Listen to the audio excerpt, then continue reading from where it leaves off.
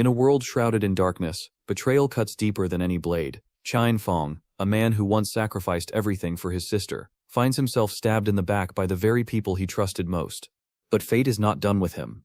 Cast back in time, he rises again, stronger, colder, and more ruthless than ever before. With unimaginable power in his grasp, he transforms into a god-level assassin, a shadow that strikes terror into those who once deceived him. Mercy is gone. Weakness is gone. Only revenge remains. The story begins in a scene of devastation. The battlefield is littered with the grotesque corpses of monstrous creatures, their twisted forms scattered like broken toys. Standing amidst this carnage is a young girl, clutching a dagger that glows with a poisonous aura, an artifact from a dark world. She turns to Qian Fong with a dangerous smirk, her voice laced with both admiration and disdain. "You really are something special." But Qian Fong is barely able to stand. He lies blood-soaked atop the carcass of a behemoth he has just slain, his breath ragged, his body trembling from exhaustion. His little sister watches him with cold eyes. Though she acknowledges his victory, surviving the ruins of ancient gods, and slaying a horde of monsters despite a limited lifespan of only 100 years, she is not here to celebrate him. Instead, her gaze sharpens. She reveals her true intent, to claim the artifact he fought so hard to secure, the fabled Eye of Judgment. Through the haze of blood and pain, Qian Fong locks eyes with her, rage boiling in his voice. "Why, sister? Why betray me now when I need you most?" Her reply is merciless. "You're not my brother, Qian Fong. You're just an adopted child. I owe you nothing." The words strike harder than any blade. The girl he had loved, protected, and sacrificed everything for now, discards him as if their bond was a lie, and then another figure steps forward, blonde, calm, and mocking. It is Songfi, the man Qian Fong once considered an ally. "She's right," Songfi sneers. "You were never family. You were nothing but a tool. Your love for her was just a weapon we used to get what we wanted." The truth crashes down like thunder. Every sacrifice, every battle, every promise, it had all been part of their cruel game. His sister wields the Soul Reaper dagger, forged with one purpose, to drain his life force completely. Their betrayal is absolute. Memories flash before Qian Fong's eyes. The day their parents died, the vow he made to protect her, the endless battles fought for her survival. Yet now she dares to call him a burden. "You tried to control me," she says coldly. "You dictated my every move, pretending it was for my good. I'm free now with the Eye of Judgment. We don't need you anymore." The rejection shatters what remains of his spirit. His body trembles with disbelief and rage. Before he can act, Songfi lunges forward. His blade flashes like lightning, severing Qian Fong's neck in a single brutal strike. Pain engulfs him, darkness swallowing his world. As life slips away, Qian Fong's final thoughts return to the world itself. A world forever altered by the gods' game. A forgotten trial that began in the year 2025. Humanity's existence had been rewritten. Life became a currency, death a cost. Monsters roamed the land, and those brave enough to play could extract power at the price of their own lifespan. The survivors became living gods. Qian Fong had endured it all. He had climbed to the very top, conquered the ruins of the ancient gods, and seized the Eye of Judgment. Yet in the end, he had been nothing more than a pawn, his life consumed by betrayal. With his last breath, he makes a vow. If given another chance, he will never again sacrifice for others. No more chains of loyalty, no more selflessness. This time, he will live only for himself. And then everything changes. Qian Fong's eyes snap open. He finds himself in bed, alive, unharmed. Confused, he grabs his phone and his heart stops. The date is 2025, the very day the gods' game first began. Reborn 9 years into the past, he stares out the window at a world blissfully unaware of the storm to come. But he knows, he remembers, and this time he will not be anyone's pawn. This time Qian Fong will carve his destiny with blood. The silence of Qian Fong's morning was shattered when his little sister stormed into the room, her face flushed with rage. "Why haven't you answered my calls?" she demanded. But Qian Fong didn't react. His gaze remained steady as he calmly sipped his coffee, her anger washing over him like meaningless noise. Frustrated, she kicked over a trash bin, her voice rising in fury. Yet he only watched with cold detachment, his thoughts drifting back to the day everything had changed in his past life, the day the gods' game began, the day he had argued with her about Songfi. To Qian Fong, Songfi was no idol but a fraud, a manipulative predator hiding behind a polished facade. But to his sister, he was everything. Blinded by devotion, she refused to see the truth. In an attempt to protect her, Qian Fong had forbidden her from associating with him, believing he was shielding her from ruin. But instead of gratitude, all he received were accusations. She claimed he was controlling her life, dictating her every decision. What he thought was protection had only built a chasm between them. Now standing before him, her tirade grew sharper. "This is your fault," she spat. "Songfi dropped in the rankings because of you. You didn't give me the money to support him, did you? If you had just helped, everything would have been fine." Her words pierced him like daggers, each syllable dripping with venom. The entitlement, the anger, it was unbearable. For years he had endured, patient and understanding, but not today. In a swift, cold motion, Qin Fang rose and struck. A sharp slap echoed across the room, the force sending her stumbling back, wide-eyed with shock. Tears welled in her eyes as her trembling hands clutched her stinging cheek. "How could you?" she whispered, her voice breaking. "How could you hit me?" Qin Fang's eyes hardened, a glint of menace hidden beneath his calm tone. "I don't have time to argue with you, but if you keep screaming, I will silence you. Do you understand?" He reached into his pocket and pulled out a golden credit card, the last relic of their parents' legacy. With a flick of his wrist, he tossed it at her feet. The metallic clink echoed louder than her sobs. "This card holds every coin our parents left you. I've never touched a cent of it, despite everything I've endured. Now it's yours. Spend it however you want. But hear me. Well, from this moment onward, I no longer consider you my sister." Without another glance, he turned and walked out. The slam of the door cut through her weeping, but he never looked back. Inside his own room, the weight of his decision bore down on him. He remembered everything he had sacrificed in his past life. Hidden treasures he ignored, powerful opportunities he abandoned, all for her safety. He had lived as her shield, her guardian. But now, for the first time, he felt something new: freedom. No more chains, no more obligations. From this day forward, she would survive on her own. His gaze fell to the sleeping pills in his hand, the key to entering the gods' game once more. This time, he would not hold back. Every secret he had learned, every victory and every sacrifice from his previous life would now serve as his arsenal. And Songfei, the idol who had been the root of his downfall, would pay. "I will kill you, Songfei," he swore. "You will regret everything." The scene shifted. Qin Fang now stood in a grand otherworldly hall, the hall of profession selection. It was here that players chose their paths in the gods' game, decisions that would shape their destinies forever. In his past life he had been nervous, uncertain, and burdened by the weight of choice. He had selected the warrior class, driven by his desire to protect. But now, there was no one left to protect. Speed, mobility, lethal precision, these were what he sought. Without hesitation, he reached for the mirror before him. The glass was cold under his fingertips. Instantly, a brilliant blue light engulfed him as a system window materialized in front of his eyes. A notification rang out. The Eye of Judgment, the artifact he had once claimed, had already been bound to him. It pulsed with power, activating on its own. A low hum resonated as a colossal otherworldly eye manifested behind him, its gaze overwhelming, omniscient. Another message appeared, its words glowing with authority. The attributes of the eye were revealed: might of judgment, and its passive ability, might. And so his second life in the gods' game truly began.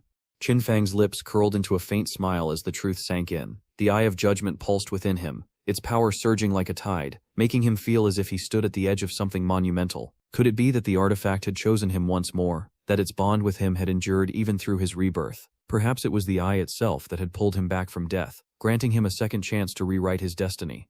But before his thoughts could spiral further, a dark aura began to seep into his body. The system chimed in, "Congratulations. He had unlocked a hidden profession." Shadows enveloped him, consuming his form, and when the aura finally dispersed, he stood transformed. His once black hair now shone an ashen white, and an overwhelming pressure radiated from him.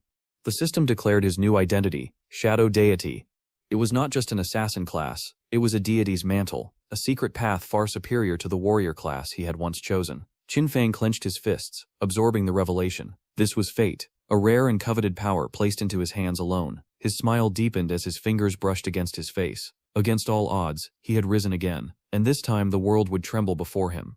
The system revealed the gifts of the Eye of Judgment, the authority of judgment, a primordial force that defied the very laws of reality. He could not yet wield its full might without divinity, but even its passive effect gave him an advantage no other player could match. His destiny had only just begun.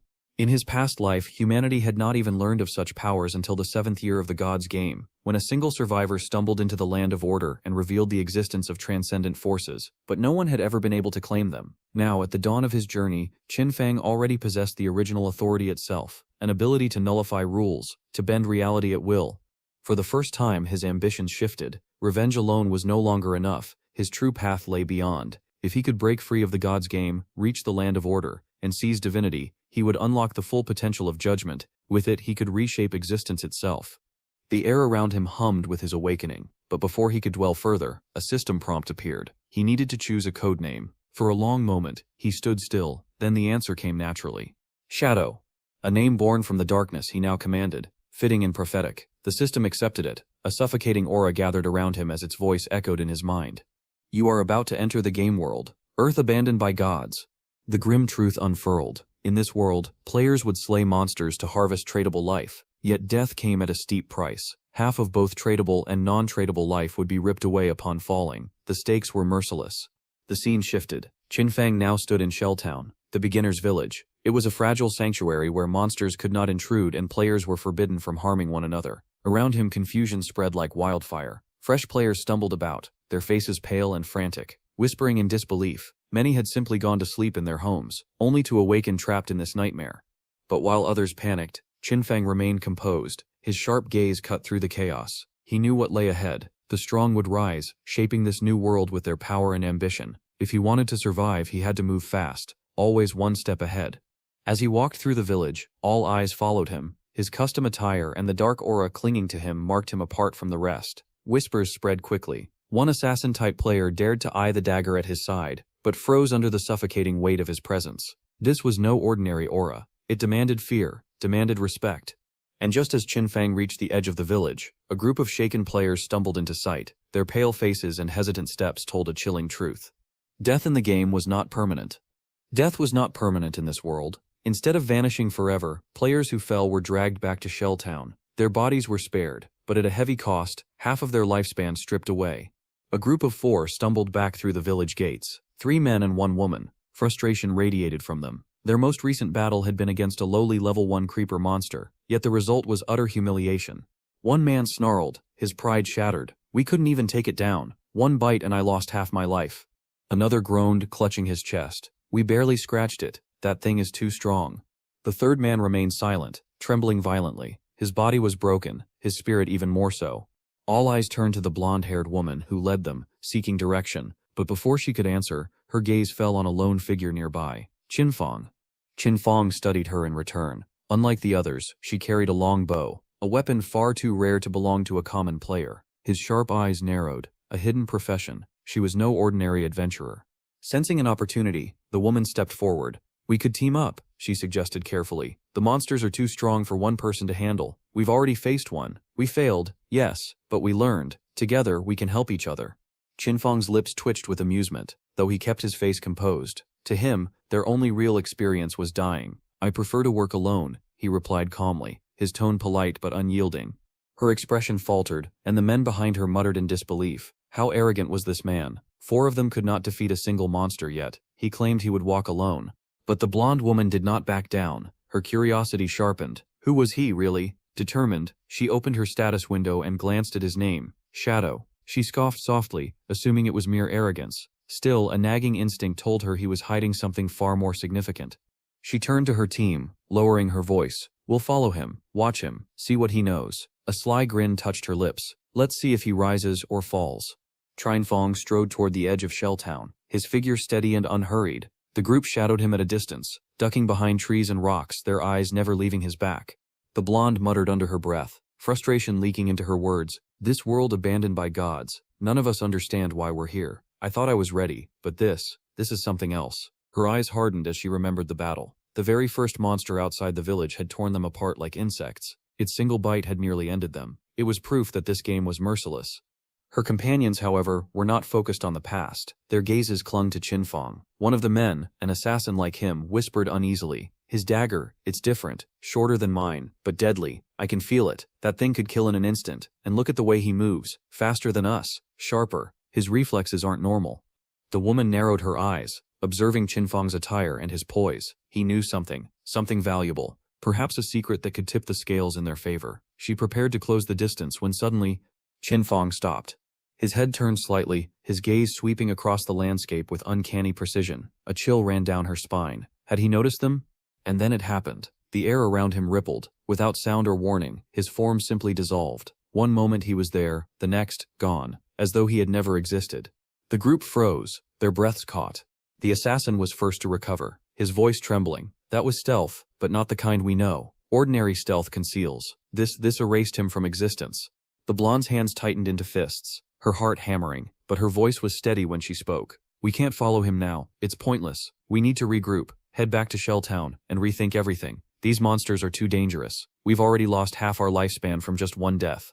Her team exchanged uneasy glances, the weight of her words pressing down on them. They turned back toward Shelltown, while somewhere beyond, Shadow moved freely, unseen and unstoppable. The men nodded reluctantly, one of them muttering, "Maybe there are treasure chests in the town, or NPCs with useful information. There has to be a way to get stronger without throwing our lives away."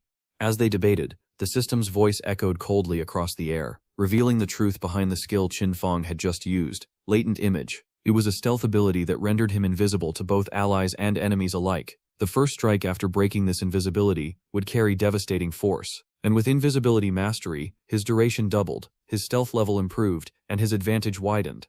But there was more. The cooldown began the moment he activated the skill, meaning he could vanish again in mere seconds. It was not just stealth, it was dominance. Qin Feng reappeared a short distance away, a faint smile tugging at his lips. His shadow class had gifted him an enhanced stealth that no ordinary assassin could dream of wielding this early in the game. No monster, no player would sense him until it was too late. Behind him, the blonde woman's group still clung to the false safety of Shelltown. To Qin Feng, they were naive fools. The village offered no shortcuts, no hidden treasures. It was a sanctuary for the weak, a place for the unprepared to delay their inevitable deaths. His focus was clear: survival, power, ascendancy, nothing else mattered. The exhilaration of his brief invisibility lingered, feeding his determination. Though short-lived, it gave him a taste of the advantage he now possessed, one he could call upon again and again. A glowing screen appeared before his eyes, revealing his current status. Codename Shadow. Profession: Shadow Deity. Hidden Assassin Class. Level 1. Non-tradable lifespan: 75 years. Tradable lifespan: 0 years. Attributes: Strength 10+3, Constitution 10+3, Agility 10+8, Spirit 10+5.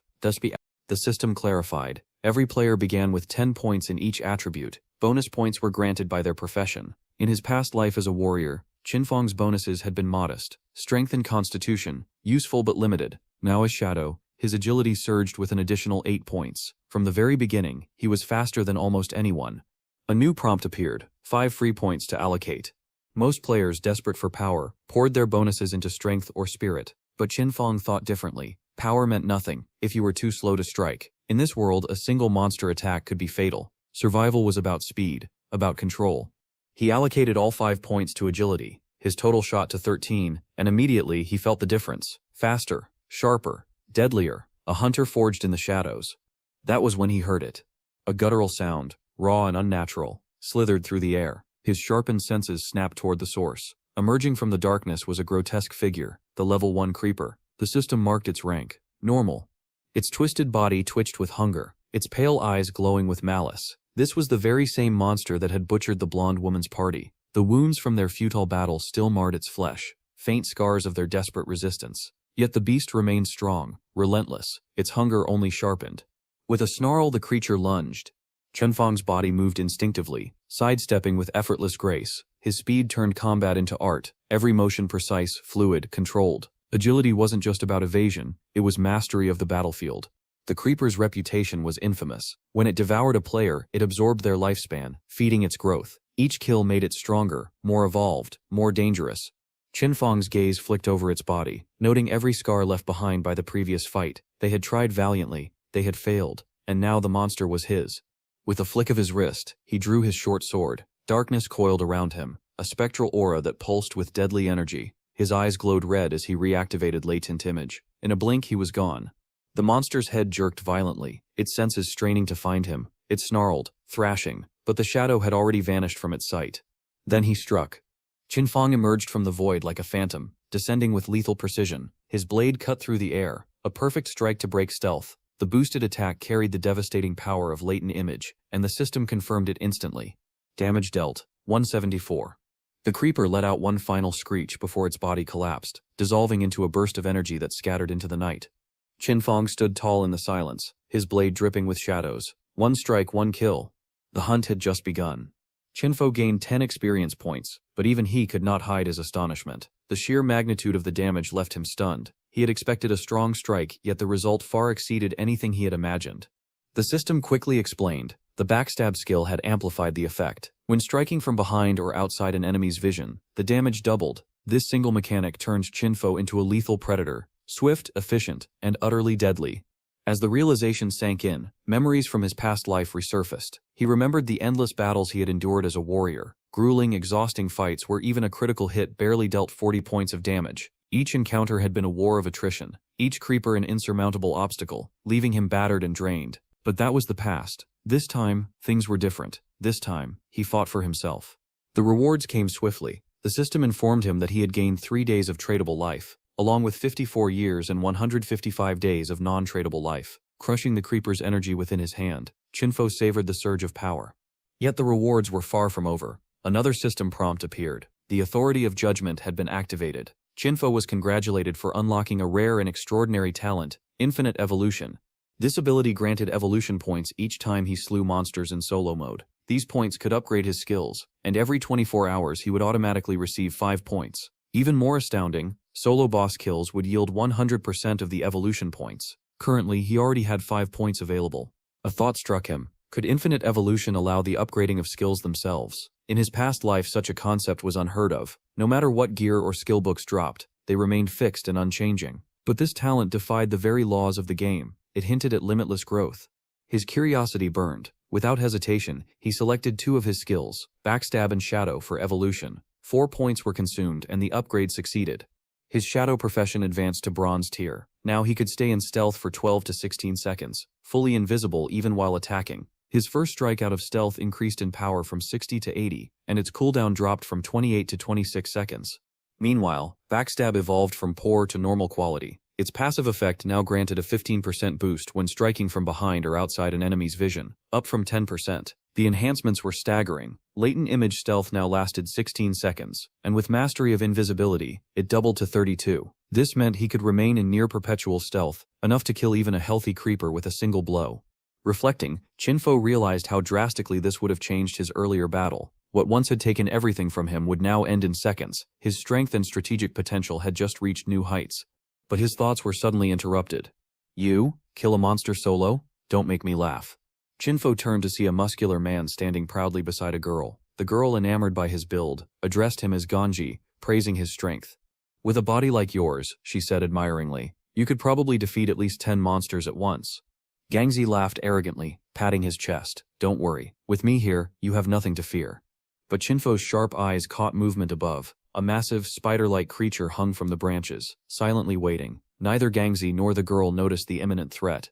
Still smirking, Gangzi turned back to Chinfo. Why don't you join us? I'll protect you, he offered mockingly, clearly entertained by the thought of Chinfo struggling alone. But Chinfo did not answer. He had already recognized the monster. A nurse, a level 1 bronze rarity creature. He activated latent image, vanishing into invisibility. The girl gasped, pointing at the empty spot. Where did he go? Gangzi scoffed. Intimidated by my strength, of course.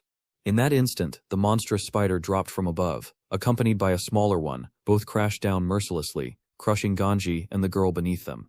The system identified the creatures: Elant, the nurse, a level 1 bronze rarity boss, and a baby spider, a common level 1 monster.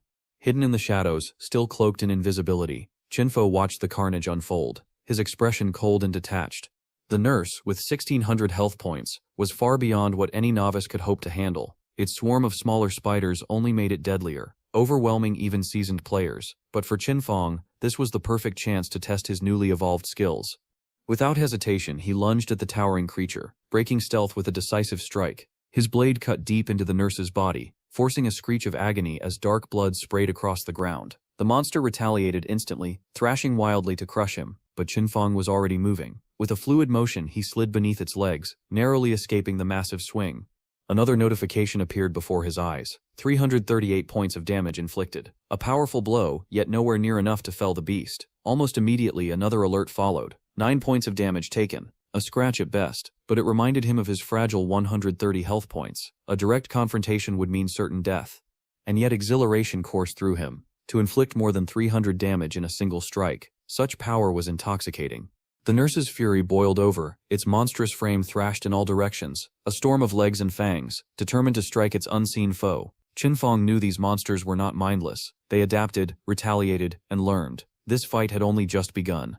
With the baby spider poised to attack, a reckless charge was out of the question. But Chinfong was no fool. As the nurse began weaving its web to retreat, he spotted his opportunity. A well-aimed stone, hurled with precision, slammed into the creature's abdomen, tearing open a gaping wound. 299 points of damage. Qinfeng's lips curled into a grin. The system registered thrown rocks as legitimate attacks, and combined with his stealth multiplier, they carried the weight of deadly blows. He unleashed another stone. 279 points of damage. Each strike chipped away at the monster's immense health. Slowly, methodically, he wore it down. Then, a thunderous announcement echoed across Shelltown. The system proclaimed that a player named Shadow had slain the nurse, a bronze-ranked monster, becoming the first to reach level 2. The message reverberated through the starter village, sending ripples of shock among its players. Disbelief spread like wildfire. Countless novices had perished at the nurse's hands. How could anyone defeat it alone? Some whispered of exploits. Others stared silently at the leaderboard. Only one name stood there: Shadow. Among the stunned was the blonde girl from earlier. Her eyes widened in disbelief. Even common monsters had been too much for her team, and yet Shadow had toppled a bronze-ranked boss. Could the system have made a mistake? Gangzi, the muscular man who had boasted so arrogantly, stood frozen. A single realization struck him. Could that hooded figure they had mocked be Shadow? Back in the shadows, Qinfeng reveled in his triumph. The system chimed once more. 300 experience points earned, level 2 achieved, 2 evolution points gained, Shelltown leaderboard unlocked, and 1 reputation point awarded. As the nurse's corpse disintegrated into a burst of energy, he reflected briefly on the fight. With the boss defeated, the smaller spiders scattered. He regretted not killing them earlier for the extra experience, but the victory outweighed the loss. Then came his rewards: 46 days of tradable life, the bronze-tier skillbook Hand of Avarice, a corrosion dagger that increased attack power by 35 and agility by 4, and 2 more evolution points. Intrigued, he focused on the new skill, Hand of Avarice, an assassin-exclusive ability with a 20% chance to extract additional loot from slain monsters. The only requirement, level 1 or higher. Qinfeng's eyes widened. A bronze-ranked boss had dropped something this rare? His thoughts immediately drifted back to his past life, to a player called God of Sin. Despite lacking in combat prowess, that man had risen to fame solely because of this very skill. His wealth and influence had grown so vast that he commanded his own personal guard. A sudden realization sent a thrill down Qinfeng's spine. If Hand of Avarice had a 20% success rate, then what would happen if it was enhanced with infinite evolution? The scene shifts back to the real world, where students are making their way to school. Among them is Qinfeng's younger sister, walking beside her friend. The friend urges her to call her brother and apologize, reminding her that they had skipped an important exam the previous day just to secretly support Songfi. "He must be furious with you," the friend says. But the younger sister shakes her head, refusing. "I didn't do anything wrong," she insists. "It was his interference that made us miss Songfi Sip's century time. If anyone should apologize, it's Sepsim." Her friend tries to reason with her, reminding her of how good Qinfeng had always been to her. With a sigh, she even admits that she envies her for having such a caring brother. But the younger sister snaps coldly, cutting her off. "Stop meddling. He's not even my real brother. I already have a brother, Songfi." As they arrive at school, the two notice a commotion in their classroom. A group of students has gathered around a desk, whispering in panic. Curious, the younger sister and her friend move closer, only to see something terrifying. Jiang Wei is slumped over his desk, his body slowly fading away, as if his very existence is being erased. The room falls into stunned silence. One girl, alarmed, shouts, "What Sip's happening to Jiang Wei?" Another student, eyes wide with confusion, quickly responds, "A few moments ago, Jiang Wei just said he wanted to take a nap, then he started disappearing, like he was vanishing into thin air."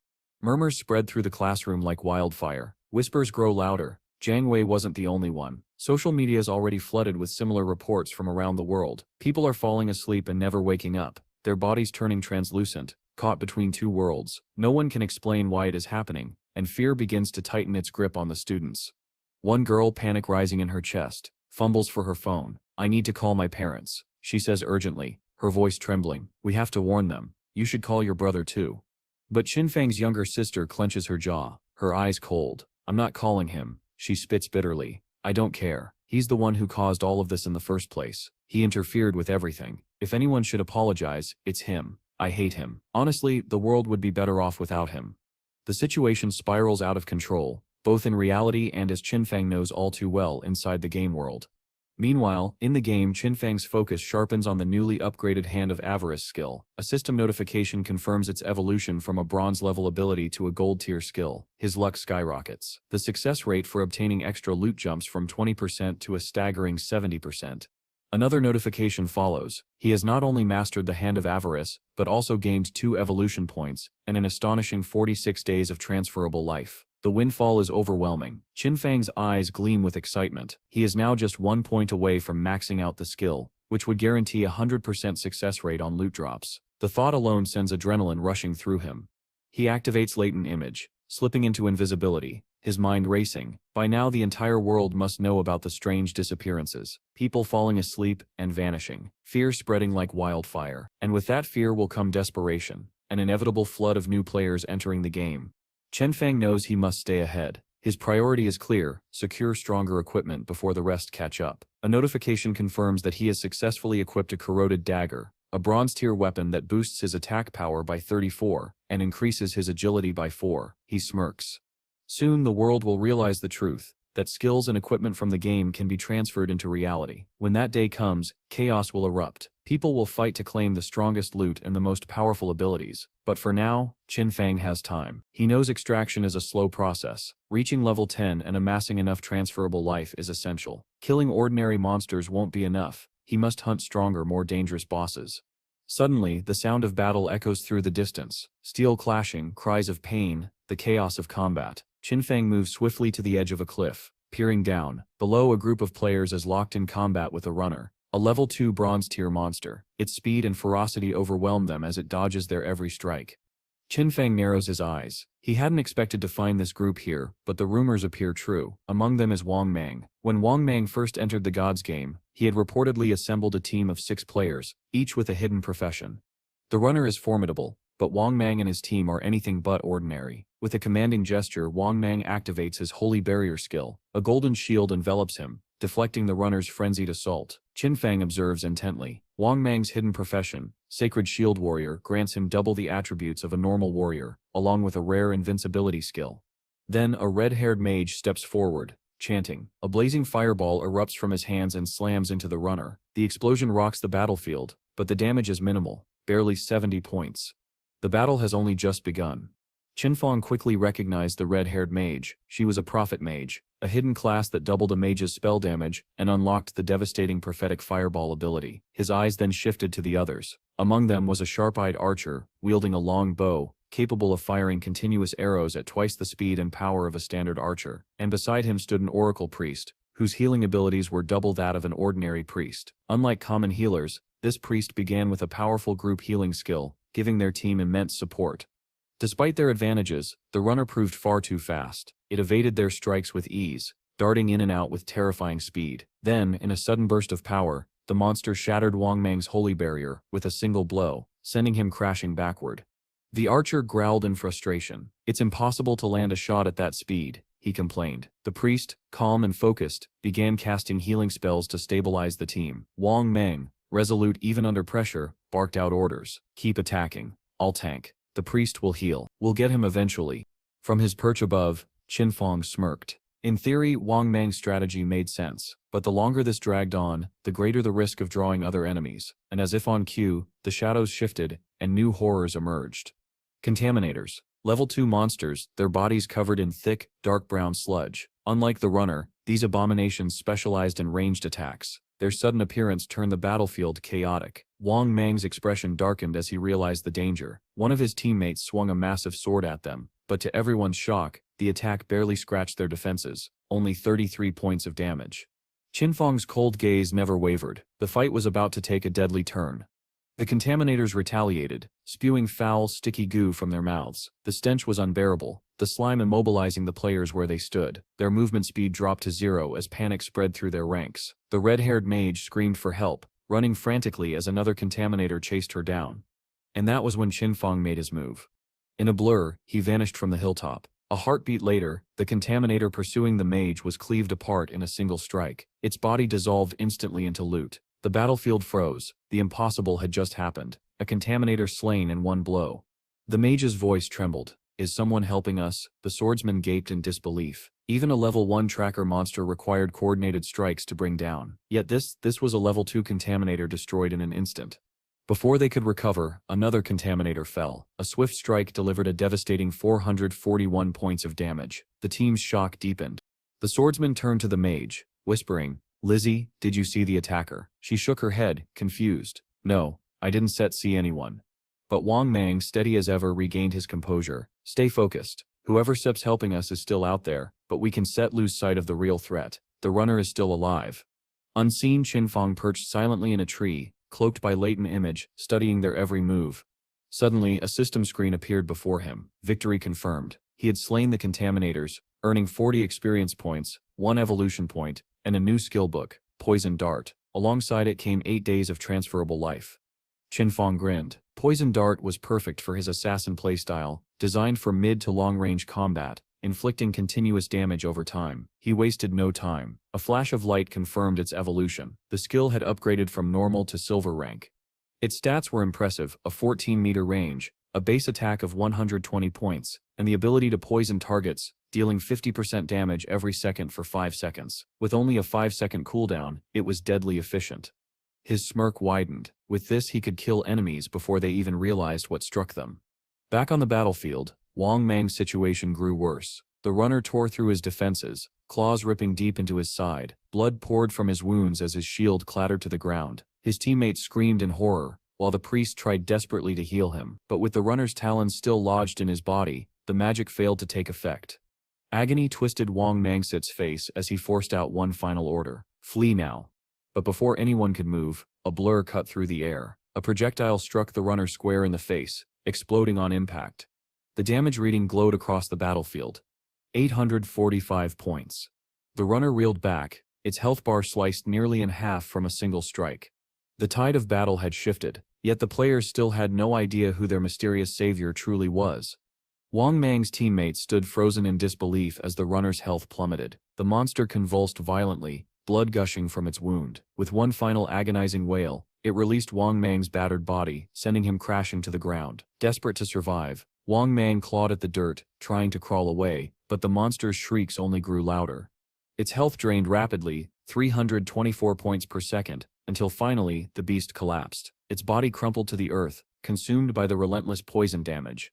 Before Qinfeng, a system screen materialized. His strike alone had accounted for more than 90% of the runner SEP's total health, securing the loot rights entirely for himself. The notification was clear.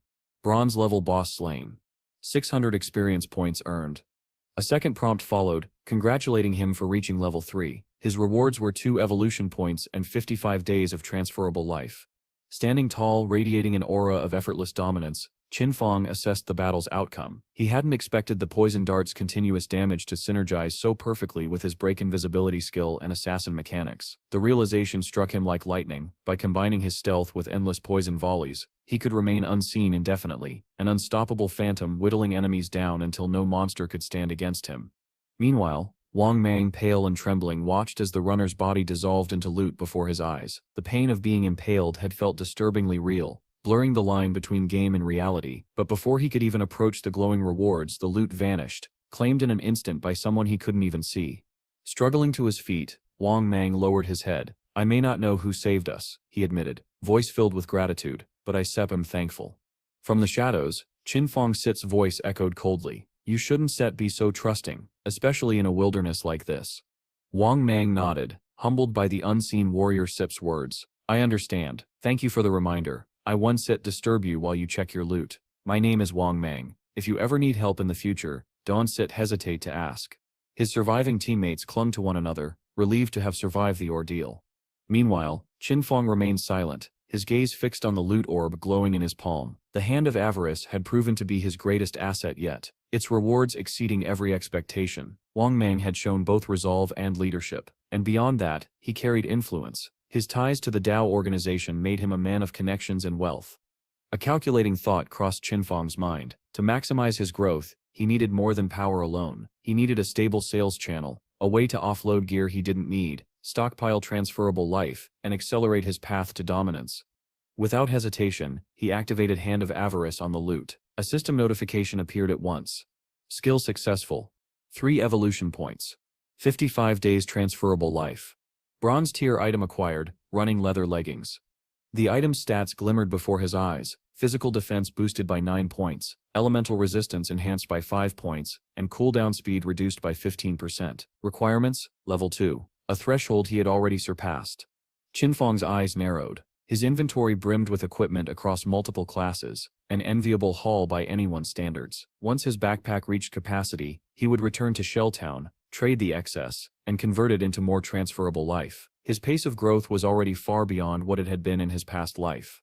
A dark smile curved his lips. If things continued this way, Songfei would never see the strike coming. But elsewhere, the scene shifted. A struggling group of players fought desperately against waves of runners and contaminators. Their formation collapsed as monsters surged from every direction. One of them, voice breaking with fear, urged his comrades to flee.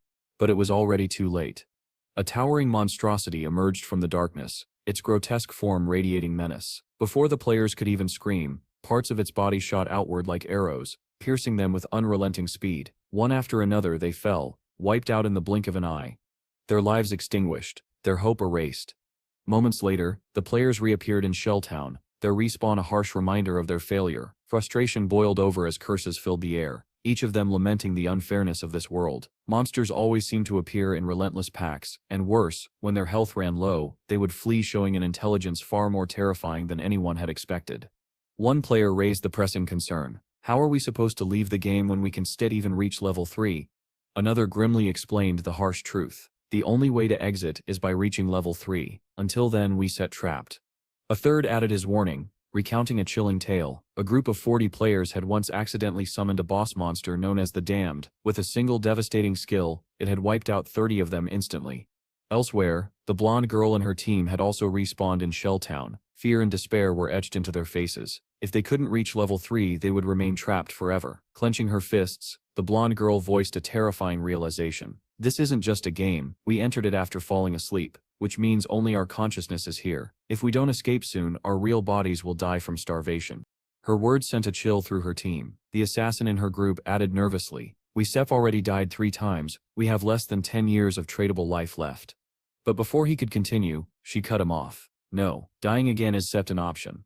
Just then, the Shelltown leaderboard flashed before them, displaying the current player rankings. Their eyes widened in shock. At the very top stood the mysterious shadow figure, Qinfeng, already at level 3. Below him were Wang Mang and Balala, still struggling at level 1. The blonde girl's mind raced. How is he leveling up so fast? He must know something we don't. Determination flared in her eyes as she made a bold decision. Spread the word. If Shadow Guy can help us escape by reaching level 3, I'll pay him 10 million in cash when we return to the real world. Her smirk carried confidence. No one can refuse an offer that lucrative.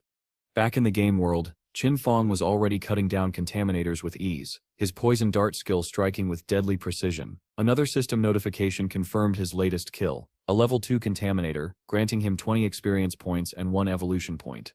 Without hesitation, he chose to evolve his most valuable ability. A confirmation screen appeared, deducting 5 evolution points. Hand of Avarice had ascended from Platinum tier to Jade tier. The system explained its upgrades. Loot gain had increased from 110% to 160%, and now there was even a 20% chance that the rarity of items could rise by 1 tier. Qinfeng's eyes gleamed with excitement. A skill that could increase loot rarity was priceless. If this trend continued, it could grow into something beyond imagination. But then, his attention shifted. In the distance, an ominous presence stirred. A towering, grotesque figure loomed, the same entity players had whispered about with fear, the Damned.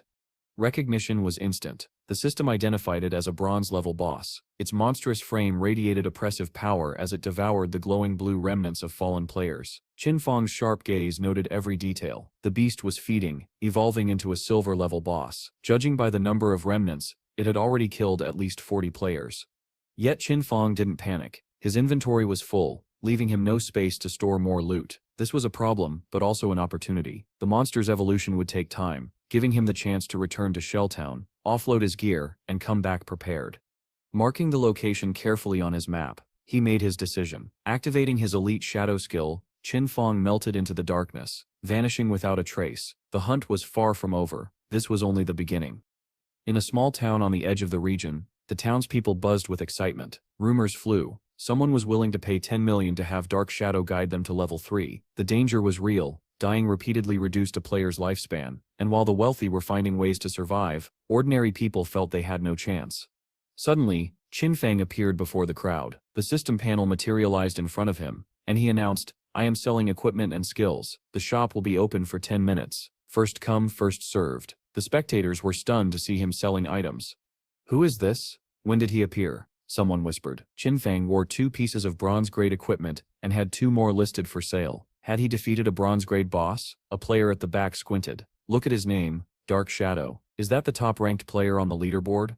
Another player wondered why they could not see his face clearly. Qinfeng had activated the face covering feature. Since a player's in-game appearance matched their real-life face, many preferred to hide their identity. So mysterious, murmured a red-haired girl as she inspected an item. How much for the ice chisel technique? Asked Jin Gong, offering an exorbitant price, 100 days of transferable lifespan. The red-haired girl whom Qinfeng recognized as Grey Rose 11th on the Seashell Town leaderboard, pleaded, 100 days is too much. Can you lower it? Qinfeng explained plainly, the common-grade ice chisel technique greatly speeds a mage's leveling. In the early stages, 100 days is already a bargain. The red-haired girl turned to her teammates. Can I use cash? She asked. If you have cash, you can buy lifespan from others and trade it to me, Qinfeng suggested. If no one bids higher, I'll hold it for you. She asked the team to wait while she consulted them. In team chat, Baldi replied gratefully, thanks to your guidance we reached level 2 so quickly. I have no objections. The cloaked man nodded in agreement. Me too. With the ice chisel technique, our leveling will speed up. Let's focus on reaching level 3. Okay, the red-haired girl said. Transfer the 100 days of transferable lifespan to me. I will pay you cash after we return to reality. She sent the lifespan and the system confirmed. You have sold Ice Spike Skillbook. You have received 100 days of transferable lifespan. Qinfeng's balance rose. His transferable lifespan increased from 268 days to 368 days. Zhen Li cheered inwardly. She had finally found Dark Shadow. Zhen Li then laid down a condition. Dark Shadow, I will give you a chance. Guide me to level 3, and I will pay you 10 million in cash when we return to reality. Nearby players exchanged astonished glances. The rumor about 10 million was true, 10 million for a single guide. Qinfeng recognized her. So it is Zhang Li, he thought. In a past life, she had led a criminal organization until it was destroyed by the authorities. She boasted often, my father is chairman of Dajiang Enterprise. Do not worry about payment. He had seen her use cash to buy transferable lifespan, and to coerce others into slavery. Those who disobeyed sometimes paid with their lives in reality. Qinfeng did not want to be entangled with someone like her. Zhang Li pressed her advantage. Dark Shadow, you may be strong in the game, but follow me and I will make you rich. Cars, houses, beauties. You can have it all. Her voice turned sharp when he refused. If you refuse, do not interfere with my business. Cash will be worthless. Transferable lifespan will be the only currency. Qinfeng's answer was cold and decisive. Say one more word and I will kill you until your lifespan runs out. The killing intent in his voice was palpable. Players nearby backed away instinctively. Zhang Li's subordinates scurried to pull her away. Let us go, she snapped, huffing with suppressed anger. The system confirmed another sale. You have sold Mysterious Light Cloak bronze grade. You have received 19 days of transferable lifespan. Qinfeng's total climbed from 527 days to 546 days. Relieved, Qinfeng closed his shop. All right, sold out. Closing shop, he told himself. He felt stronger now, ready to confront the curse wielder. He kept his plans secret. At this stage, no one knew that transferable lifespan could be used to withdraw skills into reality, or that the divine artifact game threatened the order of the real world. Around him, players admired Dark Shadow. So cool, someone said. Qinfeng did not care about their praise. The real-world status symbols that others flaunted would soon be meaningless. Only personal strength mattered to him. Zhang Li seethed. That Dark Shadow not only rejected my offer but dared threaten me. When I get back to reality, I will drag him out and deal with him, she vowed. As she and her group retreated, Li Jun, also known as Lao Mao, stepped from an alley and introduced himself. Hello Sister Lizzie, I'm Li Jun. I'm currently level 2 and know some leveling tips. If you want, I can guide you to level up. Does that 10 million offer still stand? The question floated in the air, but Qinfeng had already turned his attention elsewhere. He had closed the shop, counted his gains, and prepared for the next move. The game had become more than a contest. It was a battlefield where lifespan, power, and survival intertwined, and only those who understood that truth would stand a chance. Zhang Li's curiosity about Li Jun was palpable. Tips? What tips? She asked, eyeing him closely. Li Jun, however, smirked. I wouldn't tell anyone else, but since it's Sister Li, I'll make an exception, he said, leaning slightly forward. He briefly explained, to level up quickly in the current situation, put all 5 of your initial attribute points into agility. That way, our maximum running speed will be enough to outrun the golem walkers. Do you understand? Zhang Li was stunned as the information sank in. Her anger melted instantly. So that's how it's supposed to be played, she murmured. Damn it, I already put all 5 points into strength. You're actually quite capable. Alright, lead me to level up. Never mind, luckily I met someone who knows what's going on. She made a deal with Li Jun but added a caveat. You stir not as strong as Dark Shadow. I can pay you 5 million. Is that acceptable? Li Jun nodded without hesitation. Lead me to level 3, and I will pay you cash when we return to reality. No problem. Meanwhile, Qinfeng had taken a vantage point in a tree, observing the curse wielder. Its energy was immense. Confirming his suspicions, the boss had advanced to silver grade. Gray mist enveloped its entire body as it continued leveling up. Qinfeng had already prepared poison darts. It would take 7 to 8 hours for it to go from silver to gold. I'm too lazy to wait, he muttered, decisively throwing a series of poison darts. Stealth strike. The curse wielder's power dropped rapidly. 219. 219. Qinfeng analyzed carefully. A silver grade boss had 2 to 3 times the health of a bronze grade boss. Laughing quietly, he noted that the boss concentrated its power into a magic orb. Chirp, chirp, chirp. But Qinfeng was calm. Just 2 or 3 more poison darts, and it's over. The curse wielder attacked the tree Qinfeng stood on, but it was too fast to hit him. As a magic-type boss, most of its skills had wide-area effects with extreme damage. Qinfeng threw a dart and immediately retreated, barely escaping its range. Any hit in his current state would have been fatal. Noting the boss's power focus atop its head, Qinfeng reminded himself, I have to wait for the Shadow Mel skill to cool down and strike when the boss is exhausted. He calculated a safe retreat and vanished from sight, leaving the curse wielder confused. This was the moment. The poison darts had drained its energy. Stealth strike again, 659 weakness points. The boss screamed in pain, crawling across the ground. Everything was going according to Qinfeng's plan. The curse wielder's health plummeted as it attempted to flee. Qinfeng smiled. This was far more efficient than struggling blindly. He channeled all his strength into the final attack. The system confirmed. You have killed the silver grade curse wielder. You have received 1,800 experience points. Congratulations, you have leveled up to level 5. You have received 4 evolution points. You have received 124 days of transferable lifespan. Qinfeng Sip's efforts had paid off. 2 levels gained at once, 4 additional evolution points, and an extra skill, Greedy Hand. The system messaged, successfully activated Greedy Hand skill. One of your loot items has been upgraded from silver to gold grade. Qinfeng watched in awe. The silver grade boss had dropped 7 or 8 items, but his inventory only had 10 slots. I can't keep going back to clear out my inventory after every boss fight. That would be a waste of time. I hope this boss drops a space ring or something, he mused. Meanwhile, back in the town, Jin Li's excitement had peaked. She finally survived the ordeal and returned safely. Fringe-haired players like her were grateful to Wang Mang, acknowledging that thanks to his guidance, they had leveled up to 3 smoothly and made it back to town without incident. The game was no longer just about luck. Strategy, preparation, and keen observation determined who would survive and thrive, and Qinfeng, as always, was at the very center of it all. Jin Li nodded in agreement. That is right, Brother Wang Mang is too strong, she said modestly, though she quickly added, this is the result of everyone's joint effort. Yet a curl of disappointment tugged at her lips. Boo-hoo. It is a pity I did not get to befriend that boss. It must be because I was covered in mud. The big shot thought I was dirty and did not want to befriend me. A nearby player teased her. Maybe if you had been wearing the new equipment that dropped, the big shot would have accepted your friend request. The crowd watched eagerly as the leaderboard updated. First place, Dark Shadow, Assassin, level 5.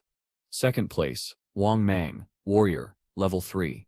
Third place, Balalala, Warrior, level 3. Dark Shadow had vaulted to level 5. Shock rippled through the players. What? From level 3 to level 5 directly? Did he kill some super boss? Someone whispered. I saw the big shot selling equipment 10 minutes ago. He leveled up 2 levels so quickly. One admirer spoke boldly. My sister is 18 this year. I wonder if the big shot will take a fancy to her. If so, I will benefit too. Maybe I will get carried to level up. Another scoffed. Even 10 million is not enough to catch his eye. Wang Mang's subordinates were furious. Damn it, we are still stuck at level 3 while he jumps to level 5. How are we supposed to survive? Wang Mang, though thoughtful, quieted them. Let us not say too much for now. Let us return to reality first and inform our relatives and friends about the situation in the Divine Artifact game. He worried aloud that their loved ones might be in danger. The world itself might tilt toward chaos. His teammates agreed, and they logged out. Wang Mang awoke, head spinning. His teammate shouted with relief. Look, Brother Wang is awake. Tell the captain. Brother Wang is awake. The crew cut man rushed over. Brother Wang, how do you feel? Are you okay? Everyone panicked when you fainted. They described his semi-transparent state in the game and blamed themselves for not keeping watch. Wang Mang, Still shaken, ordered, "Quick, gather everyone immediately. Something big has happened." At the police station, the report replayed. They had formed a team of hidden classes, been nearly wiped out, and were saved by a player nicknamed Dark Shadow. When Wang Mang reached level 3, Dark Shadow leapt straight to level 5. The officials in the room were stunned. If he skipped 2 levels in a row and is already level 5, would he not be the global leader? How did he do it? Maybe he killed another boss. Before Wang Mang could answer, a colleague interjected, "According to your timeline, Dark Shadow reached level 3 an hour ago. Why has he not returned to reality yet? Does he have no one to inform?" Wang Mang had little information, and could only close his eyes in helplessness. At that moment, Anu, sitting nearby, pointed toward the sky, and offered a thought. Could Dark Shadow be a transmigrator? In novels, transmigrators are often orphans who rise quickly. Laughter and rebukes followed. "Do not joke. This is serious." A man scolded her gently. "I told you not to read too many novels." A calm analyst in the room began to piece the facts together. The reports from those who returned matched Wang Mang's account. There were new studies showing that some elderly people died immediately after falling asleep. After comparing testimonies, a terrifying conclusion emerged. Players who died repeatedly in the Divine Artifact game suffered lifespan reduction in reality. In other words, when lifespan dropped inside the game, it had fatal consequences outside. Fear and superstition spread. One timid voice called it a supernatural event beyond comprehension, but the conference could not afford superstition. This was potentially an invasion by an unknown force. In the emergency meeting, urgent voices decided to act. Higher authorities issued a directive to establish vanguard teams in every region to explore the Divine Artifact game and to share all findings. The aim was to assemble a professional force quickly. "This is an event that affects the entire world," a senior officer warned. "Other countries are studying this game as well. If we fall behind, we will lose our advantage in the international race. Therefore, at any cost, we must collect as much information as possible." A command followed. "You are appointed captain of Team 1. The newly chosen captain rose and replied loudly. "Yes, Wang will be deputy captain. You two may choose your teammates," the officer concluded. The room hummed with urgency. Faces were pale, voices tight with fear, but resolve had set in. The game was no longer a pastime. It had become a global crisis. Those chosen to step forward now carried not only their own lives, but the fragile safety of others. Wang Mang calmly accepted the orders. "Yes," he replied, his expression steady. The man overseeing the operation considered Wang Mang's report carefully. From the way he described Dark Shadow, this extraordinary player did not seem malicious. "We can attempt to approach him," the man thought. Appointing Anu Yu as captain was deliberate. She was best suited to investigate Dark Shadow's identity. He addressed the group seriously. "I hope you can determine his real identity, and if possible, establish a cooperative relationship with Dark Shadow to collect information for the government." He then turned to the others in the room. "Your primary task now is to maintain social stability. Understand?" The team nodded in unison, and the man dismissed them with a loud, "Dismissed." Not long after, under the warm glow of a late afternoon sunset, a high school in the bustling capital came into view. Inside one classroom, 3 female students whispered among themselves. Zheng Wei remarked, "People in the same area appear in the same newbie town if they sleep at the same time." "Really?" another asked. "I have to go home. I need to bring my parents into the game. They sip never played before. I'm afraid they won sit adapt." "Donset, put yourself in danger," the first advised. "We can level up first, then go back to support our parents later." Meanwhile, Xiao Yu sat quietly, staring at her phone. Unlike her friends, she was silent, but her mind raced. Qinfang hadn't reacted, not even apologized, and her pride bristled. She remembered throwing things in anger before, and how Qinfang had always coaxed her. Today though, he had not only ignored her tantrum but had struck her, leaving a painful bandage on her cheek. Her thoughts turned to the concert she had skipped class to attend. "Qinfang is a jerk. If you don't apologize 1,000 times, I will never forgive you," she fumed, her eyes flashing. Despite her anger, excitement returned. She remembered Sunfly at the concert, dancing under the crowd's cheer. His cocky, pouting face appeared in her mind, and her admiration melted into longing. "I miss you so much," she whispered to herself. Then realization struck. If sleeping meant entering the game, brother Sunfly must have entered too. Her cheeks flushed, and she covered her face in excitement. "If I enter the game, I can find him." Determined, she removed her uniform. She knew that Dark Shadow had leveled to 3 so quickly. He must be an expert, and she needed his guidance. Elsewhere, Zhong Wei was with friends when his phone pinged. A message from Qin Xiao Yu appeared. "Great God, Zhong Wei, any guidance for a newbie?" Grinning mischievously, he thought, "Even a proud goddess like her is asking me for guidance. This is a God-given opportunity." He quickly replied, "Xiao Yu, you've asked the right person. Here's a secret. When you enter the game, put all your initial attribute points into agility, otherwise, you'll be killed by monsters. Zhao Yu asked, "What if I stem a mage? Do I still need agility?" Absolutely, Zhong Wei explained. Agility is not useless for mages, it increases casting speed, which is crucial in the early stages. Xiao Yu continued to worry, "Even with agility I still can beat them, boo-hoo." Zheng Wei, noticing her concern, reassured her, "Don't set worry. Once someone in the town reaches level 5, the teleportation array activates. You can form a team and level up first. When the teleport opens, I'll find you and guide you." Zhao Yu's excitement surged. She clenched her hands, hugged her pillow and thought, "These simps are still useful." Isep entered and found someone to carry me to level up. "Hemph, Qinfeng, I gave you a chance. Now I stem going into the game right away. Don't think about me relying on you." In the game world, Qinfeng knelt before burning flames, holding aloft a gold-plated ring radiating light. The system panel appeared. Gold curse ring. Usable for all classes. All attributes. 8. Dark elemental resistance plus 26. Weakness damage ratio 0.1. Equipment requirement, level 4.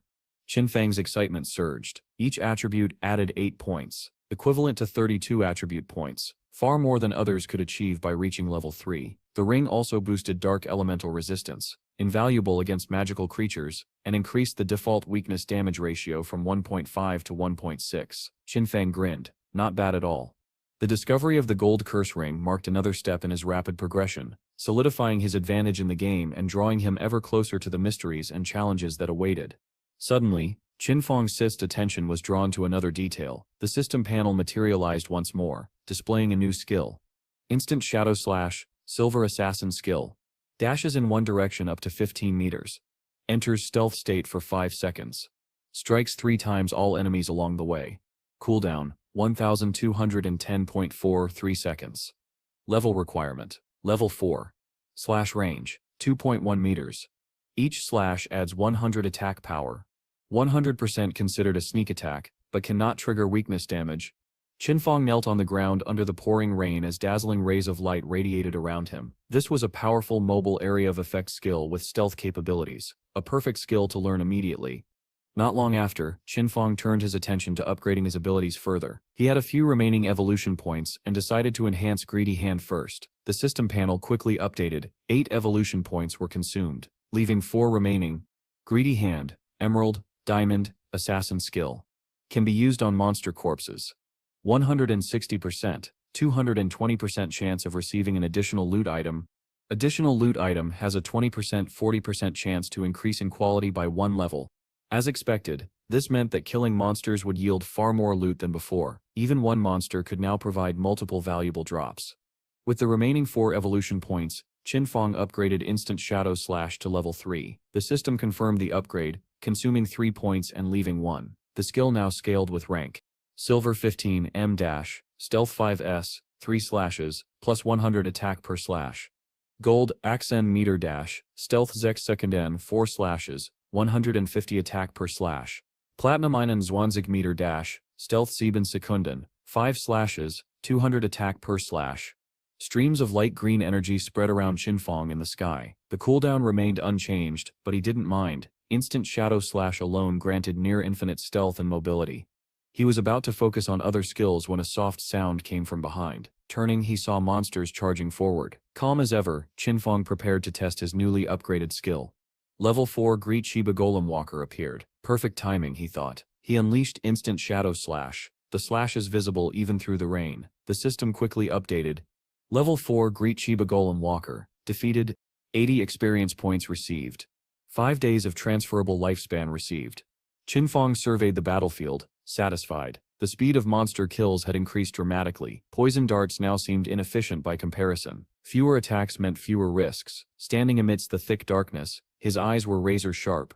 Currently, Qinfeng's transferable lifespan had reached 618 days. To withdraw skills and equipment into reality, he needed at least 2.5 years, or 900 days. He resolved to make a trip back to sell his inventory items, ensuring he met the minimum requirements. Once he reached level 10, he could bring his equipment and skills into the real world.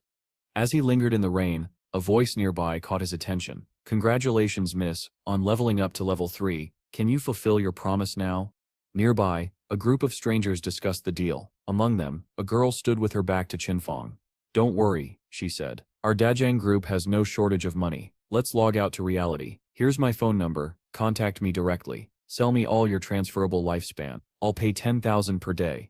A man walking with them laughed. "No problem. I said it before, Dark Shadow is truly blind. He doesn't instead even care about a big shot like her. We still meet in reality later."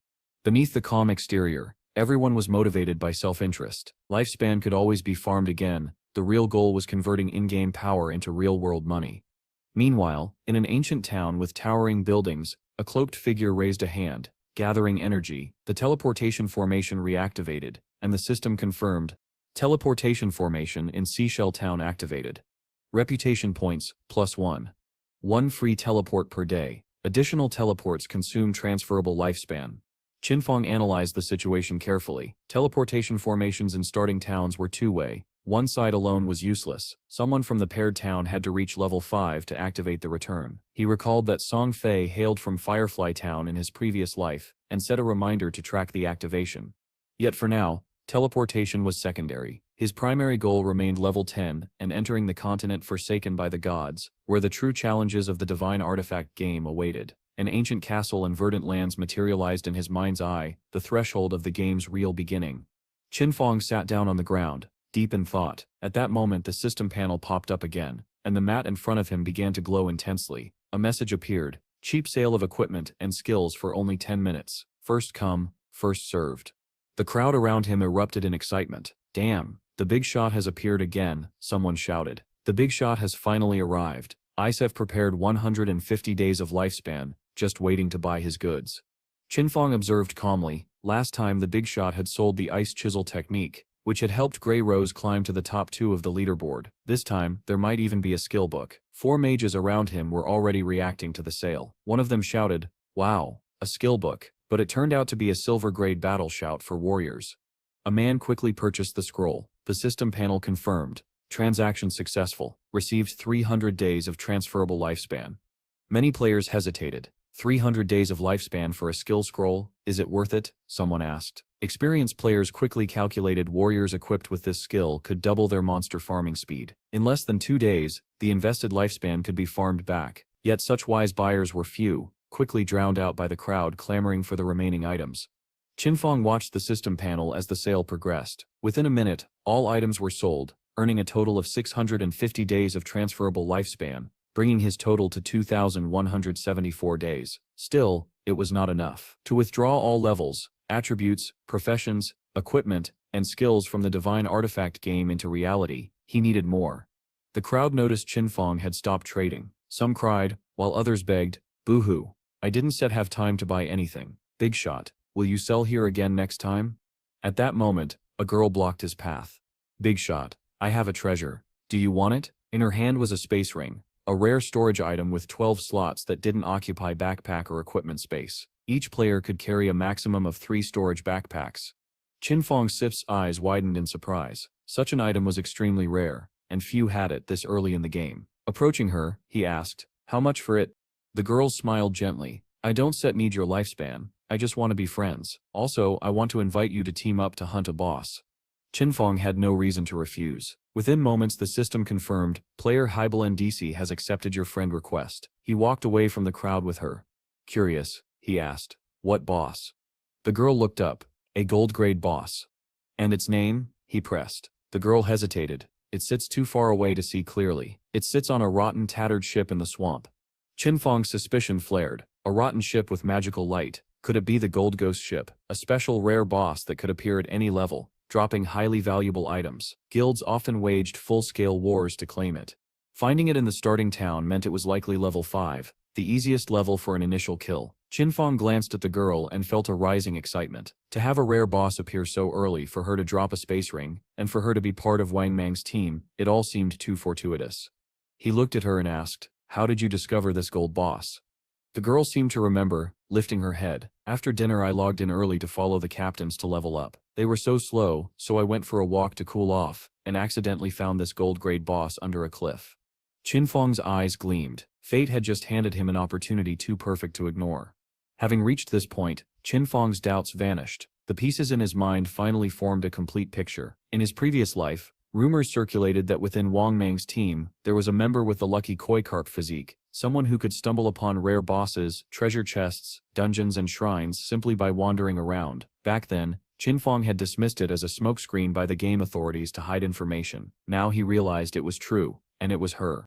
So engrossed in his thoughts, Qinfeng did not notice the little girl Sip's eyes widening in alarm at his intense gaze. Her cheeks flushed as she stammered. Big shot, why are you looking at me like that?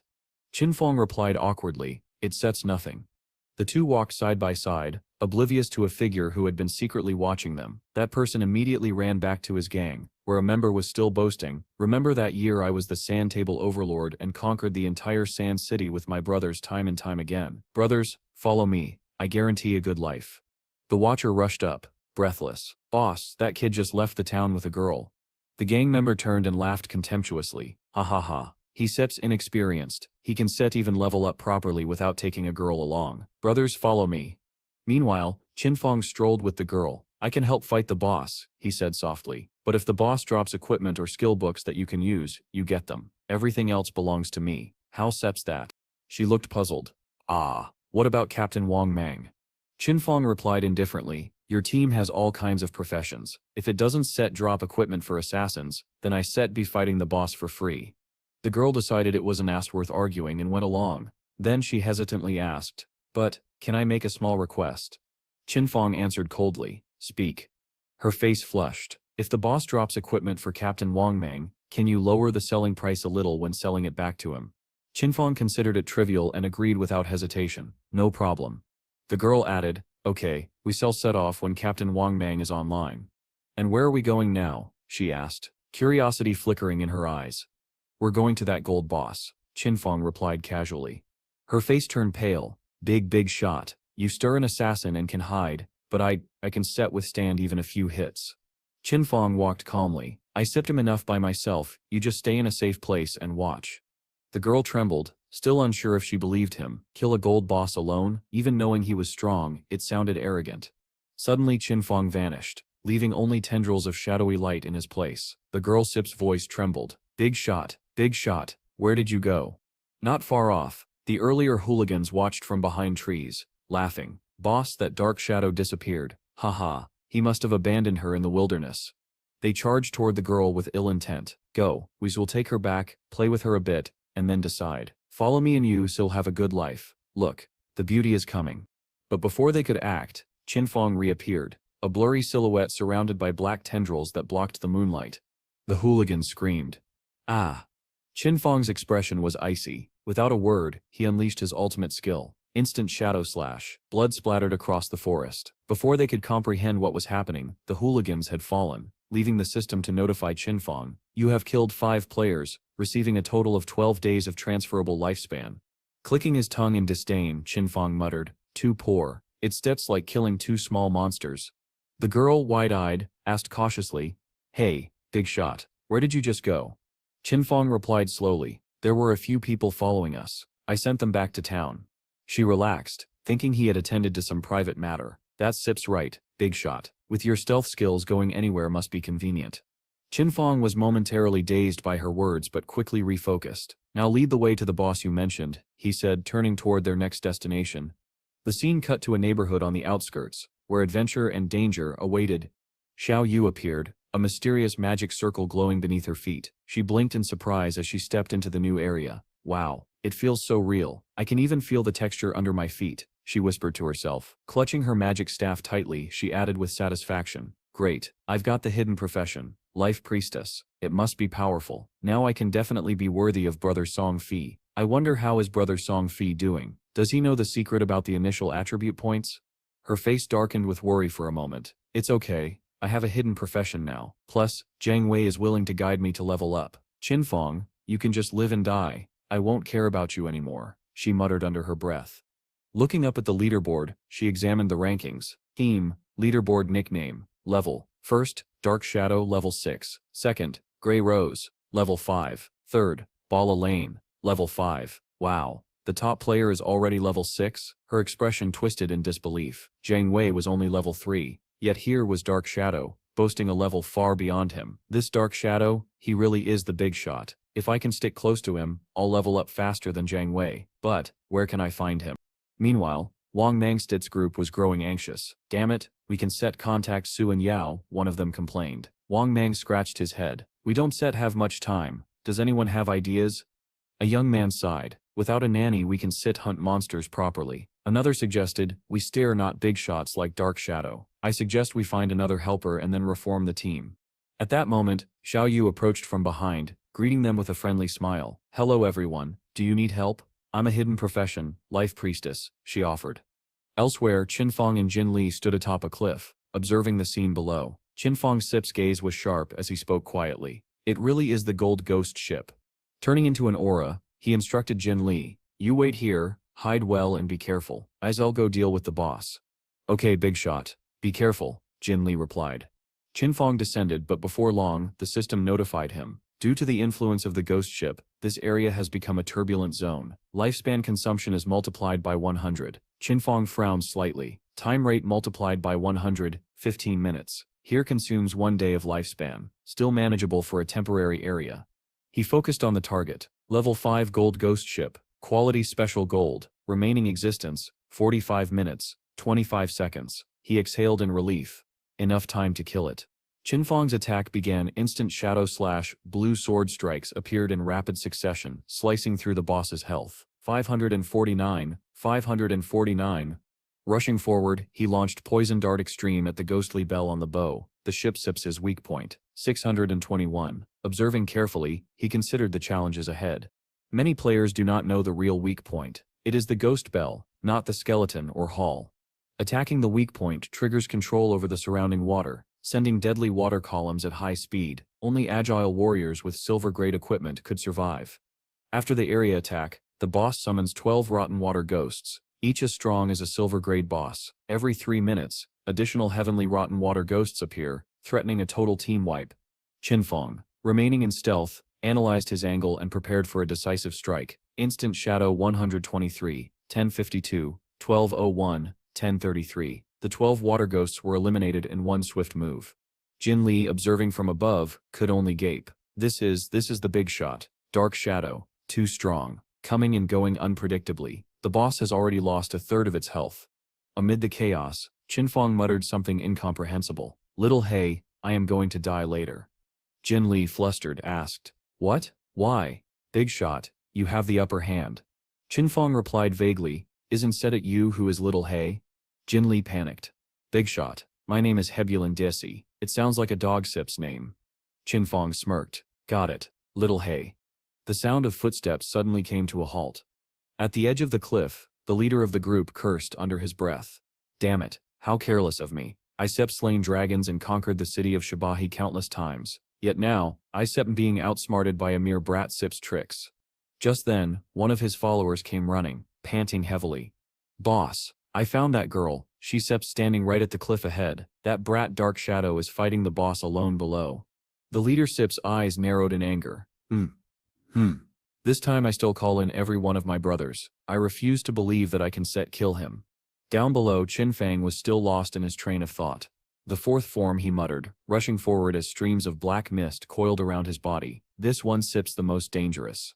On the ghost ship, the boss lifted its transmission rod high. The ship's health had dropped to half. Suddenly, it emitted a soul wave that spread across an enormous area, its shock wave freezing anything within range for 5 whole seconds.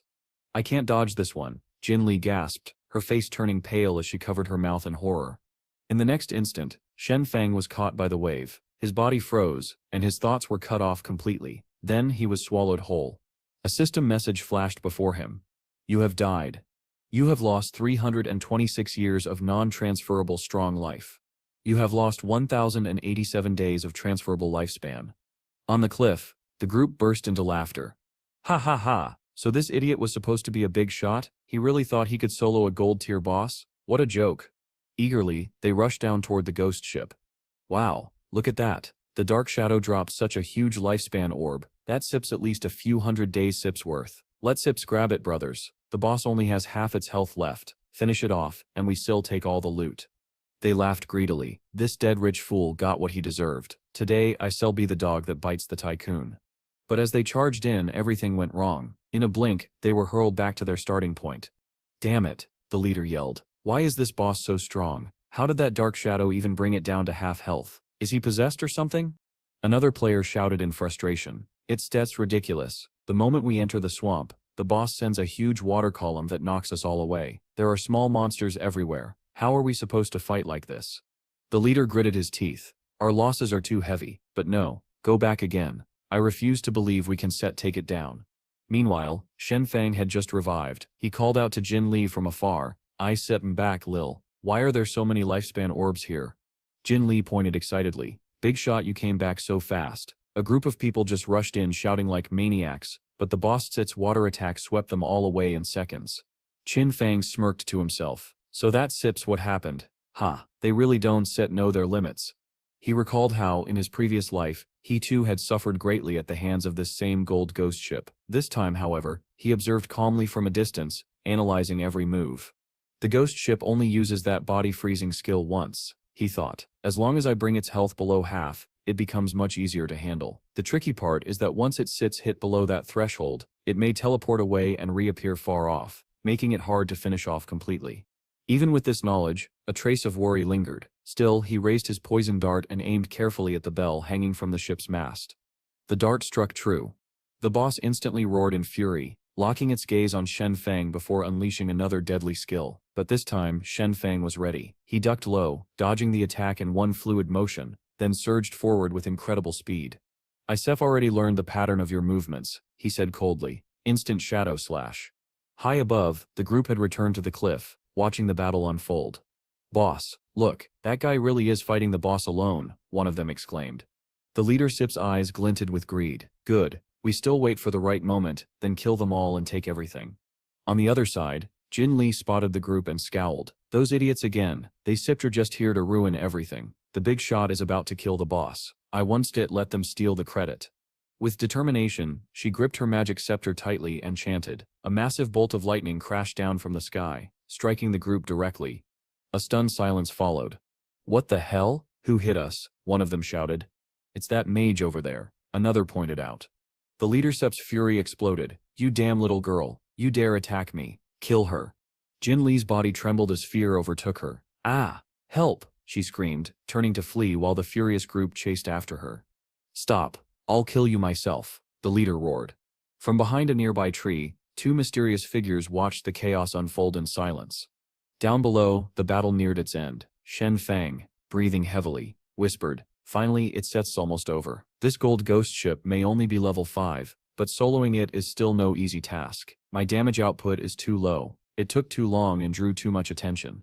As he looked up, he noticed movement. A group was gathering at the cliff again, while another lingered near the swamp sip's edge. He narrowed his eyes. So they still waiting for me to finish off the boss, planning to swoop in and steal my loot. Just then, the boss let out one last ghastly wail before sinking beneath the black waters. The system message echoed in his ears. You have killed the gold-grade ghost ship. You have received 4,800 experience points. The system's notification echoed across the battlefield.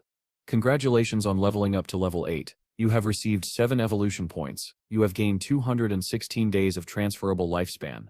Shen Fang watched the notifications fade away, a faint chill settling in his heart. He muttered coldly, too bad Shadowmel, you calculated wrong. Another notification appeared, this time broadcast to the entire server. Player said, Dark Shadow Sit from Seashell Town is the first in the entire server to slay a gold-grade boss. Reward 3 reputation points. The moment that message appeared, chaos erupted in every starting town. What? A gold boss first kill? Someone shouted. Who the hell is Dark Shadow? That sip's insane. Seashell Town, which country's territory is that? Another asked. A player laughed in disbelief. If the first gold boss kill came from Seashell Town, then the player must be from our great Han nation. He sets probably some elite powerhouse. Wang Mang, who had previously reported Dark Shadow Sip's progress, stared in shock. I just reported that he managed to solo a bronze-grade boss. How long has it even been? And now he Sips killed a gold boss. The difference between people is terrifying. Nearby, Xiao silently clenched her fists, thinking to herself, this Dark Shadow is incredible. If he carried me through the game, I could meet Brother Song Fi in no time. Meanwhile, where the gold ghost ship had fallen, dozens of brilliant gems glittered across the ground. Hidden behind a tree, a man chuckled to himself. Ha ha ha, that boss dropped a mountain of loot. And look, he Sips not even picking it up. He must be wary of us. He turned to his team. Guang, use your skill. Drag him out. The boss Sit's loot belongs to us. Yes, boss. Guang drew his bow, the string creaking as he aimed directly at Shen Fang's position. The arrow shimmered with ethereal light before transforming into a spirit bird that took flight. Soul Eagle Perception, he shouted. The eagle soared forward, searching the swamp below, but before it could locate its target, Shen Fang sensed the aura closing in. So it's that hunter again, he muttered, activating his stealth. I didn't expect him to have learned anti-stealth so quickly. No wonder he's confident enough to ambush me. Unfortunately for him, my darkness profession grants an extra level of stealth. His level 1 detection won't see through it. Moments later, Guang frowned. Boss, there sits no one there. I think he ran off after spotting us. The leader scoffed. Good. At least he knows what Sep's best for him. Everyone move in and secure the loot. Don't Sep get careless. Stay alert. The loot will unlock in 5 minutes. Then it's Sep's ours. But just as they advanced, a dark mist began to spread around them. From within the haze, graceful sword slashes flashed like lightning, clean, precise, and deadly. One by one, the players dropped without even realizing what had hit them. When the last body fell, Shen Fang appeared silently behind them, his blade still glowing faintly. He exhaled slowly. Now it sits quiet again. He looked around. Wait, where did that girl Little Hay run off to? Forget it. I shall find her later. He then began collecting all the gems scattered across the ground. The evolution points he had gained from the boss were enough to enhance one of his core skills. Evolve Greedy Hand first, he muttered. Then I still loot the rest. The system chimed again. See, Greedy Handstead has evolved. Skill upgraded to Diamond Epic Assassin class. Effect 220%. 300% chance of obtaining an additional loot item. Additional item guaranteed to increase in quality by 1 grade. Shen Fang Sip's eyes gleamed with excitement. A 100% quality increase? That Sip's broken. If I stack all my life orbs at once, I can make them explode with rewards. He activated the skill, and the system instantly flooded with messages. You have received 7 evolution points. You have received 7 evolution points. You have gained 216 days of transferable lifespan. You have gained 216 days of transferable lifespan. You have received a special drop item, Ghost Fire Bell. You have received a special drop item, Ghost Fire Bell. Shen Fang glanced at his inventory and froze for a moment. 2 Ghost Fire Bells at once. He examined their attributes. Ghost Fire Bell, special item. Passive, soul absorption. Killing monsters increases lifespan drops by 20%. When 2 bells are equipped, effects are doubled.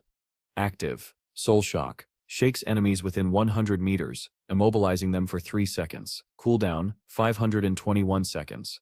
A grin crept onto his face. This is perfect. It doesn't set even occupy an equipment slot. 2 bells and 1 bag slot, too convenient. Just then, a distant cry pierced the swamp. Big shot, save me. It was Jin Lee Sep's voice. Shen Fang's cyst expression shifted. Little Hay? He turned sharply, scanning the area. Little Hay, where are you? Her panicked voice came again, trembling and desperate. Dawn Set, come near me. Dawn Set, He looked toward the cliffside, where her voice echoed. The group that had survived earlier had cornered Jin Lee there. The leader sneered. Still resisting, huh? Yusef got nowhere to run. Be good and follow us. We shall make sure you enjoy it. Jin Lee turned back, glaring at them defiantly. The cliff behind her dropped into misty darkness. She smiled bitterly. You want me? Fine, come and get me. Without hesitation, she stepped back and jumped. Rain blurred her figure as she fell. The sound of her body hitting the ground below was sharp and final. The leader froze, stunned. She actually jumped. He sighed, shaking his head. This girl Sep's got a fierce temper. Moments later, Shen Fang received a message. Big shot. Jin Lee Sep's voice came weakly. You don't have to save me anymore. I already died and respawned in the town. Oh, that hurts so much. Luckily, all of our Team Sep's transferable lifespan is stored on Captain Wang Mang Sep's body. Hearing that, Shen Fang finally relaxed. Good. Stay in the town for now. I'll bring you something when I return. Jin Lee Sep's tone brightened instantly. Yes, thank you, Big Shot. Shen Fang allowed himself a small smile before glancing at the stormy horizon. This world is only going to get tougher, he murmured, but so will I. After the long and grueling battle, Shen Fang, known to others as Dark Shadow, finally returned to Seashell Town. His steps were light, his expression calm, but the gleam in his eyes betrayed his excitement. Phew, this time the harvest is huge, he murmured, pulling up his system interface. Transferable lifespan, 3,115 days, and 21 additional evolution points. He paused, tapping his chin thoughtfully.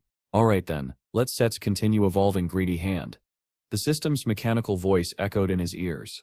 Greedy Hand has reached epic level. To continue evolving, 10 times the usual evolution points are required. Do you wish to spend 210 evolution points to proceed? Shen Fang stared at the message for a while, frowning slightly. 210 points? That sip's not easy. The higher the level, the heavier the cost. Forget it, strength first. He closed the window and refocused. Let Sets increase my damage skills. The higher the output, the faster the boss dies, and the better the loot. He channeled his points, and the system began to ring repeatedly. You have consumed 3 plus 5 evolution points. Remaining 13.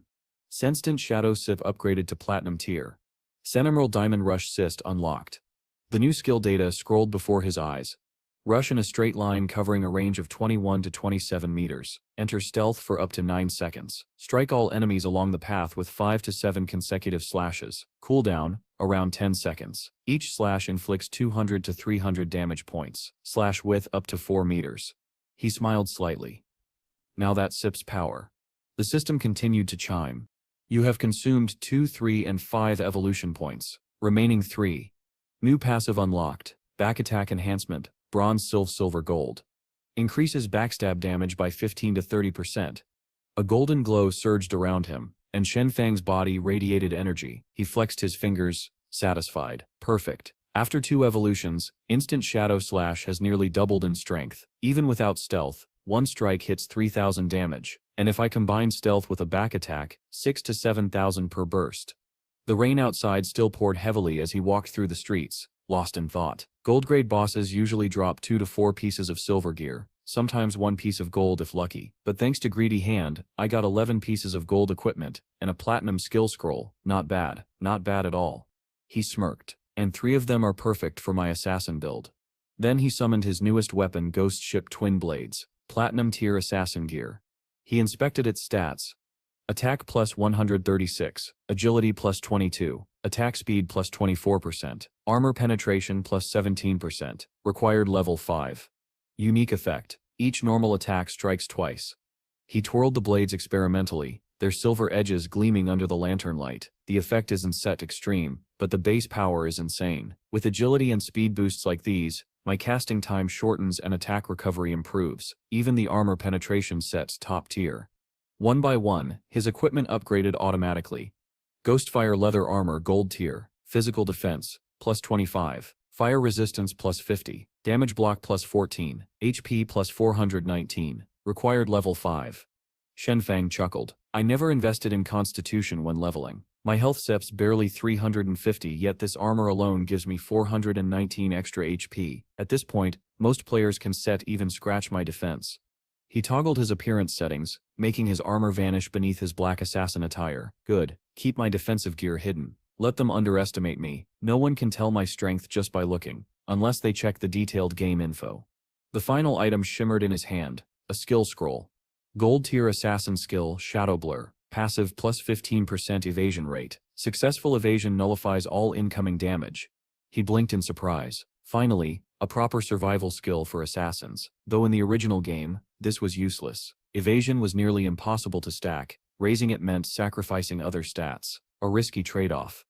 But then, his lips curved into a confident smile. I stum different. I can evolve infinitely. I still raise my evasion without sacrificing anything else. A perfect win-win. He absorbed the scroll, feeling his power surge again. The air around him pulsed faintly as raindrops hissed against the heat of his aura. Alright, he muttered. Time to head back. I sell the warrior priest and archer gear to Wang Mang. 10% discount should do. Even if they sep or broke, he can owe me. His expression softened. And I owe this progress to Little Hay. Without her luck, I wouldn't have found that level 5 gold ghost ship. She really is my lucky koi. But just as he passed beneath a large oak tree, familiar figures appeared in the rain. A group of players, mud-splattered, faces pale, stood frozen. Shen Fang Sip's eyes narrowed. Oh, that group again. Their leader Seth's face turned ghostly white. It's Seth's dark shadow. Run, quick, someone screamed. Shen Fang smirked faintly as the rain intensified. Too late. Qin Fang moved like a dark wind, his blades gleaming coldly in the rain. Don't block me, you idiots, he barked, charging forward. The terrified group scattered in chaos, like ants whose nest had been kicked apart. Ah, Donstedt, leave me behind. Damn it, Donstedt, come here, save me. Their screams echoed, but Qinfeng only sneered, his voice low and sharp. Within moments, one by one, they fell beneath his slashes. The leader tried to flee, stumbling and desperate, but Qinfeng appeared before him in an instant. I was wrong. I won't do it again. Spare me, big brother. Big shot. Father, don't kill me, he begged, trembling. Qinfeng Sip's eyes were cold. He leaned close and said each word slowly. When you hurt others, did you ever think about your own outcome? Before the man could respond, Qinfeng's blade ended him. A system notification rang out. You have killed too many players. Status, Level 1 Slaughterer. Upon death 75% of current lifespan will be lost. Qinfeng remained calm. It's Sep's fine. I have the ghost fire bell. Even if I die, I won't lose lifespan. Not long after, he returned to town. His arrival immediately drew everyone's attention. It's Set's dark shadow, someone shouted. Damn it, he sits back. Wait, why doesn't he have any good equipment? Another asked. Laughter erupted. Haha, I told you, he must have exploited a bug to solo that gold boss. That he didn't get any real loot. But before the mockery could spread further, one man stepped forward. Please wait, big brother Dark Shadow. It was Shan Xiao holding a book in his hands. It was our fault earlier. This is the assassin skill book we purchased with our lifespan. Please accept it and forget what happened. The system chimed again. Ordinary Bombard, assassin skill, single attack causes plus 20 damage and stuns the target for 2 seconds. Cooldown 22 seconds. Qinfeng's eyes lit up. A control skill, he murmured, taking the book before leaving without another word. The men behind glared after him. We were killed, and now we had to give him a skill book? This is humiliating. Yeah, since when did we have to bow our heads like this? Shan Xiao raised his hand to silence them. His expression darkened. You fools don't get it. This dark shadow is leveling up far too quickly. That means he has a secret. If we find him in real life and lock him up, we can make him gather lifespan for us. The others exchanged looks, then quickly flattered him. As expected of young Master Shan, brilliant plan. He smirked. Later, have the family send a woman, make her get close to him. From his voice, he sits clearly not from the gaming circle, probably just some poor guy. Send a professional beauty. I don't believe he once fall for it. Meanwhile, Qinfeng had already reached Jin Lek. Come here, little He, he called. Time to trade. I have something for you. Jin Lek ran over, eyes sparkling. Wow. Thank you, big shot, but my name Sips not Little Hay, it Sips DYZ Jinli. She lifted her staff, excitement overflowing. Ah, this is incredible. My damage has increased several times, and my mana recovery has doubled. Big shot, I really appreciate it. Qinfeng smiled faintly. No need to thank me, just keeping my promise. Now hand me the space ring. Oh right, Jinli hurriedly returned it, then hesitated, cheeks turning red. By the way, big shot, when I was running through the forest, I found a cave. It looks like the entrance to a ruin. Are you interested? Qinfeng's eyes narrowed. A ruin, he thought quickly. First the gold ghost ship, now this. Making friends with this girl wasn't a bad move after all. If he hadn't given her those gold items, she might never have shared this secret.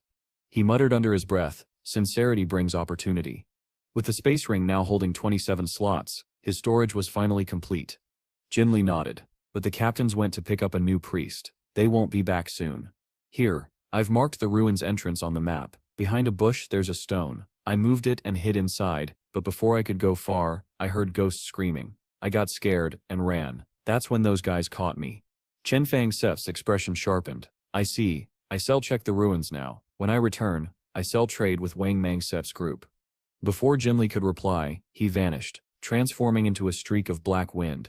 Big shot, she whispered, watching him disappear. As he flew through the rain, Qinfeng's mind raced. I was planning to train until level 10, but this ruin changes everything. The ruins near beginner towns come in 3 types: grave holes, cursed ruins, and shrines of faith. No matter which one it is, even the weakest monsters are bronze or silver tier. That means piles of lifespan and evolution points waiting for me. A faint smirk curved his lips. The hunt was far from over. In the dark, dense forest, a hidden door creaked open, revealing a narrow staircase descending into the underground. Qinfeng carefully stepped down each stair, his eyes adjusting to the dim light as he muttered to himself. In the beginner towns, there are mainly 3 types of ruins: grave holes, cursed ruins, and belief shrines. He moved deeper into the corridor, his footsteps echoing softly against the stone walls. Grave holes are nothing special, he whispered. They sip filled with hordes of monsters and clearing them is extremely difficult, but at the end, there sips usually a gold-grade boss waiting. Under the faint flicker of the torches, Qinfeng's tone grew quieter. The monsters in cursed ruins, they were once humans, cursed by ancient or evil gods. Some went mad, some turned into twisted ghosts after death. And as for belief shrines, they're home to devout followers of those same gods. The maps there are intricate, full of traps and secrets. Soon he stopped before an ancient stone doorway engraved with strange runes. He studied it closely, murmuring, "If you clear this kind of shrine, you can obtain rare items, sometimes even skill books." His eyes drifted to the carvings on the walls, tracing the worn patterns. "Wait, these drawings, they look familiar." His expression stiffened. "This is the belief shrine of the ancient god of judgment." As distant screams echoed through the passage, Qinfeng pressed forward. "So its origin is connected to the eye of judgment on my body," he realized grimly. Meanwhile, elsewhere in the same dungeon, thick fog rolled through another corridor. Wang Mang stood at the front, his shield raised high against a blast of force. Above them, a monstrous climber swooped down, slamming its claws into the ground. The impact sent Wang Mang flying backward. "Heal, buff health, buff health," someone shouted frantically. Xiao Yu stood frozen at the rear, panic flickering across her face. What should I do?" she stammered. The climber attacked again, its shriek echoing through the hall. "Damn it, it's coming again. Use your skills," another voice yelled, but Xiao Yu dropped her scepter and crouched down, covering her head. I'm scared," she cried. Outside, the heavy rain poured endlessly, turning the world gray. When the battle was finally over, Wang Mang's team returned to camp with grim expressions. Seeing them, Jin Li waved cheerfully. "Captain, why are you back so soon? Shadow Big Brother hasn't returned yet. Didn't you go to buy equipment?" A teammate slammed his fist against the ground in frustration. "We lost because of her. I've never met anyone so useless. She doesn't know how to dodge or use her skills," he shouted, glaring at Xiao Yu. Jin Li quickly stepped forward to defend her. "Hey, don't set be so harsh. She seps new. Everyone dies once or twice when they seps to starting out." But the angry player refused to calm down. "Dies didn't die once. She died 3 times in less than an hour," he barked. Jin Li blinked, then grinned. "Then let me join you next time. I got 2 rare drops from a top player. With me around you definitely one set die again." Wang Mang finally sighed. "Alright, enough arguing. Diz Sep's suggestion isn't set bad. With her help, things might go smoother this time. And who knows, maybe we shall even run into the dark big shot." At the back, Xiao Yu lowered her head. "Sorry, I'll try harder next time," she mumbled. But deep down, resentment simmered in her heart. "Weaklings, blaming me for everything. If it weren't for that so-called dark big shot, I wouldn't even be stuck with you fools." Back inside the shrine, Qinfeng quietly stepped through a half-broken doorway. Screams echoed through the pitch-black chamber. 2 corpses lay in the center of the hall, their mouths moving endlessly as if still alive. A system prompt flashed before his eyes. "Ancient God's Devout Believer, the Judged One, Level 10, Silver Quality." Qinfeng frowned. He unsheathed his weapon and unleashed Shadow Slash. The dark blade carved through the air, and he vanished into stealth, circling behind his enemies. Even with a sneak attack, I only managed to cut half their health. As expected of level 10 silver bosses, his eyes narrowed. Their combined vitality is even greater than that of the Gold Ghost ship boss. Suddenly the believers turned, and knelt toward him. Qinfeng froze. They sit her kneeling, but I sip still in stealth. Could it be, they sensed the divine artifact? The eye of judgment on me. He stepped closer. "Do you understand me? Lead me." The believers didn't respond. Their cracked voices only made guttural sounds. Qinfeng Sith's gaze hardened. Their minds are gone. They Seth been completely eroded. Now they Seth are nothing but beasts that drain human life. Without warning, the believer's eyes flared open. They lunged at him with shrill screams. Gra! Their twisted forms rushed forward like mad beasts, filling the hall with chaos. From afar, a voice shouted, "Careful, monsters incoming." Panic spread. "They sipped her 2 silver bosses. We couldn't set handle one, now there sips another. Run, run." The team scattered in fear as the shadow of despair loomed over them, and the girl with the covered face slowly vanished into the darkness. Qinfeng silently watched as the girl's body dissolved into nothingness, her figure fading completely into the darkness. His expression remained calm, but his mind stirred. So that group must have been the same team as the girl who bought the cursed scroll from me. Her name was Grey Rose, wasn't it? He exhaled softly, amused. I didn't expect them to reach this ruin too, but with the current gear level of most players, none of them could possibly make it deep inside.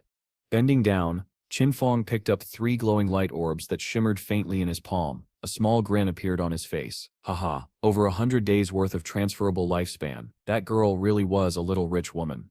The empty hall echoed with the faint hum of the lingering energy as Qinfeng searched the surroundings once more. Tease, he muttered, disappointed. Nothing else here? Just two small platinum bosses? Still, disappointment quickly turned to focus. Oh well, he said, summoning his blade. Let's finish this. He attacked the two kneeling believers in front of him. The system panel flashed before his eyes.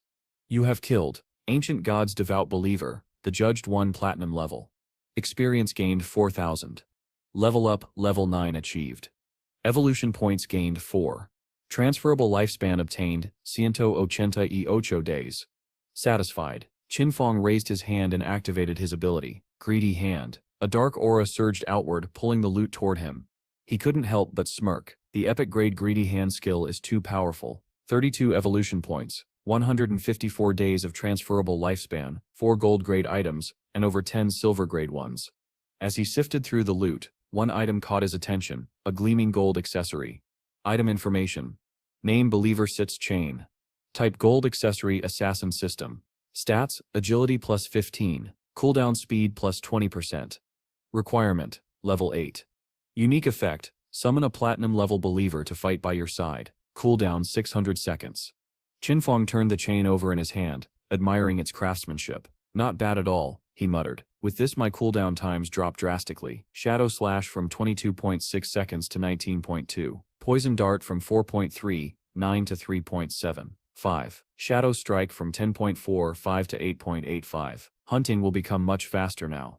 He glanced through the rest of the equipment. The rest require level 8 or higher. No one else can use them yet. I store and sell them later.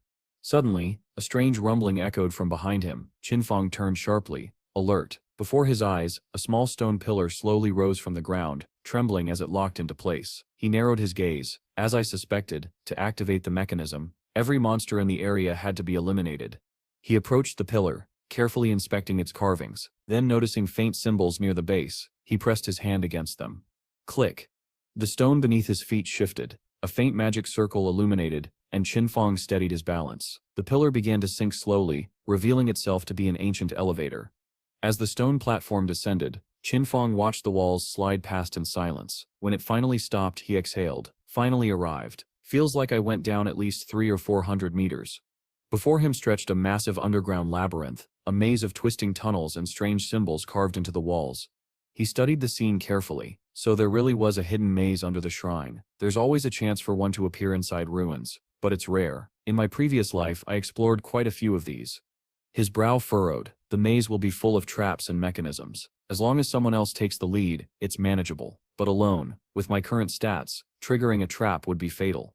Qinfeng's grip on his chain tightened. Once I activate a mechanism, I'll almost certainly die, he muttered. Then he glanced at the golden chain hanging in his hand, the Believer Seps chain. Thankfully, I just picked up this item.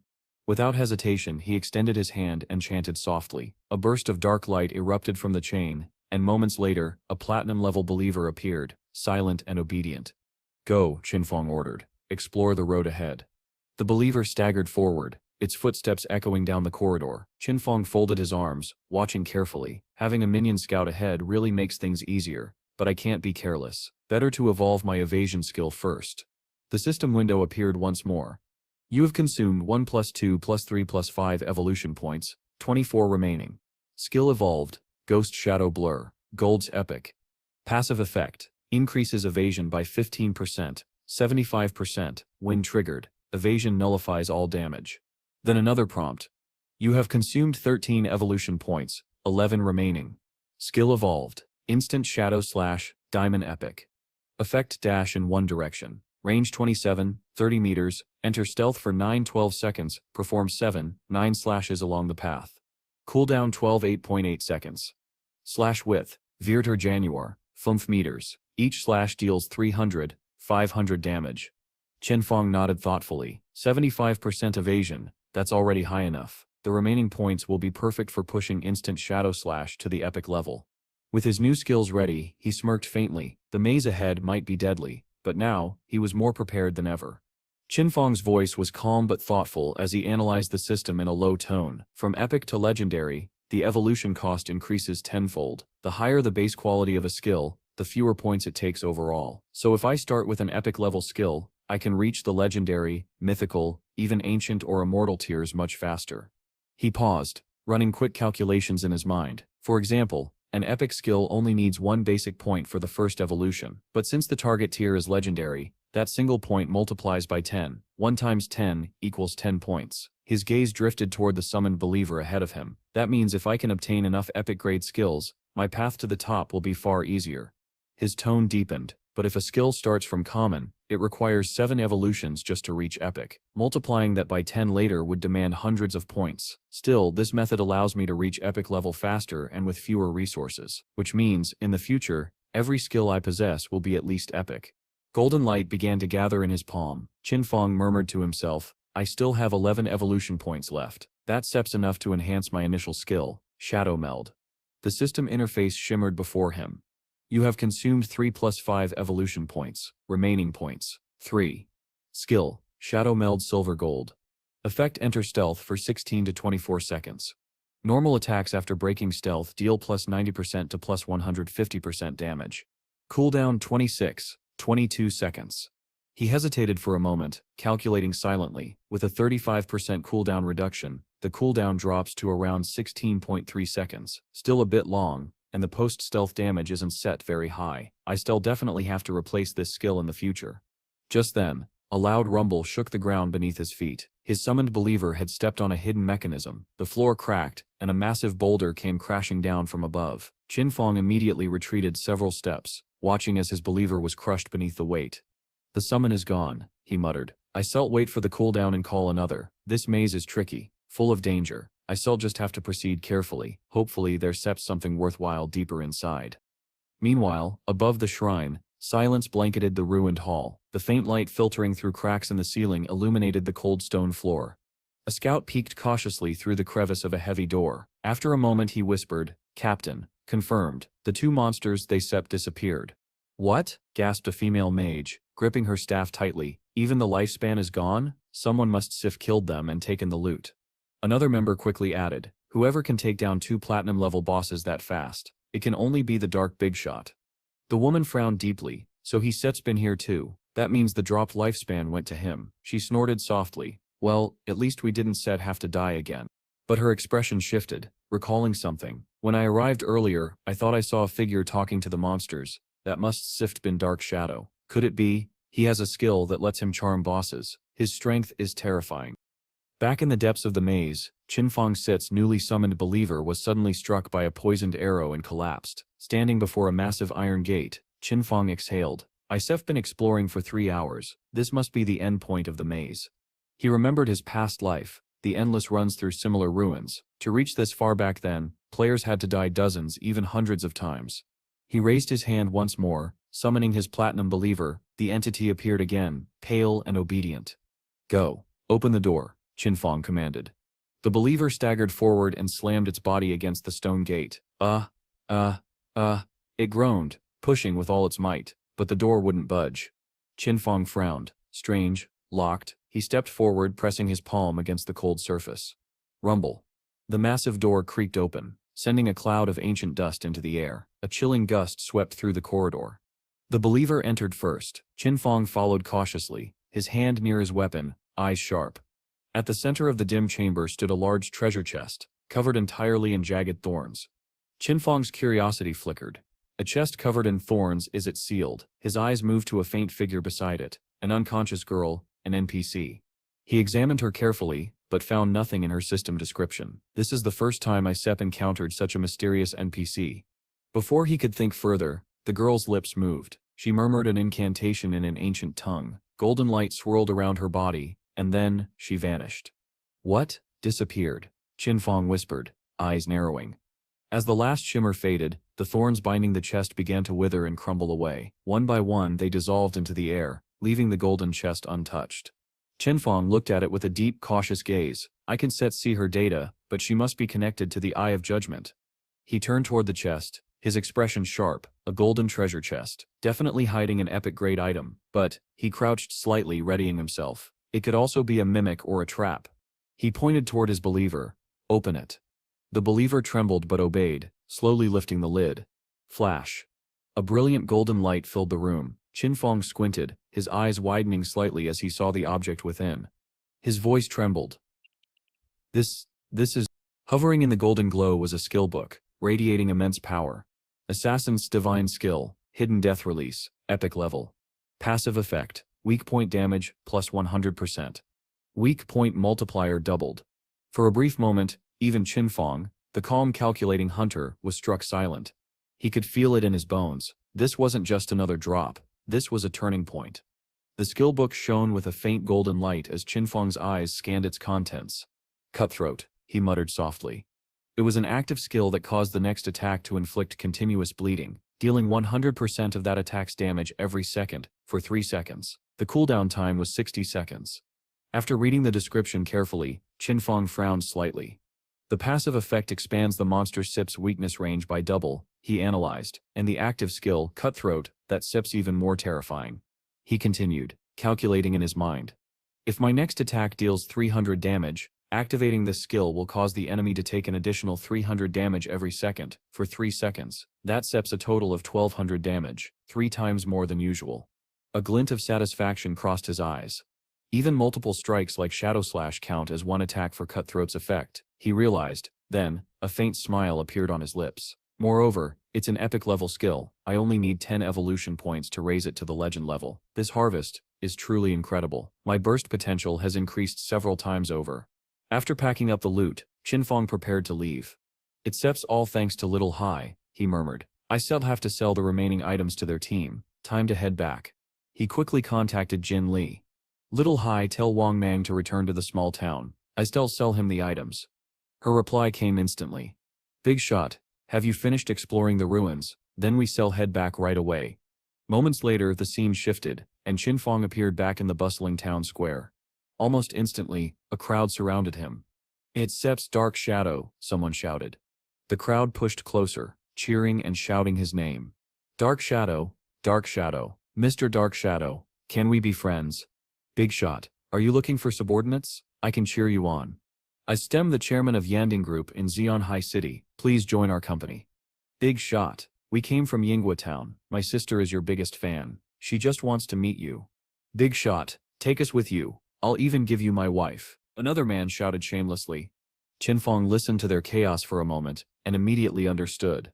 So the teleportation gates of other towns have opened, that means I can finally go to Yanghua Town, where Xiong Fi is, he thought. Before anyone could react, his body flickered, and he vanished into thin air. Gone, he disappeared, the crowd gasped. Using stealth, Qinfeng quietly slipped away, leaving the noisy mob behind. The people soon began arguing among themselves. Damn it, it's SEP's your fault he left. You stir one to talk. Who told you to introduce your ugly sister to the big shot? Their quarrel quickly turned into a shouting match, but Qinfeng was long gone. He arrived at Jin Li SEP's location. Little Hai, he called softly. She turned, spotting him instantly and signaling to Wang Mang. Captain, the big shot is here. But as Qinfeng's gaze swept across the group, his eyes froze. Standing beside Wang Mang was Zhao Yu. His expression turned curious. How did she end up in Wang Mangsip's team? He wondered. They might get into trouble because of her. Pushing the thought aside, he composed himself. I have to be more careful. Now that the whole world knows about Dark Shadow, I can reveal my real identity. In reality, I still can bring my in-game power with me, and if someone finds out, just one knife could end my life. Meanwhile, Xiao Yu glanced at Qinfeng from a distance, her heart racing. So this is the famous Dark Shadow. He sits far more powerful than I imagined, she thought. Compared to him, Wang Mang and the others are nothing but small fry. If he helps me level up, I could meet Brother Song Fi within days. Qinfeng turned to Wang Mang and handed over several glowing items. These equipment pieces should match your professions, he explained. This set of basic skills will also increase your combat strength. Altogether, they were worth around 2,200 years of lifespan. Wang Mangsip's eyes widened in shock. So many? These are platinum and gold level items. I can afford them. Qinfeng smiled faintly. That's fine. Put it on credit. Wang Mang lowered his head. Deeply grateful. Thank you. You helped us so much. I don't even know how to repay you. If you ever need anything, just say the word. We shall do our best to help. Soon after, the team began sharing the items among themselves. The soldier beside Wang Mang exclaimed in excitement. Oh my god, Dark Shadow Big Shot is too generous. Yes, from using gold equipment already. Another added, my damage tripled after equipping the new skills, and he even let us owe him. He truly trusts us. Just then, Wang Mang hesitated. Wait, why isn't there any equipment for the priest? Zhao Yu Sep's expression fell. Eh? She blinked in surprise, while another teammate snickered. Chech, so what if there isn't stet? She Sip's lucky enough to tag along for free. Feeling awkward, Xiao Yu approached Qinfeng. Hello Big Shot, I stemmed the priest in Wang Mangsip's team. May I ask, do you have any gear for me? Suddenly, a notification window appeared before her. C player Xiao Yu Nha wants to befriend you, Sep. She froze, startled, but before she could react, Qinfeng glanced at her once, and vanished once again. Where did he go? She whispered, confused. From behind Wang Mang's side. He probably didn't find any priest equipment this time. The soldier from Wang Mangsip's team sneered coldly. Humph, I'm sure he's just too lazy to answer her, he muttered. Jin Li standing nearby, giggled. The type of person like Dark Shadow, who appears like a dragon showing its head but never its tail, really is cool. Meanwhile, Qinfeng had already left. His thoughts ran quietly as he walked. In my inventory there's a gold scepter for a priest, and even a gold-level skill book, he sighed inwardly, but how could someone like Xiao Yu deserve such precious things? As he moved through the streets, he began to calculate carefully. As my level rises, I'll collect more and more unused equipment and skills. Selling them one by one wastes too much time. Wang Mang's backer is the government. They'll always need gear like this. I can't let Xiao Yu ruin that cooperation. A determined glint crossed his eyes. It seems I'll have to find a proper priest for Wang Mang's team, and then remove her. He took a deep breath. I have to find Xiao quickly, he murmured to himself. Qinfeng's mind drifted to his memories of his previous life. Jiu Yi Shui, one of the managers of the Zansen Guild, she possessed the hidden priest profession, White Bird Divine Officer, a healer who could also boost buffs and even solo epic-level bosses. She had been one of his most powerful teammates. In comparison, he thought bitterly, Xiao Yu is nothing but dead weight. Raising his hand, Qinfeng summoned the door of space. As it opened, another thought struck him.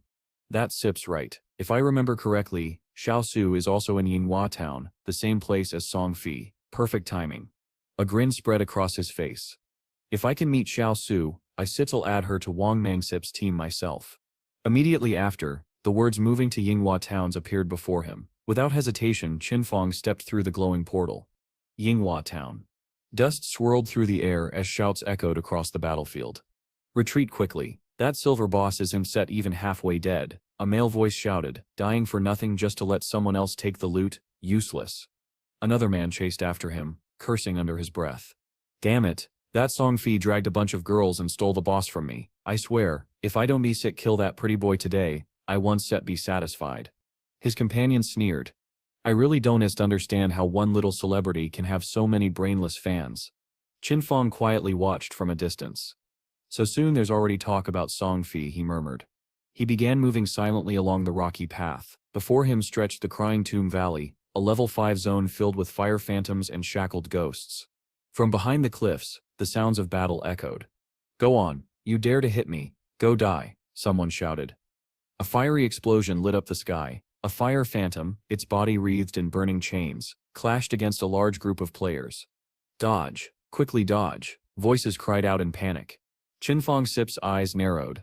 A two-headed fire phantom, a silver boss, but the battlefield looks chaotic. He scanned the scene, dozens of players fighting, spells exploding and blades flashing. Among the chaos, his gaze locked on a single figure. Song Fi, he whispered. Recognition flickered across his face. The opposing team shouted angrily, blood boiling.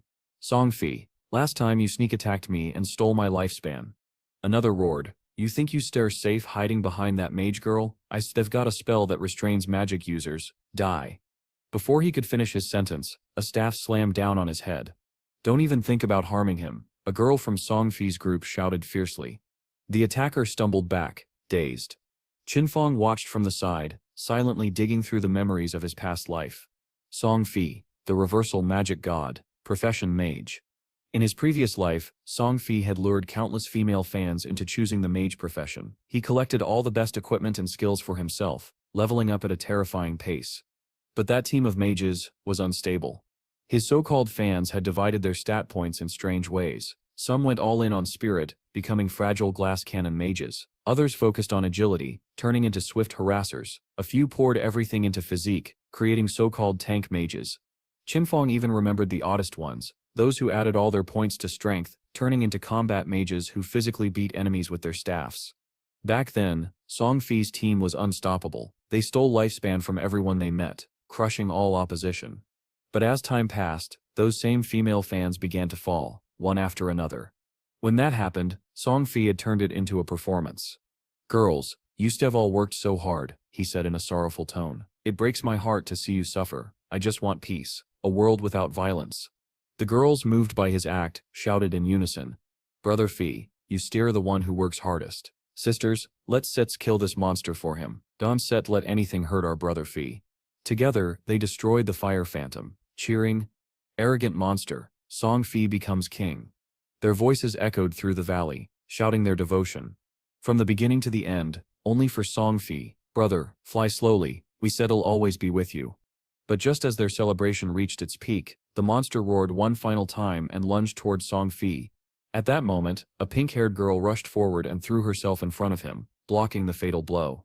The pink-haired girl Sip's body began to fade away, her form dissolving into particles of light. Even as her existence slipped away, she smiled faintly and whispered with her last breath, "Brother Fi, always crazy about you." Her words struck the others like a spark. The remaining girls gritted their teeth, their eyes blazing with determination. "Sisters, let's increase our strength. As long as we kill this ugly monster, Brother Fi will rise to the top of the rankings. We must surpass that so-called said dark shadow." Said. In unison, the crowd shouted, "Break the world. Set the scene. We vow to stand shoulder to shoulder with Brother Fei." Lightning tore across the sky and struck down toward the fire phantom. Behind them, Song Fi hid among his group of devoted fans, a sneer curling on his lips. "Finally, about to die," he muttered. "A silver-grade boss is already this hard to kill. Who could ever solo a gold-grade boss? That dark shadow must have used a bug." Frustration twisted his face. "I have so many people helping me, and I Sip am only level 7, but that damn dark shadow Sip's already level 9. Fine. Once I kill this boss and reach level 8, I shall surpass him. Then I shall become the true leader of this game." But before he could celebrate, a large hand suddenly covered his mouth from behind. In a blur, a blade flashed. Chen Fang stood there, his eyes cold as frost. Instant shadow slash. A crimson arc swept through the air, and blood sprayed across the battlefield. Song Fi's eyes widened, his body collapsing as a stream of blood poured from his throat. For a moment, silence. Then the crowd erupted into panic. "Brother Fi," the girls screamed in disbelief, but Qin Feng had already moved, his figure flickering like a ghost as he struck down the others one after another. Then the system notifications began to ring. "You have killed two-headed fire phantom. Reward 1500 EXP. You have killed player Reversal Magic God. You have killed player Song Fi Meow Meow. You have killed player Fi Forever. You have killed player Little Fi." The damage numbers flashed violently. 1985, 1990, 2400, 2400, 1879. The onlookers froze. What the hell?" one gasped. "He killed the boss instantly. That one skill did several thousand points of damage." Another stammered, "My damage barely crosses 100, his is 10 times that. Who is this assassin?" Someone finally whispered the name everyone feared. "It Seps him, it must be Dark Shadow. Big Shot, the first person in the world to solo kill a gold-grade boss." The leader of a soldier group quickly shouted, "Everyone fall back, leave the boss Set's loot to the Big Shot." Others eagerly echoed, "That Sip's right. Dark Shadow only killed Song Fi and his group. They had it coming. It's Sip's justice." A wave of praise followed. "Big Shot is the best. Keep it up, Dark Shadow. We love you, Big Shot." Qin Fang glanced at them irritably, his tone cold. They Sip, you're just afraid I said you'll kill them next. In my past life, this same crowd would have attacked me already." Back in town, the system rang again. "You have been killed by Dark Shadow. You have lost 1106 days of transferable lifespan. You have lost 18 years and 113 days of non-transferable lifespan." Song Fi stared blankly at the screen. "What? I died? Dark Shadow killed me?" Anger twisted his face. "Why did that bastard come to my town? There are hundreds of towns in Zhanghai City. Why mine?" His female fans began respawning one by one, equally confused. "Why are we dead?" one cried. "Why is Brother Fi gone too?" Another pointed at the death log. "It's Stet's Dark Shadow. He killed us all. Song Fi clenched his fists. He must sip wanted the silver boss for himself. Despicable. He ambushed me when I wasn't set even paying attention. Just then, a girl stepped forward eagerly. Brother Song Fi, can I join your team? I am a shooter. I have a skill, Eagle Eye. It can detect stealth. Before Song Fi could respond, two of his female fans jumped in front of her. Get lost. Brother Song Fi already said we only need mages. Your monster killing efficiency is too low. The shooter girl trembled.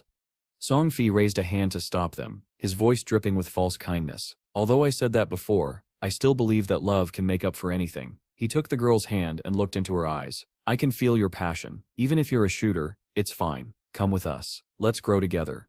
Tears welled in her eyes. Brother Fi, I love you. The other girls immediately followed suit. Brother Fi, I stemp an assassin. I can use stealth too. I still make that dark shadow pay. Brother Fei, I know an area control spell. I can freeze him. Song Fi smiled warmly and opened his arms. Everyone, we are one big family. As long as you want to join, you are welcome. Come, let's stay united forever. The crowd screamed with joy. Brother Fi is so gentle. Following him, I shall never regret it. Soon, the chants began. Dark Shadow is just a cowardly assassin using sneak attacks. He dared to harm Brother Fi. We must make him pay. We shall control him so Brother Fi can kill him himself. Avenge Brother Fi. Kill Dark Shadow. The noise swelled, echoing through the town. Avenge Brother Fi. Kill Dark Shadow. And so a storm was brewing again, one that Qinfang Dark Shadow himself would soon crush under his blade. Two soldiers watched from a distance as chaos unfolded in the town. One of them frowned curiously. What's all that noise? What's that celebrity trying to do again?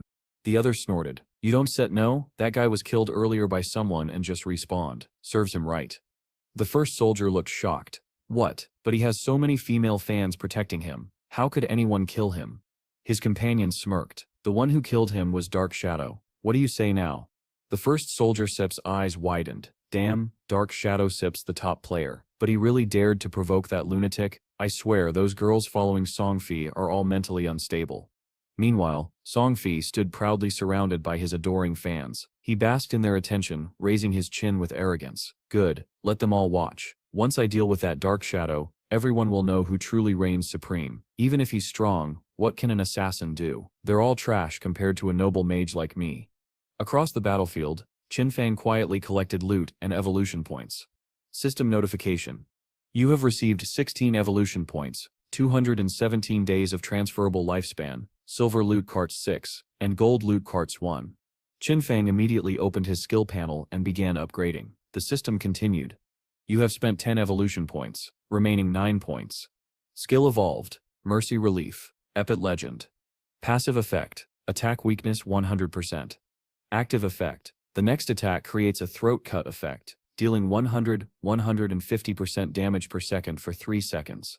Cooldown, 25 seconds.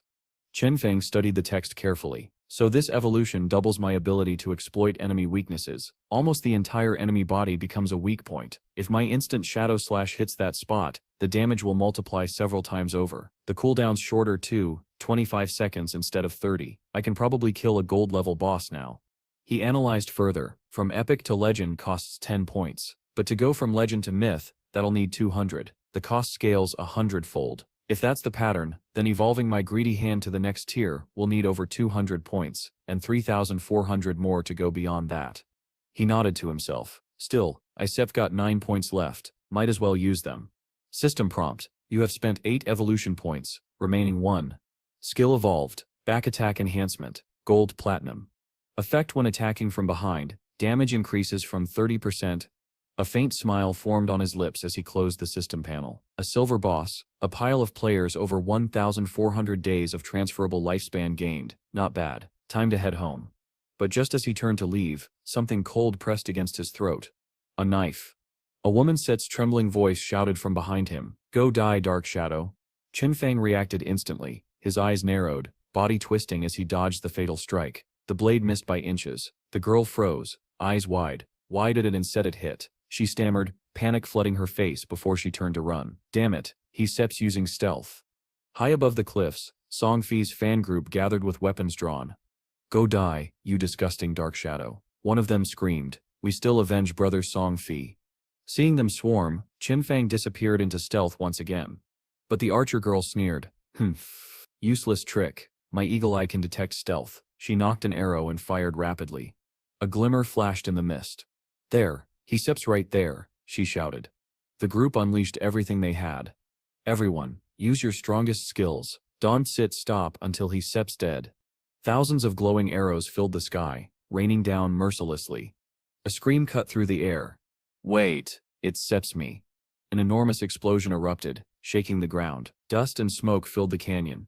The archer blinked in shock. Oops. Another girl shrugged.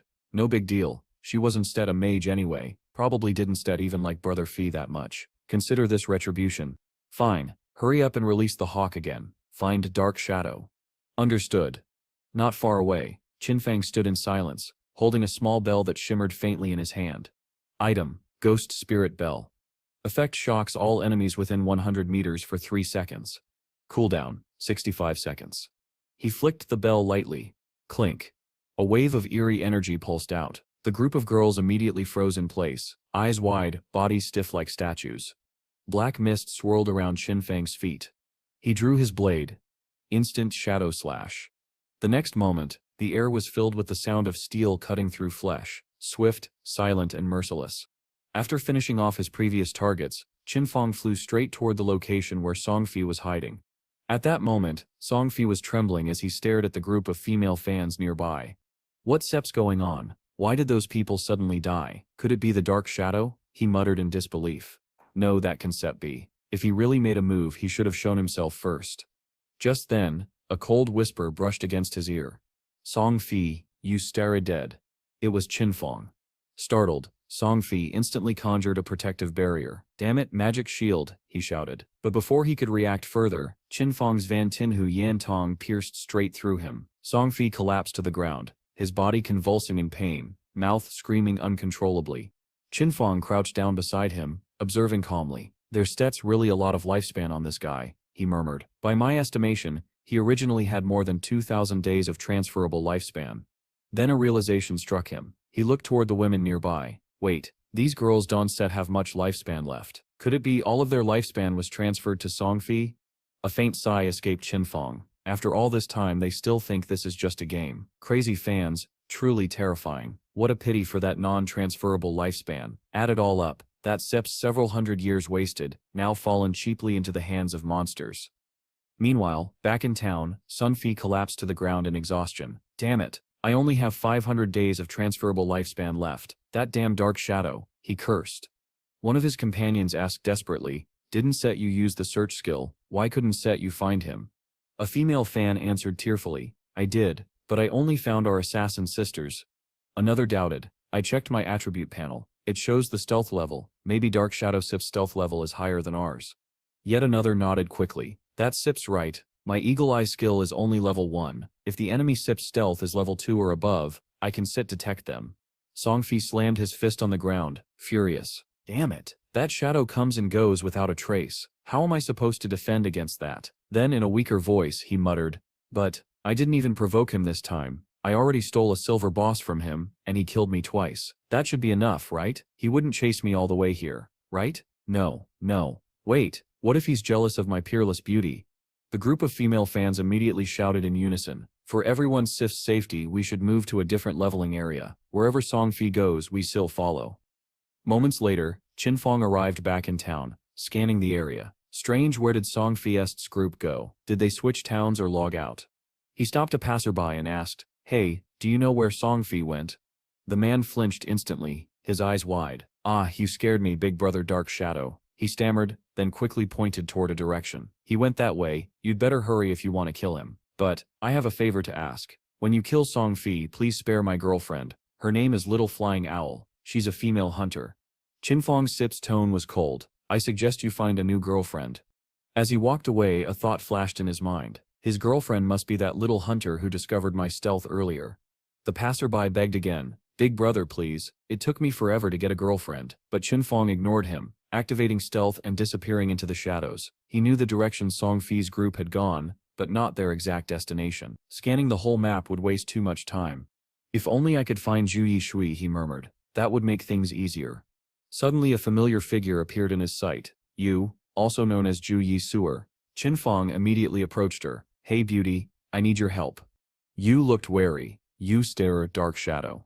Qin Fong smiled faintly. "It said that your class can search for targets over a large area. Help me find Song Fi and I sell you this gold magic staff at a low price." Eustace's eyes sparkled at the sight of the staff. "But, how do you know my class can do that? I never told anyone." Qin Fong dodged the question smoothly. "You don't need to worry about that. So do you want this gold weapon or not?" Yu hesitated, then nodded rapidly. "I want it. But, I probably can afford it." 500 days of lifespan, Qin Fong said. "That SIP's already a discount. Normally it's SIP to be 7 to 800. Eustace's face lit up. "Perfect. I have just enough." The system's voice echoed, "Transaction successful." Eustace's expression brightened with pure joy. "He gold tier magic staff." Qin Fong gently tapped her head. "Go do your job." Yu rubbed her forehead and smiled shyly. "Why does he feel so familiar, even though it's our first meeting?" After casting her spell, she looked back at him. "Aren't you afraid I'll take the staff and run without helping you?" Qin Fong replied calmly. "Why would you? Don't you hate Song Fi."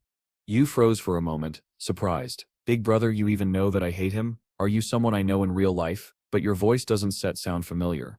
Qin Fong only smiled mysteriously. "Just do your part." Yu didn't press further. She released her scouting bird which soared high into the sky. After a few moments, her eyes lit up. "I found him," she exclaimed. "The coordinates are 3866, 9527. But hurry, by the time you get there, they might have already moved." Her owl circled back and landed, its sharp cry echoing the message. Song Fi had been found. Qin Fong hurried along the route the bird had given, and left a message for Yishu. "Add me as a friend, she must report every time their position changed." Yishu hesitated for a moment. "How long must I follow them?" she asked. "If it takes too long, forget it." Qin Fong replied briefly, "Just a moment," and then vanished deeper into the forest.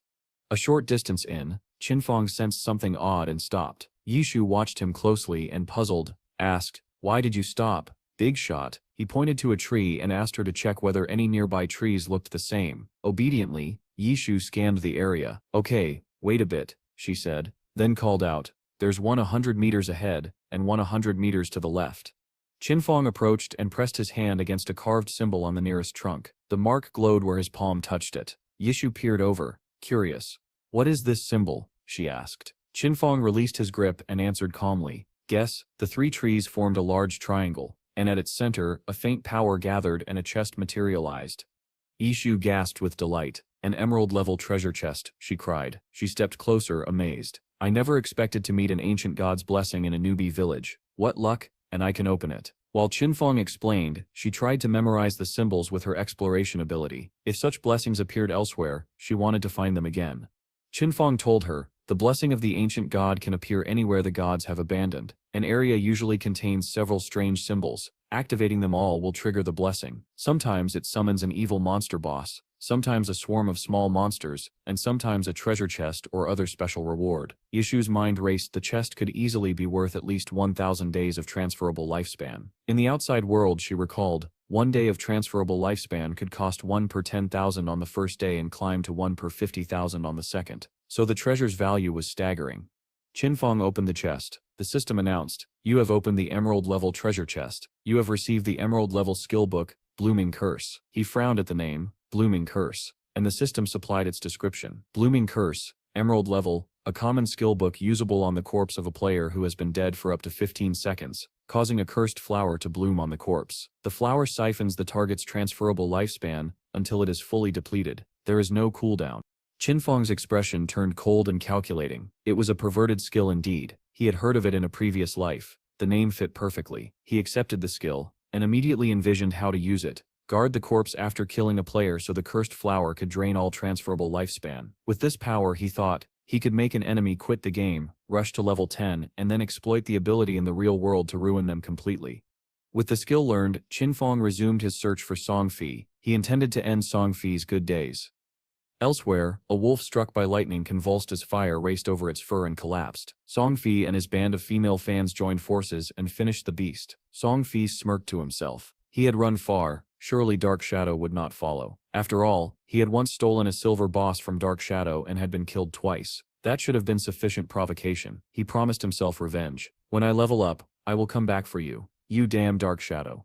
A fan in Songfi's group pointed ahead. Brother, look. People are fighting that boss. Songfi feigned surprise and stirred the crowd. Oh my god, they look familiar. Could they be fans of New Gi? At the name, his followers erupted in anger. Those disgusting maggots want to help New Gi climb the ranks? Sisters, kill them all. We won't let them affect our brother's climb. The players defending the boss were initially grateful for reinforcements. Hello everyone, the boss is about to die. Let us finish it together. Their hope was cut short when a female fan struck one of them over the head with a stick, pinned him down, and glared with bloodshot eyes. The boy on the team cried out. The mage girl protested. What are you doing? Are you crazy? But before she could explain, 2 arrows pierced her face. The boy screamed a name, Misa, in terror. The female fans shouted battle cries as they descended on the boss and the opposing players. Wear the golden robe. Accompany with Fee. Sweep away the bulls. Unify the 4 directions. They attacked with slogans and fervor, chanting lines that spoke of domination, loyalty, and eternal devotion to their leader. The skirmish turned ugly as zeal and envy overtook the battlefield, and the idea of fair competition vanished beneath mob fury. The monster was beaten to a pulp by Songfi Sit's group of frenzied female fans, and together they shouted proudly, "It's Sep's all because of Brother Fi." Songfi smirked, putting on his most charming tone. Oh my god, thank you everyone. My dear family, I was almost harmed by those new fans. I didn't expect them to be so vicious. The women, touched by his words, replied in unison, no need to thank us. Across the south, across the north, our hearts will always follow Song Fi. But above them, from the treetops, Qinfeng silently watched everything. His gaze was cold, sharp as a blade. In an instant he vanished. Moments later, the ground trembled, and a panicked scream tore through the clearing. Song Fi, one of the girls shouted. Song Fi turned pale. Before he could react, a whisper brushed his ear. Dead. Qinfeng's voice was the last thing he heard. In the next second, Song Fi's head was cleaved apart, once again killed by dark shadow. The female fans froze, their eyes wide in disbelief. Brother, they cried in terror. Qinfeng's faint silhouette shimmered into view, and before they could flee, he activated his newly obtained skill, Blooming Curse. From Song Fi's neck sprouted a blood-red flower, its petals glistening like fresh wounds. The women gasped, their mouths agape. What? What is that? Song Fi's body twisted in agony as crimson light engulfed him. His veins bulged, his face turned scarlet. That damn dark shadow. Are you crazy? Why are you always after me? He shouted through gritted teeth. Is it because I have too many girls around me? Are you jealous? He collapsed to his knees, rage and fear consuming him. Damn it, he followed me all the way to Yinghua Town. Could it be, the girl he likes is one of my fans? Then came the cold mechanical chime of the system. Says transferable lifespan, decreasing 400, 390, 380, 370. Song Fiest's eyes widened. What the hell? I don't even have 400 days left, and it's still dropping? What's going on? Is this the penalty for dying too many times? His followers were equally horrified. One of them, a fat man with a quacking voice, ran up, shouting frantically, Brother, you sir done for. That dark shadow just released some kind of skill. There's a blood-red flower growing on your corpse. It's sucking something out of you. Song Fi's face drained of color. What? That flower, it's draining my lifespan. He screamed. The system continued updating mercilessly. Said 350, 340, 330. Log out now, Song Fi shouted desperately. If we die again, we lose everything. Log out now, we regroup, get our best gear, and then crush him. The remaining fans followed his command, their cries echoing, follow Brother Fi, never retreat. As the last of their figures vanished, Song Fi's final thought burned with hatred. Dark Shadow, you wait. This isn't over. I've trained for 2.5 years to reach this point. You think you can beat me? I'll drown you with money if I have to. Under the blood-red sunset, Qinfeng stood calmly amid the scattered corpses. Around him, crimson spider lilies bloomed where players had fallen. The system flickered with warnings. Due to excessive player killing, your murderer level has increased to Tier 4. Upon death you will lose 96.875% of your current lifespan. But Qinfeng didn't care. I still have more than 1,000 days left, he muttered. It's nothing. He glanced down at the wilted bodies. Songfest's group killed plenty of monsters, but now, I can absorb any more. They must logged out. Just then, a white bird with luminous feathers descended gracefully from above. It stopped mid-air, watching him intently. The creature shimmered and transformed into Yishu. So you really are the dark shadow at the top of the leaderboard, she said softly. You set terrifying. Qinfeng recognized her instantly. Yishu, he called, did Songfi log out? She nodded. That Sip's right. He and all his fans are gone. Qinfeng crossed his arms. Good. From now on, keep an eye out for me. Let me know the moment he logs back in. Yes, big shot. Yishu agreed, then tilted her head. So, can I go now? Wait, Qinfeng said, reaching into his inventory. I have something for you. He pulled out a glowing skill book, the gold-level Holy Sword of Judgment. It steps for the priest system. Do you want it? Her eyes lit up, excitement sparkling in them. Want it? Of course I want it. Qinfeng smiled faintly. Then wait for me in town. I'll meet you there. She nodded eagerly. Yes, I'll wait. Before leaving, he added, this skill is worth 500 days of lifespan, but if you agree to one condition, I'll give it to you for half the price. Yishu froze and stepped back quickly. Enough, big shot. I stemp warning you. I stemp not selling my body. Qinfeng blinked, momentarily thrown off, then scowled. What are you thinking? I just want you to join my team, as a long-term healer. Her face turned crimson. Oh, that's Sips all? He smirked slightly. That's Sips all. And under the fading light, the red spider lilies continued to sway, quiet witnesses to the birth of a ruthless partnership. At this moment, she finally breathed a sigh of relief, and nodded in agreement. Okay, but if they turn out to be terrible, I'll tell you. Qinfeng smiled faintly, his eyes filled with satisfaction. Not bad. They Sips are actually quite strong. Now wait for me to contact them first. The scene shifted to a chaotic battlefield. An enormous axe swung downward, smashing into a group of struggling monsters. The blow was so powerful that one monster's head was flattened and rolled to the ground. Wang Mang exhaled sharply, his chest heaving. Done. Finally killed it. He turned and shouted, Quick, Xia Yu, remove the poison for me. Xia Yu, delicate and charming, tilted her head innocently. Huh? Remove the poison, right? Wang Mangsit's face was pale, veins bulging on his forehead. What kind of priest doesn't Stet have a detox skill? Hurry up. I can Set hold on much longer. Her expression turned nervous, and she pressed her divine staff frantically. Right. Watch this. But instead of casting a healing spell, she unleashed purification art. A blinding flash erupted. Wang Mang barely managed to dodge aside before it struck. The attack exploded into a bolt of holy lightning, forcing him to vomit blood in rage. Zhao Yu's face turned red as she stammered. Oops, sorry, I pressed the wrong skill. Moments later, Wang Mang's strength gave out. He collapsed to the ground as his teammates shouted in panic, Captain! Back in town, Wang Mang's expression was dark with frustration. There was only one thought in his mind. He had to replace this incompetent buffer, but finding a hidden class healer wasn't easy. Most of the skilled players were already recruited by other top teams. Meanwhile, Xiao Yu was completely unbothered. She sat quietly, browsing through her system interface with pride. Humph, this game isn't set that hard. Steph already reached level 4. At this pace, Set will meet Brother Songfos soon. Just then, she received a system message from Qinfeng. Qinfeng, Wang Mang, I found someone hidden class, White Bird Divine Officer, quite strong. Does your team need her? The message came at the perfect time. Wang Mang had just been looking for a replacement. Wang Mang, Big Brother said strong, then she must be good. We shall take her. Qinfeng, good. She sips in Yinghua Town. A few players are grinding there. Go level up together. Wang Mang, got it. We shall head there right away. This place is too crowded anyway. After ending the chat, Wang Mang turned to Xiao Yu with a polite smile. Xiao Yu, there are too many corpse monsters here. We'll start moving to a higher level zone, but since your level sits still low, it'll be dangerous. We can take you this time. Xiao Yu blinked, forcing a faint smile. Huh? But I think I can still. Before she could finish, the group exchanged glances and rushed off without another word.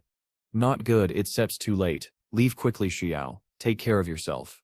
Her fists clenched tightly as she glared in the direction they vanished. You bastards, if you wanted to ditch me, just say it. Don't make lame excuses. Imp, I will go find Big Shot Dark Shadow myself. A short while later, Wang Mang and his two companions arrived in Yinghua Town. As soon as they saw Qinfeng, Wang Mang opened his system panel and sent over a payment. System message. You have received 800 days of lifespan. Wang Mang sighed.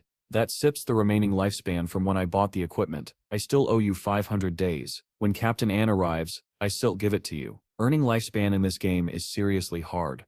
Yu, standing quietly nearby, overheard the name and muttered to herself, Captain Ann, could it be Ann Yu?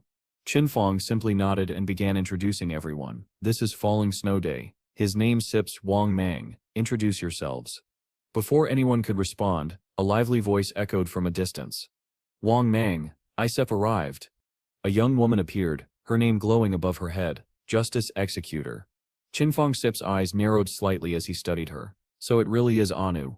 Her in-game title was Legendary, the only hidden-class longswordsman in existence. In his previous life, she had ranked among the top 20 players in the world, one of the strongest pillars of the Dacia faction, and a nightmare to many foreign guilds. She jogged up with a bright grin and extended her hand eagerly. Big shot Dark Shadow. Oh my god, I can believe I stump meeting you in person. I stump Anu, such a huge fan. Qinfeng met her gaze, intrigued. So this is the first person in this life who's stronger than me. Anu smiled, eyes gleaming with excitement. Dark Shadow, your growth rate is insane. What's your secret? Are you a transmigrator or reborn? She laughed playfully, half joking yet half curious. Qinfeng didn't answer immediately. Instead, he smirked faintly, because in this world, some secrets were better left unsaid. Qinfeng didn't respond immediately. His mind was a storm of thoughts. In my previous life, Anu wasn't on the same team as Wang Mang. That detail gnawed at him. If I remember correctly, she represented Shanghai City. The government used her to buy up vast amounts of transferable lifespan. It made sense. The longswordsman class had incredible survivability. Entrusting lifespan to her meant minimal risk, a smart move for the government. Anu's sharp eyes locked on him, her expression calm but calculating. She didn't bother to hide her intentions. Big shot, she said with a disarming smile. Whatever rare items you have, sell them to us. We'll take everything. Oh, and by the way, her tone lowered slightly. All of Shanghai's collected lifespan is managed by me, so you probably won't kill me, right? Qinfeng smirked faintly. Of course not. I sips him not that short-sighted. Cooperation benefits both of us. Anu Sit's grin deepened. I knew you were smart. He studied her carefully, his thoughts circling back to the past. She's probing me with every word. The rumors from his previous life were true. Outwardly innocent and lively, but inwardly shrewd and lightning fast in her decisions. She was the perfect bridge between him and the Dacia government, saving him countless steps. But in the real world, things were spiraling out of control. Across the country, panic spread like wildfire. Players were shouting in disbelief as official announcements filled every screen. Oh my god, did everyone see that? Someone screamed. The government just confirmed it. Lifespan in the Divine Artifact game is real. If it runs out in the game, you die in real life. A blue-haired girl trembled, her phone slipping from her hands. What? That can be true. It's just a game. I transferred all my lifespan to Brother Songfei already. Others clutched their phones in horror. I only have a few years left. I've killed so many players. Every death costs me double now because of the murderer buff. This can be happening. I've died 3 times already. Why is my lifespan dropping this fast? The panic was absolute. One of Songfei Sip's devoted fans sat frozen, unable to look at her game data anymore. Damn it, I was a mage tank, always rushing to the front lines. I killed so many, died even more, and now I only have 1 day of lifespan left. One day, when that Sip's gone, I really die. She shook her head violently. No, I don't believe it. Just then, her phone buzzed with multiple messages. She glanced down, hope flickering in her eyes. Notification, Songfei is buying lifespan. Her face lit up. Brother Songfei, he save me. Heart pounding, she began preparing immediately. I still wear my Songfei support gear from head to toe, she said feverishly. Yes, even the special Songfei ultra-thin anti-overflow sanitary pads. In a frenzy of idol worship, she dressed in clothes covered with his pictures and rushed out the door, her voice sugary sweet. Brother Songfei, I'm coming to see you at the resort. Meanwhile, Xiao Yu slowly woke up in a pitch-dark room. Phew, did I return to reality? She murmured groggily. The first thing she did was check her account balance, and her face lit up with excitement. Wow, 1 day of lifespan is worth 15,000 now, and I have 200 days. I'm rich. But her joy froze the moment she saw the next notification. Her eyes widened, her body went cold. Breaking news: Songfei has been killed 3 times by Dark Shadow. Her lips trembled. What? Then came the scream. Raw, heartbroken. Oh my god, Songfei was massacred by Dark Shadow? 3 times? She clutched her mouth, tears streaming down her face. Her voice broke into sobs. That idiot said it himself. If your lifespan runs out in the game, you'll die in real life. He's really going to die. Her whole body shook uncontrollably. Why did Dark Shadow kill Brother Songfei? She looked through the player chat logs. Songfei had been surrounded by dozens of supporters, yet Dark Shadow still managed to kill him 3 times. Terrifying. Unbelievable. Then, New system announcements began flooding in. Official broadcast. Sisters, Brother Songfei needs help. Anyone in Jiang District can sell him your transferable lifespan. Meet him at Dajiang Square. He sips paying 10,000 per day. Dozens of Songfei's fan groups reposted the same message, calling it the perfect chance to both help their idol and make money. Zhao Yu wiped her tears and stood up abruptly. Brother Songfei is in Dajiang Square that sips close to me. She grabbed her bag, eyes burning with desperate resolve. No, I can just sit here and watch him die. I have to help Brother Songfei. Her heart pounded with obsession and devotion. Thanks to those fools, I have more than 200 days of transferable lifespan. That sip's enough to save him. Meanwhile, inside the divine artifact game world, Qinfeng continued hunting monsters. The ground was littered with corpses, glowing red under the dim light. One after another, system notifications flashed before him. System, congratulations, Youssef reached level 10. Constitution +2. Youssef gained 5 free attribute points. Youssef unlocked profession upgrade. First player to reach level 10 in Shanghai City, fame +7. First player to reach level 10 in Daxia Country, fame +4. First player to reach level 10 globally, fame +21. And then came the final message. System announcement. When 7 players reach level 10 in Shanghai City, the teleportation gate to the ruined land of the gods will open. Qinfeng's eyes gleamed as he looked toward the horizon. The world was changing, and this was just the beginning. All across the divine artifact world, players froze as the same string of glowing notifications appeared before their eyes. System global announcement. Player Dark Shadow has become the first in the world to reach level 10. For a moment, silence reigned. Then, chaos erupted in every chat channel. Dark Shadow again? The same guy who took the first gold level kill? He seps insane. He seps the first global level 10 already? And he sets from Daxia. Damn it. The disbelief was unanimous. Every region's player base buzzed with frustration, awe, and fear. Even Ice Smith, the only hidden profession player, is still level 8. How the hell did he reach level 10 already? We have 1.5 billion players in Tianzhu, and no one can catch up to him. This Dark Shadow, he sits not human. While the world reacted in shock, the system continued updating based on Qinfeng's progress. System update. Evolution points, spent 13. Remaining 0. Skill enhanced, backstab, platinum tier, fui. Passive effect. Attacks launched from behind deal 50% increased damage. After defeating another monster, Qinfeng stood still, gazing at the endless ocean. The light reflected in his eyes carried no excitement, only calculation. My transferable lifespan is barely more than 7,000 days, still not enough. Not safe. He opened his status window. Nickname, Dark Shadow. Profession, Dark Hidden. Level, 10. Non-transferable lifespan, 128 years, 219 days. Transferable lifespan, 7,455 days. Strength, 39. Physique, 39. Agility, 111. Spirit, 41. Fame, 47. His cold eyes reflected only determination. To leave this small beginner's town, 7 players needed to reach level 10 to activate the teleportation formation, the gateway to the ruined land of the gods. The highest level after me is 7, he thought calmly. That means I still have time to wait. Perfect. I can return to reality and handle something first. Without another word, Qinfeng's figure vanished from the beach, dissolving into black mist. When his eyes opened again, he was back in the real world. Just as he sat up, a faint blue glow appeared before him. The divine artifact game interface had followed him out, sending a chilling notification. Consume transferable lifespan to extract abilities into the real world. Qinfeng's lips curved slightly. Yes. The system responded instantly. Select extraction type. Ritz extract profession and level. Murin, extract equipment. Rotting extract skills. Marun extract bloodline, locked. Moreau, extract divinity, locked. Qinfeng's voice was calm, deliberate. Extract profession. You have consumed 1,000 days of transferable lifespan. You have obtained shadow meld, hidden profession. Strength 3, physique 3, agility 8, spirit 5.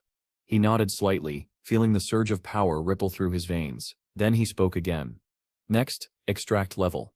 You have consumed 1,002 days of transferable lifespan. Your real-world level has increased to level 3.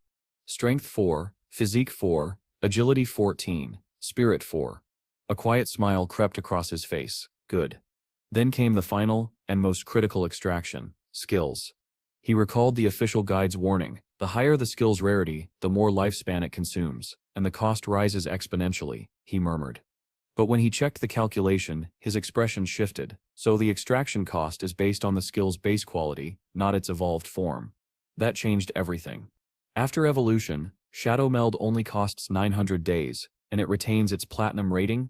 A sharp laugh escaped him. Perfect. You have consumed 900 days of transferable lifespan to extract the platinum skill Shadow Meld. You have consumed 2,262 days of transferable lifespan to extract the silver skill, Poison Dart, Extreme. A wave of burning energy coursed through his body. He clenched his fists as black smoke curled around his arms, veins bulging with power. Still, 1,292 days of lifespan left, he muttered, exhaling slowly. That sip's enough for now. He looked down at his trembling hands. My physical stats are now double a normal human sip's. Agility alone has reached 32 points, beyond the limits of human biology. Combine that with stealth and a 14-meter poison dart. A sharp glint flashed in his eyes. Songfei one stat escape this time. Just then, his phone buzzed with a flood of notifications. He swiped, and frowned. Forum post, Songfei is buying lifespan again. Location, Dajang Square. Purpose, revenge against Dark Shadow. Dajang Square, 7 to 8 kilometers from here, Qinfang whispered. At my current speed I can reach it in just over 10 minutes. But before he could move, another message appeared on his phone. A personal text. The sender's name made his expression darken. Hu Kai Bin. Qinfang, Yusef grown bold. You once sit even answer the phone now. You should feel honored that the eldest young lady even noticed you. But you refuse to cooperate, answer immediately, or... The message ended with a single word. Idiot. Qinfang scoffed coldly and blocked the number without hesitation. As he stepped outside, a faint black aura began to swirl around him. Each stride carried a quiet menace, the presence of someone walking above the ordinary, calm, confident, and untouchably dangerous. In the faint reflection of a glass window, the shadow of Dark Shadow moved, silent, lethal, and unstoppable. Qinfang's eyes were cold, his aura exuding a force that made the air around him feel heavy. Soon everyone would come to understand what the Divine Artifact game truly meant. Meanwhile, in the Grand Hall, Songfei's devoted fans had completely filled the space. His sweet words had them utterly enchanted, obsessively hanging on to every syllable. Posters and screens all around the stage were plastered with his image, each one showcasing his charming vest and handsome demeanor. Even Zhang Li, standing among the crowd, was captivated, utterly absorbed by him. Every word Songfei spoke dripped with honeyed charm. Brother, I heard you were killed 3 times by Dark Shadow in the Divine Artifact game. Don't set worry. Seb sent people to investigate his real identity. Songfei Sip's soft Theo, Seft betrayed curiosity as he asked, and how far has the investigation gone? A smile spread across her face as she shared the news. Sep sent someone to approach him in Yinghua town. We will offer him a deal he can dead refuse. Once he comes to the real world for the money, haha. Zhang Li Sip's eyes were filled with infatuation, giving her complete attention to Songfei. Then we still make sure he pays. And you, brother, can vent all your anger. Songfei Sip's lips curved into a satisfied smile. Be sure to let me know when the time comes. He glanced at her with a protective gaze. Sep heard your Shida Jane uses this method to control many players, making them work for free. Hearing him care so attentively, Yang Li smiled softly and dismissed the others as idiots. All of them are greenhorns, she thought, squeezing out only a little lifespan. It's Sep's still better to be with you. So many girls are willing to sacrifice their lifespan, even their lives, for you. Songfei raised his head confidently, exhaling lightly. Humph. Suddenly, a young man pushed through the crowd, ignoring the atmosphere, shouting, Hey, don't sell your lifespan so cheaply. His words drew immediate backlash. Haven't you seen the official announcement? If your lifespan runs out in the game, you still die in real life. You start harming lives. We shall sue you, Songfei. Songfei had anticipated this. Calmly, he stood, his voice soft yet commanding. Cough. Hello friends, I am Songfei. Sef noticed the controversy regarding my purchase of lifespan. Yes, it has caused some social disturbance, and for that I am sincerely apologetic. The crowd of brainless fans erupted in excitement. No need to apologize, you haven't done anything wrong. Tears glistened in Songfei Sep's eyes as he continued, trembling with emotion. I am deeply grateful for everyone's Sip's support. True love should always be positive. I hope everyone pursues their idols rationally, especially in this unique phase of the Divine Artifact game. Please protect yourselves and contribute to society. The hall fell silent, every ear straining. His words, though false, carried sincerity in their tone. I am also actively cooperating with the government. doing my best in the game. I used my personal assets to purchase lifespan to become an outstanding idol worthy of your love. I hope to bring joy, peace, and a better future for everyone. If my actions cause trouble, I sincerely apologize." Below the stage, chaos erupted. Some shouted in outrage, but the majority defended him passionately. "You did nothing wrong. How can you be so gentle, my darling? Go away, barbarians." We start helping him willingly. Don't tarnish his sincerity.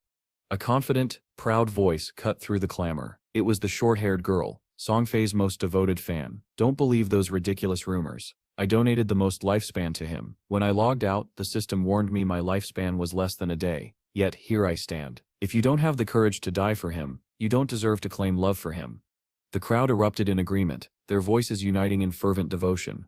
"Yes, so true. So right, Songfei, I love you." One by one, fans shouted their remaining lifespans. "I have 20 days left. I'll give it all to you." "I have 17 days. I have 3. Songfei Sip's voice was gentle yet commanding, filled with fake emotion that masked the calculation behind his words. "Oh my God, I feel your love. I love you all." The hall trembled with the overwhelming energy of devoted fans, each one willing to sacrifice everything for the idol they adored, the one and only Songfei. The scene on stage had been carefully staged for drama, but no rehearsal could prepare anyone for what happened next. Seth reached out and took the short-haired girl's small hand, his eyes glistening with tears. "Especially you," he said, voice trembling. "To be loved by someone like you, I'm truly moved." The girl's eyes filled, tears and snot mingled on her face. "Ah, Songfei, my darling, just to have you look at me like this. Even if I had to die right now, I would be willing." A single tear rolled down his smiling face, masking the falseness beneath. Then, in an instant, the show's warmth was swallowed by a bolt of lightning. Before Seth could finish his line, the lightning pierced his skull. A second of deadly silence followed. The entire stadium froze, eyes widened in horror. He had no time to utter a final word. He coughed up bright, fresh blood. Black smoke curled from his head. Half of Songfei's brain was charred. He collapsed forward and slumped onto the shoulders of his adoring underlings. Panic spread like wildfire. The short-haired girl's eyes bulged. She staggered backward and fell to the stage, screaming, "Say what is wrong," she cried as she crawled to him, trembling. The crowd below joined her in alarm. The black-clad bodyguards materialized at once, forming a shield around Jiangsu and whisking her through the back exits. "Danger! Protect the young miss and retreat," they barked. Jiang Li's face drained of color. She plunged into the crowd against the flow, mind scrambling. Before anyone could make sense of the carnage, a faint halo had appeared over Songfei's body. The halo vanished into the air, as if collected by an invisible hand. Someone somewhere close by had reached out and taken it. Only a short distance from the car prepared for the young miss, Jiang Li watched in frozen horror as the divine artifact's light struck. The head separated from the neck. The expression of terror was fixed in her eyes. The bodyguards, stunned and panicked, could do nothing but shout orders that felt increasingly hollow. News moved faster than emotion. The forum exploded with updates. Star Songfei dies tragically at Dajiang Plaza. Crazy fan donates entire lifespan in divine artifact game. Dies beside Songfei's corpse. Police investigate supernatural cause. Songfei killed by inexplicable abilities. Shock spread among the fans. Jiang Li wept openly, covering her face. "I still can't believe it.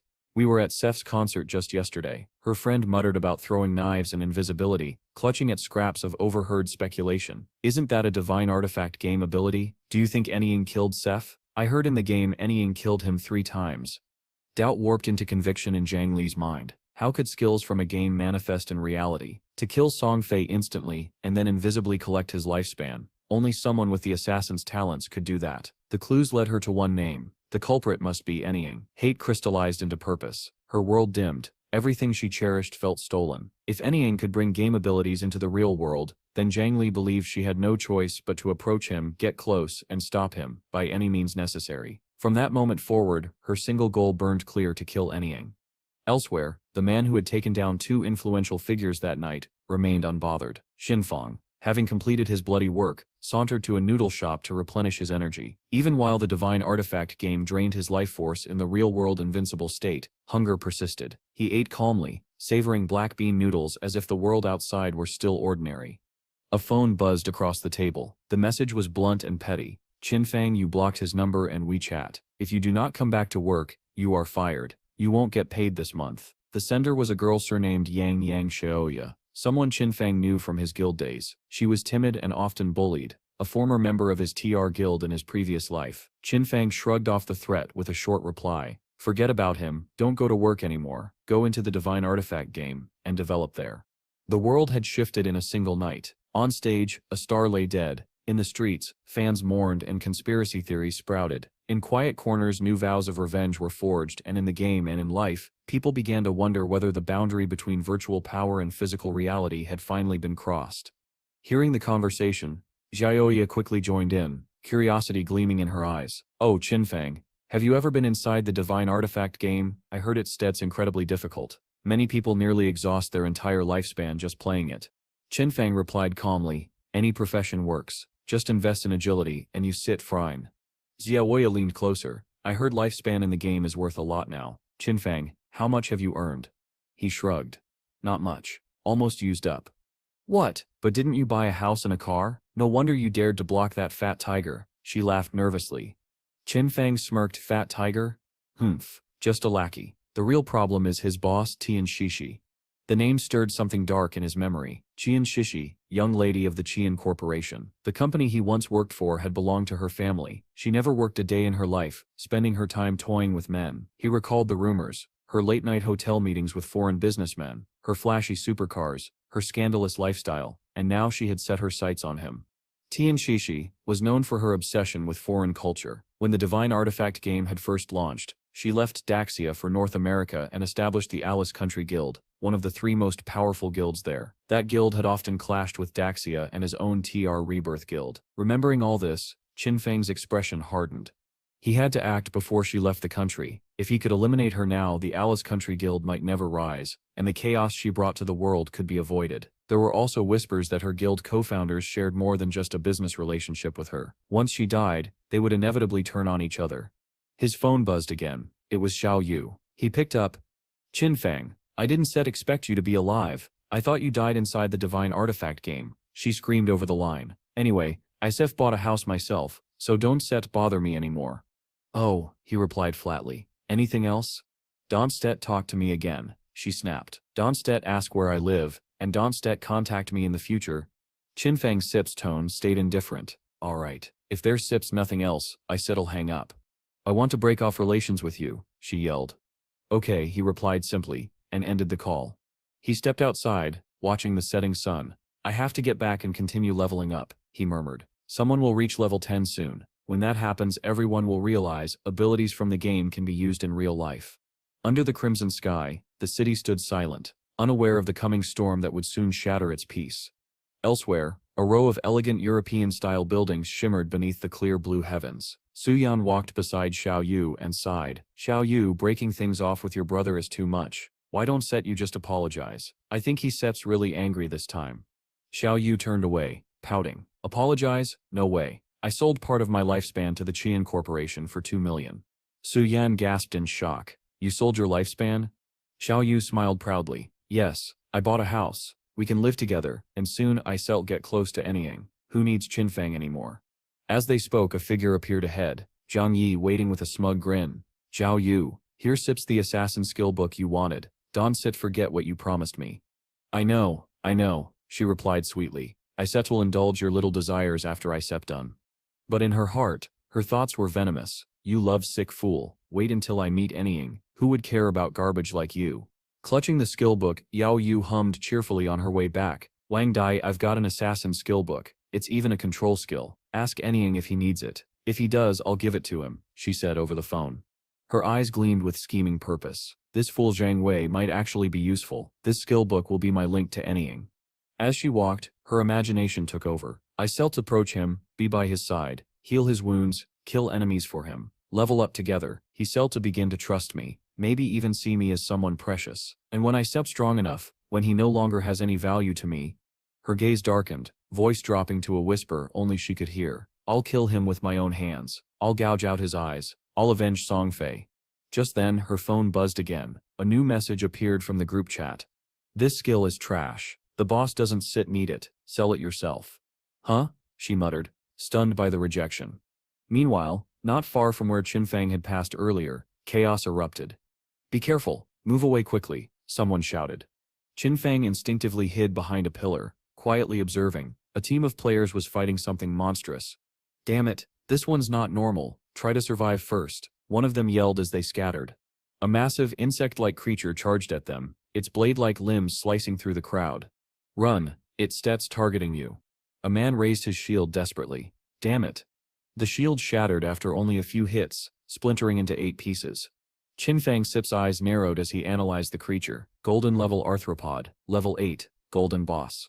His expression sharpened, a hint of excitement flickering in his gaze. Interesting. If I remember correctly, this boss has level 2 anti-invisibility. In other words, against this monster, Qinfang's invisibility skill was completely useless. The golden arthropod, known as Qi, roared ferociously, waving its massive sword in all directions. Seeing an opening, Qinfang dashed forward with incredible speed. His blade flashed like lightning as he unleashed a flurry of attacks. Damage, 1013, 1013, 1013. He paused for a moment, carefully analyzing the effect. Attacking from outside the enemy's field of vision deals double damage, but if the opponent can see through stealth, the bonus disappears. His brows furrowed. That explains the drop in power. Yet, he had a countermeasure. His legendary skill, Grace of Liberation, magnified the weaknesses in a monster's head and heart by 200%, and within the technique, 9 slashes of Shunying Jian, 3 of those strikes were designed to target weak points. Hitting them meant triple damage, enough to compensate for the lost stealth boost. A confident smile crept across Qinfang's face. "Thank you, Jin Li. Truly this legendary skill lives up to its name, and thanks to that girl, Xia, for helping me locate the Faith Temple." Suddenly, another player appeared above the rocky cliffs, exclaiming in disbelief. That stealth damage, terrifying. Just one attack wiped out 1/6 of the golden level boss Sit's health. After a brief pause, Qinfang decided to strike again. He pulled out several throwing knives and launched them with pinpoint precision. They pierced directly into the monster's head. The creature howled in agony. Poisoned throwing knife. Qinfang's eyes gleamed coldly. A silver tier skill. Its damage isn't keeping up anymore. I need to evolve my profession fast to boost stealth potency. But before he could plan further, the golden arthropod suddenly leapt high into the air, lunging toward him with deadly intent. A female mage watching from above shouted in panic, "Be careful." Qinfang's gaze hardened, murderous light flashing through his eyes. Qi's crimson blade slashed wildly, forming a storm of death that shredded the air itself. The mage and her teammates hid in a corner, trembling. "Damn it, what kind of speed is that?" one muttered. "Not just speed, look at how he's attacking. It's like he knows exactly when to dodge and counter." "Has he fought this boss before?" another whispered. "He must have. His movements, it sips as if he's practiced this fight hundreds of times." Meanwhile, Qinfang moved with impossible precision. Each dodge, each strike, perfectly timed. In my previous life, he thought, when I fought alongside Zhao Yu, she couldn't even protect herself, let alone heal me. That's why I developed this skill, evasion. A warrior doesn't always need to endure blows. Sometimes, survival depends on agility. His eyes burned with intensity as he prepared the final blow. I shall prove it. Even as an ordinary warrior, I shall reach the top 100 globally. With one decisive strike, his blade cleaved through the monster's defenses. The golden arthropod shrieked as its massive form crumbled to the ground. The female mage screamed, "Oh my god, the golden boss is escaping." But Qinfang didn't hesitate. He darted forward once more, blade flashing in a final fatal arc. A clean slash, straight across the head. The creature's skull separated from its body, and its massive corpse hit the ground with a deafening thud. A system message appeared before him. "You have slain Golden Arthropod level 8, Golden Tier. Rewards, plus 640 EXP. Plus 7 evolution points. Plus 497 days of tradable lifespan." Qinfang stared at the glowing notifications, a faint smile spreading across his lips. So this is the reward for a golden boss, 7 evolution points and nearly 2,000 days of lifespan. Not bad. But then another shimmering item caught his attention. A skill book dropped onto the ground, radiating platinum light. He picked it up and read the description. Black Light Shield, Platinum Assassin Skill. Effect converts all evasion rate into a damage immune shield. Duration 8 seconds. Cooldown 60 seconds. Level requirement 8. Conversion rate 20% evasion, 1 layer of damage immunity. After the duration ends or the shield breaks, evasion returns to normal. A wide grin spread across his face. Unbelievable. It dropped a platinum skill book. He quickly combined the details in his mind. If I pair this with the epic skill Shadow Demon Ambiguous, which grants 75% evasion, then Black Light Shield could create 3 layers of complete damage immunity. His grip tightened on the book. With this I can face any boss without shedding a single drop of blood.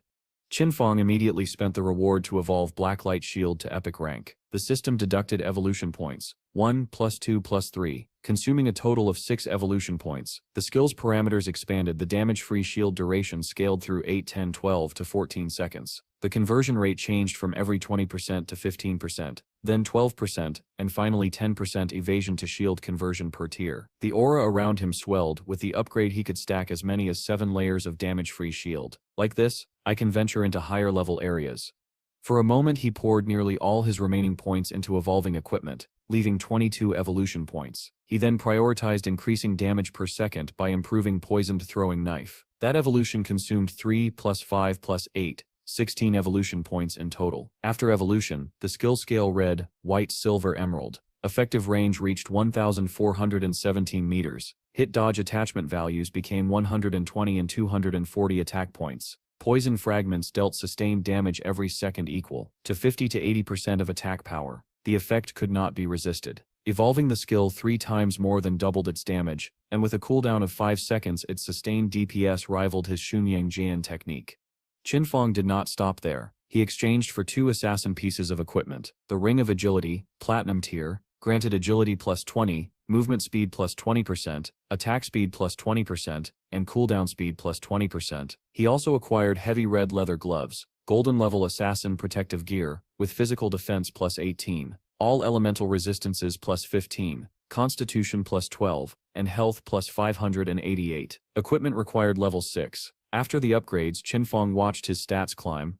The combination of gear and skills pushed his cooldown speed to 55%. A skill that had originally had a 12-second cooldown, now refreshed in only 7.7 seconds. He gained 52 constitution points, 106 physical defense, and 1,517 horsepower points. He smiled to himself. Not bad. Now I can tank 3 hits from a golden boss without dying. With Blacklight Shield layered on top, my survivability increased significantly. The party that had watched the fight now approached, awestruck. Big shot, you actually soloed the boss, they praised. A mage prompted eagerly, are there any skills or items I can buy from you? Qinfeng produced a book with a cool casual air and offered it. If you're a mage, I have this golden skill book, Frost Scatter. It releases up to 10 ice orbs. Fixed price, 800 days. The teammates protested, clicking their tongues. 800 days. That's too expensive. Level 5 golden skill books sell for 400 days. Qinfeng's eyes flickered. He explained, this is a level 7 book. Level 7 deals 40% more damage than level 5. 800 days is fair. The mage nodded without hesitation and purchased it. The system confirmed, Frost Scatter, golden skill book. You have paid 800 days of tradable lifespan. Qinfeng left with a swagger. No boss can threaten me now, he thought, resolved to return to town to spread the news and map out golden and white silver level bosses, so he would always have targets to farm and maximize his growth rate. Just after a few steps, his device buzzed. A message from Wang Mang popped up. Beep beep, big shot. Xiao Yu from our team asked me to contact you. She says she wants to give you a skill book. Qinfeng frowned, unimpressed. Xiao Yu offering me a skill book. Probably a trash green skill. He had already seen public conjecture. Most people suspected Anying of killing Songfei. The rumor that Xiao Yu would offer a gift to Anying made Qinfeng suspicious. He replied curtly that he did not want the gift, and told Wang Mang to tell her to keep it. Wang Mang forwarded the exchange exactly as Qinfeng had worded it. Qinfeng assumed Xiao Yu's overture was calculated. Either she wanted to cling to Anying, or she sought vengeance for Songfei, or perhaps both. He contacted Wang Mang again and instructed him to come to town. Qinfeng had goods he wanted to sell. Then Wang Mang asked the blunt question everyone feared to ask. Big shot, did you kill Songfei? Qinfeng's eyes flashed cold and sharp. Without evasions he replied plainly, yes, I killed him.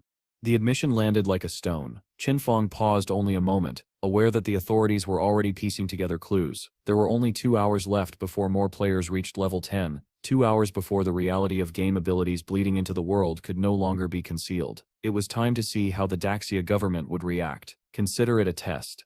He vanished toward Firefly Town, and stepped into the wooden meeting house, where players and traders had already gathered, ready for what the coming storm would bring. As soon as Qinfeng entered the room, Anu stepped forward and asked bluntly, in front of everyone, Big shot, do you admit that you killed Seth? Qinfeng did not flinch. He answered without a single evasion, yes, I killed him. Anu's smile was a practiced mask. We did a full investigation. You are our primary suspect. She continued, steady and clinical. Sunfei and Zhang Li had ill intentions toward you. Dajiang Industries has captured and tortured many players, forcing them to farm the game for points. If you killed those two people, strictly speaking, that could be argued as self-defense. Her words were an attempt at neutralizing outrage, a way to fold him into a temporary alliance. Qinfeng read the room and understood their motive at once. These officials had not unmasked his true identity, so they were offering a pragmatic cooperation, an arrangement built on convenience rather than trust. He remembered how, in his previous life, he had once cooperated with authorities while keeping his hands clean. In this life, however, he had already crossed a harder line by killing Sef and Zhang Li. That act would ripple outward, introducing unpredictable variables into this fragile era shaped by the divine artifact. A bold plan formed in his mind, one that could be called ruthless. He decided to sell all his unused platinum gear. With the government's patronage behind the trade, profession or class mattered little. They would buy everything. Most importantly, the officials had the lifespans and the credit to pay. Wang Meng's voice betrayed his astonishment. Platinum equipment and platinum skills. Did the big shot actually down a platinum boss? It made no sense. There had been no global announcement. Qinfeng fed them half-truths with a casual smile. My luck's been okay. I opened a few treasure chests. A woman standing nearby corroborated the story, claiming she'd seen him open a JDI-level chest with her own eyes. The crowd murmured in envy and disbelief. Someone compared their own hard-earned progress with the effortless windfall Qinfeng described. The gulf between ordinary players and him suddenly felt vast and unbridgeable. Then Qinfeng presented his price list. A platinum skill book for archers, fixed at 2,500 days, a platinum weapon for berserkers, 1,500 days, a platinum skill book for mages, 3,000 days. He bundled a golden skill and equipment combo for 8,000 days, and offered a batch of 25 platinum items at a discounted 16,000 days. Anu, practical and decisive, accepted without haggling. She cleared debts for 2 teammates on the spot, and completed the purchase. The room calculated the scale of the transaction. When traded lifespans exceed 10,000 days, units shifted to years. 60 years equated to roughly 22,000 days, which at current exchange meant a sum worth hundreds of millions in cash. For the Shanghai government, this investment promised strategic gain, better equipped development teams, fewer internal troubles, and a stronger hand in international disputes. Someone finally asked the question everyone feared to ask. Will you join a rescue of players being held by Dajiang Industries? Qinfeng saw the trap. The government was attempting to recruit him, to cleanse his image by making him a public ally. He refused the offer but did not remain silent. In a voice that cut through the murmur, he announced the truth he had been holding back. Yes, I used in-game powers to kill them. Once the divine artifact game reaches level 10, lifespans can be consumed to bring game abilities into the real world. His words landed like a detonator. The declaration was both confession and prophecy. The boundary between virtual power and physical reality was about to collapse. Qinfeng had chosen to make that collapse visible, to force the world, governments, guilds, and ordinary players to reckon with the storm he had already set in motion. Before leaving, Qinfeng turned back to the group one last time. His voice was calm but carried a weight that silenced the room. You all should understand what this means. Time is short. Seize every second you have. Anu Estig's expression shifted as the realization sank in. So that sips it. Dajiang Industries is also purchasing lifespan. Once their people reach level 10 and can bring abilities into the real world, our rescue operations will become far more dangerous. Qinfeng gave a faint nod. It's good you understand. I'll be on my way. And just like that he vanished, dissolving into thin air before their eyes. Anu turned to Wang Mang immediately, her tone firm. Wang Mang, we still divide into separate leveling teams. All 6 of us are already at high levels. Fighting together wastes potential. Split up, lead your own groups, and raise everyone's SIP's efficiency. Wang Mang nodded quickly. Understood. Anu continued, addressing the rest. Our first goal, reach level 10, then log out and report everything to the higher-ups. No one objected. The plan was clear, and the urgency was real. Moments later, a system announcement echoed across the server. Sat attention. Player Anying has opened a stall again. This time he sits buying, not selling. All players receive the broadcast. Set 30 days of lifespan for the coordinates of a silver boss, 100 days for a golden boss. The message spread like wildfire. Soon a familiar voice called out mockingly, still setting up a stall here. Anying, my young lady said if you agree to help her level up, she'll pay you 300 million and shares from Dajiang Industries. There won't be another offer like this in your lifetime. The crowd began to murmur. Someone from behind shouted, you really haven't Set logged out, huh? You don't Set even know what happened. Any killed Xiong Fi and the young lady of Dajiang Industries too. What? The man blurted, stunned. You mean she Set's dead? She Sep's gone. Another replied coldly. And you should Seb's seen it coming. She tried to capture Innie in real life. planned to enslave him for farming points. She brought this on herself. The man froze, his face darkening as memories flooded back. He had once taken her money, thinking it was an easy deal, but instead he'd been knocked unconscious, locked in a dungeon, and forced to grind for lifespan. Day after day he'd been beaten, starved, and made to lure others into the same trap. Remembering her cruel smile, he muttered bitterly under his breath. That woman deserved what she got. He laughed nervously, but Qinfeng Sep's sharp voice cut through. Looking at how obedient you are, you must. Sep helped her capture plenty of players. Haven't set you? And no, he stammered, shaking his head. I was forced, I swear. He turned to leave, muttering apologies as he hurried off. Qinfeng scoffed. Trash. Then, without another glance, he turned his focus back to his stall. Someone else approached him. Isef got the coordinates of a silver boss. Trade approved, Qinfeng said simply. 30 days of lifespan. The town remained lively, buzzing with excitement around Qinfeng's presence. Players whispered among themselves as they watched him trade. Look. That's Sep's Qian Shishi, one whispered. The real-life young lady of the Qian family. Stay away from her. She's Sep's rumored to have killed multiple players and drained their lifespan. A moment later, Shishi entered the town, flanked by 2 teammates. Her expression was arrogant, her tone dripping with contempt. This game is set as great as people think. As long as you have money, you can buy equipment, skills, and power, enough to crush anyone you want. Her eyes gleamed with disdain as she cursed under her breath. This damn game even made me miss my flight. I should be in North America right now enjoying myself with Max. She scanned the Daxia players nearby with disgust. Look at these men, so weak, so boring. Not a single one has any charm. One of her foreign companions, Tony, laughed smugly. Miss Quan, your taste is impeccable. Of course our men are far superior. Even in that regard, he added with a perverted grin, we stir much stronger. Shishi smirked, her gaze lingering on him. Her arrogance and his vanity blended into a dangerous alliance of greed, lust, and power. But in the shadows of that bustling town, unseen by them both, Qinfeng quietly observed, already calculating his next move. A little later, they returned to the real world, and the excitement followed them. You can experience it yourself, someone said. She nodded repeatedly. Okay, I am really looking forward to it.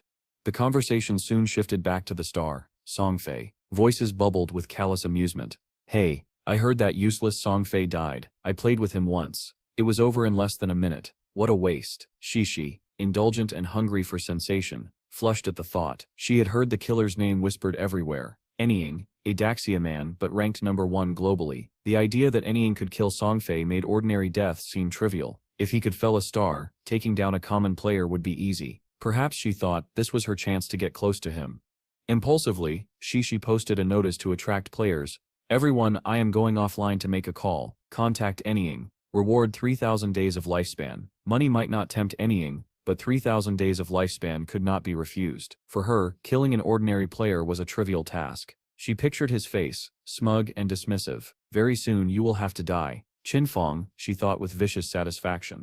Back in the dungeon of gameplay, Zhang stabbed fiercely at a monster's neck, while Xiao Yu threw up a healing spell from afar. Xiao Yu, next time don't buff so extremely. Zhang grumbled weakly. If you'd pushed a little more, I would have met my ancestors. Xiao Yu snapped back, annoyed. What are you being fierce about? You didn't die, did you? She hurried to explain, then glanced at her system status. My hunger level has reached 90%. I have to go eat. She and Suo Yan logged out together. In the real world, Xiao Yu's new room was a mess. She woke up groaning, so hungry. She checked her phone and frowned. Every food vendor had closed. No delivery riders were taking orders. Had everyone run into the divine artifact game? Old memories returned. Qinfeng always cooking for her, making life effortless. She forced herself to be strong. It's just food. Compared to freedom, this is nothing. Come on, you can do it without Qinfeng. You will live better. Meanwhile, by the seaside in a cave, strange noises echoed. A crab-like monster burst out, chased by a violent energy. Qinfeng descended and smashed the creature with one blow. Phew, more than an hour to clear 4 silver bosses. Efficiency is good. He did the math carefully. 4 silver bosses meant a total of 16 evolution points. On average, each silver boss yielded about 3,500 days of tradable lifespan. He checked his gear and stats. All my equipment is golden level or above now, he mused. His cooldown speed had climbed from 55% to 75%. The Xunyang Jian skill that once had a 12-second cooldown now refreshed in only 6.8 seconds. The damage output had soared. Safe outskirts no longer contained silver bosses. Golden level equipment had become the ceiling. He looked at his experience bar in frustration. If I want to upgrade further, I'll have to change jobs. He knew every silver boss had at least level 2 resistance to stealth. I must change jobs quickly to raise stealth to level 3. I still need more than 20,000 experience points. Memories of hard fights from his previous life rose in his mind. Only when stealth reached level 3 or higher could he reduce risk against silver bosses to a tolerable level. In his former life, killing a silver boss required a coordinated team of 20 people. Determined, Qinfeng headed back to town. Contact the government people. I'll sell all the equipment, he decided. His eyes glinted with resolve. He wanted to be first to the silver boss for the initial kill. In another city, a buyer announced a huge trade. Tradable lifespan of 105 years. The buyer called out happily, "Goodbye, big shot. Next time sell to us first." Qinfeng answered calmly. From a shadowed corner, a voice called, "Hey, you must be Anying, right? I have an assassination mission. Kill someone in real life. The reward is big." Qinfeng ignored it and brushed past, but the man persisted in a panic. "Wait, don't go. It's just killing an ordinary person named Qinfeng. I'll give you the address. You already killed Songfei. This will be easy. 3,000 days of tradable lifespan for the job." Qinfeng paused, surprised. Kill Qinfeng, he thought, cool and unshaken. The offer was blunt, laced with greed and disbelief. His path through the town continued, but the first real-world assassination offers were being whispered openly now, a chilling sign that the line between game and reality was rapidly dissolving. Qinfeng thought to himself, calculating quietly, 3,000 days, that is nearly 50 million in current value. Interesting. Who would want him dead? He had never met the man in real life. This middleman was only a messenger. The true employer remained hidden. He considered his past. In his previous life he had offended powerful people, but that had been in the later stages of the Divine Artifact game. To be targeted so early now meant old grudges, predating the game's release. One face floated into his mind, Qian Shishi. Only she had both the motive and the resources to hire an assassin. Yet if the Qian Corporation had truly wanted him dead, they would have acted before the game launched. That meant the hit had another purpose, most likely to get close to Anying. Killing Qinfeng, he guessed, was merely convenient. After all, Qinfeng had once refused her advances. How amusing, he thought. "You come looking for me first?" He answered the middleman coolly. "Fine, I'll take the job, but transfer half the deposit up front. Also, the timing is decided by me." The man stammered and begged to consult his superiors, then agreed. A notification blinked across Qinfeng's interface. Transaction complete. You have received 1,500 days of tradable lifespan.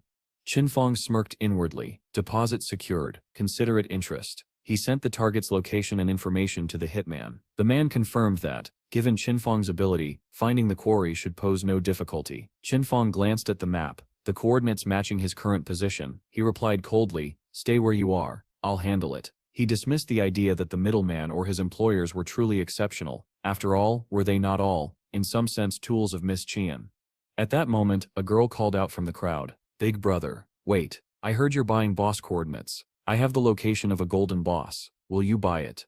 Qinfeng, unfazed, offered a price. 100 days, I'll pay after I see the boss. The girl agreed eagerly and led him north of town.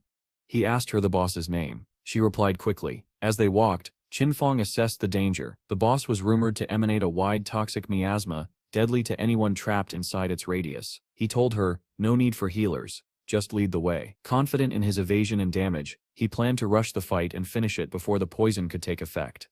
They entered the cave. The girl pointed ahead. The monster lay before them, shrouded in a strange green smoke that protected it. Qinfeng honored his promise and transferred the lifespan. A system notification confirmed. Transaction complete. You have given 100 days of tradable lifespan. Moments before the battle, the girl's voice trembled as she confessed something she could not hide. Brother, there's something I must tell you. This is a trap. Once you start fighting, someone will come to kill you. They told me to block you so they could get close and investigate your real-life identity. She explained with shame. They had equipped anti-stealth props to catch him. Her words felt like a punch. Qinfeng remained outwardly calm. Typical, he thought. The girl, trying to unburden her guilt, added that she had been forced into the plan. They threatened me in the real world, she said. I wanted to warn you. I hate them too. Her eyes begged for retribution. Anger flared in him, but he only answered with measured resolve. He had been pushed into a game of lies and old vendettas, and now the pieces were showing themselves. Whether hired by vengeance or by ambition, they would discover soon enough that Qinfeng was not an easy mark. Xinfang looked directly at the girl and asked coldly, "Who is the person behind you?" The girl hesitated for a moment, her face pale as she finally whispered the name of the one who had forced her. Dongfang Zian. In the game his ID was Yen Yun. He said that you killed him once, she continued nervously. Xinfang frowned, trying to recall any conflict between them. Dongfang Ainsu, so it sets that guy. After a moment he remembered, he was the one who competed with me for the golden magic ship boss. Later he apologized by giving me a skill book. The girl Sip's hands trembled. Sweat rolled down her forehead as she pleaded, "Brother, since you killed Seth, then you can definitely kill him too. Isep told you everything. Please don't sell me out. If Dongfang Xian finds out, Isep Don 4. It's Sep's best if you just kill him." Xinfang's eyes turned cold. So Xin Xiao dared to come up with such a foolish plan? He had never heard that name in his past life, which meant that person must have died early. He turned away calmly. Isep going to fight the boss. Killing one more dog on the way one Sep make a difference. Before leaving he gave the girl instructions. You just use their plan. Tell Dongfang Den Sep's people to come here. Isep will handle the rest.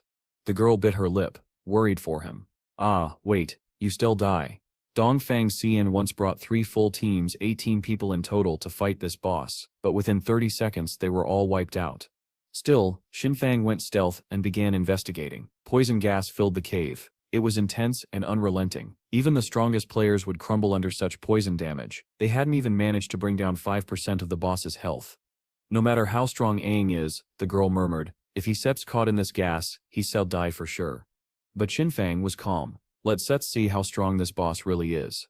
He activated his skill, Grace of Liberation. His figure blurred, merging with the air itself. Every strike was precise, every movement deadly. He triggered multiple effects in succession. Weak point magnification, cutthroat, and Grace of Liberation's wind glide.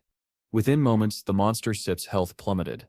Damage values flashed across the screen. 2,188, 6,700, 21,189. In less than a minute, more than half the boss's health had been erased. The girl watched in utter disbelief. What is that? One skill did over 80,000 damage? Her eyes widened as she looked at Xinfang with awe. What kind of monster is he? The boss sank slowly beneath the toxic water, disappearing from view. Xinfang, however, was unfazed. He knew that Grace of Liberation had a cooldown of 25 seconds, but with his 75% cooldown acceleration, it would return in just 14 seconds. No need to rush, he muttered. Let's wait for Dongfang Xian Sip's people to arrive and die together. Moments later, Shan Xiao Sit's subordinates entered the cave, their leader shouting, "Everyone, get ready, enter the cave and kill the boss. Anyone who blocks us, kill without mercy." Xinfang smirked. So, it's them again. And with Dongfang Xian too, he noticed their plan. The girl Little White Flower was pretending to stop them, but can she really hold them off? He wondered. The girl stood firm behind a glowing shield, a golden-level barrier. Xinfang finally understood. Ah, so that's Sip's why they chose her. A defense like that at the start of the game is rare. Must Sip come from a golden chest, probably a blessing from a god outside the wilderness map. Without hesitation, Xinfang made his move. In a blur he tore through Shanxiao's men. His eyes turned golden as he unleashed Curse Blossom. Crimson flowers erupted across the battlefield, devouring the life force of every enemy they touched.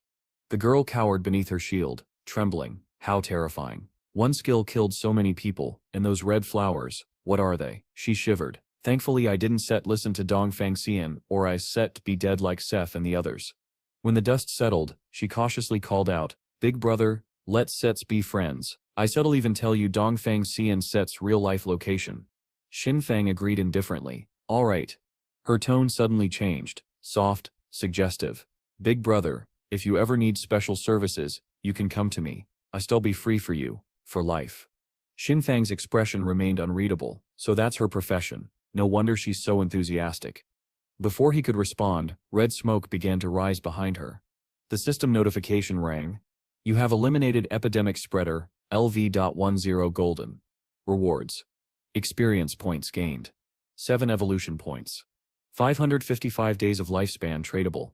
Xinfang Sip's eyes lit up as he saw the glowing orbs of power drifting around him. It took more than a dozen players to earn this much, yet this boss gives even more alone. He sneered. Instead of grinding monsters, these fools love stirring up trouble. They deserve death. Then he noticed something, a new drop shimmering in the air, a skill book, and for the assassin class no less. His heart raced. It's been so long since one dropped for me. He reached out, and the system revealed the details. Skill acquired, Moment of Darkness, Platinum level. Type, Assassin skill. Emits a dark flash from the weapon, blinding all enemies within range. Cooldown, 60 seconds, reduced to 34.3 s. Level requirement, 10. Range 20 meters. Duration 10 seconds. Varies by target SIP's mental attributes. Xinfang Sit's eyes gleamed. Blind, perfect. He immediately learned the new skill. His power, once again, had evolved. Xinfang's confidence surged. With his new moment of darkness skill, he realized that even without stealth, as long as the enemy was blinded, he could still trigger double damage. A smirk crossed his face. Perfect. No matter how high a boss Sit's anti-stealth is, it won't affect my efficiency anymore.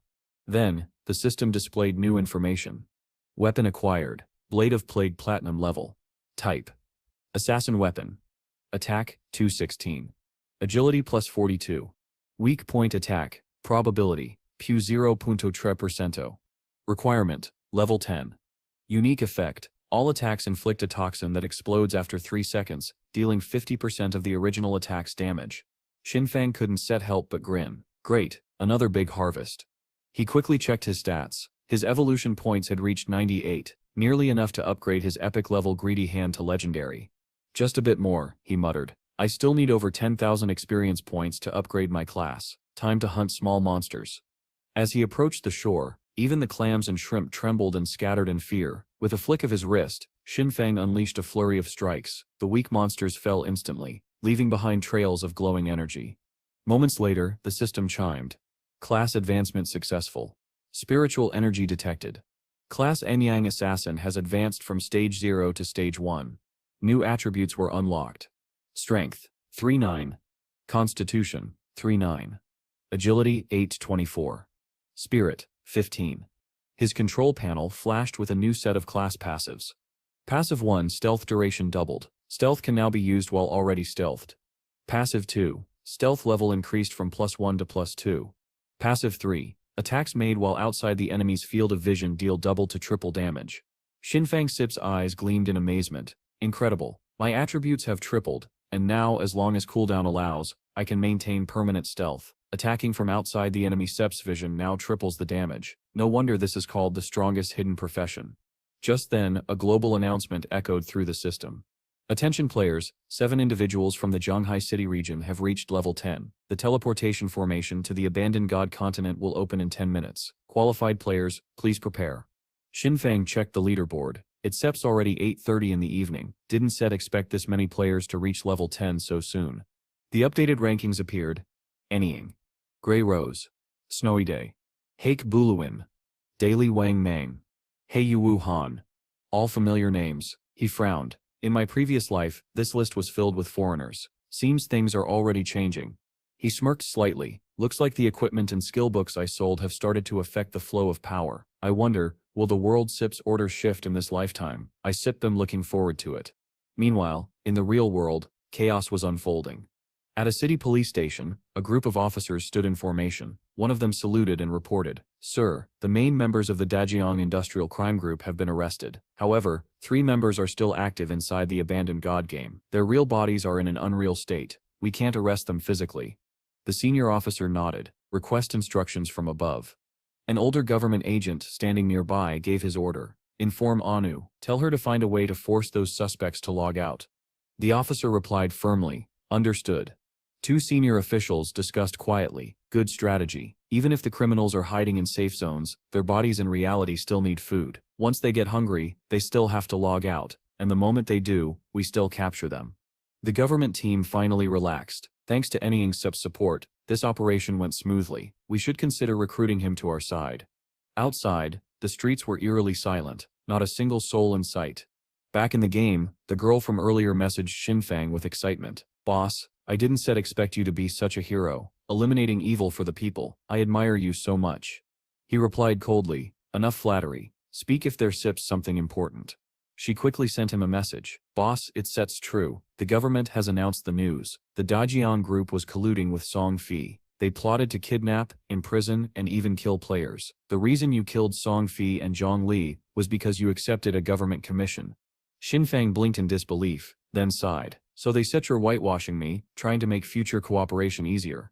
He asked, "Have you found Dongfang Xian Sip's real location yet?" "Not yet," the girl replied. "He hasn't logged out. Give me a little more time. I still update you the moment I know." "Alright," Xinfang said quietly. "Other things can wait. The next priority is reaching the abandoned god continent."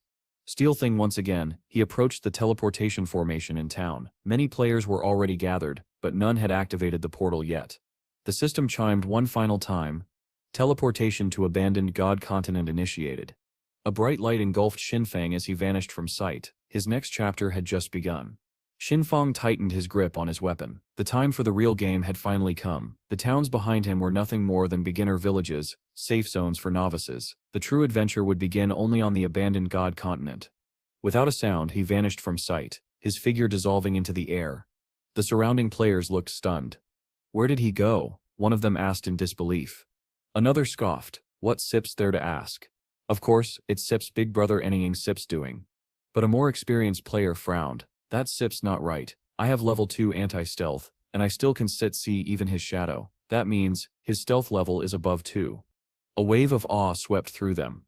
Meanwhile, Xinfang was teleported by the system to a new location. He wasn't surprised, this had happened in his past life as well. A familiar wind brushed past his face. The Jianghai ruins, he murmured. Just like before, players from each city were teleported to ruins corresponding to their own city when first arriving on the abandoned God continent. The strange thing was that these ruins perfectly mirrored real-world maps. Xinfang Sip's brow furrowed. Why is that? Even in my previous life, no one could solve this mystery. He dashed through the ruins like a shadow in the wind, his senses sharp. Suddenly a beast roared behind him, bursting out of the sand in a frenzy. He immediately activated his stealth again. System notification. You have eliminated the burrower level 11, normal quality. But more monsters appeared, surrounding him from all directions. As they lunged, Xinfang jumped high into the air, his body glowing faintly. Grace of liberation. A storm of energy burst forth. His strikes were precise and deadly, each blow cutting through the monsters before they could even react.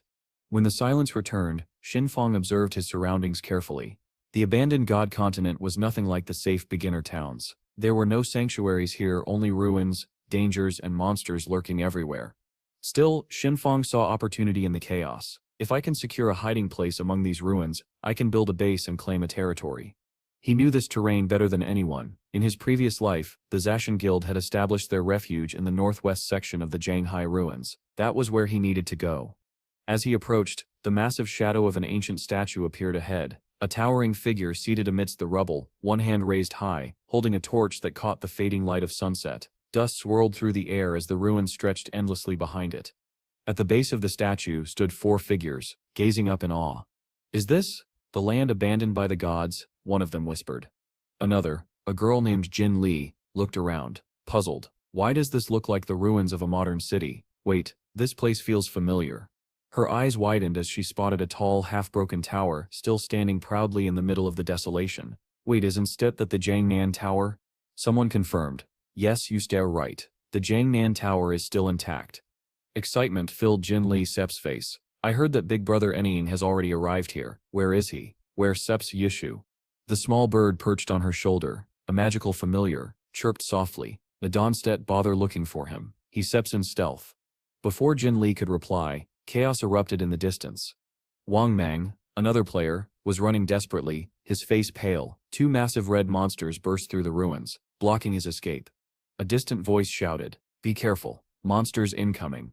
Wang Mang raised his shield just in time, but the monster's claws struck with tremendous force. Damage indicators flashed above him. 498, 512. Nearby, Yur, gripping her glowing staff, warned, "Stay alert, even the normal monsters here hit harder than silver bosses near the towns." Just then, an arrow streaked across the sky, a bright binding light that wrapped around one of the monsters. A man holding a bow stood at the base of the ruins, his expression calm and focused. "I shall hold them back," he commanded. "Everyone else, attack together, focus fire."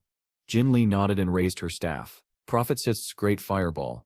A blazing sphere of fire formed above her head and exploded upon impact, engulfing the monsters in flames. The explosion shook the ruins, and when the fire subsided, both monsters had turned to ash. Cheers erupted. Woohoo! Monster extermination successful. So great. Wang Mang exhaled in relief and turned to Yuer. "Sa, let your owl scout the surroundings." "Okay," she replied. Her white owl soared high into the air, circling above the ruined city. Moments later, its voice echoed in their minds. "Captain, the situation isn't set good. There are demons everywhere, too many of them. The noise from our battle has drawn others this way. I can locate any safe zone nearby." The archer grimaced. What kind of cursed continent is this? It's just basically a survival game now. Jin Lee Sep's tone turned serious. We need to find Big Brother Anying. He arrived about 10 minutes before us. If we can locate him, we still be safe. The owl continued to scan the horizon. Suddenly, it paused mid-flight. Wait, I see something. There are luminous items scattered along the northwest path. The team exchanged glances. Items, dropped after monsters were killed? Someone asked. That Sep's right. Another confirmed. It must be Big Brother Anying Sep's doing. Look at the number of drops. He probably didn't even bother picking them up because his inventory Sep's already full. They stared in the northwest direction with awe and admiration. If the glowing trail of loot truly marked Shinfang's path, then they knew one thing for certain. The legend of Anying had already begun. After the heated discussions, chaos broke out among the players. They ran frantically through the collapsing ruins, their faces pale as they faced a massive horde of monsters tearing down the surrounding buildings. Be careful, someone shouted desperately. More monsters have appeared. Anu, trying to maintain order, raised his voice above the roaring chaos. Everyone, run in the opposite direction. That side has already been cleared by Anying. It's safe there. Follow the light of the dropped items. We still find him if we head that way. Under the dazzling glow of those scattered lights, a figure holding a staff stood among the ruins. His expression was calm yet commanding. Let's move. Everyone stay alert and maintain formation. Don't get separated. We still fight and retreat together until we reach safety. Understood? The group nodded and moved forward, their weapons drawn. A giant wave of red-skinned monsters with grotesque faces and clawed hands came charging toward them. But before they could close in, a single flash of blue light erupted across the battlefield, slicing through the monsters like paper. Qinfang observed from afar, his sharp eyes analyzing every movement. Even without activating his release skill, his illusion strike was dealing over 20 to 30,000 damage per hit. Killing these creatures was almost effortless. He smirked faintly. A paradise for grinding monsters, he murmured. Standing at the intersection of the desolate streets, Qinfang finally stopped. Here it is, he whispered. The perfect hiding place. He gazed into the distance, explaining the significance of this spot. Beneath these ruins lies a massive underground palace. In my previous life, this place wasn't discovered until much later. That palace has over 1,000 resting chambers and dozens of grand halls. It's the largest refuge in all of Shanghai. Back then, it became the main base of my guild, the Jin Shen. At the entrance of the underground passage, 2 monsters stood guard, sentinels of the hidden dungeon. Qinfang continued explaining, before being conquered, this place was no different from an underground city. Countless traps, swarms of monsters, and a powerful guardian boss await below. The larger the territory, the stronger its guardian. Without hesitation, he stepped into the spiral path leading deeper underground. His tone remained calm yet confident. In my previous life after forming the Zan Shen Guild, I brought 18 elite members, 3 full squads, all at level 15 fully equipped. Even then it took everything we had to conquer this palace. He searched the winding paths until he found a deep spiral staircase leading down into the darkness. Strange glowing entities floated across what was known as the Land of Cleansing Souls. With a cold determination in his eyes, Qinfang muttered, "This time, I don't need anyone else. I alone am enough to defeat the guardian boss and claim this place." Before him, 3 grotesque creatures with glowing eyes let out ear-piercing shrieks. Around them, a horde of monsters of various colors prepared to strike. Qinfang gripped his weapon tightly, his aura flaring. Level 12, Golden Grade, Elemental Spirits. He analyzed quickly. The monsters lunged, surrounding him from all sides. He raised his blade high. Xunyang Jin.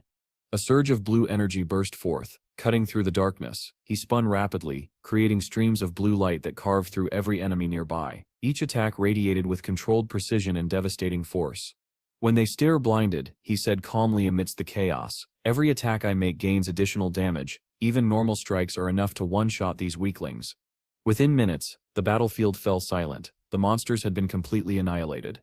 Qinfang stood in a large hall surrounded by faint yellow energy. 15 monsters in this area cleared, he muttered. But the Land of Cleansing Souls has dozens of these halls, and thousands of chambers. This will be a long campaign. He turned away, already strategizing his next move. Once I finish clearing this entire zone, I still have enough materials to evolve my said greedy hand step skill again. Moments later, he entered a vast room supported by towering stone pillars. The air was thick with power. It was clear he had reached the heart of the palace. "Just a bit more," he said. "Once all the small monsters are gone, the Guardian will appear."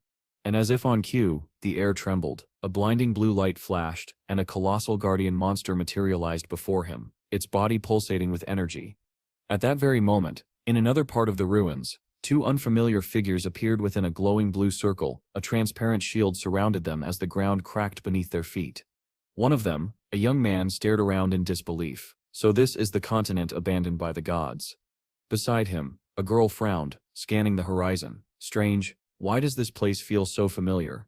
Before them stretched a desolate wasteland, a ruined skyline where even the Statue of Liberty lay shattered. Both of them gasped. This isn't this New York. They turned again, now standing under heavy rain at the edge of another fallen city. The boy looked down from a ruined bridge. Then that must be the ruins of Shounen City. The girl pointed toward a collapsed landmark in the distance. And that looks like London. A realization dawned on them. Could it be, the boy whispered, that every player is teleported to the ruins of their own city? Hearing his question, the girl frowned in thought and added, strange, could it be that the geographical layout of these ruins actually matches the real world? Before they could ponder further, two massive shadows loomed behind them. Their eyes widened in horror as they turned. Two giant monsters were emerging from the darkness. It's not good. Run quickly, the boy shouted. Their screams echoed through the ruined streets as the monstrous creatures rampaged through what was once New York City. Crumbling skyscrapers and shattered roads confirmed what they had feared. This was indeed part of the Shanghai ruins. Elsewhere, Wang Mang sat on a cracked road, surveying the aftermath of a fierce battle. There are no more monsters nearby, he ordered calmly. Everyone, recover your energy here for now. And Wu let out a low whistle and laughed bitterly. No wonder he Seps called the big shot. Anying really is something else. I thought I was strong, but in the end, all I can do is hide behind him. Her words made Wang Mang clear his throat sharply. Captain An Wu, mind your tone, he reminded. She smirked. Oh, did I say something wrong?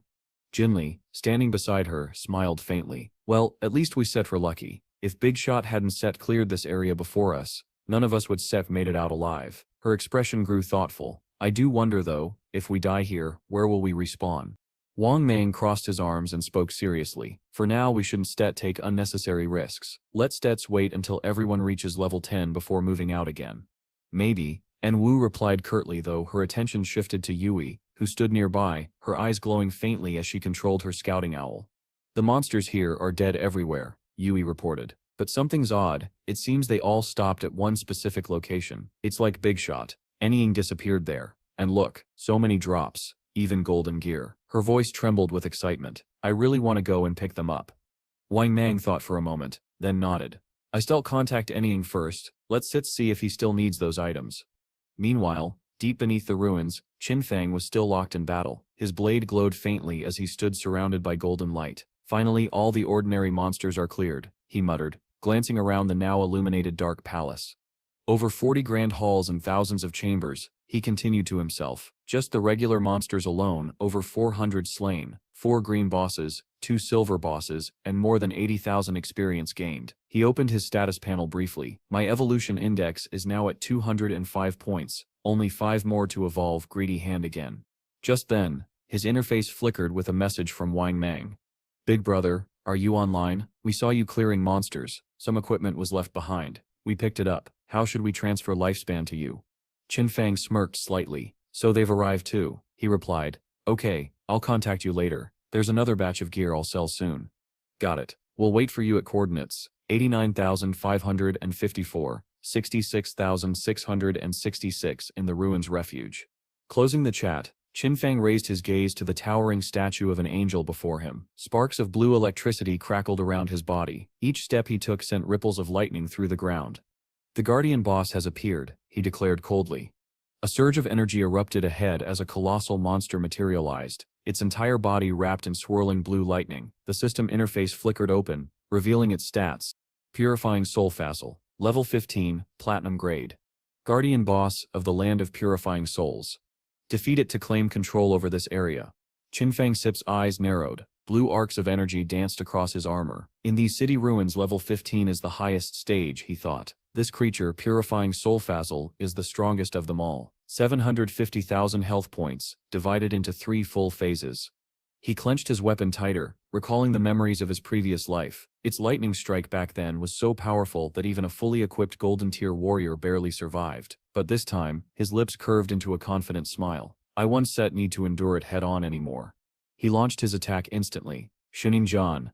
From above, spirals of blue energy rained down, colliding violently against the boss's electric armor. The purifying soul Fazl roared, counterattacking by conjuring a massive lightning bolt that split into dozens of branching strikes.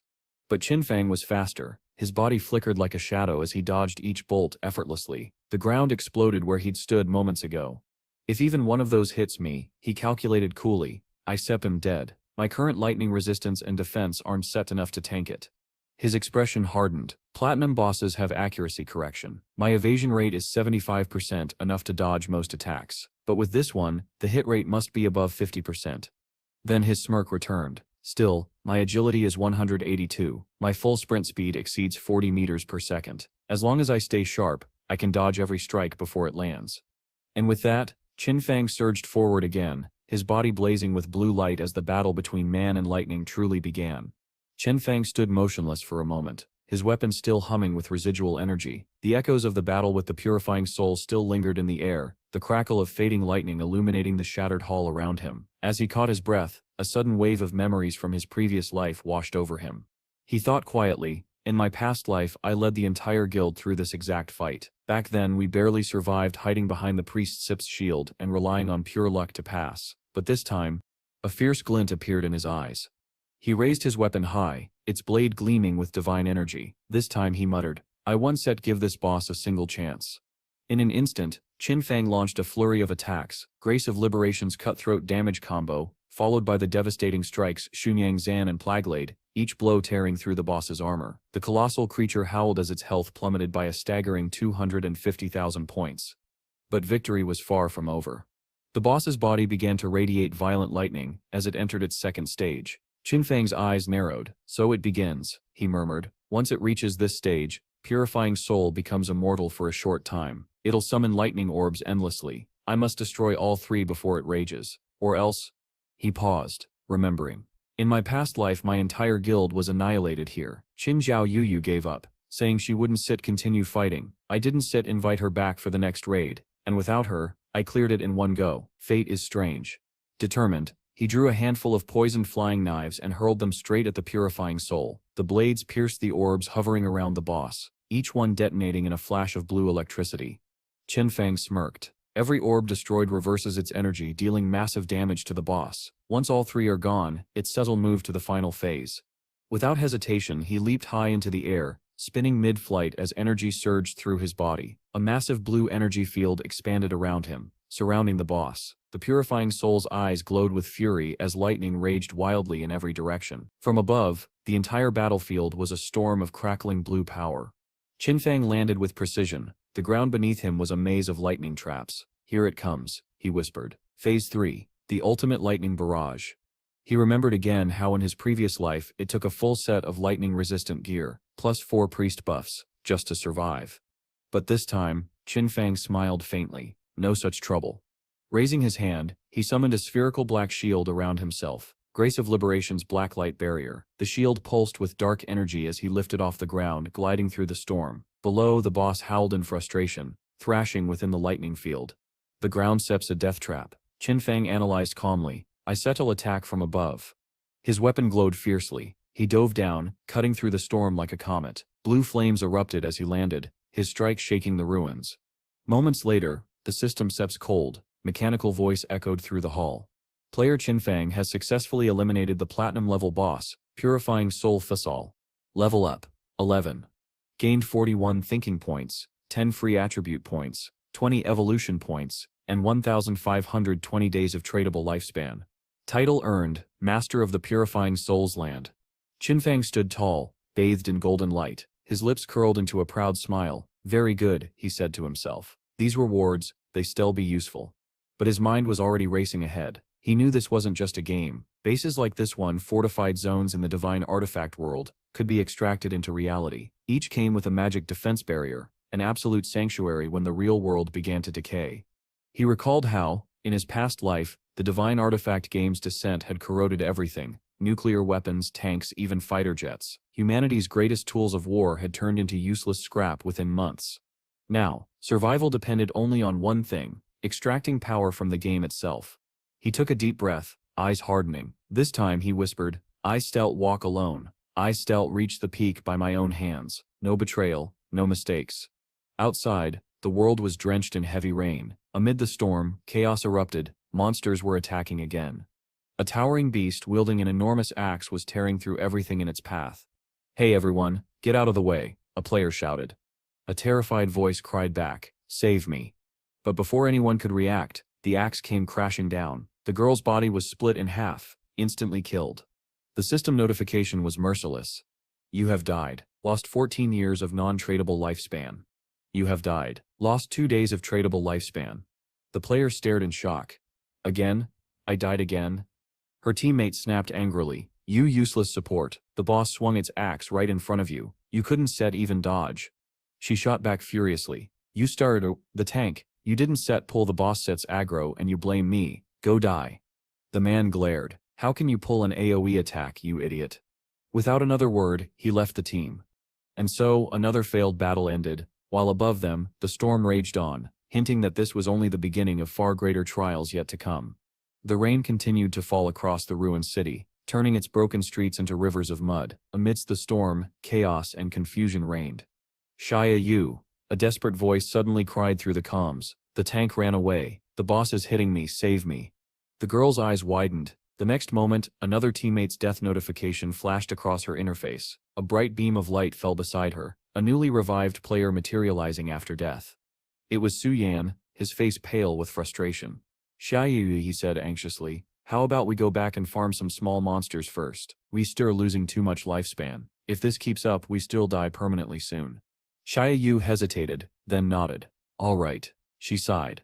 "Let's go." The two quickly left the area and teleported to another zone. At the same time, the System SIP's global announcement echoed across all servers. Player Anying, Shanghai City. First player to exterminate a platinum boss. Fame plus 10 points. The world chat instantly exploded. "Damn it, a platinum boss again. Soloed," one player shouted.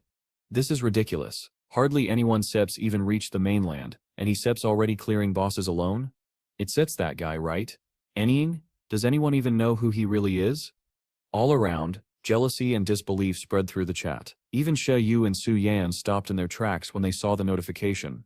"A platinum boss." Su Yan muttered in disbelief. "I haven't even seen one yet. He soloed it?" Xie Yu clenched her fists. Her heart burned with both fear and anger. Why are these people so foolish? Even a white-silver boss is hard enough to defeat, but that damn Any, he can kill a platinum boss all by himself? Back inside the ancient palace, the same place where the purifying soul had fallen, Qin Fang was calmly consolidating his strength. The victory had pushed him to level 11. From this stage onward, each level up increased all attributes by 4 points, and provided 10 free attribute points to allocate.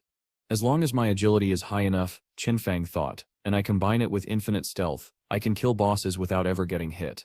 He smiled faintly when he checked the rewards. So the platinum boss actually gave me 20 evolution points. That SIP's enough to evolve the greedy hand again. Without hesitation, he began the process.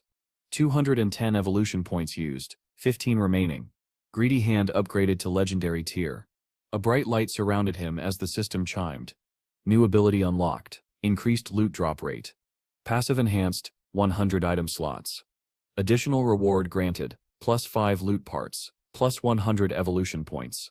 Qin Fang's SIP's expression lit up with satisfaction. Perfect. The reward range increased from 3 to 5, and the new storage capacity is incredible.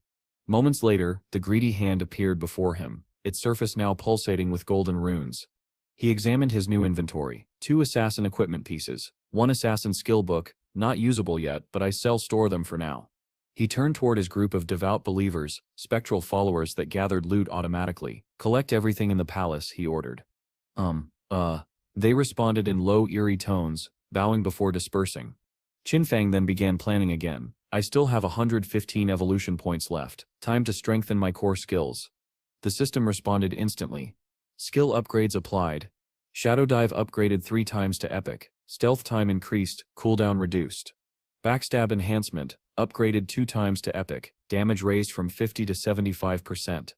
Moment of Darkness upgraded to Epic. Creates a black halo causing blindness. Increases range, reduces cooldown.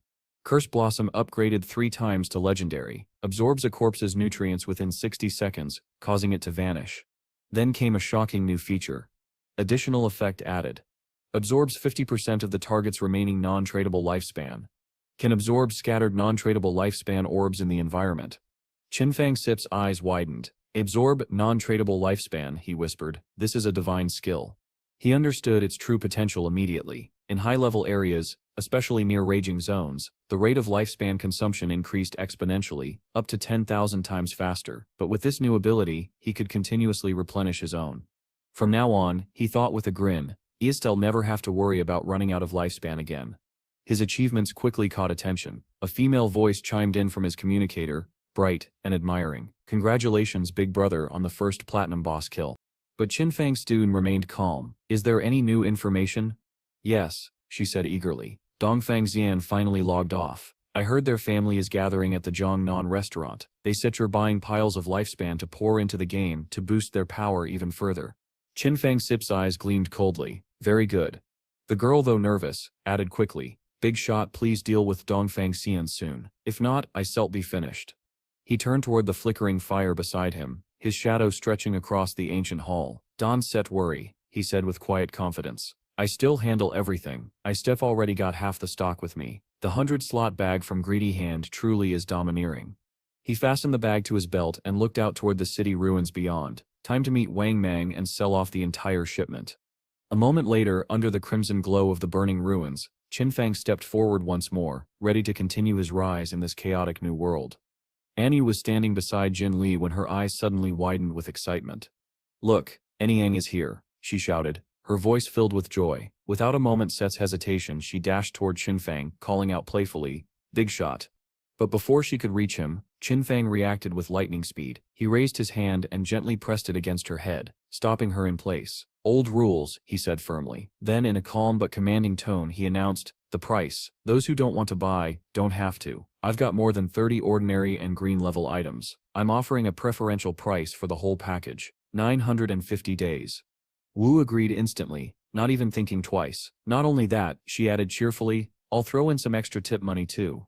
Fine. Big shot. The total value of everything we picked up before is roughly over 1,000 days combined. Let's make it a clean 2,000 days for the whole deal. Qinfang Sit's expression softened slightly. All right, he said, pleased with the offer. Now this is the white silver, golden and white gold batch, a total worth of 18,000 days of tradable lifespan. Wu Stup's tone grew serious. White gold? She asked, eyes widening. I only have one piece of golden equipment myself.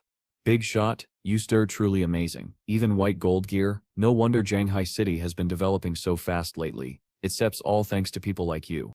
Qinfang replied politely, you are welcome. We are just helping each other. Jin Li, who had been quietly watching, suddenly noticed something and blurted out, hey, why does your bag have so many slots? Qinfang smiled faintly. Big shot is a doorman, aren't you? Jin Li muttered under his breath. Qinfang only nodded slightly and replied, your bags are probably full by now, right? He reminded them kindly, then pointed toward the distance. In the middle of the city ruins, there's a stone statue. Beneath it, you'll find stairs leading down. Below that lies a teleportation formation that'll take you back to the starting town. After saying this, Qinfang turned to leave. If you want to return, remember your first trip back costs 500 days of lifespan. After that, it sips free. Decide for yourselves. I sipped him leaving. Wu watched his retreating back thoughtfully. Based on everything she'd seen, she muttered. Everyone, listen. I told you. He Sep's a reborn player. How else could he know such hidden information? Wang Mang frowned with disbelief. Captain, don't start that again, he said, shaking his head. But before he could finish, Wu struck a dramatic pose and declared boldly, what do you think, should I try to seduce Ying? Jin Li and Wang Mang stared at her in stunned silence. Meanwhile, Qinfang continued walking through the shattered ruins. Suddenly the system's mechanical voice echoed in his ears. Do you want to consume tradable lifespan to extract abilities into the real world? Without hesitation, he selected Extract, Level Synchronization, Professional Advancement Synchronization. A surge of energy enveloped him, and the system spoke again. You have spent 27,000 days of lifespan. Level Synchronization complete. Professional Advancement Synchronization complete. Qinfang Sip's eyes narrowed with focus. Next, extract skills, he murmured. Last time I only extracted Shadow Dive level 1. This time I'll enhance it and extract even more. Instantly, the space around him vibrated with power as the system listed out the costs. Shadow Dive level 10, 1,946 days. Backstab enhancement, 900 days. Greedy Hand, 1,000 days. Shounen Zan, 3,200 days. Ghost Shadow Blur, 5,366 days. Curse Blossom, 16,900 days. Black Light Shield, 11,313 days. Golden Stealth Boots, 3,600 days. When the synchronization ended, the system announced, the player has 7,480 days of tradable lifespan remaining. But Qinfeng wasn't finished yet. Next is equipment extraction. Confirmed, the system replied. Spending 3,394 days to extract the golden level Believer Sits necklace. He muttered to himself, the Believer Sits necklace not only reduces cooldown time, but the platinum level believer it summons is nearly invincible in reality. He had spent nearly everything, leaving only 486 days of tradable lifespan, but now, his real-world strength almost matched his in-game power. Slowly his body began to fade from the ruins. Even as his figure vanished, one thought remained crystal clear in his mind. I must earn more lifespan, and next time, achieve complete synchronization. When he reappeared in the real world, Qinfeng sat on the edge of his bed, his expression dark and heavy with killing intent. After taking a deep breath, he began planning his next move. Qian Shi knows my address, he thought grimly. I have to move immediately. Extracting the purifying soul area requires over 1,300 years of lifespan. For now, I find a temporary place to stay. With a wave of his hand, a massive invisible force appeared. Greedy Hand. Everything in the room was instantly lifted and packed away, leaving the space spotless. Haha, he chuckled softly. Greedy Hand is really convenient. Everything fits perfectly into the storage space. Then, stepping up to the windowsill, he looked out into the night. Dongfang and Zhongnan Hotel, 50 kilometers from here. He glanced down. He was on the 8th floor, too high for a normal person to jump, but Qinfeng was no normal person. With a quiet exhale, his eyes sharpened. Let that go. In the next instant, his body blurred and he shot downward like a shadow falling from the sky. He could arrive in 10 minutes. Like an arrow loosed from a bow, Qinfeng shot away, so fast he was invisible to the naked eye. At the Shounen Hotel, a cluster of Dongfang family elders sat around a heavy table, voices low as they parsed the implications of the new reality abilities and lifespan from the game could now affect the real world. This was not merely a curiosity. It was a revolution, a vast opportunity for the Dongfang clan. Zener had not failed them. He had already laid the groundwork in the game, and his early gains had forged a budding force. Shanxiao answered his grandfather with measured respect. Grandfather, this is my duty. The old man nodded, satisfied. Zener's growth reassures me, he said. We purchased a large amount of tradable lifespan. All of it will be spent on equipment and skill tomes. He announced the plan without hesitation. The family's core members would be pushed to level 10 as quickly as possible to seize the lead. From that foothold, the family would expand its influence by developing along two parallel tracks, the in-game advantages and real-world resources. The Dongfang family could become a local overlord, a 10,000-year family, a 10,000-year dynasty, not a dream but an ambition to pursue. Shanxiao's face darkened for a heartbeat, anger flashing behind his eyes. The old patriarch, half a step toward the grave, still clung to leadership and to the dream of immortality. Shanxiao thought, I will make him pay. After I reach the top of the leaderboard, I will make Anyang beg for secrets and extract lifespan for me. You will all die. His grandfather turned his gaze to him. What did you arrange about Anong? He asked, removing the trace of resentment as if it were a costume. Shanxiao replied, calm but controlled. Grandfather, rest assured. I have a reliable agent locating Enong's identity. News will come soon. The orders were precise. Capture Enong alive, make him work for the Dongfang family, and reap the enormous benefits. Outside, at the hotel entrance, two armed guards fell silently under Qinfeng's hands. Inside the private room, laughter and the clinking of glasses rose as the family toasted their revival. Long live the Dongfang family, they declared, unaware that danger had already arrived. Qinfeng paused at the doorway, listening. Guns were present among these people. His recent acquisitions, Ghost Shadow Blur and Blacklight Shield, were powerful but not invincible against firearms, and he had not yet extracted heavy defensive gear. Caution was necessary. He summoned the believer from the necklace, a towering humanoid guardian that resembled a living mummy. If struck in the heart or head, it would die. Otherwise, its durability was exceptional. The believer emitted a terrifying roar, its claws glinting, its long range spewing blue flame. As a white-silver level boss, it could withstand gunfire for a long time. Enter. Leave no one alive, Qinfeng ordered. Within a heartbeat he vanished and reappeared in the hotel lobby. Panic erupted. Guests scattered like leaves before a storm. The guards shouted, "Who are you? Identify yourself." The believer charged, unstoppable, taking advantage of the stunned reactions. Bullets found flesh. eliciting screams, but they did not halt the monster. A clawed hand swept through the crowd. Bodies fell. The believer pierced a man's chest and tore out the life within. He and Xiao recognized the horror too late. This is a monster from the Divine Artifact game, he cried, firing frantically. The lobby became a tableau of terror. The believer leapt toward the grandfather. He cried out for help. Panic surged. He fled, seeking the safety of the game, only to find that escape would not come in time. Sweat poured down his face as he ran, hoping to enter the game and raise his level to 10, extract abilities in safety, then return stronger.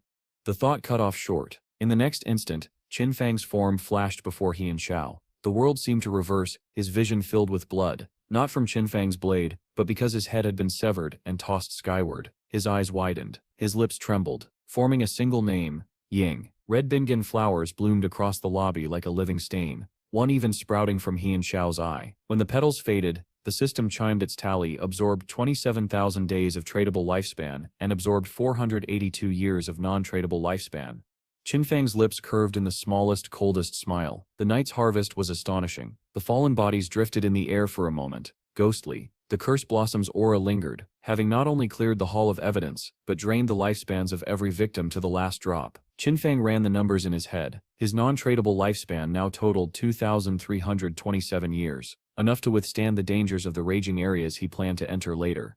Voices from outside rose in alarm. Call the police. Shots fired. Casualties in the private room. Security guards stormed the dining hall, only to find a spotless room and no sign of a struggle. They exchanged confused glances. Someone shouted, "This private room is wrecked. But where is everyone? Did anyone see anyone leave?" No one had. Qin Fang had already slipped away. Invisible. Strange. Where had the Dongfang family gone? The guards decided to report to the police.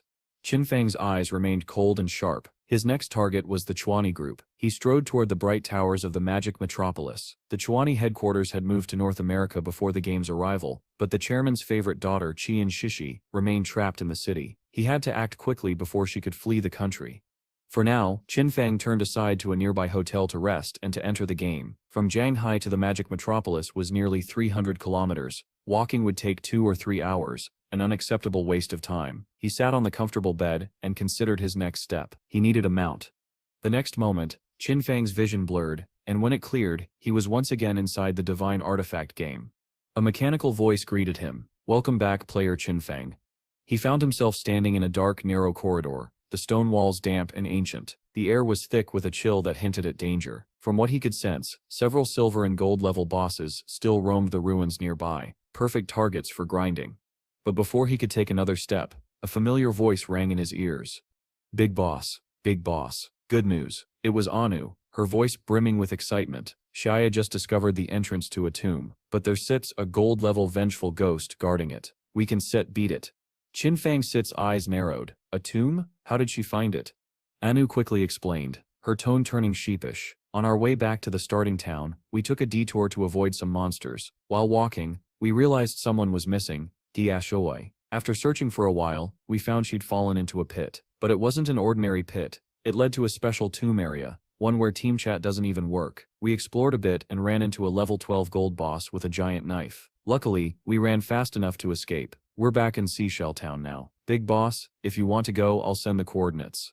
Qin Fang Sit's expression lit up. "Koi Carp really is Koi Carp," he muttered with a wry smile. "She just walks around, trips into a hole, and ends up finding a treasure." He knew such hidden tombs, those linked to belief or cursed relics, were extremely rare and randomly generated outside the main map. A discovery like this was a massive opportunity. "All right," he said firmly. "Send me the coordinates."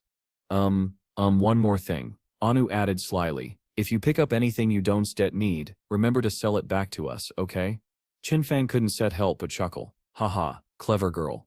Moments later, he reached the location she sent. Before him was a bottomless well, dark and silent. He peered down and smirked. This well is the entrance. For her to fall into something like this, Yesrei truly has a talent for trouble. Without hesitation, he jumped. The system chimed immediately. "You have entered the Tomb of Resentment. Remote communication signal, blocked." As his feet touched the cold stone floor, a pair of crimson eyes flickered in the darkness ahead. A guttural growl echoed through the cavern. "Intruder detected." A hulking figure stepped into view, its body muscular yet twisted, clutching a massive greatsword. Vengeful Ghost, level 12, gold tier. Qin Fang assessed the enemy instantly. A physical attacker, high damage, high range. No wonder Anu's group had fled. The equipment and skill books he'd sold them weren't meant for defense. Even Wang Mang, their holy shield warrior, had only around 5,000 HP. Against this boss, one strike would cut that in half.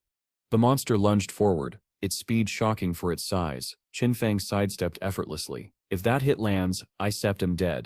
With a flick of his wrist, blue flame swords materialized around him. Graceful liberation. Instant shadow slash.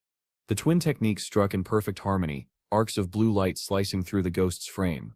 The creature staggered but didn't fall. Its defense was formidable. The first attack dealt reduced damage, barely 80% of its potential. But Qin Fang's final stroke, the throat cut from graceful liberation, tore clean through its core. For a moment, all was still. Then something was wrong. A twisted arm shot toward him from the shattered corpse, covered in pulsating lumps. Instinct screamed danger. Not good. The monster's remains exploded violently, flesh and bone fragments scattered like shrapnel. Qin Fang flipped backward, activating Phantom Image just in time to avoid the blast. When the smoke cleared, he exhaled sharply. Corpse, explosion. I was careless. The memory of a past life surfaced. He'd seen it before, a boss no one recognized, felled by an eager team. One player had rushed in to loot the drops, only to die instantly when the corpse detonated. Entire teams had been wiped that way, though it usually happened with platinum-level bosses or higher. With a flick of his hand, Qin Fang summoned the greedy hand, a massive ethereal palm that swept the loot into his inventory. The system displayed his rewards. Boss defeated. Gold-level vengeful ghost. Gained 1,010 days of lifespan. Gained 20 evolution points. Loot, Platinum Skill Book, Dark Knight Ring, Platinum Armor of Resentment. Additional Greedy Hand bonus, 6,300 days of lifespan. Excellent, he said with satisfaction. Everything usable dropped. He immediately inspected the Dark Knight Ring. A black sword materialized, its swing leaving behind a shimmering after image. Dark Knight Ring. Platinum tier. Class, Assassin. Effect infuses weapon with darkness, dealing 500 dark elemental damage in a 5-meter radius. Cooldown, 5.7 seconds. Requirement level 11. Qin Fang opened his status panel, analyzing the data. So it sets an elemental AoE skill for assassins. My spirit stats higher than my strength anyway, so my magic damage will outscale physical damage. He smirked. Let's sets evolve it. He invested his evolution points, the system counting aloud. 1, +2, +3, points consumed. 36 remaining. Skill evolution successful. Shadow Ring, epic tier. Deals dark elemental damage to all enemies within 12 meters. Additional damage 3,000 points. Cooldown, 5.7 seconds. Requirement, level 11. He studied the numbers, mildly impressed. The attack radius had expanded from 5 to 12 meters, and the damage had multiplied 6-fold. Still, he wasn't overly excited. Its stats decent, he murmured. Not as strong as instant shadow slash and raw damage, but perfect for clearing groups. He compared both in his head. Instant shadow slash was linear, a 5-meter frontal strike. Dark Knight Ring, however, was circular and wide-reaching. In crowded fights, it would be devastating. Qin Fang sheathed his blade, eyes gleaming in the tomb's eerie light. This skill will be useful soon, he whispered. Then, the very next moment, Qin Fang equipped the newly acquired armor. The system immediately updated his stats. Armor of Resentment Platinum, Physical Defense plus 55, All Elemental Resistance plus 45, Damage Reduction plus 42, HP plus 777, required level 11. Its special effect, Resentment, increased base damage by 30% when attacked. Qin Fang carefully analyzed the armor. The resentment effect wasn't particularly useful, but its overall defense, resistance, and damage reduction were impressive. It was clearly superior to his current Fire Demon Leather Armor Gold, level 5. Replacing it would make him much more resilient in combat.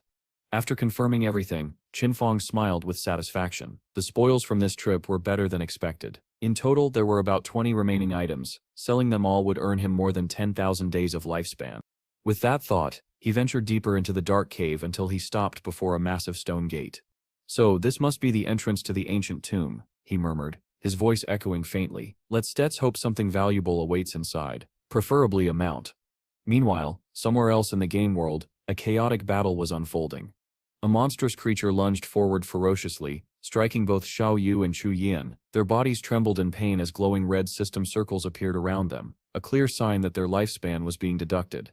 Jiang Wei, enraged and battered, let out a furious roar. He turned to Xiao Yu, grabbed her by the collar, and shouted, Xiao Yu, you useless piece of trash, all looks and no brains. You stir the reason we keep getting wiped out. Ice have got only 2 years of lifespan left, and they stir untradeable.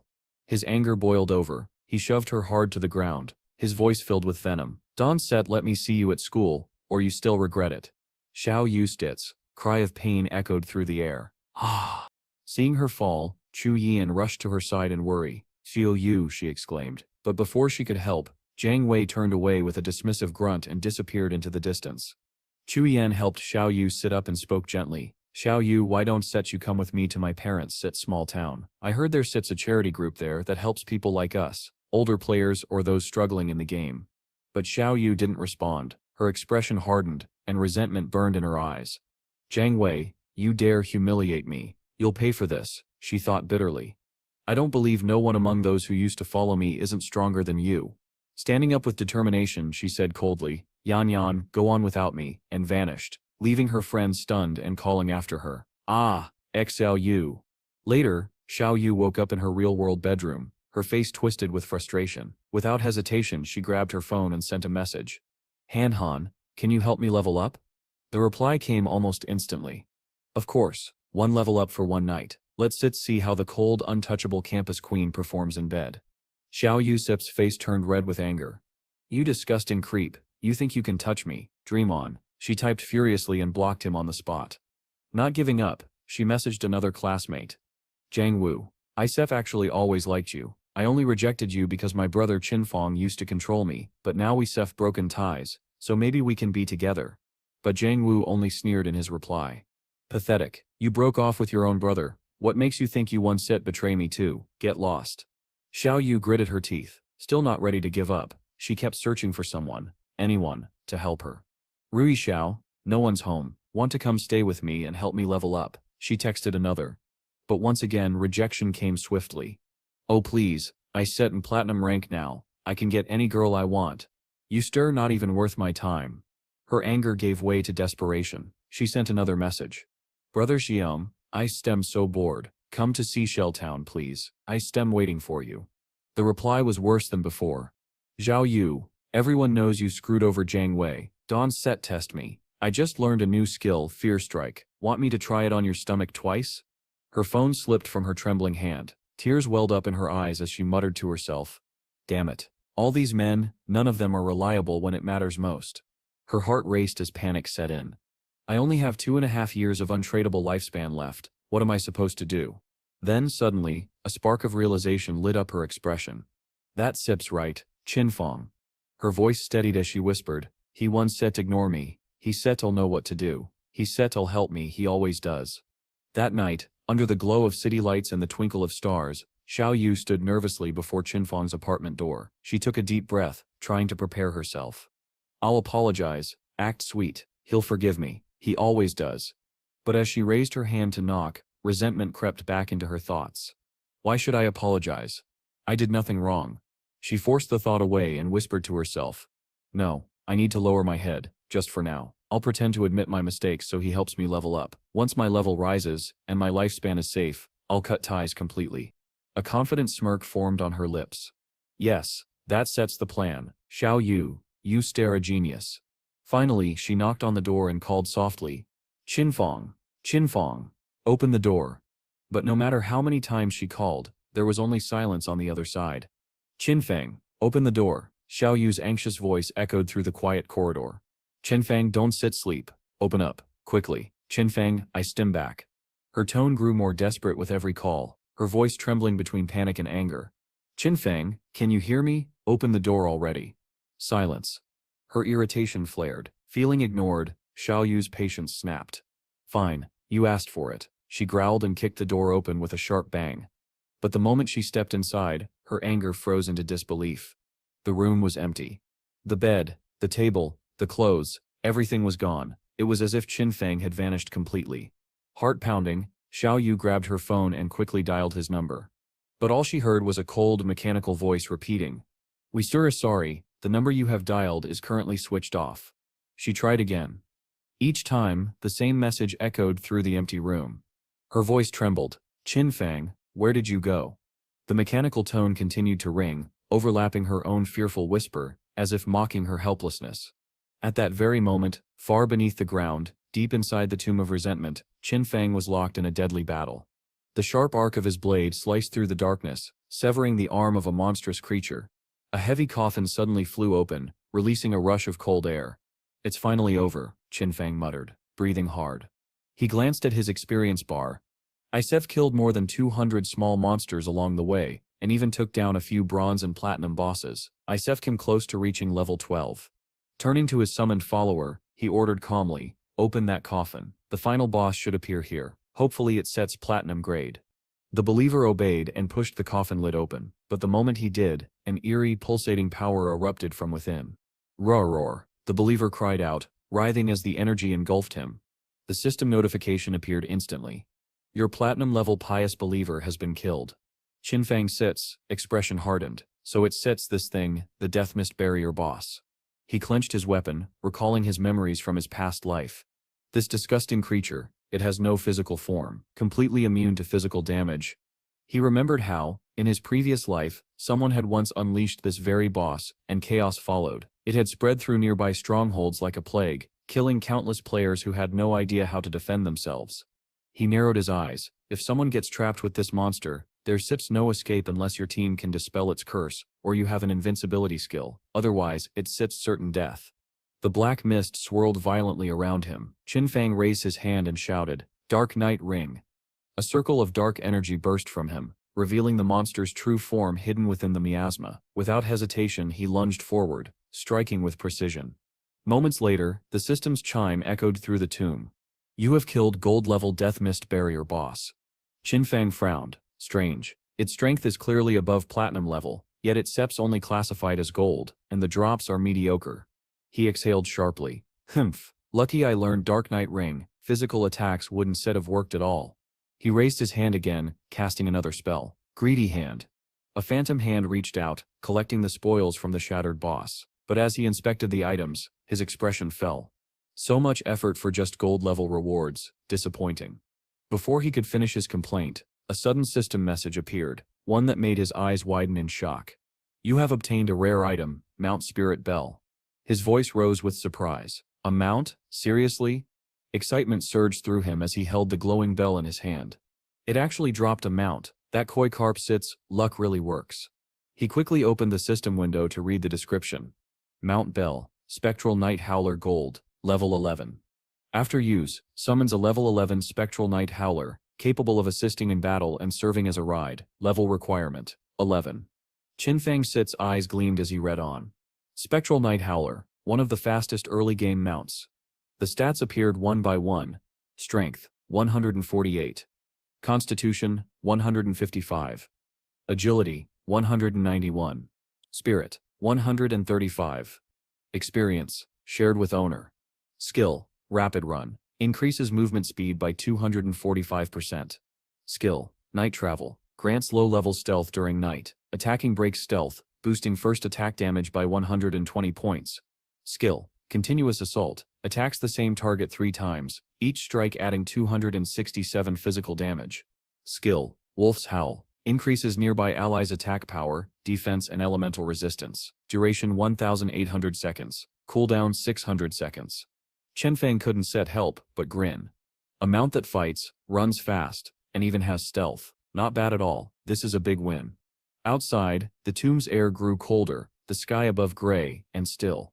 Moments later, the spectral wolf appeared in a swirl of black mist. Qin Fang leaped onto its back. The mount let out a low growl, then dashed forward, moving faster than the wind itself. As they sped through the ruins, Qin Fang's mind was already strategizing.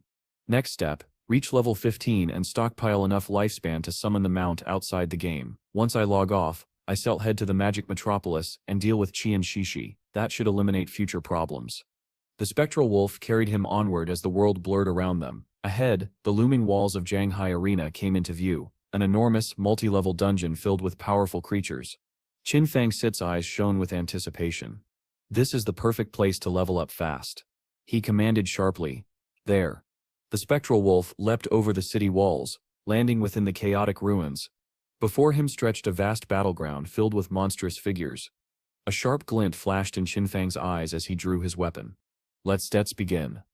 In one swift motion, he unleashed instant shadow slash, a blinding flurry of attacks cutting through the nearest monsters. All around him, the ground trembled, and towering buildings in the distance began to crumble under the force of the battle that was only just beginning. And Yu stood tall amid the fading mist, her sword gleaming faintly in the dim light. With one final slash, the last of the monsters fell, its body dissolving into particles of light. She exhaled softly, a small smile crossing her face. Great, we won. Behind her, Niang clapped with a grin. As expected of Captain, your damage output is terrifying. Niang, the son of the Shanghai City bureau chief, admired her openly, though his thoughts were far from pure admiration. A hidden class dragon swordsman. She's incredible, he thought, and she's the woman I've decided to make mine. And Yu sheathed her sword and smiled lightly. Still, that gold-level boss was only level 8, and it took us more than 10 minutes to bring it down. I can imagine how Big Boss managed to kill a platinum-level boss alone. Nong scoffed with a smirk. A lowly assassin like him, he probably just hides in stealth and chips away until the boss dies. Nothing impressive. Inside, he sneered. She's talented, sure, but she has no backing. With my family status, she'll be easy to win over. And Yu caught the disdain in his tone and shot back sharply. Is that so? But aren't set you a marksman? Shouldn't it be you who can kill bosses easily? Embarrassed, Niang stammered. I stimp an upright person. I don't rely on tricks like that. Trying to change the subject, he added arrogantly, anyway, I've heard that the player Dark Shadows is dangerous, a murderer in real life. I know a Magic Metropolis officer who's tracking him. He has anti-stealth level 3. He raised his voice, speaking as if addressing an audience. In my opinion, we should set a trap, expose Dark Shadow's identity, and capture him. People like that, only the government should have control over them. Otherwise, tragedies like Sunf and Jiangli will keep happening. Are we supposed to clean up every time? At those words, and Yu and Wang Ming exchanged a look, then burst out laughing. Their laughter echoed in the ruins, sharp and mocking. Xiaom chuckled. Donset, you get it? He Sep's not suggesting we fix the situation. He Sep's saying we should fix things for him. That way he can keep his position safe. Wang Ming added dryly, the man who killed the world Sep's first gold-level boss, the first platinum-level boss, and did it alone. You Citra not trying to cooperate with him, you Citra trying to offend him? Has your brain been eaten by worms? The group erupted into teasing. Stop scolding, he Sep's the bureau chief Sep's son, second generation you know. Yeah, and apparently the second generation doesn't need a brain. Niang Sip's face turned bright red with fury. Damn Dark Shadow, he Sip's just a fragile assassin. Once I get my anti-stealth level up, I capture him myself. You still see?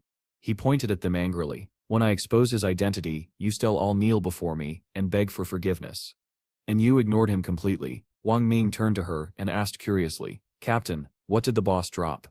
And Yu replied calmly, a gold priest equipment, a silver equipment, and a silver skill book. She frowned slightly, thinking aloud. Still, the big boss can casually sell us gold or even platinum gear. How many bosses has he killed already? Or maybe his talent is treasure hunting. Most of these come from chests, after all. Wang Ming hesitated before speaking again. Captain and Yu, maybe I sip overthinking, but there's something worrying me. Speak, she said. Do you know about the Jiangnan hotel case? The entire Dongfang family vanished after a gathering there. He paused, lowering his voice. If Dark Shadow was involved, do we need to clean up for him? We don't really know his nature. What if he Sep's a real killer, even in real life? And Yustip's expression softened slightly. I know about that case. The higher-ups are treating it seriously, and many suspect Dark Shadow Sip's involvement, but so far there's no proof. Then, with calm determination, she added, even if he was behind it, I still choose to work with him. Even if the officials refuse to help him clean up the aftermath, I will do it myself. Wang Ming looked shocked. Why? And Yustip's eyes hardened, because everyone wants to win Dark Shadow Sip's favor. Before Wang Ming could respond, a scout ran up, shouting breathlessly, Captain, up ahead, there sits an area that looks like an arena, but all the monsters inside are dead. The ground sits covered with corpses. Another added excitedly, there must be hundreds of monsters. What kind of team could clear this? And Eustace's eyes lit up. Go, let's take a look. As they arrived, bright flashes glimmered across the battlefield, loot scattered everywhere.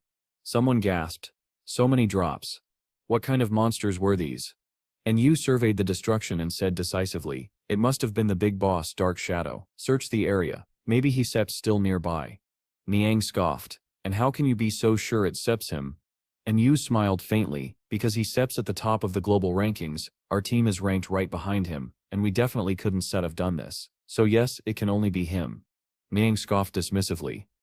What's Sip's so special about that? If I had stealth, I could do it too. Except, just take me a little longer. That's Sip's all. And you ignored his arrogance. Instead, she looked around the monster-filled ruins and spoke softly, her tone respectful yet hopeful. Big boss, are you here? You've killed so many monsters, you must have plenty of equipment and skill books you don't need. Why not sell them to us? The moment her words faded, a cold wind swept past. Nin suddenly froze as a heavy presence appeared behind them. From the shadows, Qin Fang emerged atop his spectral wolf, its eerie blue aura radiating menace. The beast's glowing eyes stared them down, its claws sinking slightly into the stone ground. Mangyang stumbled back, face pale. "Ya you," he gasped in terror. And you, however, looked at the figure before her with awe. "Big boss, is that a mount? Where did you get it?" Qin Fang smiled faintly. "Thanks to the coordinates you all provided, I cleared that tomb you mentioned." He then turned to Jinli, and added quietly, "Thank you very much, eh?" Embarrassed, she scratched her head. "Haha, no problem." Qin Fang Sip's tone turned firm. "Alright, let's Sips trade. Everyone can pick up the items on the ground. Same old rules." And you nodded. "I understand. If I step not satisfied, I can choose not to buy. Big boss sets prices are always fair." Meanwhile, Niang was still trembling from the shock. Someone nearby chuckled. "Hey, did you just wet your pants?" Laughter rippled through the group, and Niang's face twisted with humiliation. "Damn you, Dark Shadow. Damn that beast. You dared to embarrass me in front of everyone. Just wait. I'll make you pay," he thought bitterly. Once the trade was complete, Qin Fang swiftly mounted the spectral wolf and vanished into the fog.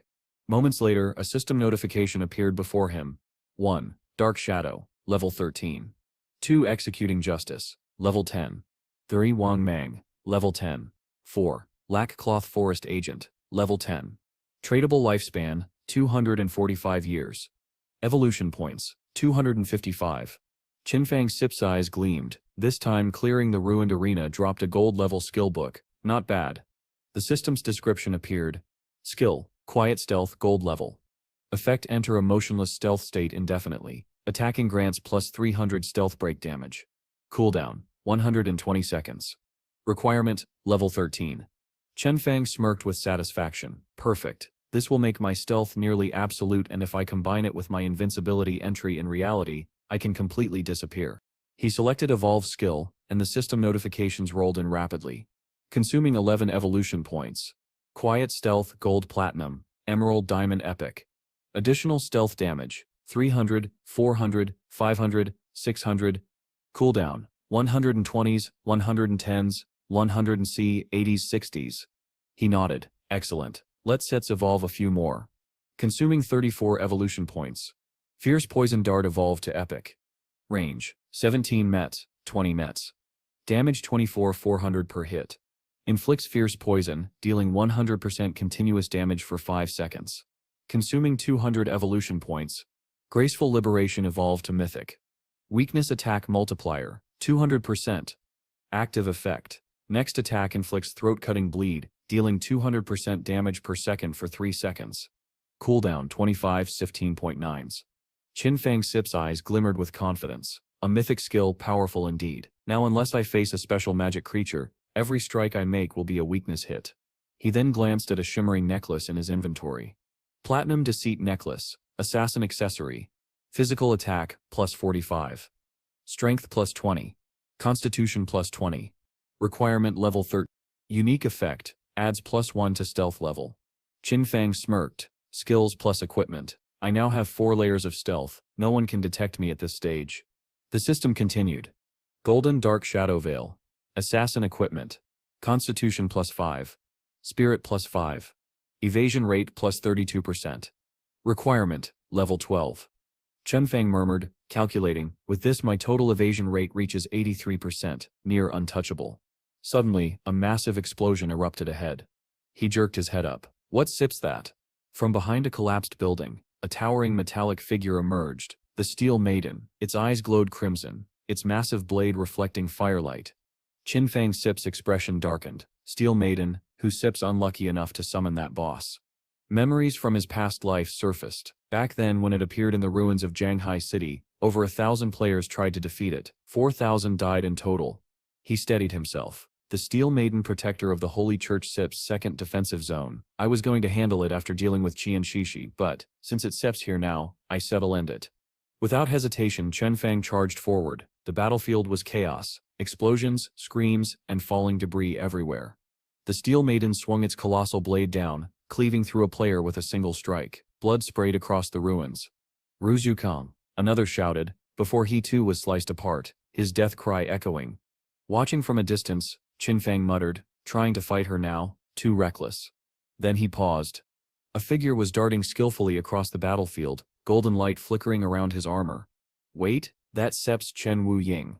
Qin Fang's Sip's eyes narrowed as old memories surfaced. Chen Wu Ying, hidden class, Holy Temple Knight. In my past life, he and I fought for 9 years without ever settling the score. Treacherous and cunning, always managing to escape at the last second. He recalled more. Back then, the Steel Maiden was claimed by his guild, the Holy Temple Knights. That's Sep's why people used to say, Sema. The West slays gods, the East worships them, Sema. We ruled opposite sides of the Zhanghai ruins.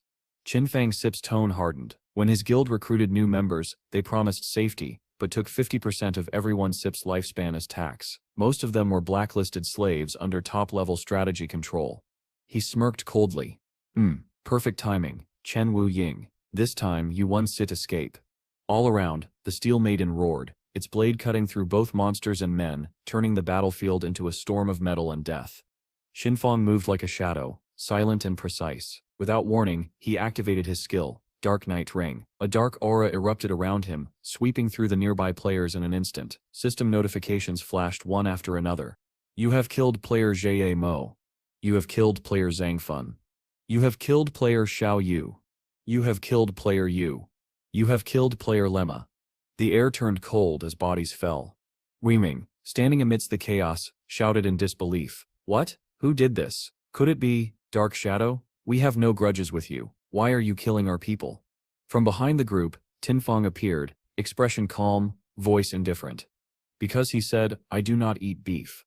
Before anyone could process his strange reply, Xinfang unleashed another skill. Instant shadow slash. The world blurred. When the dust settled, the once crowded area was nothing but a desolate ruin. He didn't stop there. With a flick of his wrist, he invoked another spell, Blooming Curse. Mysteriously, everyone who had just perished began to revive, their bodies reassembling before their own horrified eyes. Weiming clenched his fists in anger. That bastard Dark Shadow. What does not eating beef have to do with us? One of his subordinates, trembling, checked his stats. Boss, our tradable lifespan. It sits 0. Wuming Sit's expression darkened. Damn it. This must be that Dark Shadow Sit's skill. Someone in the back yelled, Guild leader, let Sits gather everyone and kill him again. Wuming snapped, kill him again? Are you tired of living? Fall back. We still go rebuild and regain the lifespan we lost. Among the survivors, Xiao Ya stood trembling, tears streaming down her cheeks. Dark Shadow, why did you target me? My lifespan there's barely any left. A system message rang out. Blooming Curse absorbed 4 days of tradable lifespan and 1 year of untradable lifespan from player Xiao Ye. Hearing this, Xinfang Sip's eyes narrowed. A smirk tugged at his lips. So, Xin Xiao Yu was among them, and I only got this much. It seems she Sip's already near her end. Joining the Holy Temple Knight Guild as a black slave. Pathetic. You reap what you sow. But before his words faded, a metallic shriek sliced through the air. The Steel Maiden lunged at him, its massive blade cutting through the dust. Blow after blow crashed down, shaking the ground. Xinfang, unflustered, cast Phantom Image, dodging effortlessly. This boss isn't difficult in the early stages, he said casually. The Steel Maiden halted, scanning the smoke-filled space. It sensed something unseen pressing in on it. Sand and dust swirled violently as if the air itself had turned against it. The creature roared in frustration, unable to resist the invisible assault. Xinfang smirked. It only knows how to swing that blade. Predictable. He dashed forward, activating Graceful Liberation, a precise physical strike, followed by a deadly finisher. The final hit, Throat Cut, landed cleanly. Damage numbers flashed in rapid succession. 53, Borv, 53, 36. The Steel Maiden's neck split open as its head rolled aside, metallic blood spraying across the battlefield. Its dying scream echoed through the ruins. Xinfang observed coldly. It's Sep's strong. No wonder it was chosen as a protector, but once its health drops to half, the demon sealed inside will awaken. Then all damage taken will be reflected back to the attacker. He paused, recalling an old rumor. They say there's Sips a portal inside the demon Sep's stomach. Anyone it devours gets teleported to an unknown place, supposedly the bottom of a volcano, but no one ever proved it true. Maybe just another fantasy from a different game. High above, the spectators watching the battle murmured among themselves. This dark shadow, he Sep's ruthless. He pushed a platinum-level boss into its second phase with just one skill. Another voice disagreed. Are you sure it was Dark Shadow? This is a platinum boss. You think one player could do that? The first voice insisted. I saw everything from the start. That boss was summoned by the Holy Temple Knight Guild. And thus, amidst chaos and disbelief, Shinfang's legend as Dark Shadow grew darker still. Before long, Dark Shadow appeared again, swift, silent, and merciless. Within moments, he annihilated the entire group and unleashed a devastating skill. The boss's health bar plummeted by half in an instant. From the nearby building, players continued their endless chatter, trying to make sense of what they had just witnessed. Hidden among the shadows, Shinfang observed carefully. His mind was calm but calculating. The Steel Maiden's second stage. It has a weakness, he thought. When it attacks, its counter-attack effect becomes temporarily invalid. That means if I strike precisely during its movement, I can bypass the counter damage. But then, a frown creased his face. However, instant shadow slash, throat cut, plague blade, poison dart, they all deal damage over time. If I use those, the reflection will still trigger. With my current HP, I die instantly from my own skills. He looked around, eyes narrowing. The players up there, they had been watching everything from the start. Maybe, he thought, I can use them a little. Suddenly, a commanding voice echoed through the crowd. Move aside, let me see what sip's happening. The crowd parted instantly. Brother Anwan, you're here, someone called out excitedly. Of course, he's number one, another replied. Reports came in rapidly. Brother Anwan, we've been watching this boss for a while. It only uses a few fixed skills. We've documented them all, one subordinate said. Another added nervously, but after losing half its health, it suddenly stopped moving. Its body began to change. It might be preparing a new attack. Anwan listened carefully, analyzing every word. So, Dark Shadow soloed this boss earlier, he asked. That Sep's right, his subordinate confirmed. After the boss entered its second stage, Dark Shadow vanished completely. Anwan thought for a moment, then ordered, Xiao, activate Red Eye mode, see if Dark Shadow is still nearby. Understood, Xiao replied. Moments later, a small creature, a rabbit with glowing red eyes, hopped down from the upper floor. It circled the Steel Maiden, scanning every inch. After a few seconds, Xiao reported, I can find Dark Shadow Sip's position. He must have already left. Anduin nodded. Even your level 3 anti-stealth can detect him. That confirms it. I don't believe anyone has a level 4 stealth skill. Then, without hesitation, Anduin leapt off the building. His long coat fluttered behind him as he landed gracefully on the ground below. Yeah, he commanded calmly, keep observing. If Dark Shadow returns, report immediately. Wait, brother, Jiatu called out, but quickly complied. Understood, brother Anduin. The spectators gasped. Sep's insane. Sep's actually going to solo a platinum-level boss? But another voice chimed in. No, I've seen that guy before. Back in the starting town, he killed a gold-level boss without taking a single hit. Wait, are you saying that Sep's god Anduin? Yes, the number 1 player. His class is Soul Dancer. When he rolls, he gets 100% evasion rate. He used to be a top global streamer in Soul-type games. His reaction speed is unmatched. The Steel Maiden's eyes glowed red as it spotted Anduin. With a roar, it swung its massive blade toward him. The attack came fast, but Anduin was faster. He rolled to the side, narrowly escaping the strike. Ah yeah, he shouted, grinning as he dodged another slash. The Steel Maiden's arm lunged out again, trying to grab him, but Anduin somersaulted backward. Dahoo, he yelled in exhilaration, moving like a dancer under the moonlight. From above, his subordinates cheered. God Anduin is unstoppable. His rolls are flawless. He hasn't even attacked yet, just pure movement. So cool. The number 1 really lives up to his name. But soon, someone noticed something strange. Wait a second. Why does the boss Sep's HP drop every time he dodges? Yeah, and look, there are light slashes appearing across its body. Is the Soul Dancer that powerful? Xiao smirked proudly. Perfect evasion? That Sep's just basic for him. His real strength lies in his counterattacks. Once he dodges successfully, his next strike ignores 50% of the enemy Sep's defense. Watch, she said confidently. This next move will be devastating. On the battlefield, Anduin straightened his blade. Block this if you can, he said coldly. The spectators gasped. Wow, that animation, That sip's easily a 4-digit damage hit. Anawan smirked, his movements fluid and elegant, his blade danced, each strike blending with the next. Dance under the moon. Blade slide through the cracks. One move, Waba Shadow, rush like a shooting star. His swordsmanship was breathtaking, each motion faster than the last. And then, his final attack. One strike, certain kill. Look, Shatu cried from above, the boss sep's HP it stets down to 1/3. Anawan twirled his sword, sheathing it with a satisfied smile. This gap of the moon shadow is my swordplay, he said proudly. But before his victory could sink in, the Steel Maiden's body convulsed violently. A series of system alerts flashed across the screen. Counter damage, 1199. Counter damage, 1299. Counter damage, 1299. Anawan's face froze. His HP dropped to 0 in an instant. He collapsed to the ground, lifeless. Brother Anawan, his subordinates cried out in horror.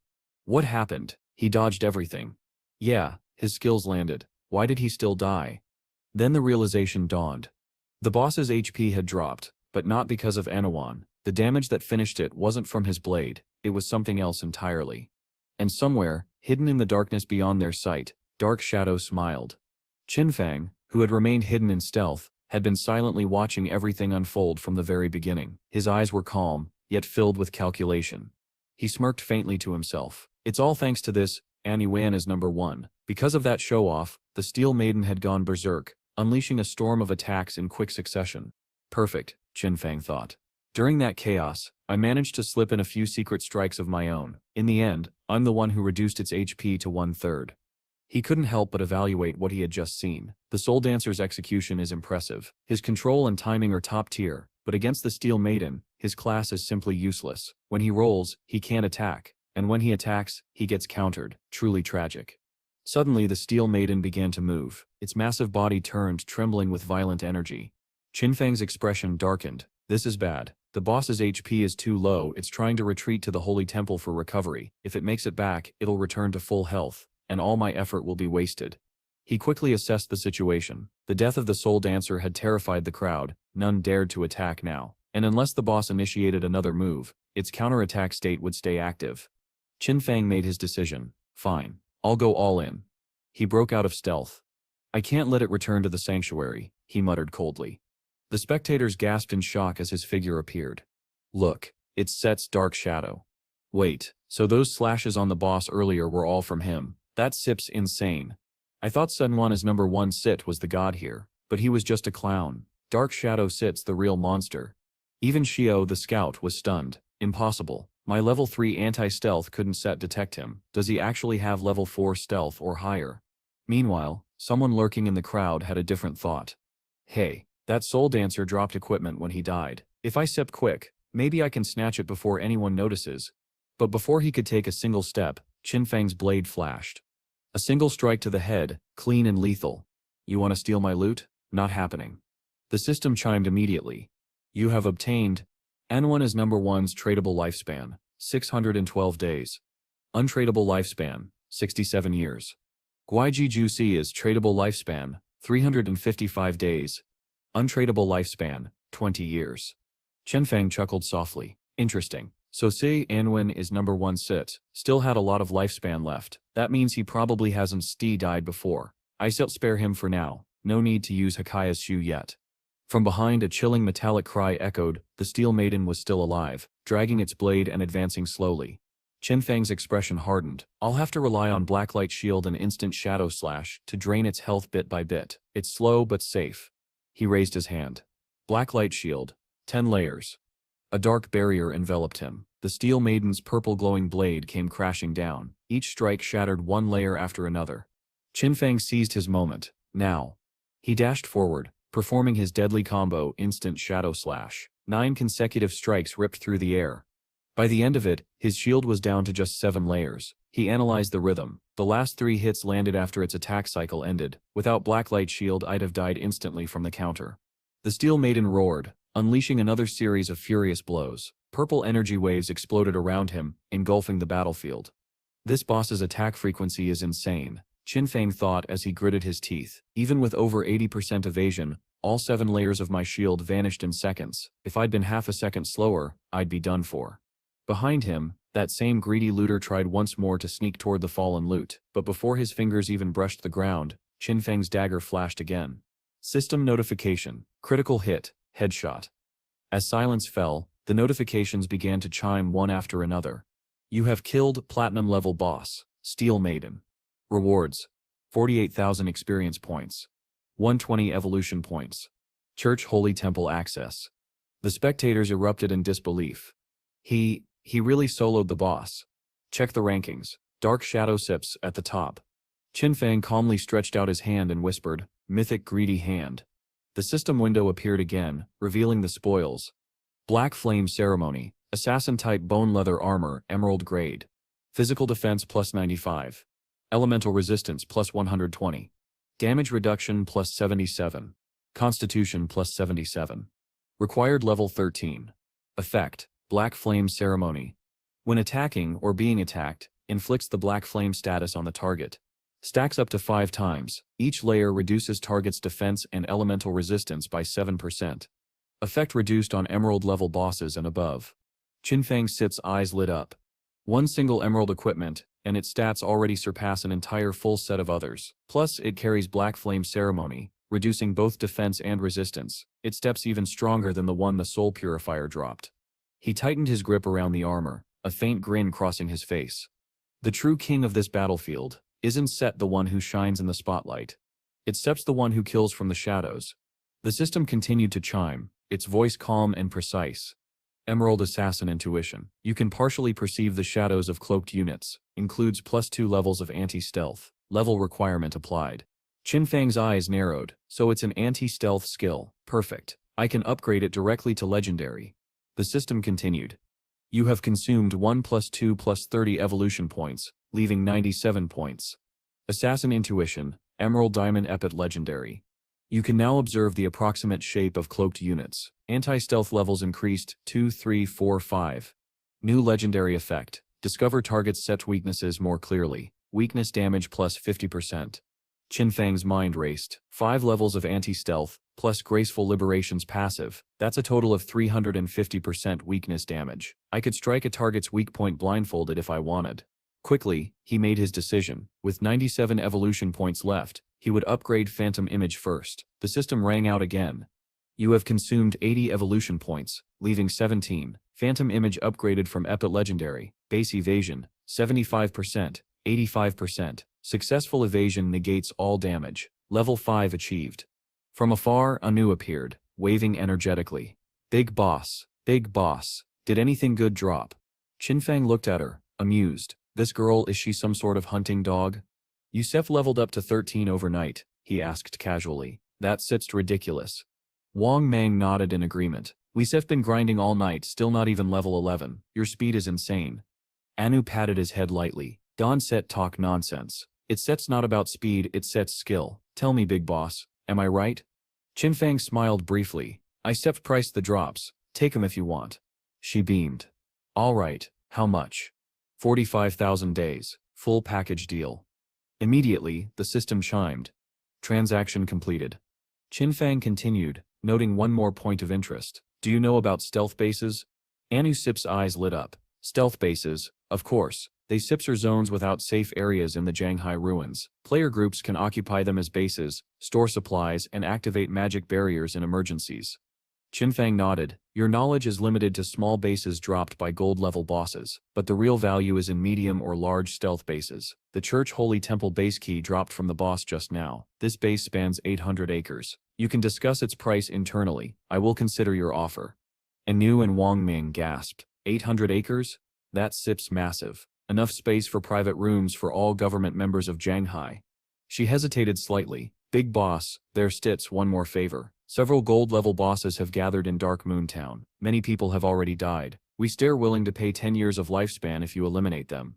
Qinfeng's mind calculated instantly. 7 gold-level bosses, even with government forces, can be eliminated easily. But if they revive together and get stronger, that's a different story. He nodded. You still come to ask me, which means there are other unsolvable problems, right? Anu smiled, impressed. As expected, God, you saw through it immediately. We tried killing one separately, it revived, and then all 7 increased their stats, wiping out our team instantly.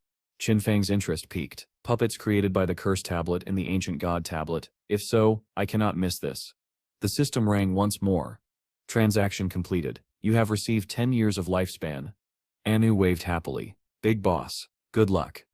Qinfeng replied succinctly, send me the coordinates privately. I'll head there immediately.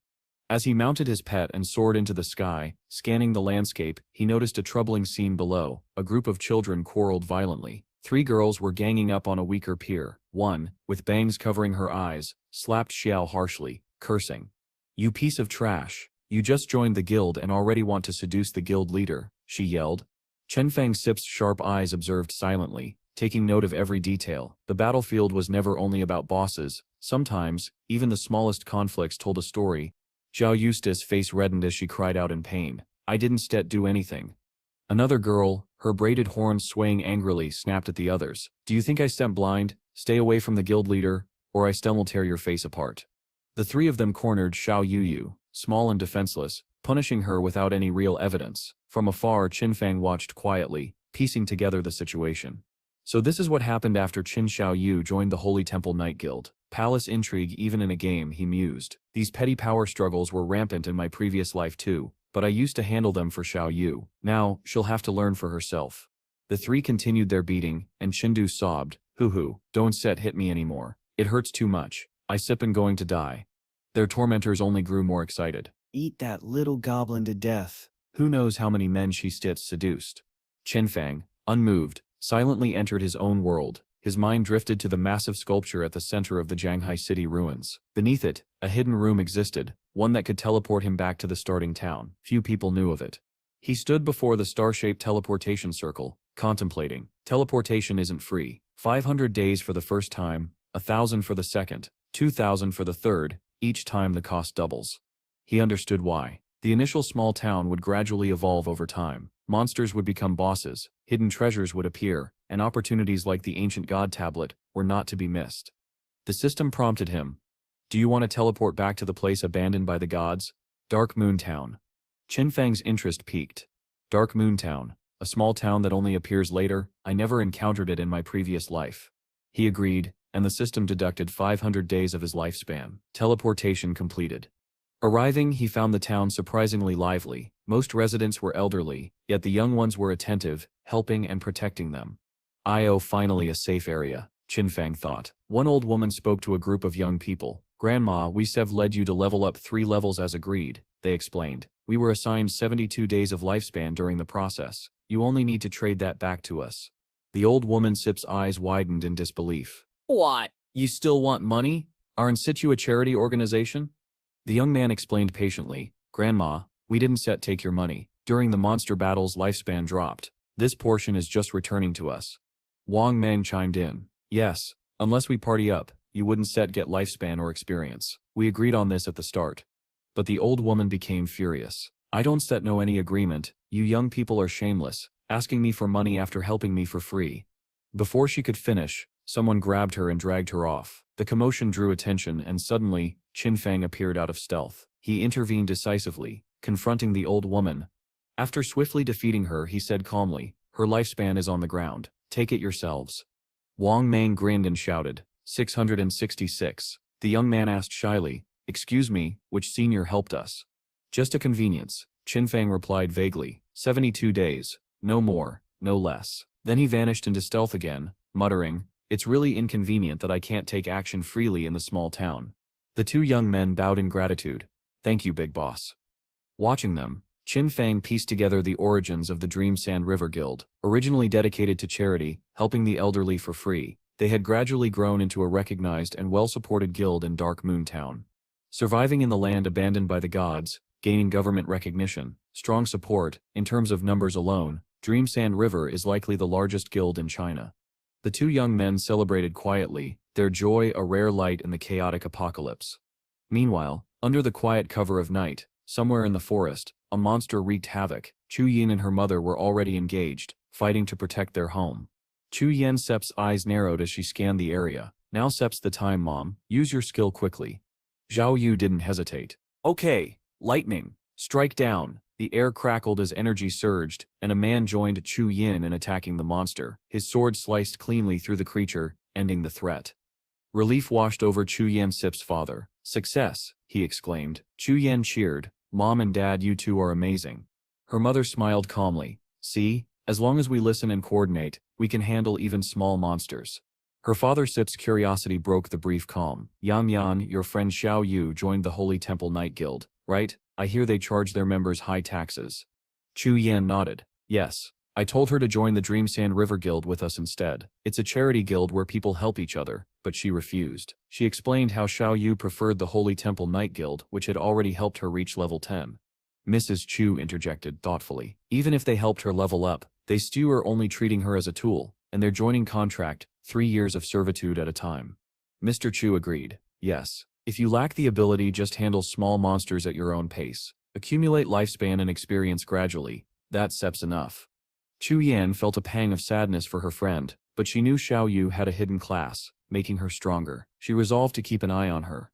Suddenly, arrows rained from nowhere. The family was caught off guard as the system registered the damage 429 points each strike. The first to fall was Chu Yan's father. Panic set in. The attackers were masked, blindfolded, and led by a man whose face was hidden beneath thick hair. "Have you seen my damage? One skill can kill instantly," he boasted. "The Dream Sand River Guild? Trash. Who would bother protecting these old people?" He moved in front of Chu Yin and her mother. "Hand over all the lifespan you have." Chu Yan's resolve hardened. "Not a chance, Mom. I'll stop them. Call the guild for help immediately." Her mother nodded, cooperating. The hair-covered man grew impatient. "Tired of living? Kill the old woman and leave the young one for me." Two disciples lunged at Chu Yan and her mother. Chu Yan braced herself, but the first attack missed entirely. The man was stunned. Before he could react, his head was severed cleanly. Qin Fong had intervened. "Dad." "Dark shadow," he stammered in terror. One by one, the 3 attackers who had bullied Chu Yan's family were defeated by Qin Fong. The system resurrected them afterward, but the experience left them shaken. "My tradable lifespan, all gone," the hair-covered man wailed. "Even in the murderer state, this can happen." Suddenly, a brilliant explosion illuminated the area. Qin Fong's charm immobilized the assailants, leaving them unable to move. One muttered, "Nonsense," trapped by the overwhelming force. Then, a group stepped forward, holding official papers. "We are government hunters," they announced. "You have been killing players indiscriminately. Provide your information, or we will erase your lifespan." The hair-covered man's struggle ended as he was apprehended. Red petals swirled around him as the law finally took its course. The night remained quiet once more, with Chu Yan and her family safe, for now, thanks to Qin Fong's timely intervention and the swift arrival of justice. Chu Yan watched Qin Fong vanish into the shadows and quickly said, thank you, Dark Shadow Sen. If it weren't set for you, my mother and I would have been doomed." Qin Fong didn't reply. He simply turned his face slightly, casting a careful glance back. This girl Chu Yin, she's not bad, brave, kind-hearted, completely different from Qin Xiaoyu. I don't know why they became best friends, but it's good they've gone separate ways. Suddenly, a round light rolled to Chu Yan-sep's feet. Mrs. Chu, looking around, frowned. Huh? Where did he go? Chu Yan bent down and picked up the light. This is the lifespan that Dad dropped. Her mother asked softly, Daughter, why did that person suddenly disappear? Chu Yan didn't answer, but inside she already guessed. The #1 global ranking, Dark Shadow, he's actually a good person. The night was calm, with the moon illuminating the forest. Several players hunting monsters nearby chatted nervously. They said Dark Shadow would arrive in a few minutes. It's been half an hour. What is he doing? Do you think he can handle those bosses, the ones that can revive? Haha, infinitely reviving bosses. And he actually accepted the challenge. Unbeknownst to them, Qin Fong was stealthily walking right next to them, observing. He reflected on the ancient god tablet's powers. Each tablet could grant an enhancement and a negative attribute to equipment. If lucky, it could even alter a class's characteristics. Tales spoke of top-tier players summoning ancient god illusions, defeating legendary bosses. Some bosses created this way had special mechanics, stealth abilities, or summoning warlocks hiding nearby. That's why players often didn't understand why certain bosses kept killing them. They would revive infinitely. Qin Fong analyzed. When the government activated revival and berserk attributes, it only happened after a single boss was killed. If all are killed at once, it's worth trying. He switched to his believer necklace and summoned the pious believer. Its jade green aura struck the defeated bosses, reducing their points 229, 233, 267, 29, 233, 266, 249. The bosses staggered, dizzy from the attack. Even the believer took damage, but Qinfeng's sharp eyes noted, they're all level 10, about twice as strong as normal gold bosses. I don't need to take damage myself. With precision, Qinfeng struck each boss with his Dark Knight ring skill. Die. One by one, they fell, cutthroat style, turning to ashes. No rewards, no spoils, only pure elimination. Suddenly, a massive boss with a strange form appeared. Qinfeng's instincts kicked in. Killing all simultaneously was correct. Now the next stage begins. Symbols marked its body. The boss struck first with a novel skill. Ancient God Writing Tai Ti Go Wu Shen Si. Qinfeng studied the symbols carefully. I need to attack the letters in sequence. All the time I spent deciphering the ancient God writing and the ruined strategies is paying off. He struck the corresponding symbols, then attacked other weak points in sequence. The boss cried out, "Ah!" before dissolving into smoke. The ground beneath Qinfeng transformed into water as the boss merged into it and vanished. Something escaped from the boss's body, giving Qinfeng a critical insight. Each monster here must be defeated near its corresponding coffin. I've already seen the ancient God tablet. This is the final stage. The tension tightened as Qinfeng prepared for what lay ahead, knowing that every move from now on could decide victory or defeat. Qinfeng stood amidst the lingering shadows, unwavering, his eyes sharp and firm. Come on, he thought, ready for whatever awaited. The aftermath of the battle was intense. The forest trembled, trees swaying violently. From afar, onlookers were confused. Is that an earthquake? 3 people had intended to track down Qinfeng to take him out, but they noticed the shifting valley. The boss is going berserk. Maybe we should check it out. They trudged forward, expecting a fight, but arrived to see nothing, only a desolate, empty land. Where's the boss? They muttered, staring at the cracked ground. Killed by an earthquake? Meanwhile, Anu quickly signaled everyone to retreat. Everyone, fall back. Dark Shadow has already handled the boss. 2 of the 3 skeptics were unhappy. Wait, we were just wondering if Dark Shadow could handle these 7 bosses, and in barely 10 minutes, they're all dead? We didn't even see him there. Aren't these bosses supposed to revive? How did he do it?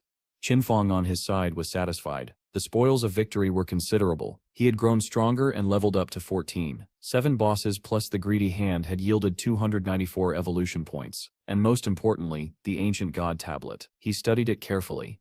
Cursed tablet of the ancient god of calamity. Active use, attach the curse to any equipment.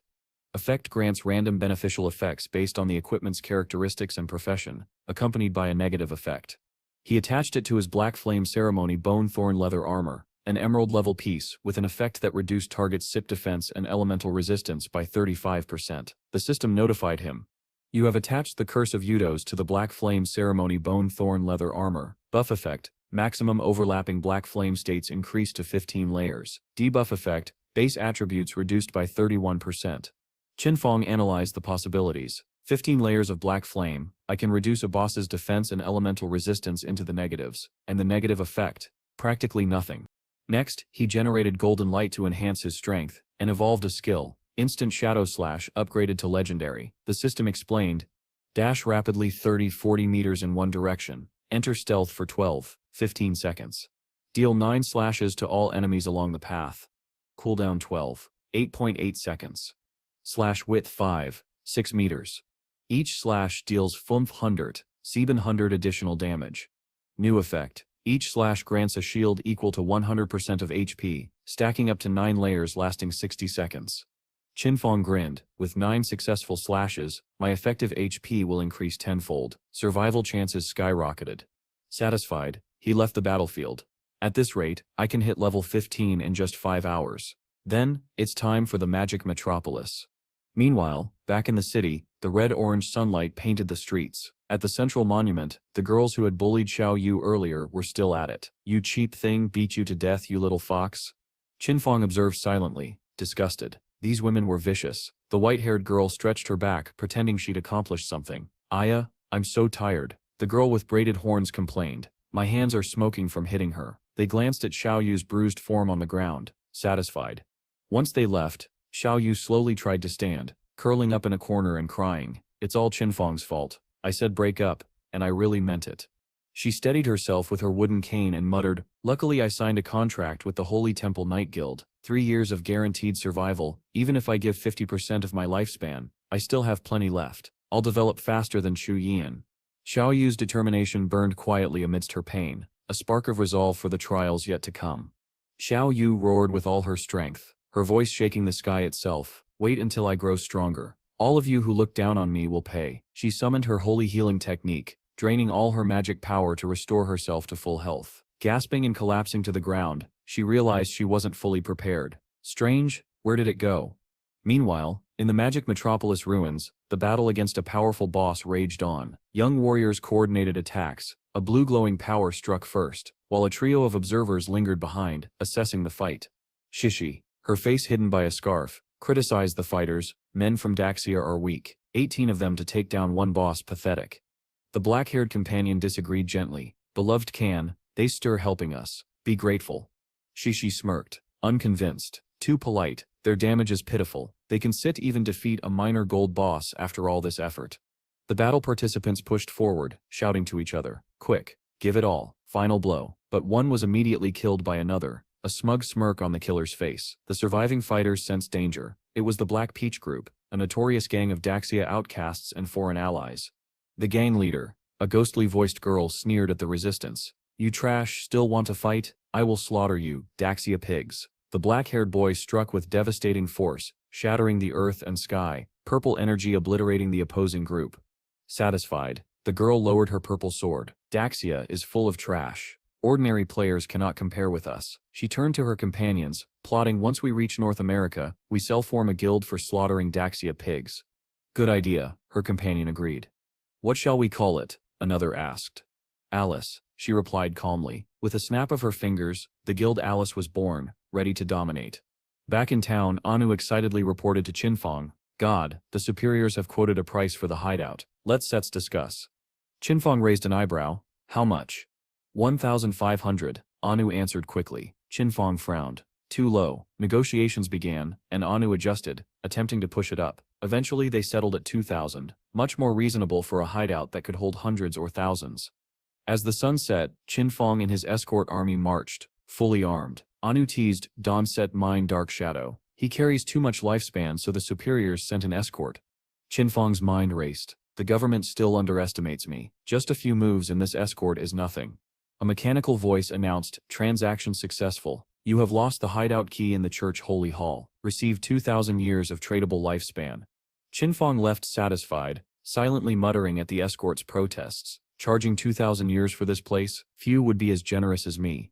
He proceeded with further transactions, arming himself fully, consumed 71.25 tradable lifespans, leveled up to 15. 161.75 extracted graceful liberation mythic. 71.12 extracted assassin intuition legendary. 36.35 extracted shadow nightblade epic. 23.71 extracted quiet stealth epic. 34.65 extracted darkest moment epic. 113.89 extracted Mount Bell item. Qinfeng had now fully prepared, armed and ready for the upcoming journey to the magic metropolis, his strength and resources unmatched. After a while, he nodded in satisfaction. Except for the unextracted equipment, the skills and levels had all been completely synchronized. His strength in the real world was now almost equal to what it had been in the game.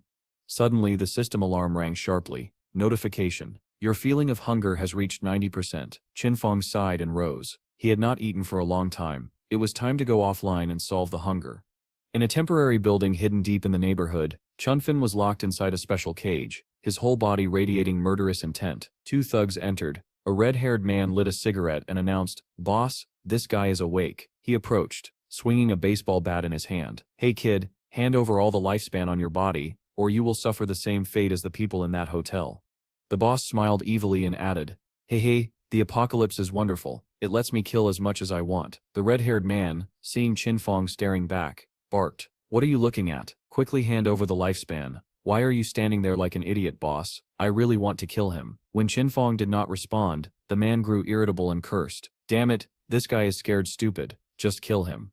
Qinfeng laughed loudly. A fiery red current of air swirled around him. He moved with speed and precision and released his finishing technique. Shadow Nightblade. The old building collapsed. Dust billowed everywhere. When the dust settled, Qinfeng stepped out calmly and set about eating a bowl of noodles to regain his strength. The more power he carried from the game into reality, the greater his body's energy demands. Ordinary food no longer satisfied him the way it used to. While he ate, Qinfeng thought with quiet determination, after killing Tian Shishi and her Alice Guild, I must find a way to obtain the Divine Tree Book. he slurped and stood. Then he climbed onto the back of the spectral wolf and left, moving away with a composed pride. Qian Shishi, however, was cunning, harder to find than Song Fi. She had even issued a mission before, kill Qin Fang. He could use that as bait to draw her out. Still, he could not worry about that now. First he would go to the magic metropolis and find something to eat along the way. The scene shifted to the magic metropolis. Neon lights pulsed, and crowds hummed. Qian Shishi flattered her followers in a syrupy voice. "Baby, you are so good." She clutched two subordinates and trembled with feigned delight. "After fighting fiercely with you, I sweetly fall asleep and enter the game. This feeling is wonderful. I cannot stay composed." One of her men said, "Beloved Khan, your skills are unparalleled." She laughed and basked in the praise. Suddenly a message reached her. Dark Shadow reported that Qinfang was dead, and that he would meet her in reality in the magic metropolis, promising to deliver Qinfang's head for the remainder of the reward.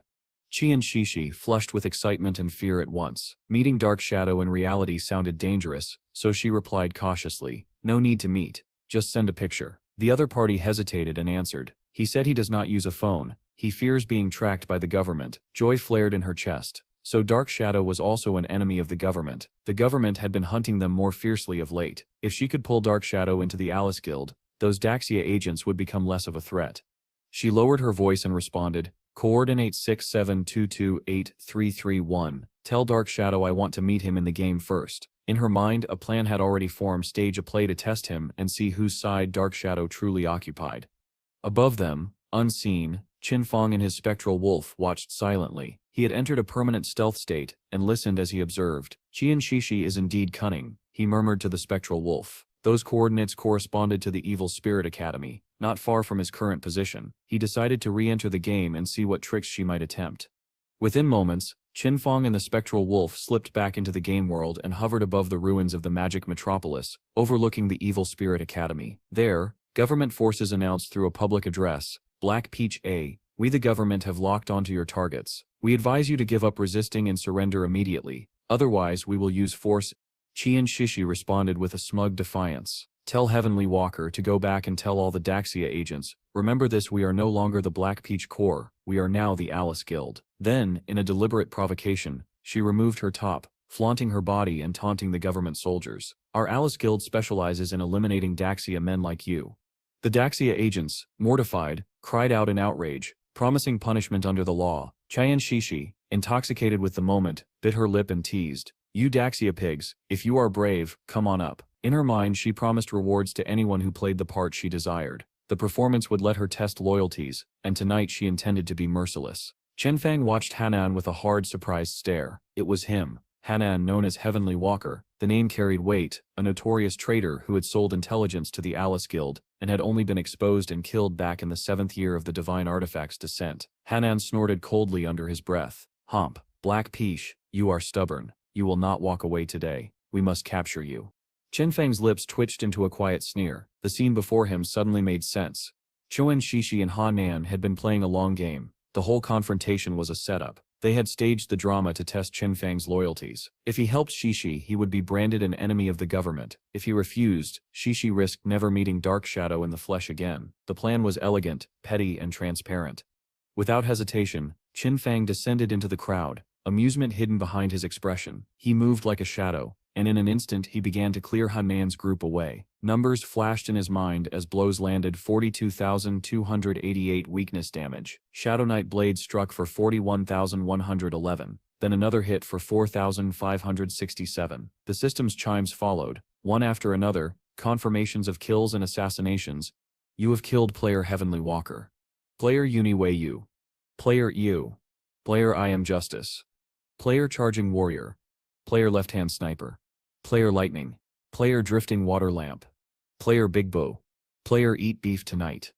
You have assassinated player Spiritual Force Teenager." Shashi stood at the edge of the chaos, eyes wide with genuine surprise. What the she breathed. Then Qinfang stepped up to her and offered a dry greeting. "Hello Black Peach, I am Dark Shadow."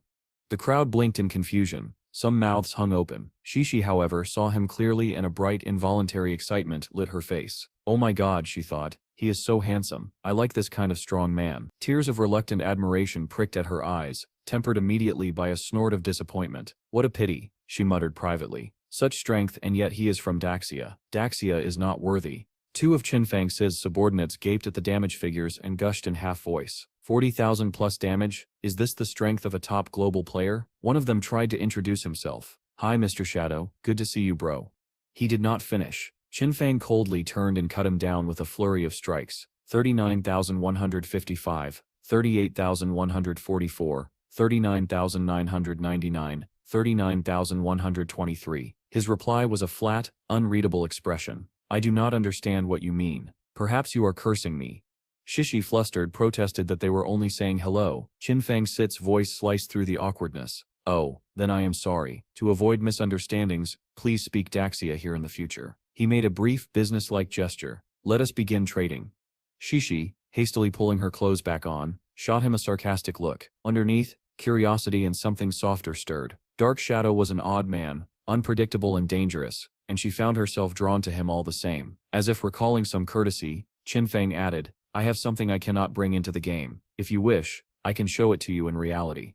She smiled with confidence. It is all right. I have seen your strength in the game. I believe you. The system announced a reward. You have received 1,500 days of tradable lifespan.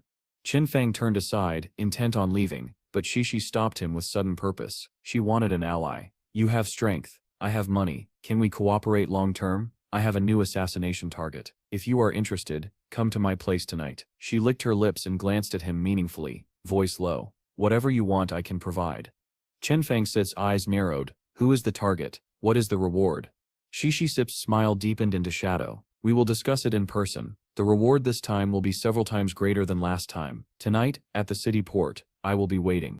The implication that her place might mean a yacht crossed Qin Fang's mind as he raised an eyebrow. As dusk settled over the town, Hanan and his men lay scattered on the ground, teeth bared in fury. Damn Dark Shadow. Hanan ground through clenched teeth. I knew he would betray the authorities, but I never expected this outcome. Shishi has truly allied with Dark Shadow. I will be richly rewarded for this. He barked orders to vent his anger. Those idiots in Jianghai City kept cooperating with Dark Shadow. We must force them to explain. He turned to Lin Jianghua. You lead everyone to gather lifespan first. There may be more actions later. Qingya bowed. Inside she ran cold calculations. Dark Shadow had indeed colluded with Shishi. If that was true, they were up against something deadly. Even if they died trying, they had to find a way to kill him. The thought made her face darken.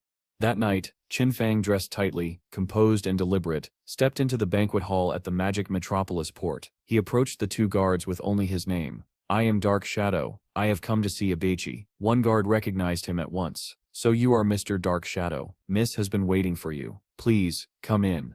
A voice transmitted the message, and Shishi heard it immediately. Dark Shadow is here. Prepare to set sail. The yacht eased away from the shore, cutting through the waves under a sky that had already forgotten the day's small betrayals.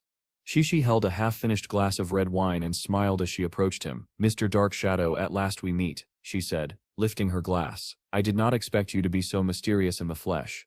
Qin Fang replied without hesitating. Speak, who do you want dead? Shishi leaned close and murmured, mockingly, oh my, are you never romantic? She extended the glass toward him with a teasing tilt. Tonight is beautiful. The scene is beautiful. The person is beautiful. Let us put business aside for a moment. Come, drink with me on this spring night. Qin Fang took the glass and drained it in one long swallow. Shishi covered her mouth and laughed, delighted by her own success. Aha, that is right. Before he could recover, she pushed him back onto the sofa and slowly climbed on top of him. She wrapped her arms around him and whispered, breath warm against his ear. How does it feel, Dark Shadow? What are you thinking? He answered awkwardly. What? She only smiled and offered a lie. That wine is my private formula. She continued, voice low and coaxing. After you drink it, you will obey me. In the private theater of her eyes, Shishi watched desire bloom. Even Dark Shadow is only a man after all, she thought, triumphant. Fire rose in her chest. How can someone from Daxia be so strong? Her thoughts tumbled into feverish praise. The world narrowed to heat and breath. Do not worry, just enjoy. When we reach the peak, I will remove your hood and see your face. I am sure you are very handsome, but let us keep a little mystery a while longer. Her composure dissolved. Exclamations of rapture slipped past her lips. Qin Fang sweated with discomfort. He tried to play along, stiff and measured. Very well, I am ready. Then the situation changed. Qin Fang produced a device, and a strange, viscous substance. One the scene later called a mucus appeared and clung to Shishi. She cried out at once, breathless and half-pleasured. In the chaos, Qinfeng's hand found Shishi's protective necklace. He tugged gently, and with a small, almost clinical interest, read its data. The system displayed the item details like a calm footnote. Gold protective glass necklace. Common equipment. Constitution +10. HP +300. Equipment requirement level 7. Unique effect every 300 seconds creates 1 layer of damage immunity. Maximum 1 layer. Shock replaced her coquettish smile. Why are you here? Weren't you supposed to be killed by Dark Shadow? She stammered. Qinfeng Sip's voice remained flat. There is only one explanation. I am Dark Shadow. Shishi Sip's performance collapsed. Panic, then supplication followed. She clawed at the floor, lowering herself in an act of shame, calling him Daddy Qinfeng and begging forgiveness. Please pardon me. I will give you all my lifespan. I will be your slave. Abuse me as you wish. Qinfeng did not soften. He demanded cold and precise. Where are the 5 foreigners who came with you? She lifted her tear-streaked face and tried to bargain. Her voice warped into something grotesque, a panting mimicry that made her plea sound like a ritual chant. Qinfeng approached, pressed his device to her throat, and scanned. The system confirmed those 5 were not here. Her vitality had already been drained. A notification chimed through the interface. You have received 659 years of tradable lifespan. Qinfeng paused, briefly disappointed. He had hoped to catch them all at once. For now, he would use Shishi's phone to contact the bureau. Outside, the night on the sea was dark and quiet. A small boat slid across the waves while a distant voice announced that investigation forces had received a report of a massacre on a yacht. One of the victims was the daughter of the chairman of the Qianshe group. Soon, 5 pursuit boats surrounded the yacht. Hanan clenched his fists at the sight. He seethed at what he called the lawlessness of Dark Shadow, killing on a yacht, humiliating the dead. 2 investigators examined Shishi's body and reported anomalies, traces of burns in the victim's mouth, and an unusual DNA sample. The preliminary cause of death, they determined, was a broken cervical spine. Touching the corpse triggered another system message. Victim's last words. After touching the corpse, the killer's location can be determined for 5 minutes. Hanan's mouth hardened into a vow.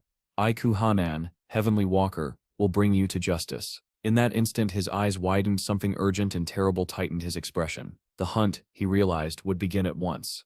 He pulled out his pistol and scanned the scene with brutal vigilance. Be careful, Dark Shadow is right here, at 6 o'clock. He barked orders, full power. Without hesitation, Hanan leveled his gun and fired. A single bullet flashed, another struck him squarely in the head. Hanan crumpled to the deck. Panic erupted. Captain Shu, someone cried. Guns answered the alarm and volleys cracked through the night, as voices shouted, Dark Shadow, you have killed an investigator. Are you starting a war with the government? Qinfeng Sit's voice cut through the chaos, amplified and calm. Do not panic. I killed Chu Hanan because he sold internal information to Chuan Shishi for profit. He was an internal spy. The evidence is on his phone. Investigate it at your leisure. Someone on the team seized Hanan's phone and scrolled. Team leader Lin, they announced. There are contact messages between Captain Chu and Chuan Shishi. Faces went pale. Wait a minute. Chuan Shishi is Disuk in the game. Lin demanded the phone be passed to her. Another teammate hesitated, but Lin snatched the device away. On the screen, compromising photos and a recorded voice of intimacy played. Lin's cheeks flushed as she stared in stunned silence. The pattern snapped into place for everyone who understood. Dark Shadow's staged murder in the game had been a lure for Chuan Shishi. In reality, he had bound her trust, finished her in the flesh, and then called the authorities. By drawing Chu Han out, he had removed a double threat to the government in a single night. A teammate, still dazed, broke the silence. This man is terrifying, she said, brow creased. Relief followed. Luckily, he is not against the government. If he were, the consequences would be catastrophic. She turned to Qinfeng. Dark Shadow, thank you for your help. Then, contrite and shaken, she raised her gun and fired a shot into her own calf as an extreme apology for having shot at him earlier. Others rushed to assist, but she waved them off, tears in her eyes. Dark Shadow, I am returning this debt to you. Please continue to cooperate with the authorities. From his vantage point above, Qinfeng watched every gesture and thought, Wei Wu Lin Qing Yu. She even shot herself to avoid confronting me, as expected of someone destined to be a key figure in the magic metropolis. Elsewhere, the battlefield still burned. Monsters swarmed, and a guild skirmish turned into chaos. A warrior cried, Xiao Yu, heal me. She grasped her magic wand and tried to answer, but her spell missed and struck a friend instead. The headless boss pressed forward. A sudden beam of light washed over the scene. The system resurrected the downed player and the man wailed, Ah, I died again. I did not see anyone nearby. It must be Dark Shadow. Why does he keep targeting me? Is he aware of my plans for revenge? A guildmate snapped back in exasperation. You idiot. Dark Shadow was not targeting you. The platinum-level boss, the headless assassin, wiped out our whole team. Didn't you see the system notification? It was activated because your healing was misplaced. If the guild leader drags you into the team again, I will jump off the nearest cliff. Xiao Yu clutched her head and whimpered, "It hurts." In their panic, a monstrous foot thundered down and the headless boss loomed above them. One by one, team members fled, abandoning those they could not save. Far from the water, in a luxurious suite, a red-haired noble slammed a plate of fruit to the floor in fury. "You fools," she snarled into the phone. This was a golden chance to catch Dark Shadow. "You are giving up too easily." She spat accusations at the government, blaming their restraint for the massacre of her Dongfang clan. "The blood of the Dongfang clan will not be shed in vain. At any cost, we will capture Dark Shadow and demand retribution." A shadow moved silently behind her while she spoke, a dark presence that carried the weight of death. "Even your father-in-law died at his hands," a voice whispered. Nantian, covered in blood, stepped forward, speaking softly but with cold determination. "Mom, I have a plan to kill Dark Shadow." The red-haired woman raised an eyebrow, intrigued. "Nantian, what plan? You are too young to enter the divine artifact game. You can even step inside." A sly, sinister smile spread across the boy Sip's face. "I may not enter, but I can still use my brain. Dark Shadow likes to kill, doesn't he? Then we will use people to bait him, lure them to Dad Sip's fireworks factory, and prepare everything in advance." From the corner, a girl bound and gagged lifted her head, listening intently. Nantian continued, "When he kills them, we detonate the factory. Thousands of fireworks will become his tomb. The world will witness his death. Even if it fails, he will never know we tried." The woman laughed, impressed. "It seems our teaching was not wasted. Did you hear that, mister? Even your son is more capable than you." On the other end of the line, a cautious voice instructed, "This must remain a secret. Higher-ups still hope to recruit Dark Shadow. My elder and second brothers will never support this." "I know," she replied calmly. "I will handle it myself." Then she turned to Nantian. "Why did you not hand over her lifespan?" The boy lowered his head. "Sorry, Mom. I lost control and accidentally killed her." Meanwhile, in the Divine Artifact game, in the ruins of Magic Metropolis, a crimson beam slashed across the battlefield. Players scattered, disappearing instantly. Those who remained cried in panic. "Did you see that? They died out of nowhere. It must be Dark Shadow." The crimson beam swept forward, slaughtering indiscriminately. "Run, Dark Shadow is insane. He steps killing everywhere." Elsewhere, Qinfeng stood calmly on the water, humming as he observed the waves. "Not a bad place," he mused. "Let's move the hideout here." The system alerted him. "Is it consuming 1,315.2 years of lifespan to bring the Soul Purifier hideout base into the real world?" Qinfeng, still gliding on the water, confirmed without hesitation. A circular mark appeared on the surface. Slowly, a magnificent castle rose from the waves, its walls gleaming under the moonlight. "Moving the base is complete." Expressionless, Qinfeng entered the castle. Wang Mang immediately reported, "Big boss, someone accused you of indiscriminately killing players." Qinfeng frowned. "Huh?" Wang Mang continued, "I checked. You were offline. It wasn't set you." Further investigation revealed a platinum-level boss attacking players named Headless Assassin. Its stealth is so advanced, no one can detect it. Can you take action? At a distance, countless players were being annihilated. Behind a rock, Anawan watched anxiously. "What kind of boss is this? I used level 3 anti-stealth and still can see it." A blue-haired girl whispered, "Keep quiet. Don't alert the boss." She stepped cautiously from behind the rock, climbing higher for a better view. Anwen followed but slipped on a discarded banana peel, narrowly avoiding the crimson beam that struck two teammates instead. Enraged, he hurled an energy ball at the headless monster. "Come here, I'm not afraid of you." He rolled and dodged expertly, but the crimson beam hovered directly above him. He rolled again, then again, confusion and dizziness mounting. The monster didn't strike, slowly dissolving before him. Relieved but disoriented, Anwan barely registered the next strike, a stealth attack from above. The headless monster returned with a powerful slash, catching him completely off guard. In a flash, he vanished. The true form of the mysterious black figure revealed itself. Qinfeng. He struck with precision, delivering a leg-break stealth attack. Frowning, voice low and sharp, "Are you Hala?" The battlefield froze for a heartbeat, the players realizing the terrifying power of the man known as Dark Shadow. A few minutes before Qinfeng's arrival, the scene had already begun to fray. A group of players pointed at Xiao Yu and accused her of activating the headless boss. She stammered through an explanation, tears in her voice. "I did not do it on purpose," she insisted. Shen Muming stepped between the arguing parties as tensions rose. A brown-shirted man muttered, We do not dare take responsibility. We do not even know why we died. Another teammate added, voice tight, guild leader, my team will not take players like that. Wu Ming hushed them. Keep your voices down. Do not lead the boss here, he warned, folding his arms. Then, with a practical but blunt decision, he addressed Xiao Yu directly. It seems you are not suited for combat. From now on, you will be responsible for scouting hideouts. Find a gold-level hideout, and I will reward you with 3 years of lifespan. Find a platinum-level hideout, and I will reward you with 10 years. Inside, he felt a quiet disappointment. He had hoped her hidden class would reveal some treasure. Still, he announced a daily allowance as a makeshift solution. I will give you 1 day of lifespan every day, he said. Otherwise you will keep dying, and it will be a waste. Xiao Yu glanced at the system display and read aloud. You have received 2 days of tradable lifespan, currently remaining 2 days, 13 hours, 22 minutes. Thank you, guild leader, she whispered.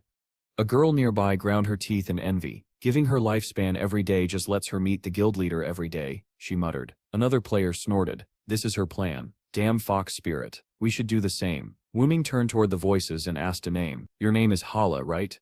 For a moment the headless monster dissolved into nothingness, and a brittle calm returned. Then Qinfang appeared, stepping out as if from the shadows. Wu Ming and his companion gaped. Before anyone could react, Qinfang struck the head of the nearest player hard enough that everyone around flinched. Wu Ming, startled, pushed the offender aside. The crowd watched, frightened and fascinated.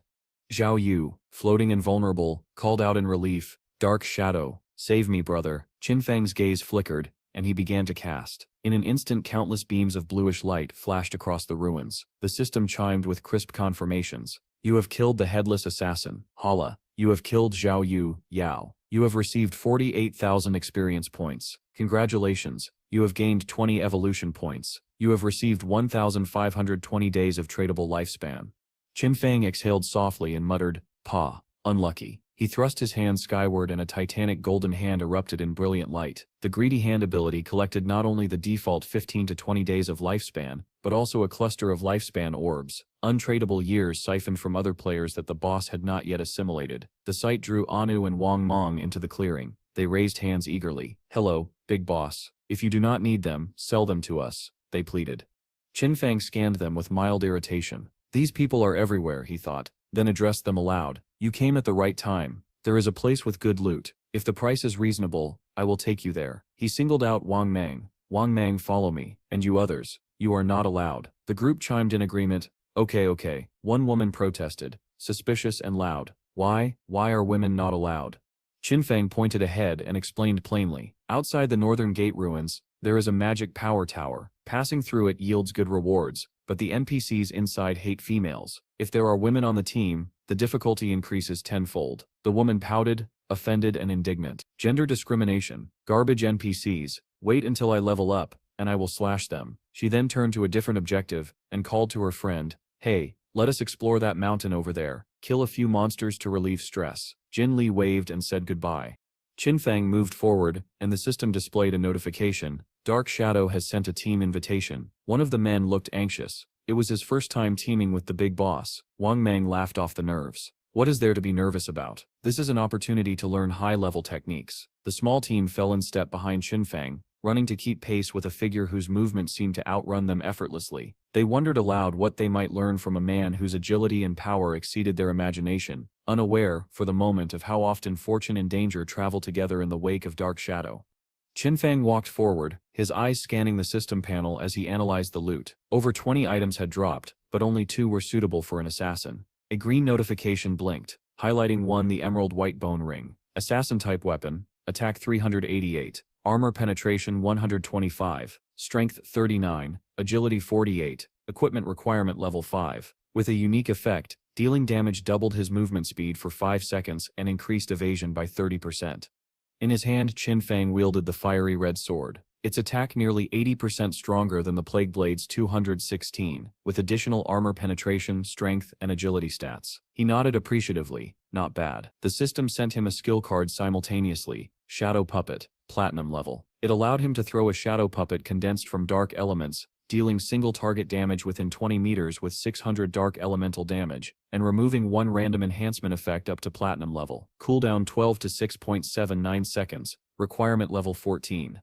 Qinfang whispered to himself, analyzing its potential. Single target damage is low, but the debuff removal is very useful. Let's evolve it to legendary. The system processed the evolution, consuming 56 evolution points and leaving him with 219. The legendary form increased damage progressively, 600, 800, 1200, 1500, while removing buffs up to legendary level. Cooldown dropped to as low as 3.78 seconds, and hitting a weakness returned 3 seconds of cooldown. Dark energy radiated around Qinfeng as he smiled. If I hit a weakness, the skill's cooldown is effectively 0.78 seconds for me. Suddenly he turned, eyes sharp. Where did Wang Mang and the others go? About 2 kilometers behind him, the exhausted group struggled to keep pace. The brown-haired man leaned against a rock, panting. Dark Shadow is too fast. Who can keep up? Another shouted from the ground. Captain, I can't hold on anymore. Wang Mang encouraged him, dragging him forward. They stopped in front of a towering ancient building, its peak hidden by clouds. Someone instructed, go inside. NPCs will give us challenges. They are despicable. Stronger players force higher prices. Use only 1% of your strength. Defeating a gold boss is enough. Qinfeng observed the weary team and felt a pang of helplessness. The gentle wind fluttered his black cloak as he stopped at the entrance. Wang Mang, still catching his breath, reassured the group, rest assured, we shall complete the mission. Qinfeng reminded them, passing the challenge grants good rewards. Report all conversations through the team channel. Do not let the NPC hear. Then he stepped inside. A smooth, mysterious voice welcomed them. Friends from Bluest Star, welcome. The descent of the divine artifact game must have been unnerving. This is the magic power tower. Pass the challenge, and you can trade with me. Tell me when you still are ready. The team hesitated. What kind of boss is this? Are there NPCs in this game? They whispered. Qinfeng Sit's calm voice cut through. Just follow my instructions. It sits simple. A long-haired teammate bombarded him with questions. How long is the fight? How many stages? Boss skills? Mechanisms? Weakness? Movement? Instant kill? Targeting? Qinfeng ignored the flurry of questions. This is the stable old dog, he thought. He lost 2 teammates in a previous encounter. He sets extremely careful. With quiet resolve, Qinfeng said, I am ready. Let's start. The long-haired person tried to interject, but Qinfeng ignored him. Suddenly a black whirlwind coalesced, forming the obsidian stone puppet, level 20, gold grade. The long-haired teammate panicked. Level 20. Our highest is level 11. Qinfeng remained composed. It's okay. Wang Mang, go up. Wang Mang obeyed, charging forward as his shield lit up. The obsidian puppet roared in pain, striking him back violently. The battle had begun. Seeing the battle unfold, Qinfeng's 2 underlings tensed, worried for him. Calmly, Qinfeng reassured them, don't worry about me. The archer took careful aim, precise and steady, while the brown-haired swordsman accepted the order without hesitation. Understood, he said, drawing his bow and releasing a straight deadly arrow at the monster. Immediately the long-haired swordsman brought his blade down with force, widening the gap between the monster's head, bending it into a strange, ominous shape. Dark energy surged from the creature, thick and oppressive. Qinfeng's eyes narrowed. The boss has gone berserk. I'll handle it. Everyone, avoid that black puddle of oil. Wang Ming's 2 underlings quickly sidestepped the danger. That was close, Qinfeng thought. Then he unleashed a skill, Shadow Receipt, and the monster staggered under the attack. Weakness hit for 4,500, successfully removing the berserk state. Observing the scene, Wang Ming remarked, Big brother, did you take off your equipment? That damage doesn't fit your identity at all. The long-haired swordsman nodded in agreement. You acted perfectly, big brother, keeping yourself at the weakest level the entire time. This NPC must think you're a noob. Haha.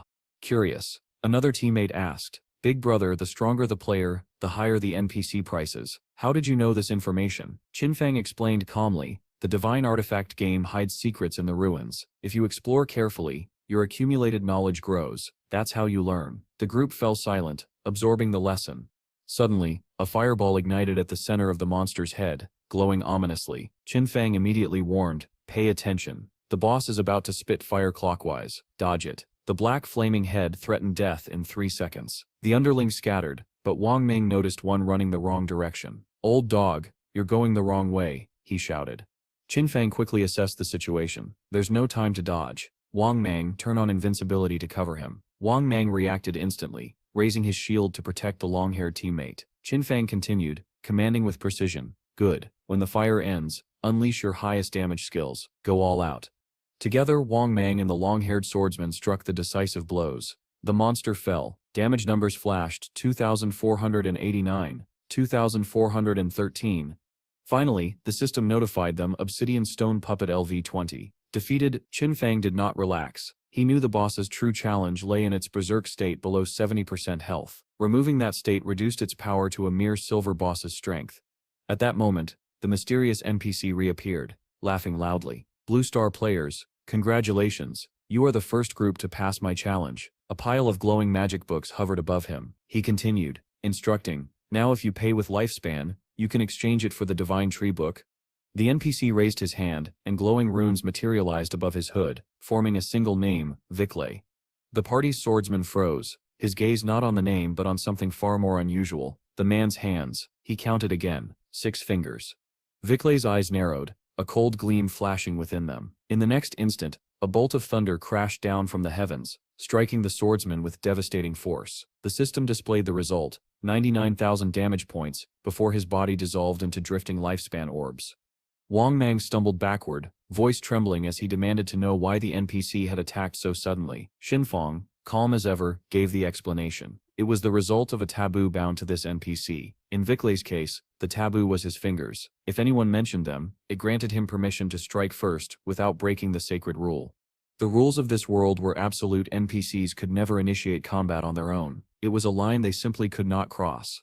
When Wang Mang asked whether they could defeat this strange figure, Xinfang shook his head. Not yet. Moments later, the system interface flickered, revealing a chilling truth. These NPCs were not mere lines of code. They were beings from other timelines, entities who had achieved divinity, now bound by ancient laws, and sent to roam the Blue Star in disguise, harvesting the lifespan of players. Viclay's gaze swept across the group with arrogant disdain. Choose your divine skill book, offer your lifespan and leave, he said, gesturing toward a collection of tomes that shimmered with divine energy. Wang Mang's eyes widened as he browsed through them. Some books granted the power to create food, water, and other necessities in the real world, a promise of absolute survival security should disaster ever strike. The archer, however, was drawn elsewhere. His attention locked on a divine mechanical maid, his excitement barely contained as he studied its shimmering design.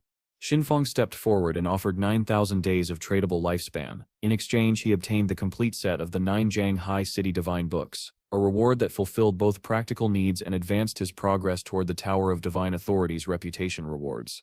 Once the transaction was complete, Xinfang fixed his gaze on Viclay. I want to challenge the highest difficulty, he declared.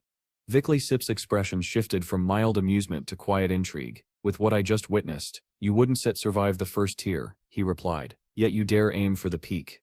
He explained that the highest difficulty was divided into 5 levels, the final one guarded by the same golden-grade obsidian skull-splitting golem, but with its attack, health, defense, and cooldown speed amplified by 500%. The number silenced the group. Wang Mang and the archer exchanged uneasy glances. They had already struggled against its base form. With quintuple the power, the fight promised to be nothing short of brutal. Viclay's final warning was simple and cruel. Should Xinfang fall during the challenge, his dropped lifespan would belong to Viclay. Xinfang merely nodded. His acceptance was silent, firm. Viclay raised his hand once more, and magic surged outward. The shattered golem began to reform, golden plates gleaming with ominous light. Xinfang knew Viclay's creations well. 500% was far from his limit. In another battle, he had seen the NPC amplify his constructs by 2,000%. That was precisely what Xinfang wanted to test. With a smooth motion, he loosed a poison dart. The black flame's gift effect ignited instantly, weakening the golem's defenses and elemental resistances by 7%. The emerald bone blade in his grip pulsed with life, flooding his body with a 100% speed boost for 5 seconds. Flames erupted from the golem, but before they could reach him, Xinfang vanished. The creature hesitated, scanning its surroundings in confusion. Then in the blink of an eye, Xinfang reappeared, right above its head. His dagger plunged deep into the creature's skull, triggering the emerald bone feather's special effect. A deafening roar tore through the chamber as agony rippled across the golem's massive frame. But Xinfang was gone again, his speed surging once more. Wang Mang and the archer stood frozen, their eyes darting through the empty air where he had been. At first, they thought he had turned invisible, assuming his skill cooldowns were impossibly short, but soon they realized the truth. It wasn't invisibility at all. His speed had surpassed perception itself, bending the eye's ability to follow his movements, making it seem as if he had vanished completely. Xinfang's eyes gleamed as he activated Blessed Liberation, preparing for his next strike, Throat Slash. With a blur of motion, he executed Shadow Dash, his blade slicing through the air with surgical precision. The hit landed with such force that it inflicted over 100,000 points of damage in a single blow. The strike reactivated Black Flame's gift, stacking its effect until the golem's defense and elemental resistances were reduced by an astonishing 64%. Even so, the boss's HP bar barely moved. Xinfang wasn't discouraged. He understood why. The ancient Godstone tablet was amplifying the stacking limit of Black Flame's gift beyond its normal threshold. Without it, Shadow Dash would have capped at around 18,000 damage per strike. Wang Mang stared in disbelief. One attack had carved away a third of the boss's health. And for the first time, the archer managed to see Xinfang's strike, not with awe, but with the quiet realization that he was witnessing something far beyond human limits. It looked like a shadow slash, but something was different. The version Wang Mang knew had only 3 strikes, never this continuous, lightning-fast storm of motion. From the sidelines, Viclay watched in silence, unease flickering behind his calm demeanor. The game on Blue Star had only just begun, yet this player's strength, his precision and the sheer control he displayed spoke of a skill level that should have been impossible so early. Xinfang, however, wasn't thinking about any of that. It was time to activate Throat Slash's full effect, each second delivering 200% of the previous attack's damage. Blood streamed from the golem's wounds. Its HP plunged as its roars turned to strangled gasps, then silence. The towering body collapsed, scattering into drifting lifespan orbs that shimmered before fading into the air. A message flashed across Xinfang's SIST interface. Achievement completed, 5th level difficulty, Divine Authority Tower. Reward 15 reputation points. Bonus, plus 75 reputation points, first solo world clear. Then came the global broadcast. Player Xinfang's shadow has cleared the maximum difficulty of the Divine Authority Tower, the first in history. Across Blue Star, confusion spread like wildfire. Most players had never even seen such a tower within their city ruins. Once again, Shadow had moved several steps ahead of the world. Vicley's composure broke, his face twisted with frustration. To him, this was nothing short of a scam. He cursed himself under his breath for not charging 10,000, no, even 100,000 days of lifespan for each Divine Authority book. With a snarl, he conjured a sphere of brilliant light. "Get out, I never want to see you again," he barked, his voice echoing through the fading chamber. The radiance swelled, forcing Wang Mang and the archer to shield their eyes. They thought the NPC was about to annihilate them, but Xinfang didn't flinch. The light struck, and suddenly they were standing outside the tower. No pain, no death, just disorientation. Realization dawned quickly. Vicley couldn't set actually harm them. Xinfang reminded the others calmly, "NPCs can set attack unless provoked." Then with his usual composure he added, "Objective complete. I stemp, logging off to eat." Wang Mang thanked him for leading the way and asked to join him again if another rare opportunity arose. Xinfang gave a small nod. The archer waved goodbye. When Xinfang awoke in the real world, he was back inside his hideout. The system immediately began extracting the 9 divine gift books, consuming 90 days of tradable lifespan. Without hesitation, he spent another 106 years on luxury furniture, fine daily necessities, premium cooking ingredients, and a multi-purpose mechanical maid. Moments later, a maid with soft dog ears materialized before him. She bowed gracefully, her voice polite yet warm as she assured him she could manage the entire household and attend to anything he required. Sinking into the comfort of his new luxury sofa, Xinfang ordered her to clean the hideout. The maid moved with mechanical precision, sweeping the floor with effortless rhythm before announcing she would next prepare a lavish meal. But far away, in Shanghai City, reality was far less peaceful. Authorities were in chaos after a third female body had been discovered within a week. Like the previous victims, her limbs were severed, and her eyes were missing, clear signs the same killer was at work. The lead investigator reported grimly that the murderer displayed deep knowledge of police procedures, disposing of the corpses just beyond the reach of forensic tracking systems. His superior pressed for updates, demanding to know how long until the forensic team received its next upgrade, insisting they couldn't afford further delays. Then, one officer hesitated before speaking up. The superior turned sharply. "What is it?" The officer explained, voice low but firm. Shadow's login and logout times aligned almost perfectly with the murders. It wasn't solid proof, but it was enough to raise suspicion. He added that rumors were spreading online, claims that Shadow was the killer, and that the authorities were protecting him out of fear. The superior SIP's tone hardened. "We don't SIPs let personal grudges interfere," he said coldly. "Even if he humiliated you before Anu, Shia, you still treat this case with objectivity. You still have full technological support around the clock. Find the truth." As the superior turned away, Shoya stood motionless, staring at the floor. Rage simmered behind his eyes. Back inside the game, Xinfang materialized before the crumbling remains of a once great castle in the ruins of Demon City. The sight stirred faint recognition. It was the Academy of Evil Spirits, a platinum-tier hideout famed for its unbreakable defensive barrier, even though it lacked concealment. The system confirmed he had just spent 2.74 years of lifespan to establish his new guild, Shadow. His plan was simple but strategic. Claim this hideout under the guild's name to create a sanctuary, a teleportation hub that would allow instant travel between Magic City and Shanghai. Activating invisibility, Xinfang slipped inside with quiet precision. He descended to the third underground level, the deepest accessible floor. No monsters, no traps. The silence itself was proof. Someone powerful had cleared this place before. Then the stillness broke. A sharp, desperate voice echoed through the corridor. A woman was cornered, several men closing in around her with cruel intent. From behind the wall, Xinfang's eyes narrowed, cold light flickering within them. "What's this happening here?" he muttered under his breath, his tone sharp as a blade. The woman's voice trembled as she pleaded for them to stay back. The narrow bridge offered no escape. Behind her, a molten river surged, the heat so intense it felt like breathing fire.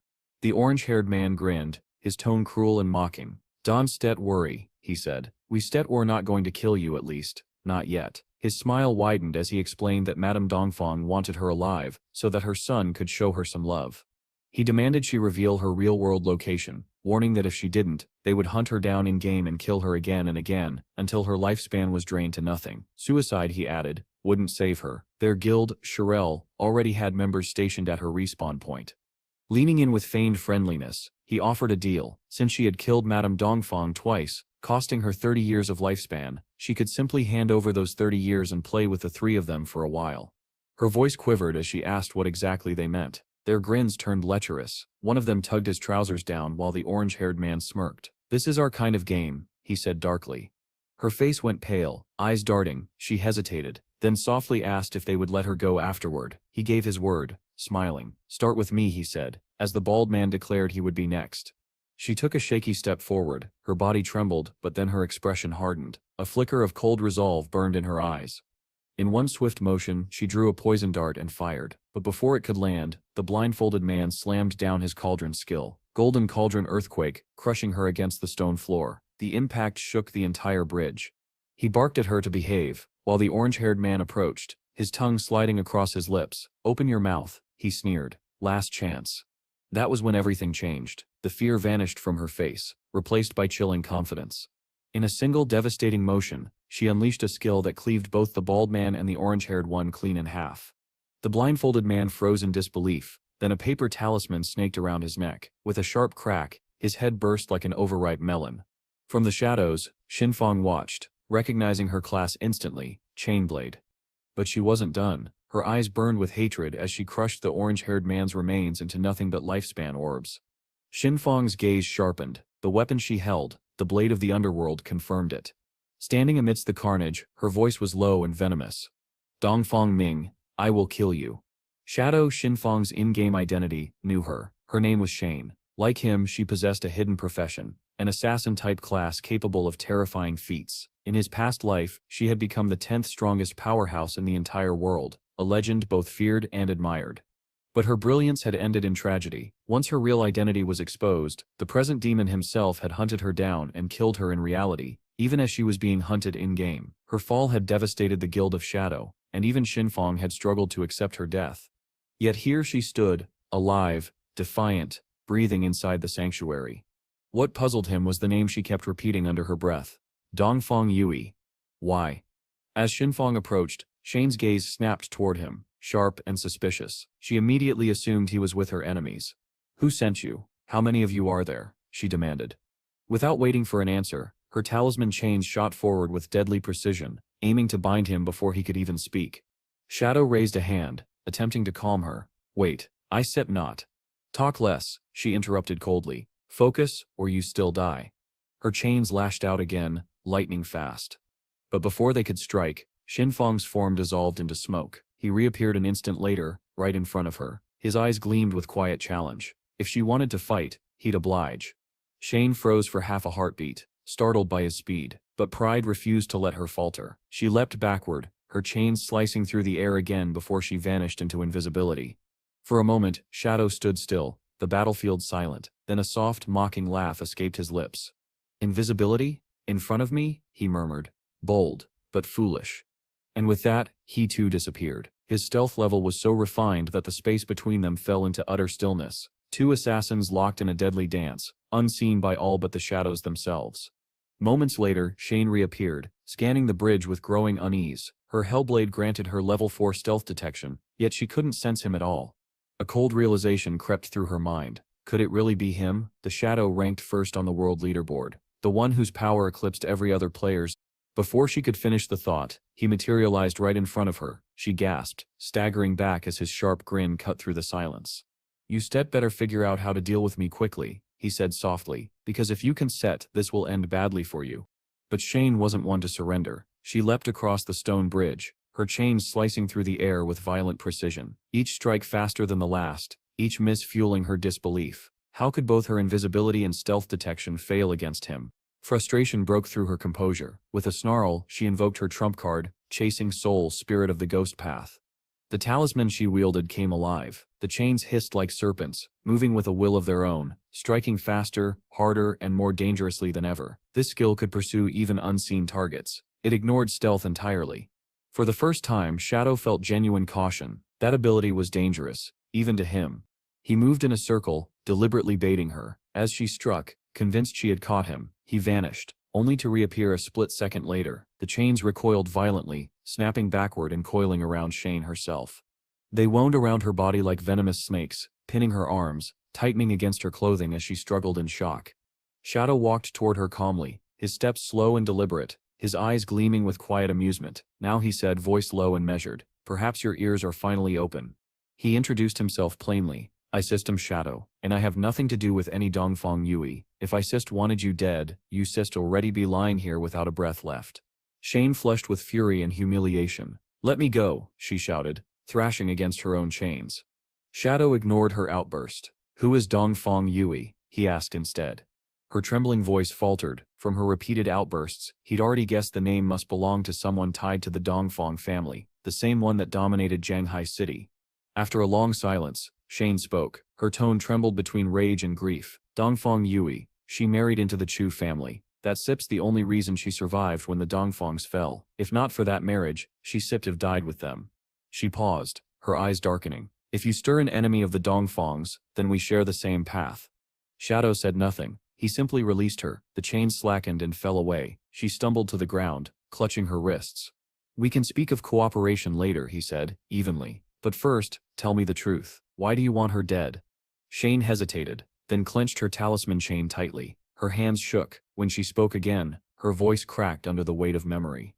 "Before all this," she whispered, "before this cursed world descended, Dongfang Yui was driving drunk. She caused the crash that killed my mother." Her words grew sharper, faster, fueled by pain. "We went to court. My father fought for justice. But the Chu family buried everything, with bribes, with power, with fear. They framed someone else. When my father found proof, real proof, they found him dead in the river. They called it suicide. They called it suicide." Her voice trembled into a shout. "It wasn't suicide. They murdered him. And when I demanded justice, the Chu guards beat me until I nearly died." Her knees buckled. "I lost everything. My family, my name, my life. I was going to end it. But then this game came. This damned realm descended. And my first mission, the very first carved into my quest log, was kill Dongfang Yui." Tears streamed down her face. "But death here isn't permanent. Unless your lifespan is gone, you come back. Even when I killed her once, she returned. She used her wealth to buy assassins to hunt me every day. I couldn't even breathe without fear." Her voice broke into sobs. "Please, Shadow, help me. Revenge is all I have left. It's the only reason I still alive." Shadow Sep's response came cold and final. "No." The word cut sharper than any blade. Shane stared at him, stunned. "This vengeance," he said, "is instead mine to take. If you want her dead, you still have to do it with your own hands."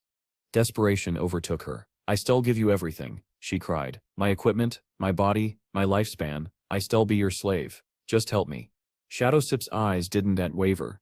"I don't heal for others," he said quietly, "but I help you grow strong enough to do it yourself. The rest will depend on your resolve." Her sobs quieted, her breathing steadied. Slowly she lifted her head. At that moment, the system interface flickered before her eyes.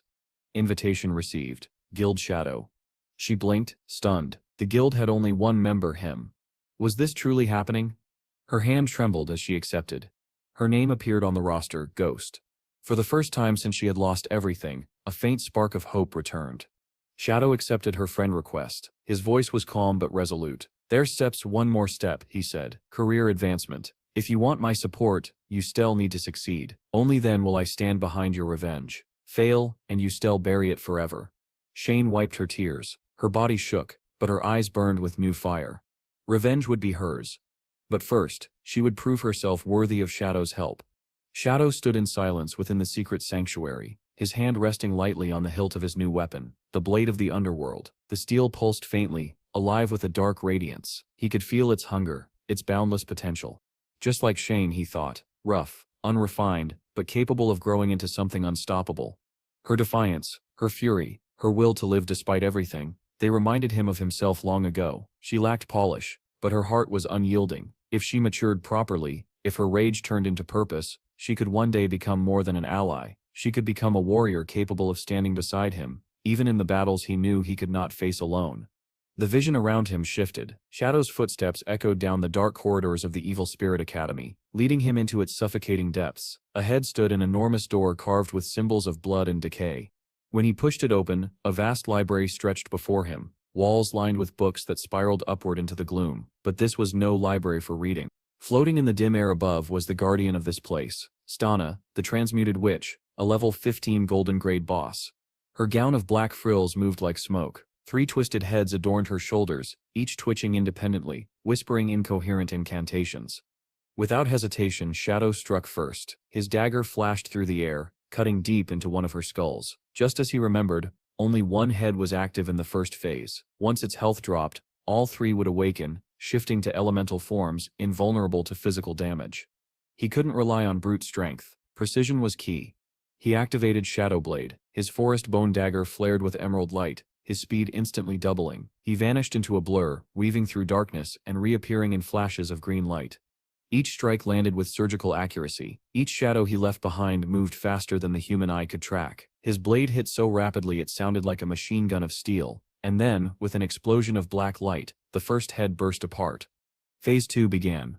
The remaining 3 heads awakened with a chorus of screeches. Fire, water, and lightning exploded outward, scorching the air and tearing through the library. Pillars shattered, shelves erupted into flame.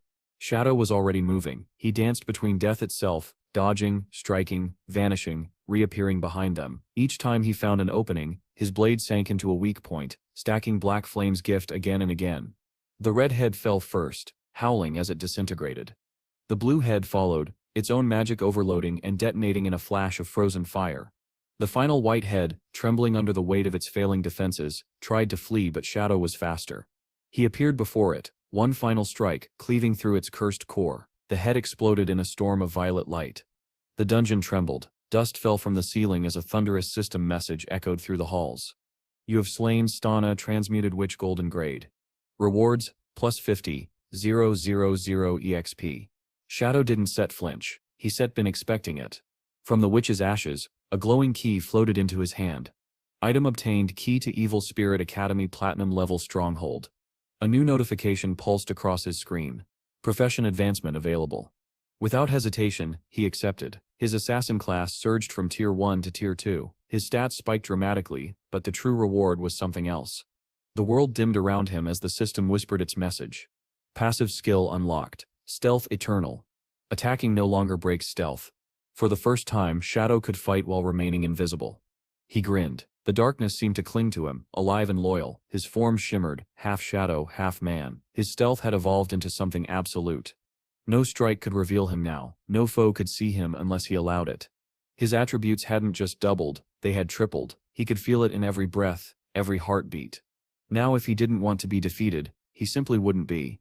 Holding the platinum key, Shadow understood the treasure he had just earned. This wasn't merely power, it was transformation. The scene cut sharply, rewinding to moments earlier on the outskirts of the Evil Spirit Academy. Shane was running for her life again. Her breaths came fast and ragged, her voice sharp with fury as she shouted at her pursuers. "How many times do you plan to try this? Haven't set you had enough." The open field shook under heavy footsteps. The same 3 men who had once cornered her now approached with cruel laughter, joined by new reinforcements from the Surehall Guild. The blonde one sneered. "You should sif stayed down last time. We brought a friend this round." The hulking giant beside him cracked his knuckles. laughing. This time Isep not holding back. He stomped forward, activating Earth Smash. The ground quaked, a violent tremor sending dust and debris into the air. Shane braced herself, fury burning through her exhaustion. With trembling hands she activated her sacred talisman skill, preparing for a desperate counterstrike. But before she could act, a blinding flashbang burst in front of her, light and concussive force colliding like thunder. The explosion disoriented her instantly. Vision white, ears ringing, her health dropped as system damage numbers flashed. The bullies laughed, their voices dripping with cruelty. Still standing? You have to learn your place this time. The blonde one stepped closer, smirking. Let's educate her properly. Even through the pain, Shane's spirit didn't break. Her hand fumbled through her inventory and closed around a small vial, a recovery elixir glowing faintly blue. She lifted it toward her lips. But the blonde man lunged. His palm struck her hand with brutal force. The vial shattered, shards scattering as he wrenched it from her grip. You won't need that where you're going, he said with a grin, lifting his weapon for the next strike. The molten horizon behind them shimmered. None of them noticed the faint shadow stretching across the ground, silent as a whisper, moving closer with lethal intent. Glancing at the shattered vial, Shadow's grin widened. The liquid glowed faintly green, its description flickering across his interface: poison. He had been ready to sacrifice years of her life rather than die by their hands. To her tormentors, that only made her defiance more enticing. The blonde man stepped closer, glee twisting across his face. Half your life for one more try, huh? Brave. But useless. Then it happened. A system notification appeared before Shane's tear-filled eyes, glowing bright in the air. System notification. Platinum level Sanctuary, Evil Spirit Academy, is now under the control of Guild Shadow. Intruder status detected. Cleansing protocol initiated. The words froze them all. Before any of the men could react, the sanctuary came alive. Bolts of lightning erupted from the air, divine arcs of judgment slicing through the chamber. Thunder roared as radiant energy tore through the intruders. They screamed, their bodies convulsed violently before disintegrating into ash. Lifespan orbs scattered like shattered glass across the ground. When the storm faded, the system's voice returned, calm and cold. Cleansing complete. Shane collapsed to her knees, breath shaking. Her mind reeled at the realization. The Evil Spirit Academy wasn't just a dungeon, it was a platinum-level sanctuary, and now it belonged to Shadow. Far below, deep in the sanctuary's core, Qinfeng stood examining his newly acquired loot. From the remains of Stana, the transmuted witch, he had secured a Jade-tier item, a Rant Witch's Ring. Its stats shimmered in the air. Usable by all classes, level 14+. Plus 22 to all attributes. Plus 30% cooldown speed. Unique effect. Expands area of effect radius by 25% and amplifies AoE damage by 10%. A rare find, powerful, flexible, and efficient. But that wasn't all. He had also obtained a platinum-grade skill, Virulent Poison Trap. Designed for assassins and hunters, the trap could cloak itself with level 5 stealth and remain active for a full hour. It had a cooldown of just 4.65 seconds and could be deployed 3 times simultaneously. Qinfeng evaluated both with a sharp, calculating gaze, 2 assassin-compatible items in a single drop, rare beyond measure. The Arant Ring drew his attention most, its synergy with his instant Shadow Slash and Dark Knight Ring Blade, both wide-range techniques, promised a massive boost in his combat potential. His lips curved slightly. Perfect. He checked his status: 363 evolution points. Finally enough. He spent 340 without hesitation. Skill upgraded, Backstab Enhancement Legendary Tier. The transformation was immediate. Rear attack damage rose from 75% to a full 100%, but that wasn't the real breakthrough. The legendary passive rewrote the very rules of his combat. Legendary effect. While in stealth, every strike counts as a backstab. A chill of exhilaration coursed through him. His lethality had ascended to a realm few could comprehend. Every shadowed strike would now pierce with maximum efficiency. Every movement doubled as an execution. He could vanish, attack, and remain unseen, death incarnate. For the first time, even Qinfeng felt that faint, dangerous thrill. He was evolving beyond what even he had envisioned. Just then, Little Black's voice chimed through the guild channel. "Boss, you still want to see this? I found something, other ruins, not far from Zhanghai City. It's Sep's strange. The stones here, they got murals, just like the ones in the beginner Sep's village." Qinfeng frowned. "Why didn't Set you go inside?" A pause. "We tried. Cleared every mob on the way, but a teleportation orb appeared at the end. When we touched it, it rejected us. Said only a sea-fated person Sit could pass. I think that means you." He thought for a moment, then nodded. Wait for me. Prepare your tradable lifespan. I still bring new equipment. The shrine teleportation network made travel instant now. One command and a shimmer of light enveloped him. At the outskirts of Janghai's ruins, Little Black sat perched on her white llama, watching the sunset reflect off the temple stones. The llama lazily chewed grass, unconcerned. Then without a sound, Xinfang appeared behind her. She nearly jumped off the saddle. Can you not sneak up like that every time? He smirked faintly. Old habits. I'll try to warn you next time. Try harder, she muttered, pointing down the cliffside. That sips the entrance. Xinfang followed her gaze. The cliff below led to a dark cave marked with glowing runes, the supposed gateway. How did you even find this place? He asked. Little Black chuckled. Long story, I was trying to catch my llama. Well, I thought it was a sheep at first. While I was playing around with it, a silver boss appeared out of nowhere, scared me so badly I slipped, fell off the cliff and landed in a tree. When I looked up, there it was, the entrance. Xinfang gave a quiet laugh. Of course, you trip over a miracle before finding it. Hey, she protested. You jealous of my luck. She climbed off her llama, guiding him carefully down the rocky slope. Watch your step, the falsette's nasty. He landed with ease, silent as ever. And Wang Meng? Oh, she said cheerfully, he tried the same jump you just did. And he missed, died on impact. Xinfang stared at her for a long moment. Of course he did. Little Black giggled, pointing toward the temple sept's dimly glowing gate. Come on, Shadow. Let's see if you are really this defeated person the system sept's waiting for. And together, they stepped into the unknown. Together Xinfang and Little Black entered the cave, their footsteps echoing softly along the dim corridor. The faint blue light of runes illuminated their path as she explained that they had already cleared the labyrinth of monsters ahead, but Xinfang's expression remained stern. From now on, he warned, you can afford careless deaths. If your non-tradable lifespan ever hits 0, there won't be a resurrection. You still vanish for good. Little Black smiled, confident and carefree as always. I know, don't worry, I not planning on dying anytime soon. She hesitated, then added, actually, Shane told me something earlier.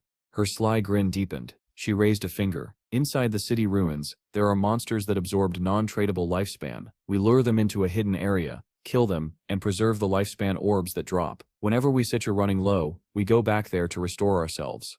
Xinfang froze for a moment, then his eyes widened in quiet recognition. That was Anu Sip's method, wasn't it?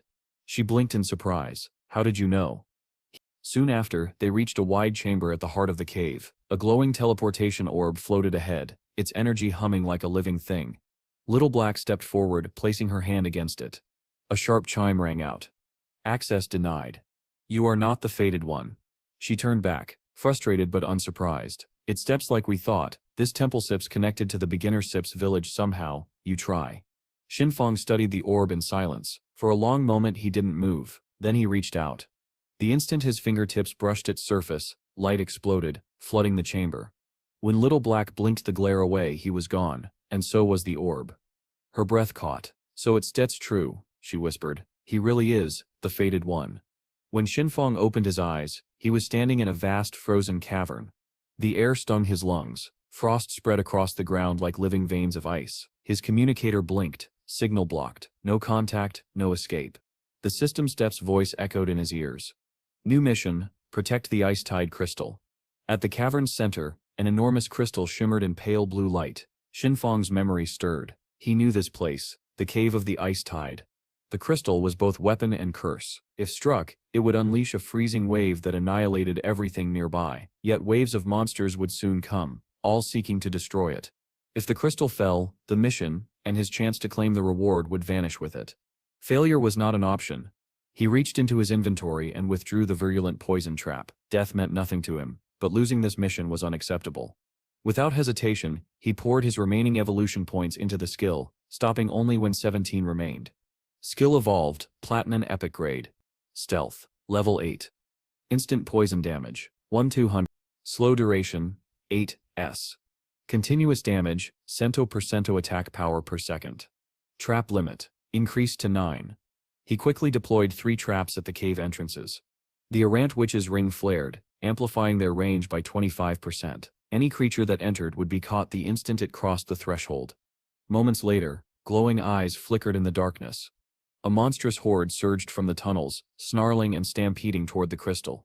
The first line crossed the barrier, and the traps ignited. Venomous thorns burst upward, tearing through the front ranks. Poison spread like wildfire, burning the air with a sickly green glow. Damage plus 103 728, plus 99 846, plus 112 202. The cavern filled with shrieks and crumbling stone, but Xinfang stood unmoving, his focus razor-sharp. Then, a faint whistle. His instinct screamed. He turned just as an arrow streaked through the air. In a single motion he summoned a shadow barrier, deflecting the projectile with a metallic crack. Archers. So this wasn't just a beast horde, someone was directing them.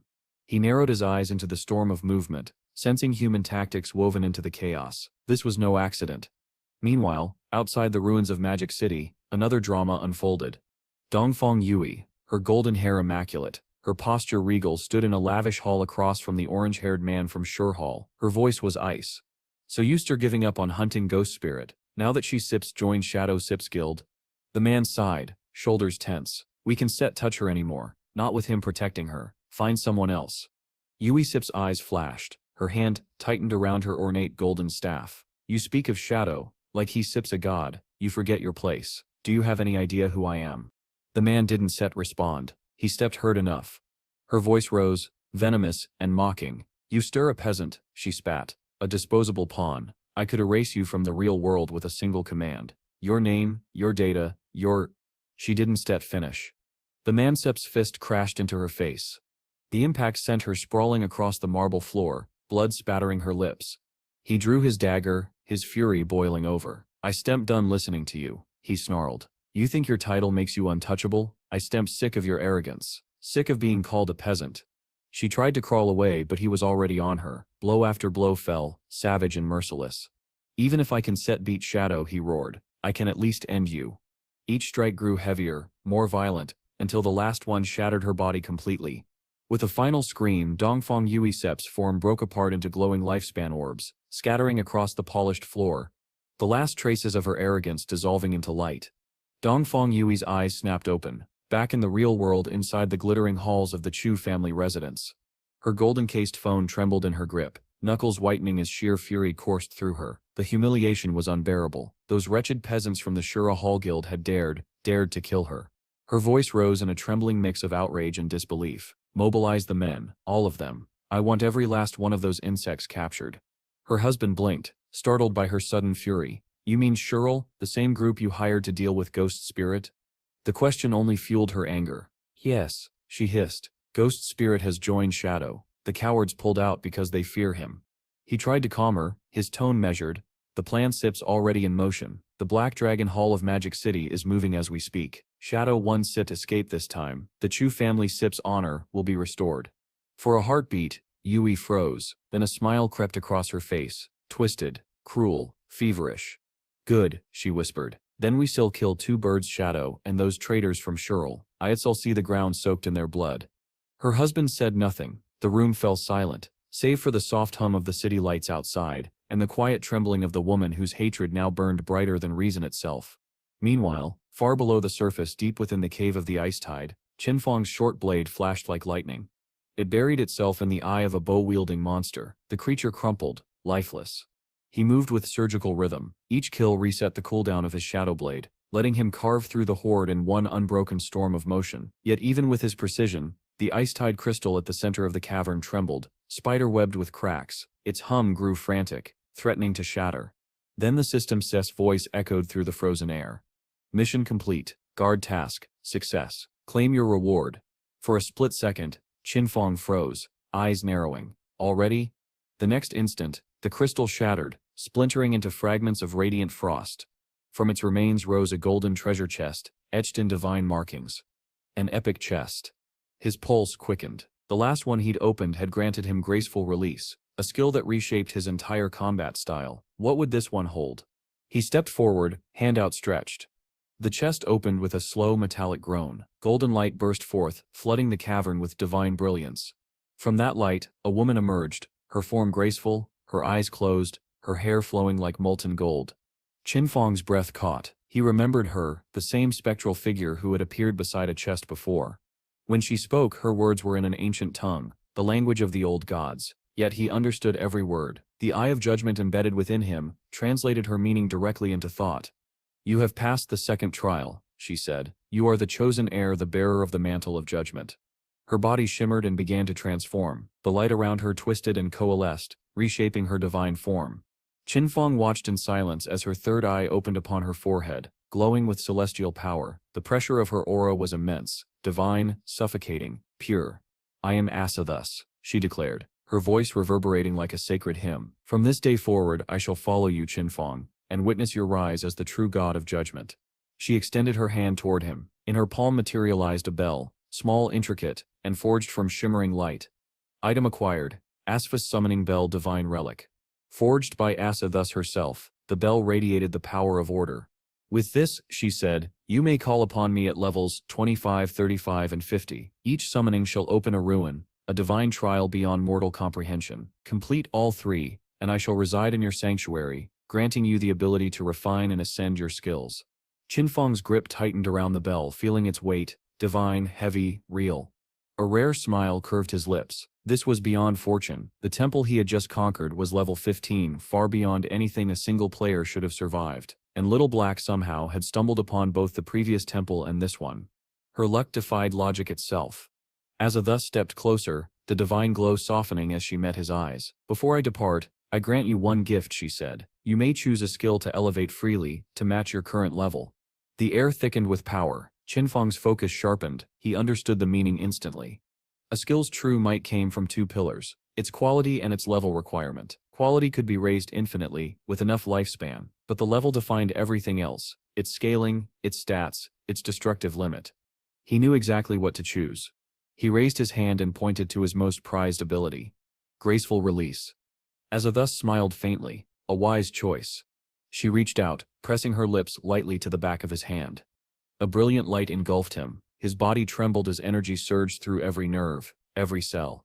Skill upgraded. Graceful release. Level 10, level 16 mythic. Weak point attack correction. 300%, 410%. The power coursing through him was intoxicating, like wielding the wrath of the heavens. When the light faded, Asathus's form began to dissolve, her golden aura unraveling into wisps of divine mist. Her voice lingered, soft yet commanding, echoing like the farewell of an ancient god. "I look forward to our next meeting, my heir of judgment." A blue portal opened before him, its light swirling like liquid frost. Without hesitation, Qinfeng stepped through, vanishing into the void, his heart burning with the knowledge that what awaited him next would reshape not just his path, but the destiny of the entire world. Qinfeng was about to step through the portal when he felt it, an unfamiliar pulse emanating from the treasure chest behind him. He hesitated, then turned back. The golden light had dimmed, but something still shimmered deep within. Reaching in, his fingers brushed against cold metal. When he pulled it free, his eyes lit with intrigue. It was a pair of assassin-class leg armor, the epic tier Baffich's equivalent exchange agreement. Level requirement, 15. But its description was what made it truly extraordinary. Unique effect, art of equivalent exchange. Sacrifice any epic grade item or skill book to instantly receive another of equal grade and type, tailored to your class. Cooldown, 1 hour. Qinfeng exhaled slowly. Equivalent exchange, he murmured. This wasn't just rare, it was priceless. The potential was limitless. With a single trade, he could convert useless loot into perfect synergy gear, over and over again. His grin was small but sharp. The haul from this trial was beyond imagination. As he stepped toward the portal, he reminded himself of one thing: he owed Little Black. Her accidental discovery of the ruins had brought him all of this.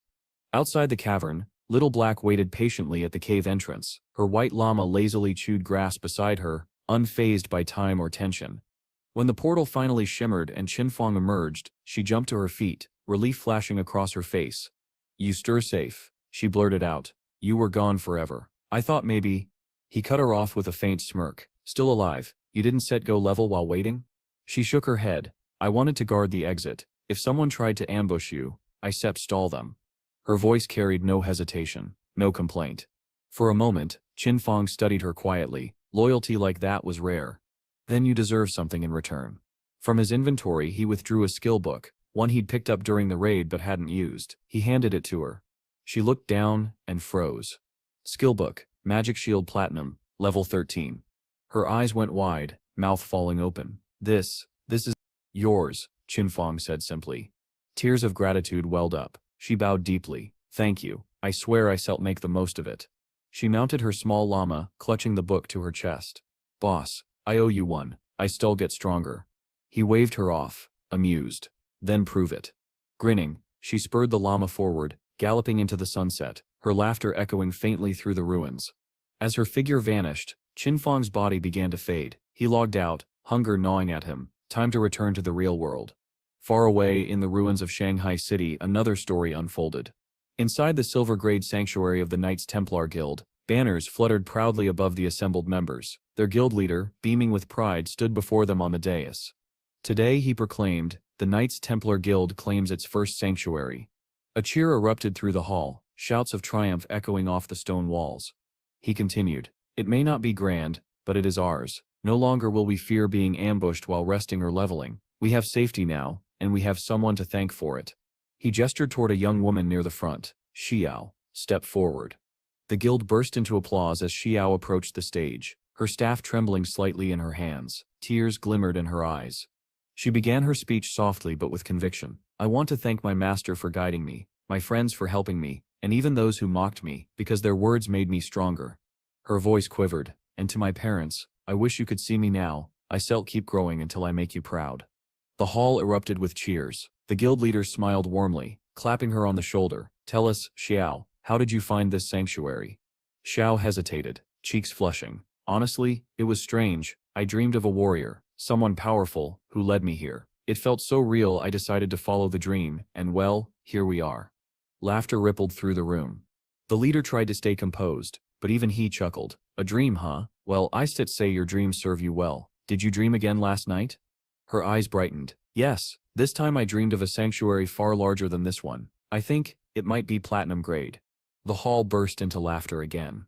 Members joked and clapped, teasing her. Then let's all sleep early. Maybe we still dream of palaces next.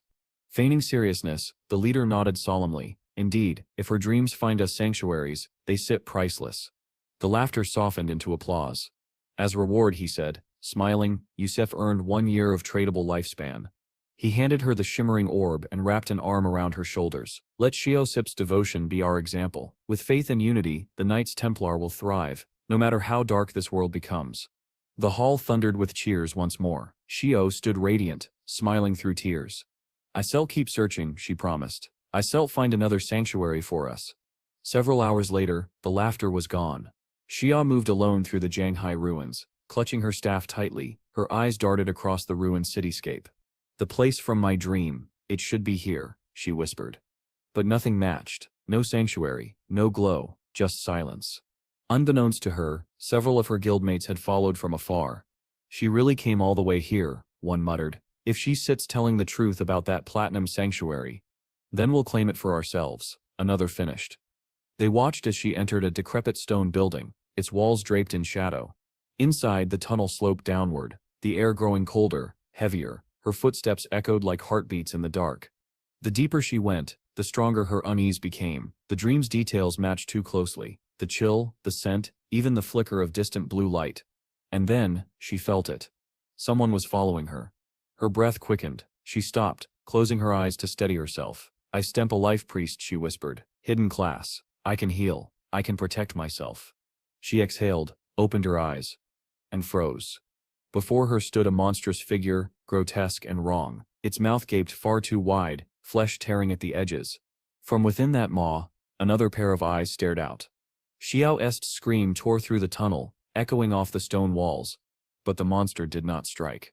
Not yet, it only smiled. Instead of striking Xiao, the monster hurled her aside with brutal force. She hit the wall hard, pain flaring through her ribs, but she barely had time to react before she heard the screams. The creature had turned its hunger elsewhere, toward the women from her guild who had secretly followed her into the ruins.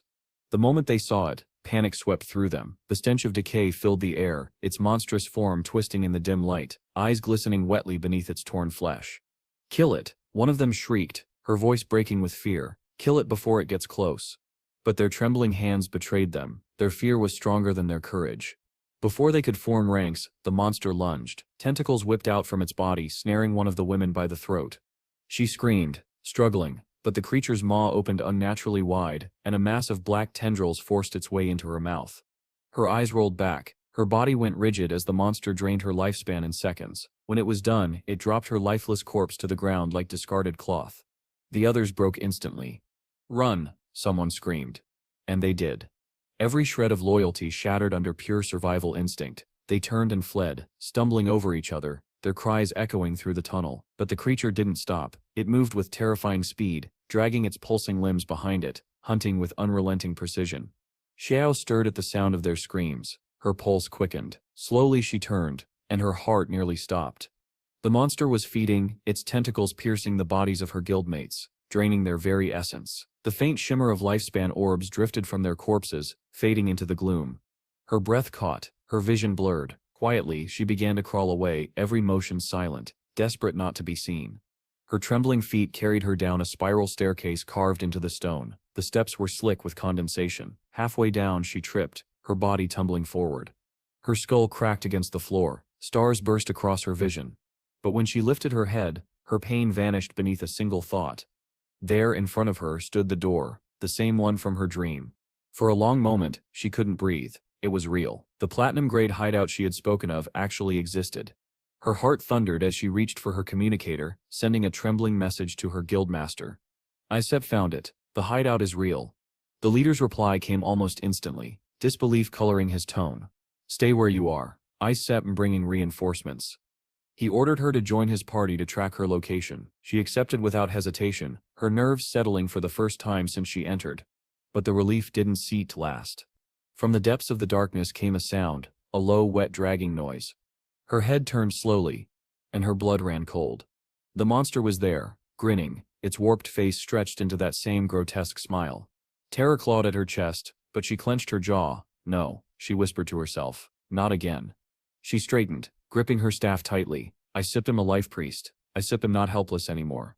She raised her weapon. "Come on then."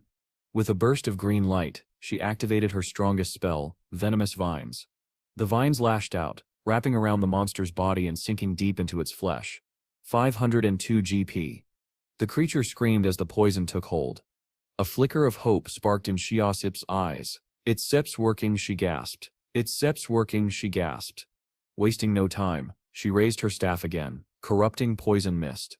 A dense green fog billowed outward, filling the chamber with deadly toxins. The monster staggered, hissing, its skin blistering under the venom. For the first time, victory seemed possible. But then she realized her mistake. The fog wasn't set dissipating. It was spreading, filling every inch of the enclosed chamber. The air turned thick, suffocating. Her lungs burned as she coughed violently, stumbling back. "No, no, stop," she gasped, trying to fan the air with her hands. Panic set in. She couldn't hold her breath much longer. Her vision blurred, her chest heaved. Then she remembered the antidote spell. With trembling fingers, she lifted her staff and chanted the incantation. Antidote. A soft white light spread across the room. The poisonous mist slowly dissipated. She fell to her knees, breathing in fresh air, trembling with relief. But then she froze. The monster was still standing. It hadn't yet died, it had merely waited. And now it smiled again. Its head tilted unnaturally, eyes glowing with hunger. It began to move toward her. Her name echoed faintly from the system. Xiaoyu. Her hand shook, tears welled in her eyes. "No," she whispered. In her panic, she gasped for breath, and inhaled the last traces of her own poison. Her body convulsed. The system's cold voice followed. "Player Xiaoyu Ya has committed suicide."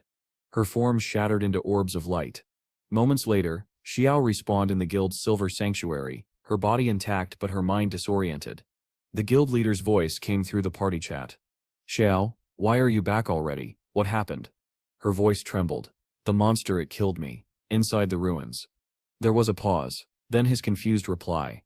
"That Sep's impossible. We stiff already slain the soul-sucking hag in that area. It was only silver grade."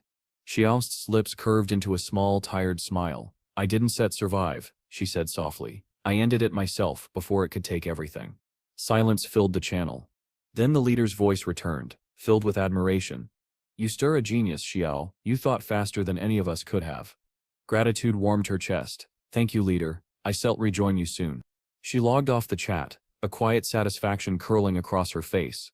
The three women who had mocked her, the ones who'd followed her out of jealousy, were gone, permanently. Their arrogance had been their undoing. "This is what happens when you underestimate me," she whispered, her smirk faint but sharp. Because Qin Xiaoyu was no fool. Moments later she arrived at the entrance of the hideout and pointed toward the massive stone door. She told the guildmaster that the platinum-grade hideout lay just beyond it. Pride gleamed in her voice. The guild leader smiled and patted her on the back before turning to his men. His tone shifted, becoming sharp and commanding. He ordered a squad to sweep the surrounding area and make sure no one interfered. Datu responded with confidence, swearing they would eliminate anyone who dared approach, even if that intruder was Shadow himself. The guild leader's anticipation grew. Raising his axe toward the stone door, he shouted, his men roaring in unison behind him. Their cries echoed through the ruins as they prepared to claim the sanctuary for themselves. But their triumphant shouts faltered when one man at the front suddenly cried out. The door wouldn't open. Confusion rippled through the ranks. The leader's expression darkened, then shifted as realization struck him. He remembered that every hideout had its own guardian. Narrowing his eyes, he smirked. The stone door itself, that was the guardian. To test his theory, he ordered a warrior to strike it. The man swung his axe, and a number appeared above the door. 320 hit points. The theory was confirmed. Cheers erupted as the guild praised their master's insight. "This hideout is practically a gift," the leader declared proudly. "Bring it down." Obediently, they attacked in unison. Blades and axes crashed against the door, sparks and dust bursting into the air. Far away, a notification window appeared before another player. King Fongsip's expression hardened instantly. The message glowed before him. "Alert, the land of purified souls is under attack." He checked the status readout. The entrance's durability was dropping, 99.3%, still holding firm under its magical barrier at 100%. Teleportation to the sanctuary was blocked. Only the war teleport remained available, one use for the day.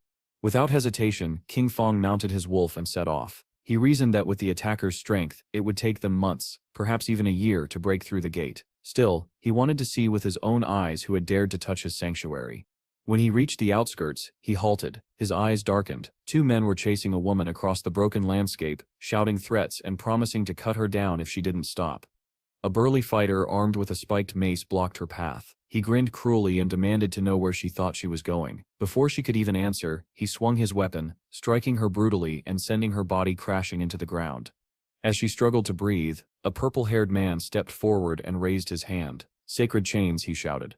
From the sky, radiant chains of energy shot downward, pinning the woman's wrists and knees to the dirt. Her scream tore through the ruins. One of the men sneered down at her. "This territory belongs to the Knights Templar Guild," he spat. "If you think you can trespass here, you steer wrong. This is the price you pay."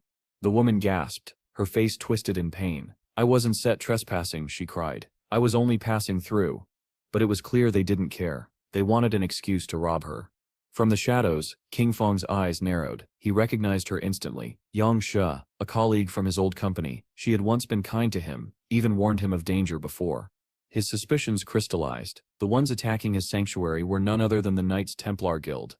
The purple-haired man turned to his comrades, arrogance dripping from every word. "If we say she sits trespassing, then she is," he said with a grin. "And by the usual rules, I get her first." Another laughed. "Then I step second." Their laughter was cut short. A blur of movement flashed through the night, swift, silent, deadly. In the next instant, 3 heads hit the ground. Their bodies followed, collapsing in lifeless heaps. Yang Xia stared in shock, her breath caught in her throat. From the shadows emerged a figure cloaked in darkness, his eyes burning with cold intensity. Her voice trembled. "Shadow," she whispered. But no, this presence was different. It was something far more terrifying. The stranger, Shadow, or something like him, moved without mercy. Every last member of the Knights Templar Guild fell where they stood. Then he turned toward her. Yang Xia flinched, expecting death, but instead he extended his hand. A crimson aura erupted, blood flower bloom. The technique blossomed violently, devouring the lifespans of the fallen. Their souls disintegrated into motes of light, absorbed into him until nothing remained. As the last spark faded, he turned back. For a brief frozen heartbeat, their eyes met. Her breath hitched. She knew that face, those eyes. It was Fong. King Fong, hidden beneath the mask of shadow. Her chest tightened, disbelief and realization colliding, but before she could speak, blue flames erupted around him. In an instant his body was engulfed. Then he was gone, only drifting sparks left in his place. Yang Xia stood motionless, her heart pounding. Was it truly him? The resemblance was undeniable. The eyes, the expression, the aura, it had to be, and yet her mind refused to accept it. She shook her head hard, whispering to herself that it must have been a trick, a coincidence. After all, hadn't she seen Fong's foolish sister join the Night Sanctuary branch of the Templar Guild? The thought haunted her as the last of the blue embers faded into the night. If Fong were truly Shadow, would he ever allow his own blood to be enslaved by them? Impossible, or so she forced herself to believe. Outside, tension rippled through the Sanctuary of Pure Souls. Inside its vast halls, the surviving members of the Knights Templar Guild stood in uneasy silence behind their furious leader. His voice lashed through the air like a whip. "Idiots. Robbing travelers on the main road, do you have a death wish?" he shouted, his boot slamming into one of them and sending the man sprawling across the floor. 1,000 deaths wouldn't be enough to pay for your stupidity. But beneath the rage, there was something else, relief. Relief that it had been Shadow who had delivered judgment. Because they all remembered, once, long ago, Shadow had saved them from the Headless One. Since that day, his name had become legend among them. To the guild, Shadow wasn't just a hunter anymore. He was an ideal, strength, justice, a symbol of defiance against corruption. Their leader had even told them to follow his example. And now, here he was. But as words of reverence began to spill from their trembling lips, Shadow's expression darkened. His presence filled the chamber like a storm. When he finally spoke, his voice was calm, but so cold it made their blood run thin. "The hideout you attacked," he said, "is not a ruin. It's Sep's mine." The leader froze, his face drained of color. The entire guild seemed to stop breathing. Shadow's eyes glowed faintly, yellow lightning flickering within them as his anger broke through. The leader stumbled for words, desperate to defend himself. But rumors say your hideout sits in Magic City, and a person can only claim one hideout and forsaken by the gods. Isn't that the rule?" A nervous voice broke in, the purple-haired brat among them. "It steps true, unless a guild is formed, then the guild itself can own one too." Shadow said nothing, but the silence confirmed it. He had a personal hideout in Magic City. And this one, the Sanctuary of Pure Souls, belonged to his guild. The realization spread through the survivors like fire through dry grass. Some shook their heads in disbelief. Others dropped to their knees, trembling. Among them, Fong's sister broke down completely. Her sobs echoed through the stone hall. To her, this was a nightmare. She had never once seen her brother appear within this place. How could it possibly belong to him? The guild leader's legs gave out. Drenched in sweat, he collapsed to his knees, bowing low until his forehead struck the floor. "We didn't know," he cried, his voice trembling. "Shadow, we swear we didn't know. Please forgive us. Tell us what we can do to make this right." Shadow didn't move. His face was calm, unreadable, terrifyingly still. He pulled up his status window, eyes glinting with cold calculation. "You already drained the durability of my hideout set's door," he said quietly. "Repairing it will cost me a fortune." He closed the window, meeting the leader Sip's eyes. "If you want to settle this," Shadow said, "the price is 500 years of tradable lifespan." The words hit like a hammer. The air itself seemed to freeze. The leader's eyes rolled back. His body went limp and crumpled to the floor. "Leader," several members shouted, rushing to his side. They shook him, begging him to wake. "Please, Lord Shadow, show mercy. Sep's fainted already." He didn't mean it. But Shadow's gaze did not soften. His aura loomed over them like a blade suspended by a thread. Then his eyes shifted toward the purple-haired brat. His voice was low but deadly. "Do you even know how much it cost to repair that door?" The boy's mouth opened, but no sound came. The weight of that question pressed against his throat like a vice. "Shut your mouth," Shadow said, his tone cutting sharper than steel. The brat froze, pale and trembling.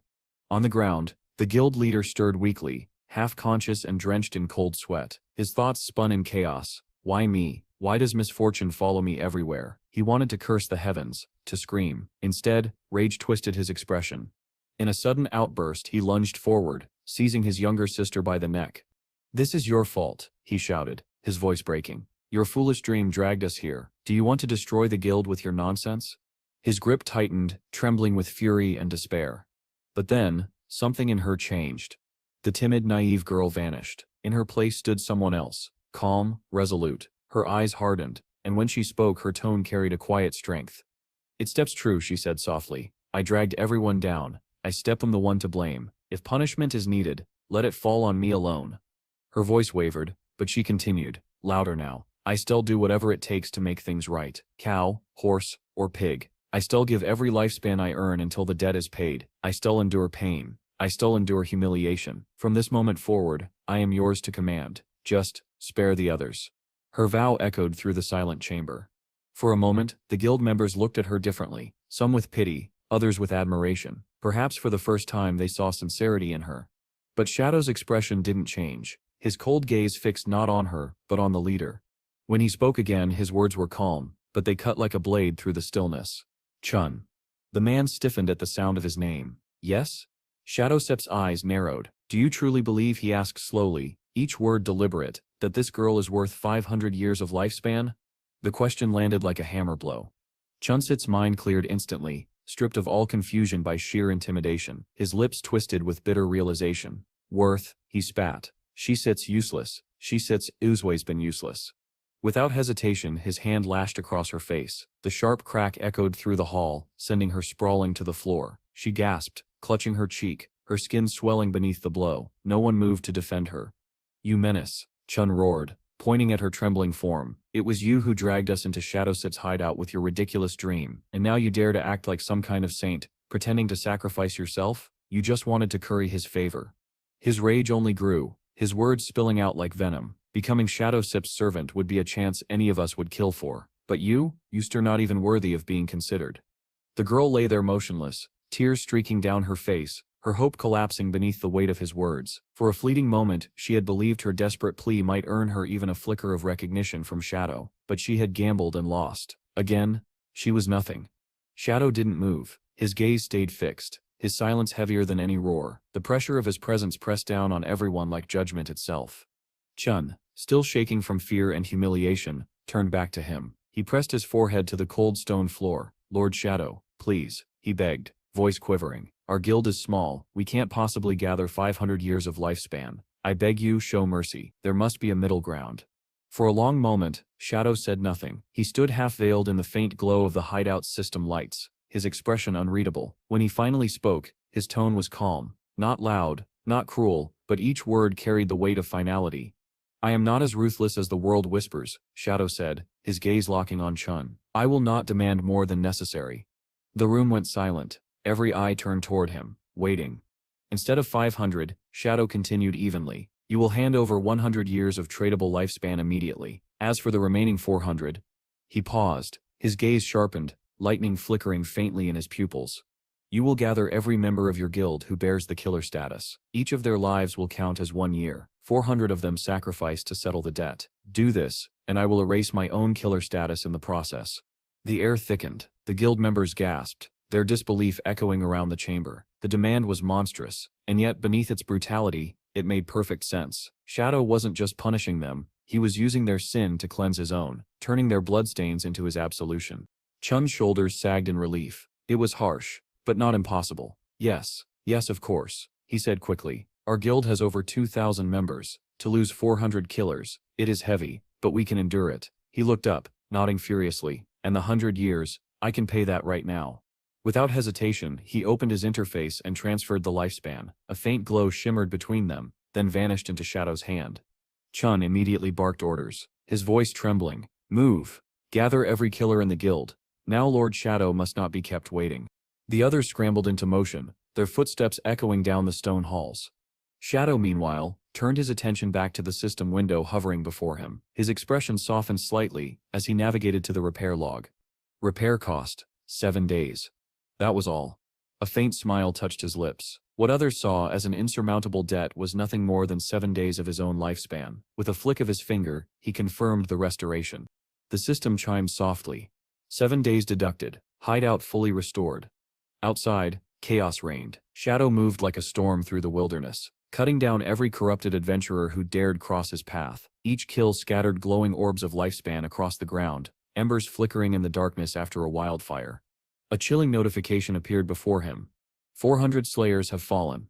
Waves of energy surged around him, experience, power, and stolen years of life, merging into his own. Another window flashed. Killer level reduced 4-3. To the guild SIP's leader, it was terrifying. To Shadow, it was liberation. As the records updated, a grim truth emerged. Every one of those slain had been hiding crimes of their own. Thieves, traitors, liars, assassins. A festering rot, cleansed in Shadow's merciless purge. For Chun, that realization brought only bitter relief. Better that Shadow's fury had burned them out, than let their corruption destroy the guild from within. But Shadow was not finished. He turned back toward the sanctuary of pure souls, his presence filling the air like thunder before a storm. From this moment forward, Shadow said, his voice calm but laced with steel, this sanctuary will be guarded by my guild. No one will breach it. Chun blinked, momentarily stunned. Shadow's eyes glowed faintly, yellow sparks flickering in the dark. Your rule breakers will learn discipline, he continued. They will guard the sanctuary in shifts. If it falls under attack again. He stepped closer, his voice dropped, quiet but heavy with promise. I will come for you personally, Chun. The words hit harder than any threat could. It wasn't a warning, it was a vow. Chun's breath hitched, his chest tightening. He bowed low, his forehead touching the ground once more. He understood completely. Shadow had bound them, not with chains of metal but with fear, duty, and debt. From that moment on, the Knights Templar Guild was no longer free. They were guardians, servants of the sanctuary, and prisoners of Shadow Sit's will. Before the tension could fade, a sharp chime pierced the air. A system notification flared before Shadow's eyes, its words cold and precise. Warning: Shadow Sip's hideout is under attack. Location: Evil Spirits Academy. Attacker: Yuna. Barrier durability: 99.8% and falling. Another prompt followed immediately. Word transmission available. Usable once every 24 hours. Activate. Shadow frowned. The phrasing was odd. Word transmission, it sounded limitless, but the meaning was clear. It was a teleport, a one-way jump. Without hesitation, he accepted. His body dissolved into streaks of blue flame, vanishing from the sanctuary in an instant. Behind him, silence lingered before the Knights Templar leader finally exhaled in shuddering relief. It didn't last. A heavy-set guild member turned to him, his voice trembling. Dewey Setcher supposed to guard the sanctuary for Shadow, right? Reality came crashing down again. The leader Sip's jaw clenched. He turned toward the so-called dumb sister, his expression hard. This is what you dreamed of, isn't? Set it, then guard it. If anything happens, it sips on your head. Abandon your post, and you still lose your lifespan. Her eyes widened, but no protest left her lips. She had been trapped, just like the rest. Meanwhile, at the ruins of the Evil Spirits Academy, chaos reigned. The attackers, each marked with the insignia of a dragon carved into their foreheads, hammered relentlessly against the shimmering barrier that shielded the hideout. Its durability had already plummeted to 51%. Nearby adventurers stood at a distance, whispering among themselves. Are they insane? One murmured. Provoking Shadow of all people? Their voices trembled with disbelief, but the mercenaries didn't stop. The banner of Black Dragon Hall flew above them, their greed burning brighter than fear. Shadow appeared silently on the outskirts, his eyes narrowing as he surveyed the scene. Black Dragon Hall, he couldn't recall crossing paths with them. Why here? Why now? At the front, a burly warrior raised his arms, shouting over the roar of the assault. Pour it all into one strike. Dragon break. Dark miasma spiraled above their heads, gathering into a swirling mass of corrupted energy that pulsed like a living storm. With a thunderous roar, he unleashed it. The explosion shattered the air, the ground trembled violently as dust erupted skyward, turning daylight to dusk. When the shockwave settled, the barrier's durability had dropped again, 13%, but it still held. Keep pushing, someone yelled. Another mercenary laughed, greed thick in his tone. 100 years of lifespan for this job, easy money. Shadow's gaze hardened. So that's it, hired hands. They weren't fighting for vengeance or pride, just pay. The only one who'd harbor a grudge this deep was Dongfang Yui. Before Shadow could move, the air split with a thunderous roar. The ground quaked beneath heavy rhythmic footsteps. The mercenaries turned, weapons raised, as a massive silhouette lumbered into view. A dragon, but not one of majesty or terror. Its body was oddly shaped, its features almost comical, yet the pressure rolling off its scaled form silenced the battlefield. Even absurd creatures could kill. Shadow Sip's lips curved faintly. The dragon stomped, its movements exaggerated and bizarre, twirling and shaking as if mocking them with a grotesque dance. Each step sent tremors rippling through the ruins, toppling walls and unsteadying even seasoned warriors. Then, the sky itself darkened. A colossal shadow tore through the clouds. For a heartbeat, the mercenaries thought it was a massive skull falling from the heavens, but no, its jagged form revealed the truth. A meteorite. It screamed through the air, engulfed in fire. The impact hit like a warhead. The explosion shattered the ground, sending mercenaries flying like ragdolls. Buildings cracked, dust surged upward like a storm cloud, and the earth roared in agony.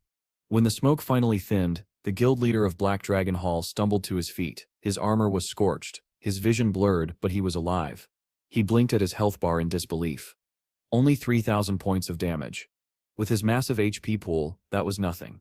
He smirked. Pathetic, he sneered. I can handle this. The sentence ended with a sound like a whisper of steel. His head separated cleanly from his neck before he even realized it. His body collapsed, bursting into shimmering orbs of lifespan that scattered across the ground like dying stars. A voice rang through the smoke, cold, precise, and female. The guild leader is dead. The mercenaries froze. Their blood ran cold. None had seen the strike. None even knew where it had come from. Then, a figure stepped forward through the haze. A woman, elegant, robed in deep violet mage's attire, a wide-brimmed hat shadowed her sharp eyes. Her expression was grim. Such precision, she murmured. It can only be Shadow. She advanced cautiously, scanning the broken battlefield, but there was nothing, no sound, no shape. Shadow stood directly before her, cloaked in perfect invisibility. The mercenaries began to understand the horror. His stealth wasn't bound by time or distance. He could stay unseen indefinitely, watching, waiting, hunting. Shadowsip's eyes narrowed. He recognized her. Saying, her in-game name, 10 miles of distant green mountains. A member of the Sky Vault Guild. Her profession, a rare and deadly one, soul painter. Unlike ordinary wizards who chanted spells, soul painters crafted magic through brush and ink. Their power was art, alive and ever-changing. The dragon and the meteorite had been her work. They were masters of defense, specialists in long drawn-out battles where they could reshape the very battlefield with their art. But Shadow knew their fatal flaw: solo encounters. Soul painters needed time to draw, and against an assassin like him, time was death.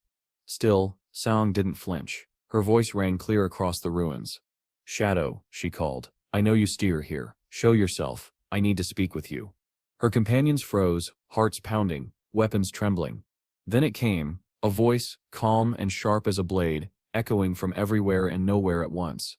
Shadow had answered. But his body remained unseen. Zhang wasted no time. My profession is soul painter, she began, her tone clear and composed. To advance, I need rare materials found only within the Evil Spirits Academy. I know this hideout belongs to you, and I stamp willing to compensate you. Name your price. Shadow's eyes narrowed slightly. So that's how it had happened. In his past life, the Evil Spirits Academy had ended up in the hands of the Sky Vault Guild, and this woman before him, Shang, must have been the one who discovered it during her profession advancement quest. But this time, he had intercepted her. He remembered her story well. Shang was the granddaughter of Old Yang, the guild master of Sky Vault, once a legendary hardcore gamer and later a famous streamer. Old Yang had returned to the gaming world even at 73 when God Forsaken descended. Under his command, Sky Vault had re-emerged as a powerhouse. He had built the guild around his beloved granddaughter, spoiling her after the loss of her father and shaping her into its heart. Under their combined leadership, Sky Vault captured the Evil Spirits Academy and rose to become one of the top 10 guilds of the Zit Empire. Shadow had admired them once. In his past life, he'd even watched Shang's streams, 10 miles of distant green mountains. The memory made his chest tighten faintly. But he pushed the thought away. Sentiment had no place here.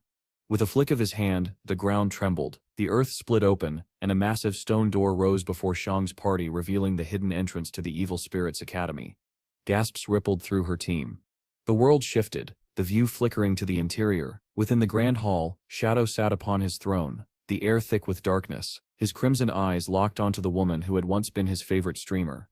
Why meet me directly, Shang? He asked coolly.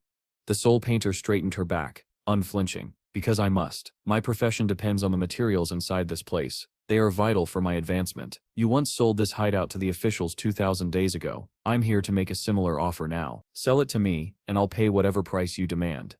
Her words carried strength, bold, confident, and unwavering. Shadow's expression didn't shift. He studied her calmly. The offer was generous, but he knew very few guilds could raise the amount of lifespan required for such a purchase. Still, that audacity was exactly what he'd expect from Old Man Yang's bloodline. After a long silence, he shook his head. The Evil Spirits Academy isn't set for sale. Shang Isit's brow furrowed slightly, but Shadow continued, his tone softening. However, I still grant you guest access to the ground floor. That should be enough for your advancement. It was an unexpected kindness, and far more than most players would have ever received. But Shang was instead done. She shifted her stance, eyes gleaming with determination. Then let me rent it, she pressed. The first floor for 3 years. I still pay 500 years of tradable lifespan as rent. Shadowsep's gaze flickered with mild surprise. You still pay that much for something I already offered freely? That was when it clicked.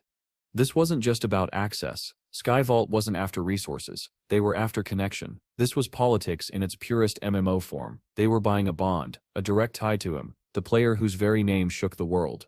Seeing Sip's expression didn't waver. To prove my sincerity, she added, I set wipe out the guild that attacked your hideout earlier. I set erase them completely. Shadow studied her closely. You set move against another guild so openly, shouldn't set you consult your grandfather first. Her lips curled into a faint smirk, surprised that he even knew of old Yang. Grandfather trusts my judgment, and besides, she said confidently, erasing a small guild one sit caused much of a stir. Her resolve was impressive, almost reckless. For someone so young, Shang carried herself like a true guild leader. At last, Shadow gave a small nod. Very well, he said. The deal was struck. Shang's face lit up with unrestrained joy. She almost bounced where she stood, her oversized mage hat tilting askew as she signed the contract. A bright system notification chimed. 500 years of tradable lifespan acquired. Shadow set clear conditions. Skyvault could use the ground floor freely, even damage it if necessary, but they were strictly forbidden from harming the hideout's core structure. Shang grinned, declaring victory with the same bright energy that had once captivated millions on her streams. Pleasure doing business, Lord Shadow, she said with a playful salute before disappearing into the portal. The moment she was gone, Shadow exhaled softly, his composure finally cracking. His face burned red. Meeting my favorite streamer face to face, it feels unreal. She was even livelier than he remembered, sharper, brighter, but he forced the warmth away, returning to his cold, calculated focus. He had no time for awe. The cooldown for equivalent exchange had ended. It was time to gamble. Opening his system interface, Shadow selected the option. The rules were simple. Sacrifice one item to gain another of equal rarity for his class. He placed his intelligence training book into the exchange window. A shimmer of light enveloped the screen. When it cleared, a weapon hovered before him, an emerald-grade crimson blade. Shadow Sit's breath caught. It was beautiful, sleek, curved, glowing with a blood-red aura that pulsed like a living heart. The weapon's Sep's core effect was devastating. The lower the enemy's HP, the stronger its blood power grows, up to plus 200% damage when the target's HP falls below 30%. Even more terrifying, every strike restored health equal to 200% of the damage dealt, and if his HP was already full, the surplus converted into a protective shield. Shadow Sip's eyes widened. This is broken. Then he saw the final line of text. Hidden ability, limit break. When fully charged, unleash a single target strike of catastrophic power. He didn't hesitate. Using his evolution points, he pushed the Crimson Blade's rank higher from Emerald to Legendary. A crimson roar echoed through the hall as the weapon pulsed with newfound power, surging with an additional plus 9,000 blood element attack per strike. Even after the upgrade, he still had 555 evolution points remaining. Without pause, he invested 500 points into his mythic stealth skill. The system responded immediately, his stealth aura deepening until his very presence seemed to fade out of existence. When the interface dimmed, Shadow stood silent in the darkness, his new blade humming faintly at his side. The transformation was complete. In that moment, the world had no idea, but the balance of power in Forsaken by the Gods had just shifted forever. After consuming the 500 evolution points, Shadow's mythic stealth skill evolved into something terrifying. Its cooldown dropped to a single second, barely more than a blink, allowing him to vanish almost continuously. The darkness itself seemed to embrace him, amplifying his stealth level even further. A passive effect granted him a permanent +3 stealth level boost, while his break spell strike now inflicted an additional 300 flat damage. But the most horrifying change was in its cost. His lifespan consumption while in stealth had been reduced by 90%, effectively meaning he could now remain invisible indefinitely. Standing at level 17, Shadow began equipping his newly acquired Emerald tier gear. He activated the ASP Veil of Emerald Glass, a shimmering cloak that refracted light around him, increasing his headshot accuracy by an absurd 133% for 30 seconds. He slipped on a pair of fragile white gloves, sacrificing 12% of his maximum health in exchange for a 30% boost to base attack, while also raising his physical defense to 75 and elemental resistance to 60. The translucent phantom socks came next, sliding silently over his feet. They added 2 additional levels to his stealth, raised movement speed by 27%, and for 3 precious seconds allowed him to phase through solid matter. Their cooldown was 27 seconds, a perfect number, he thought. Lastly, he wore an odd resistance charm, a trinket that shifted its properties based on his emotional state, sometimes defensive, sometimes offensive, sometimes both, completely unpredictable, but powerful. When he finally looked at himself, he grimaced. Altogether, his gleaming emerald gear made him look less like an assassin and more like a neon breakdancer about to perform under club lights. With a sigh, he toggled his appearance concealment, reverting to his familiar black silhouette, the living embodiment of shadow and death. The story shifted out of the digital realm and into reality. A jeep rumbled along the cracked roads leading to the suburbs of Magic City, its tires crunching over gravel before stopping in front of a sprawling mansion. 4 figures stepped out. The first was a burly man covered in scars, grumbling under his breath about not being allowed to sit inside. The second was a goofy-looking man in black-rimmed glasses, his demeanor so harmless it almost felt fake. The third was a serious-faced man whose patience seemed already near its breaking point. And the fourth, a small, silent girl, whose mere presence carried a chilling, unnatural weight. They gazed up at the mansion, muttering among themselves about its owner. "Arrogant woman," the scarred man growled. "She thinks we sipper beneath her because we sipper broke." The serious man clicked his tongue, restless. "Forget it. Let Seps find another buyer." A nearby soldier standing guard smirked faintly, his expression unreadable. "You'll regret saying that," he muttered under his breath. Moments later, Dongfang Yui herself appeared. Her steps were sharp and deliberate, her expression cold as winter steel. Beside her walked a young man with a psychotic grin, his eyes twitching with barely contained madness. Without so much as a greeting or even the pretense of negotiation, she spoke. "Convert your lifespan into orbs," she ordered, her voice slicing through the air. "Drop them on the ground." The demand hung heavy in the silence that followed. The scarred man blinked, then scoffed, his tone dripping with disbelief. "You want us to give up our lifespan without payment? You st've lost your mind." Her eyes turned colder, sharper. "Hand over your lifespan," she repeated, "or die here." At her signal, soldiers poured out from the mansion, rifles raised, surrounding the 4 strangers. The air thickened with tension. That was when the goofy man dropped his mask. His smile vanished, his posture shifted. And then he moved. Faster than the eye could follow, he tore through the nearest soldiers, ripping their bodies apart like paper. Blood splattered the courtyard tiles. The soldiers screamed, realizing too late what they were dealing with. He wasn't set harmless. He wasn't set even human. He was a hidden class user, a bug manipulator. From the cracks in the pavement, from the shadows underfoot, a swarm of insects exploded outward. They were like living weapons, each one pulsing with strange energy, their chitin glinting as if they wore armor of their own. The swarm descended upon the soldiers. Screams filled the air as the bugs tore through armor and flesh, devouring men alive. The balance shifted in an instant. What had begun as a shakedown turned into a slaughter. The 4 strangers no longer looked like victims. They were predators. Their eyes burned with greed, fixed now on Dongfang Yui herself. Amid the chaos, the small quiet girl twitched violently, her body convulsed, her eyes rolling back as her expression twisted into something wrong, something broken. An aura of dark, chaotic energy bled into the air around her. The ground itself seemed to recoil from her presence. The mansion Sip's courtyard became a battlefield. The burly man, now grinning wildly, drunk on bloodlust, raised a massive platinum-grade shield, strapping it to his forearm. Bullets hammered against it like hail, but none could pierce its surface. The metallic thunder of impacts echoed across the yard like firecrackers on steel. With a roar, he charged. Soldiers tried to reload, fumbling with shaking hands. It was too late.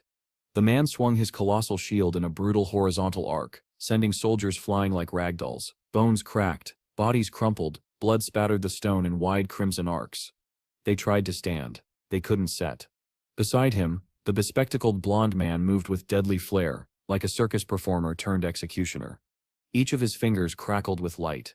He snapped his index finger, and a beam of searing energy shot out, cutting through helmets and skulls like butter. A middle finger flick released a bullet of compressed air that shattered rib cages. Each digit, each motion, fired a different caliber of destruction.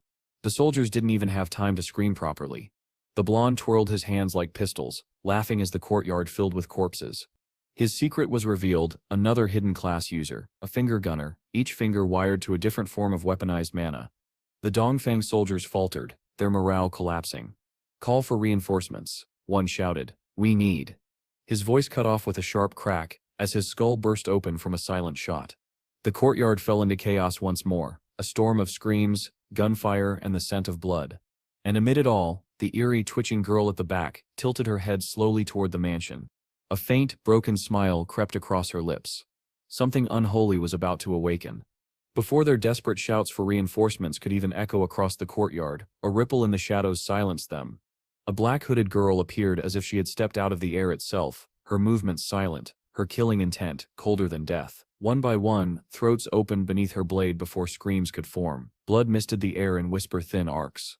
She was a phantom, her strikes perfect, her presence non-existent. The messenger fell last, his body crumpling before his hand even reached the radio.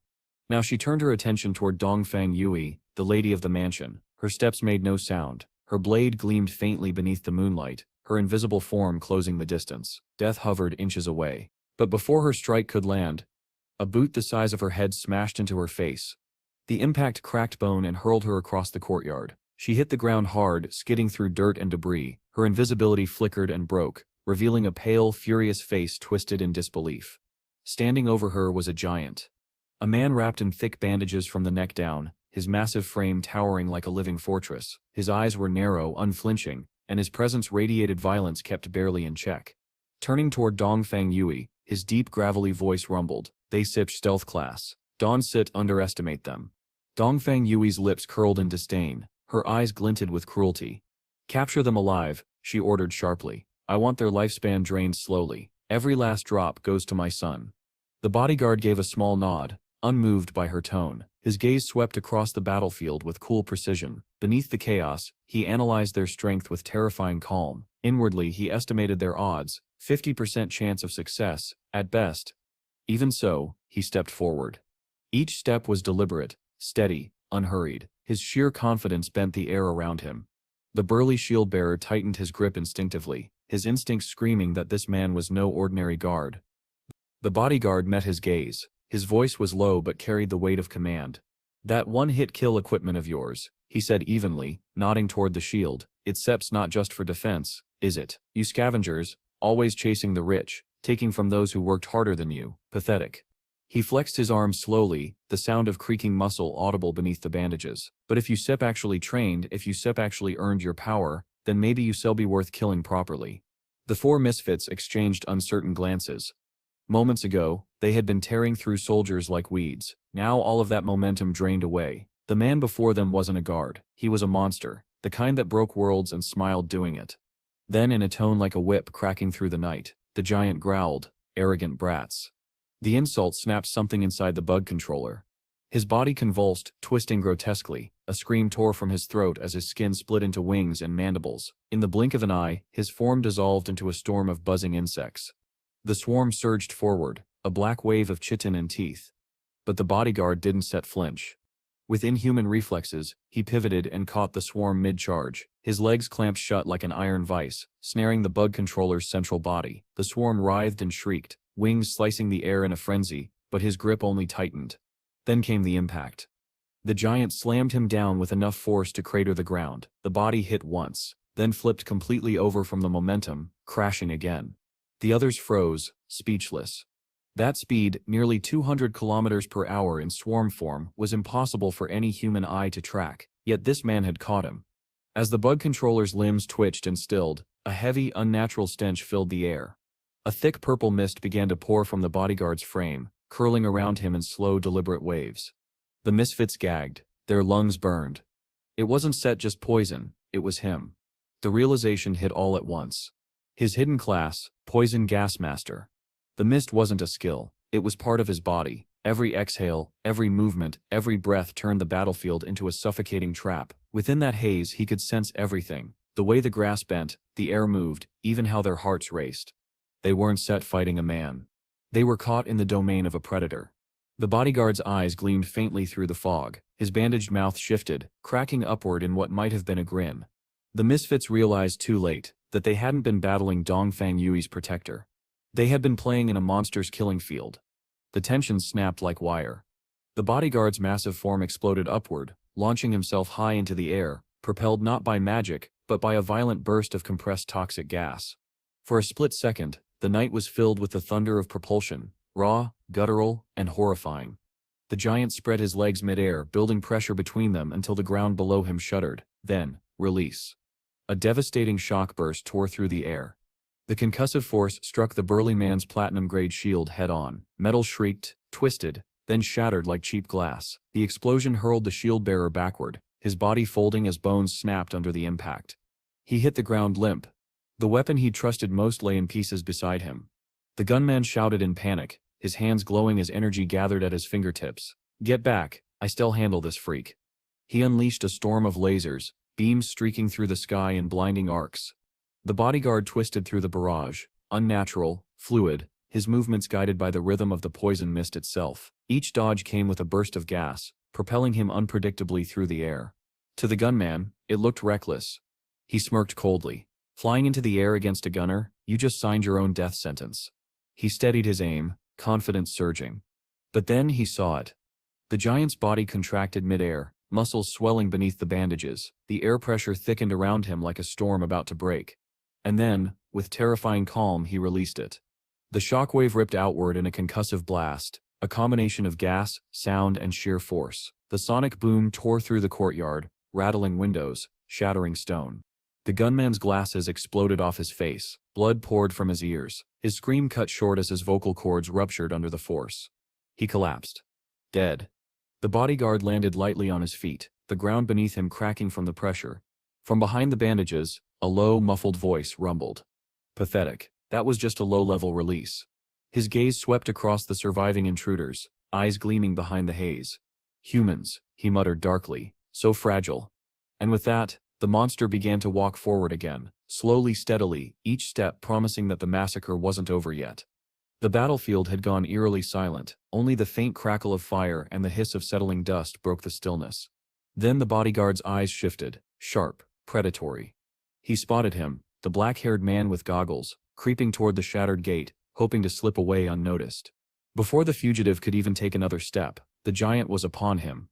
In a blur of movement, the bodyguard appeared directly in front of him, one massive hand snapping around his skull like a vice. He forced the trembling man to look up, their eyes locking, one filled with terror, the other with unshakable calm.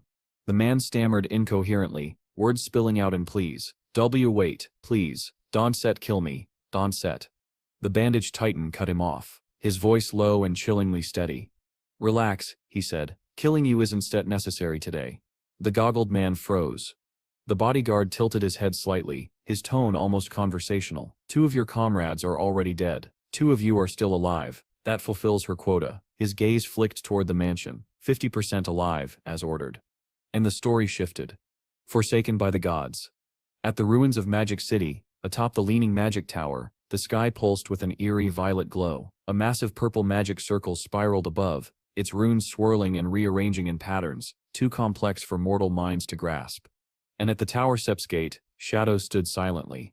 Invisible, waiting. His crimson eyes scanned the entrance. The guardian beast that was supposed to defend it, gone. The gate stood ajar. Someone sits already here. He stepped through the threshold soundlessly, and the tower unfolded before him, a labyrinthine expanse of twisting shelves and ancient stairways. The interior stretched upward like a cathedral built of tomes and shadows. Magical traps hummed faintly in the air, dormant but deadly. Shadow Sip's instincts sharpened. He remembered the legends. This was where the Princess of Despair had been sealed, once a human princess, twisted into an abomination by the curse of the White Dragon. The ransacked corridors told their own story, others had already broken through. Then, something flickered in the corner of his vision. A single book, pulsing with violet light. Shadow's eyes narrowed, his lips curved into a faint, knowing smile. The trigger. He reached out, pulling the book free from the shelf. The instant his fingers brushed its surface, the tower came alive, runes igniting across the walls. A teleportation circle erupted beneath him, engulfing him in blue light. When the glow faded, Shadow stood atop the tower Sip's peak. And chaos awaited. The battlefield was carnage. Dozens, no, hundreds of adventurers from a massive guild clashed against the Princess of Despair. The monster's shrill screams rattled the night, her corrupted beauty twisted into horror, tentacles lashed out, crushing players by the dozen. Shadow Sip's gaze swept across the scene. So many made it through the labyrinth, he thought grimly, and they're all dying. Bodies piled high, yet for every player who fell, 2 more surged forward. Death meant nothing here. They were respawning. Over and over again. A sharp, commanding voice cut through the storm. "Rear guard, push forward. Don't set hesitate. If you die, respawn and return through the portal."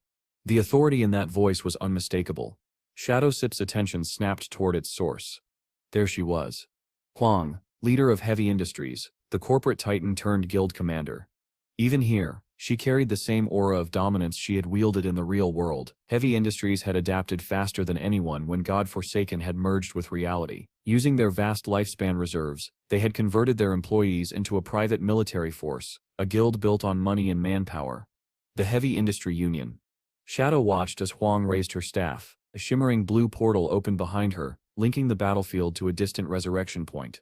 Seconds later, fallen players began sprinting through it, alive again, weapons drawn, screaming battle cries as they threw themselves back into the grinder. Her hidden class, Shadow realized. Illusionist.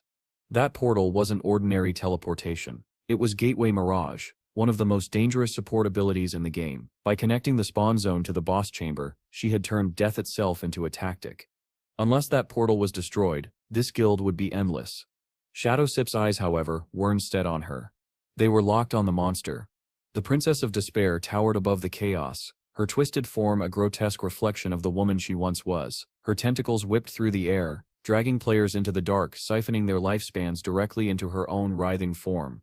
Every kill she made restored her vitality instantly, and unlike other monsters, her victims left nothing behind. No bodies. No loot. No hope. Shadowsip's expression hardened. He remembered this fight. If allowed to gorge herself, the princess would evolve mid-battle, ascending to Emerald Tier, a catastrophe that would annihilate every player within reach, including Huangsip's entire guild. His decision was instant. He stepped forward and leapt from the cliffside, landing with a shockwave that cracked the stone beneath his boots. His presence rippled through the field like thunder. Players froze. Even the princess hesitated, her crimson eyes darting toward the new arrival. A black silhouette walked through the dust, and the battlefield fell silent. Shadow's voice cut through the chaos, sharp and commanding. 1,000 years of tradable lifespan, up front. The guild members stared in disbelief as he continued coldly. In return, I still slay the princess, but every assassin class item she drops belongs to me, no exceptions. The entire guild froze. Huang herself faltered, her composure cracking for the first time, her lips parted, words dying in her throat as she looked at the figure before her. The Shadow. The name that had become a myth, the assassin who toppled guilds, who erased bosses others couldn't even wound, the one every player feared, and every strategist wanted to recruit. Shadow leaned closer, his voice dropping to a razor edge. Your current strategy will fail. She still evolve before dawn. When she does, she still devour your guildsip's lifespan in one breath. His crimson gaze pierced through her. You need me, he said, more than I need you. The words hung in the air, heavy as a death sentence. And Huang knew, he was right. Before Huang could answer, a voice broke through the chaos. One of her adventurers, a young man with a crimson-marked cloak, stormed forward, face red with anger. Who do you think you are? He shouted. You barge in here, act like some savior, and tell us our guild can set win. You think Heavy Industries needs your charity? His words rang out across the battlefield, the clamor of combat stilled, heads turning toward him in disbelief. Shadow didn't move, his crimson eyes narrowed just slightly, a gleam of quiet danger flickering within them. The temperature seemed to drop. The adventurer, emboldened by the silence, pressed on. 1,000 years of lifespan, for what? Empty words. You stir just another assassin chasing glory. If you stir got nothing better to offer, shut your mouth and get out of. He didn't finish the sentence. Shadow's hand shot out like a whip, clamping around the man's chest plate. In a single motion, he hurled him toward the glowing blue portal that connected the battlefield to the respawn point. Gasps erupted. And then Shadowsip's fingers twitched. The portal collapsed, half a second too soon. A sickening tear split the air. Half the man's body vanished into the teleportation field. The other half hit the ground, twitching. For an instant, both halves tried to scream, then silence. Huang froze. Her face went pale as her son's mangled remains fell before her feet. She had known the boy's arrogance might provoke Shadow, but not like this. Struggling for composure, she forced herself to meet Shadowsip's gaze. If your intent was only to teach him a lesson, she said, voice trembling despite her effort, you didn't have to destroy the portal. Shadow's head tilted slightly. His smirk was unseen behind the mask, but his tone carried the blade's edge of amusement. You still understand soon enough, he said. That portal was a weakness. It had to go. He turned slightly, the wind stirring his cloak. My offer still stands. 1,000 years of tradable lifespan. I still kill the princess and end this. Every assassin class item she drops belongs to me. Before she could respond, his form shimmered and vanished. From the tower's shadowed heights, Shadow descended, his body flickering in and out of the visible spectrum as his thoughts sharpened. They're blind, he thought. They think this is just another boss, but the princess is already evolving. He landed lightly among the rubble, summoning his wolf with a sharp whistle. The great beast emerged from the mist, its fur rippling like liquid shadow. Mounting it in one smooth motion, Shadow urged the wolf forward through the chaos. Then his eyes caught something, a faint pulsating light atop the leaning tower. A promotion signal. His instincts flared like lightning. She's absorbing too much lifespan. One more surge, and she'll ascend to Emerald Tier. Shadow Sip's gaze hardened. If that happened, he wouldn't return to save the guild. He would return to harvest it. The lifespan of a fallen Emerald Tier monster was worth more than any alliance. Before that thought could settle, a voice cut into his mind. Shadow, can you hear me? It was Ling. Her voice trembled through the psychic channel, carrying strain and exhaustion. I found her, the Dongfang lady. She sips hiding in a mansion in the mountains outside the city. I almost didn't make it out alive. Shadow Sip's expression sharpened. You engaged her bodyguard? Yes. Ling Sip's voice cracked. He Sip's a monster, fast, inhumanly strong. He fights with his back, and his whole body leaks poisonous gas. I couldn't get near him without my health plummeting. Shadow Sip's eyes narrowed. So the quiet girl from earlier was Ling in disguise. He dismounted, his cloak fluttering as he spoke, his tone cutting and precise. Calm yourself. Meet me at the bone graveyard. The bone graveyard stretched endlessly before them, the air thick with rot and fog. Pale bones jutted from the ground like the spines of dead gods. Ling stood beside an ancient monument, clutching her blade. Her face was pale, haunted. The man sits power, she whispered. He sits called the source of plague isn't he. His mist 10 meters wide. It senses movement, even heartbeat vibrations. My stealth was useless. Shadow nodded grimly. Yes, that Sip's the source of plague class. Its mist acts as both weapon and radar. It neutralizes invisibility and cloaking entirely. The more he fights, the stronger he gets. His regeneration is near infinite. Ling Sip's grip trembled. Then, he sits unbeatable. Shadow Sip's voice was steady, cold. No power is absolute. He stepped closer, his eyes reflecting the dim green glow of the graveyard fog. The plague strengthens the body, but it corrodes the mind. The longer he sustains it, the more unstable he becomes. That Sip's his flaw. Ling stared at him, disbelief and hope warring in her eyes. Shadow Sip's gaze softened slightly, and he added, and you Ling, you have what it takes to exploit it. Her breath caught. The blade of the underworld, he continued. Your hidden class is close to its next evolution. When it ascends to Tier 2, it will awaken the essence of the underworld demon itself. A pulse of energy rippled behind her. The faint silhouette of a green demon rose from her shadow, its fanged grin both menacing and proud. Ling gasped. So that Sip's your true potential, Shadow finished.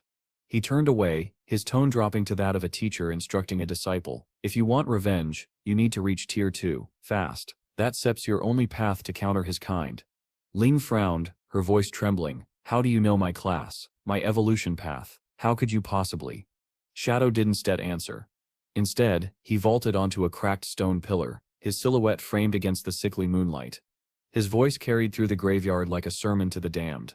This world is vast, he said, and it doesn't forgive the weak. Grinding without thought is running in circles. Every level, every point, every strike, you plan it, you cultivate it, you earn it.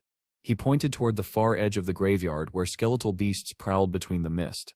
This place is perfect for you. The monsters here are elites, triple the health, defense, and aggression of anything you faced. They still tear you apart if you fight carelessly.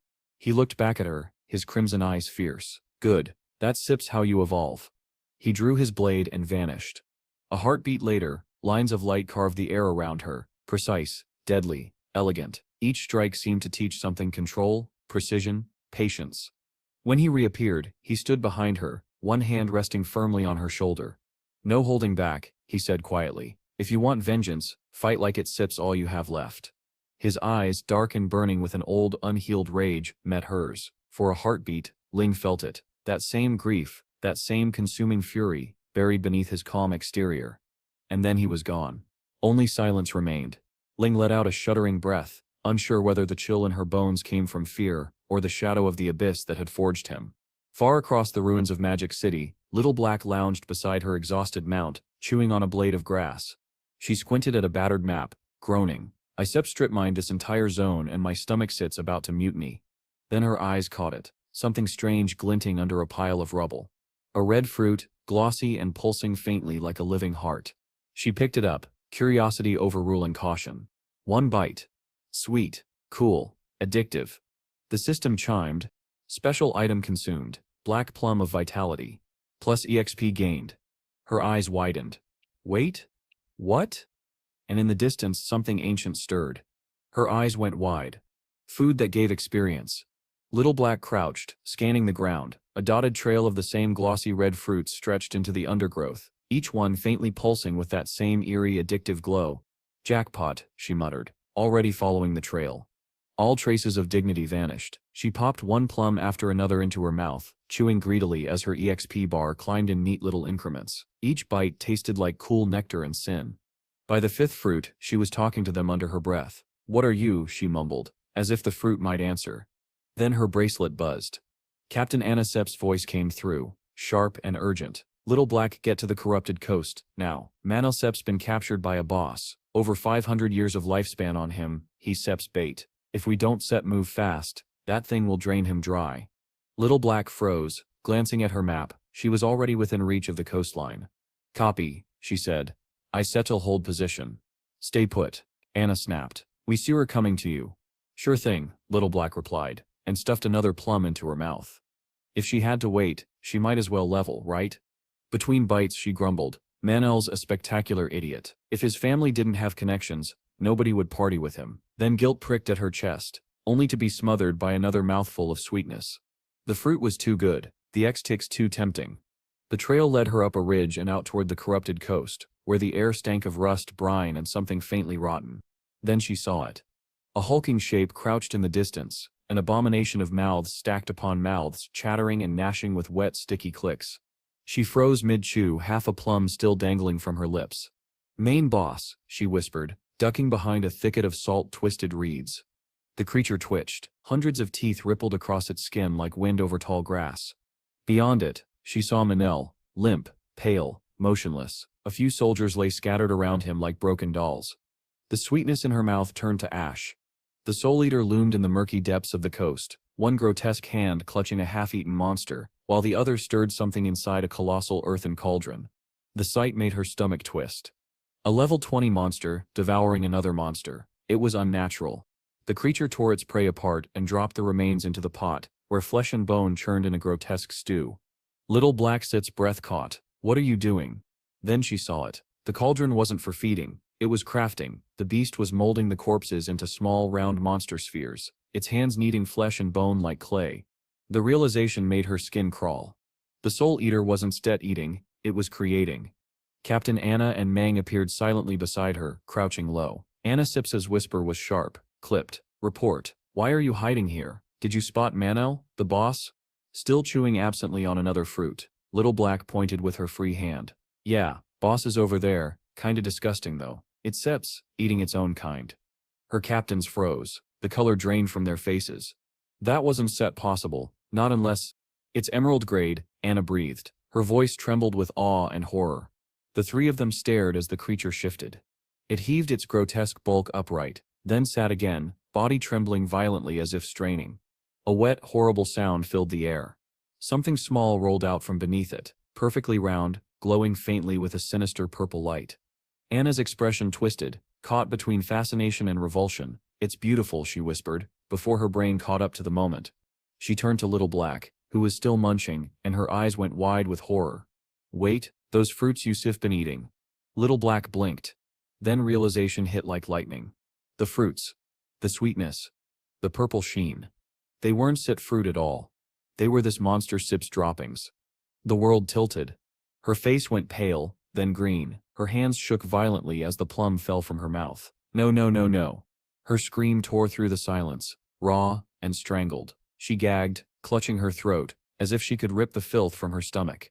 "No amount of EXP," she shrieked, retching. "No amount." Anna hissed, "Shut up, you idiot." Too late. The Soul Eater's massive head snapped toward them, its dozens of mouths split into jagged grins. And then it laughed. The sound was a chorus of choking giggles and wet slaps, vibrating through the air until the ground itself trembled. It had heard her. The creature roared. A wave of invisible force rippled outward, a sonic quake that split the rocks beneath their feet. Anna and Mang staggered back, clutching their heads as something unseen invaded their minds. The monster's aura wasn't just power, it was corruption. Their pupils dilated, their breathing turned ragged. Then came the hunger. Both captains convulsed, bodies jerking as if pulled by puppet strings, their eyes shone with manic hunger as they turned toward the bubbling cauldron. "Stop!" Little Black screamed, but they didn't hear. They lunged forward, shoving their hands into the pot, shoveling the monster's stew into their mouths. The sound was wet and frantic. "Stop it!" she screamed again, tears streaming down her face. But it was no use. The corruption had devoured their reason. Even Manhwa stirred from his stupor, his eyes blank, his face slack. Without hesitation he joined them, scooping handfuls of filth into his mouth, chewing with mechanical hunger. Little Black watched in horror as her captains, hunters she had respected, ate like beasts. Their bodies swelled grotesquely, skin stretching, veins blackening. The Soul Eater Sip's trap. It fed them, fattening its prey before the feast. The abomination's many hands reached out. One seized Manhwa by the torso. Dozens of mouths opened along its arm, their teeth writhing like maggots. Then it swallowed him whole. The sound of it broke something inside her. Her stomach churned violently, the ground tilted beneath her feet. The monster didn't kill instantly, it bred its food. It grew them, fed them filth, let them ripen, then devoured them at their fattest. The reality shattered her. Tears blurred her vision. "Please," she whispered, voice cracking. "Someone please help us." Her scream carried into the night, desperate and broken. "Shadow," she cried, "please save us." Far away, in the blackened fields near the ruins of Magic City, Shadow was mid-hunt, cutting through monsters like mist. Then, her voice sliced through his mind. The system transmission pulsed across his vision, her panic bleeding through every word. Shadow froze, his blade halted mid-swing. "Little Black," he murmured, eyes narrowing. The world around him seemed to still. Then the system message flashed again, glowing crimson. "Emergency transmission detected. Corrupted coast level 20. Emerald threat confirmed." Shadow Sep's expression hardened. "Emerald grade," he whispered. "Already?" The wind stirred his cloak. He sheathed his blade slowly, his voice low and dangerous. "Hold on," he said softly, to the distant trembling echo of her voice. "I sept am coming." And in the next instant, he was gone. Shadow listened in silence as Little Black relayed the details, her voice trembling over the transmission. They had run into an emerald-level boss, a soul devourer, one of the corrupted servants of the ancient gluttony god. Both captains were already on the verge of being consumed. Shadow froze mid-step, his eyes narrowing to slits. A servant of gluttony. That wasn't just another monster, it was part of the ancient bloodline he had been hunting for months. A thunderclap echoed across the beach as Shadow appeared, his cloak billowing, his aura rolling like a storm front. Little Black gasped, "Ah, you stir already here." He didn't answer, his gaze swept across the battlefield, cold, calculating, predatory. The ground was slick with filth, corpses half melted into the sand, the stench was unbearable. And then he saw it. The Soul Devourer, a massive pulsating bulk of mouths and tendrils, sat at the heart of the devastation. Its body churned and split as it swallowed, its grotesque form slick with the remains of its own kind. Little Black pointed with a shaking hand. That sepsed it. The captains, they were eaten, and the sep's getting ready to." Her voice faltered. The beast convulsed, its swollen gut rippled, and then with a wet, gut-wrenching sound, Manhwa was spat out onto the ground, half-digested, still faintly twitching. Even the Soul Devourer had rejected him. Shadow Sip's eyes narrowed. A servant of gluttony, yes, but not a god, a failed creation, a parasite feeding blindly on lifespans. It hypnotized its victims into endless hunger, forcing them to devour filth until their bodies ruptured from within. He stepped forward, voice low and cutting. "So this is Gluttony Sep's servant," he said coldly. "Perfect, I've been looking for you." Little Black stammered behind him, face bright red. I think I survived because I ate its some." Shadow didn't turn. "I know." Her face went crimson. "Can we please never talk about this again?" "Agreed," he replied dryly. "Now get back." In one smooth motion, Shadow snatched up the foul, half-melted mass that had once been Manhwa. With perfect precision, he hurled it straight into the Soul Devourer's distended gut. The impact detonated like a cannon strike. The beast shrieked, its many mouths screaming in dissonance as it convulsed violently. A second later, it vomited. Two limp forms burst free, slick but breathing, Captain Mang and Captain Anna. Alive. The Soul Devourer staggered, reeling from its own sickness. Shadow moved. His eyes glowed crimson, his aura snapping like thunder. He activated his gift of liberation. Power surged from him like a shockwave, the ground cracking beneath his feet. Then he struck. Each slash of his dagger tore through the creature Sip's mass, carving chunks of its body away. Damage numbers flared in the air. 52,000. 64,500. 58,200. Shadow's attacks blurred into streaks of black and crimson. His shadow slash multiplied his reach, each movement weaving into the next like the rhythm of a storm. The boss howled. His ultimate gauge filled to capacity. Shadow gripped the crimson dagger, channeling all his power into one final strike. End of gluttony, he whispered. He slashed downward. The dagger exploded in blood-red light. The air split open. The blade cut through the monster and into the earth beneath it. 1,014,820. Critical damage.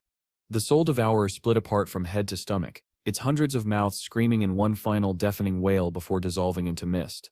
Silence fell. Then, world announcement. Shadow has achieved the world's first kill of the Emerald-grade gluttony boss. Plus 30 global reputation points. Little Black stood frozen, her mouth hanging open. You hit for over 1 million. Shadow wiped the blade clean, saying nothing. Across the world, adventurers gaped at the broadcast. Some cheered, others cursed in envy. But none denied it. Shadow had ascended beyond human. The system flooded him with notifications. Plus 50, 000 EXP. Plus 60 evolution points. Total 696 evolution points. 5 pieces of equipment dropped. 6 new skill tomes. But then, something rarer. A message he hadn't seen in years. Bloodline acquired, soul devour. Would you like to activate it? His grin was slow, feral. Activate. The world pulsed. Power flooded him, rewriting his very core. Every point of strength converted into triple special attack. Every point of physique became 50 health, 5 defense, and nearly 30% more speed in movement and casting. His mental stats tripled in elemental power and resistance. New skills ignited within him. Soul Devour passive. Consume lesser skills to permanently increase power. Appetite plus 200%. Resistance all plus 20%. Crimson Jaw active. Absorb enemy projectiles. Convert damage into health. Cooldown 27 seconds. The synergy was obscene. He realized instantly, this was a broken system. With Devour, he could feed on other skills, stacking attribute conversions infinitely, compounding his power until it surpassed logic itself. Among the loot sat a Poison Blade skill tome, low tier, unimpressive. He devoured it. Skill consumed, Poison Blade's attributes converted 3.3 attack per strength. Still not enough. He poured in 242 evolution points. The tome glowed green, then burst into gold. Skill upgraded, Legendary Poison Blade. New conversion rate, sync attack per strength. Satisfaction flickered in his eyes. Now the path was clear, devour and evolve, consume endlessly, grow without limit. The Soul Devourer had fallen, and Shadow had stolen its bloodline. Unstoppable was no longer an ambition. It was becoming reality. As the corrupted wind howled across the coast, Shadow stood among the ruins, silent, watching the mist fade where the monster had died. Behind him, Little Black whispered weakly, "You stir not human, are you?" Shadow didn't answer. His gaze lingered on the horizon where new lights began to stir, signals of others drawn by the world announcement. A faint smirk touched his lips. "They shall come," he murmured, "hungry for fame, for bloodlines, for me." He turned toward the dark sea, crimson eyes gleaming. "Let them." Shadow stood amid the ruins of the corrupted coast, the air still heavy with the fading echoes of battle. Leader Wong, trembling from the ordeal, looked up at him. Gratitude filled his voice as he bowed deeply, thanking the mysterious assassin for saving them from certain death. Even Captain Anna, proud and steady even in crisis, spoke with rare sincerity. She admitted that without Shadow's sudden intervention, none of them would have survived the gluttony beast's rampage. "We would have ended up just like Fatty," she muttered. "Or worse, swallowed whole." Before the weight of that truth could settle, Little Black bounded over to Anna, her tone suddenly bright and playful, as if the battle minutes earlier had never happened. "Captain," she chirped, "even if you stiff gained a little weight, you still look cute. You don't even need makeup." Anna blinked, stunned that of all possible moments, Little Black had chosen this one for flattery. She sighed, thinking that surviving a near-death battle was one thing, but surviving Little Black's mouth was an entirely different challenge. Pushing past the interruption, Anna turned back to Shadow, regaining her composure. "Right now none of us have any lifespan left," she admitted, "so we can reward you for this rescue." Shadowsip's reply was calm and unwavering, almost indifferent. "Forget it, just help me find some assassin skill books when you can." He didn't wait for further thanks. His form blurred, melting into the surrounding darkness until he vanished completely, leaving behind only a faint ripple in the air. Anna straightened, command returning to her voice. "Mission complete." she declared. We stare heading back. Her gaze snapped to Little Black, who was still smiling nervously. And remember, no one mentions what happened here, not to anyone. She grabbed the girl by the collar and leaned closer. Especially you, I know how fast your tongue runs. A few steps behind them, Fatty lay sprawled on the ground, barely conscious. His arm twitched weakly as he whispered, "You forgot me again," but the squad was already walking away, their silhouettes fading into the mist. The story shifted back to moments earlier, inside the Leaning Tower of Magic. Right after Shadow leapt from its edge, the platinum-ranked princess boss had been on the verge of collapse, her health bar flickering at 1/3. The president's commanding voice cut through the chamber. "Activate the divine tree, now." Her student obeyed instantly. A radiant green beam burst from her staff, and a colossal tree of life erupted from the ground. Golden-veined roots spread across the battlefield, its healing light sweeping over the adventurers. Their fading health bars surged back to full strength. "Excellent work," the president shouted, relief flooding her voice. "Even without the portal, we can win this. Dawnstedt, stop attacking. Full output." Her confidence spread like wildfire. The guild members rallied, emboldened by the sudden turn of fortune. Some grew reckless, charging ahead without caution, weapons raised as they closed in on the towering boss. The president turned to her student, her tone warm. "You did well. Your control over the divine tree was perfect. With that technique, we shall take this hideout for sure." The young woman smiled with pride, but the triumph lasted only seconds. A piercing scream tore through the chamber. One of the adventurers was snatched mid-stride by a thrashing tentacle and crushed instantly. The Despair Princess convulsed, her form writhing with a sinister glow. Blue light flared around her as deep scars cracked across her skin. Her once dark eyes shifted into a haunting orchid yellow, radiating unrestrained madness.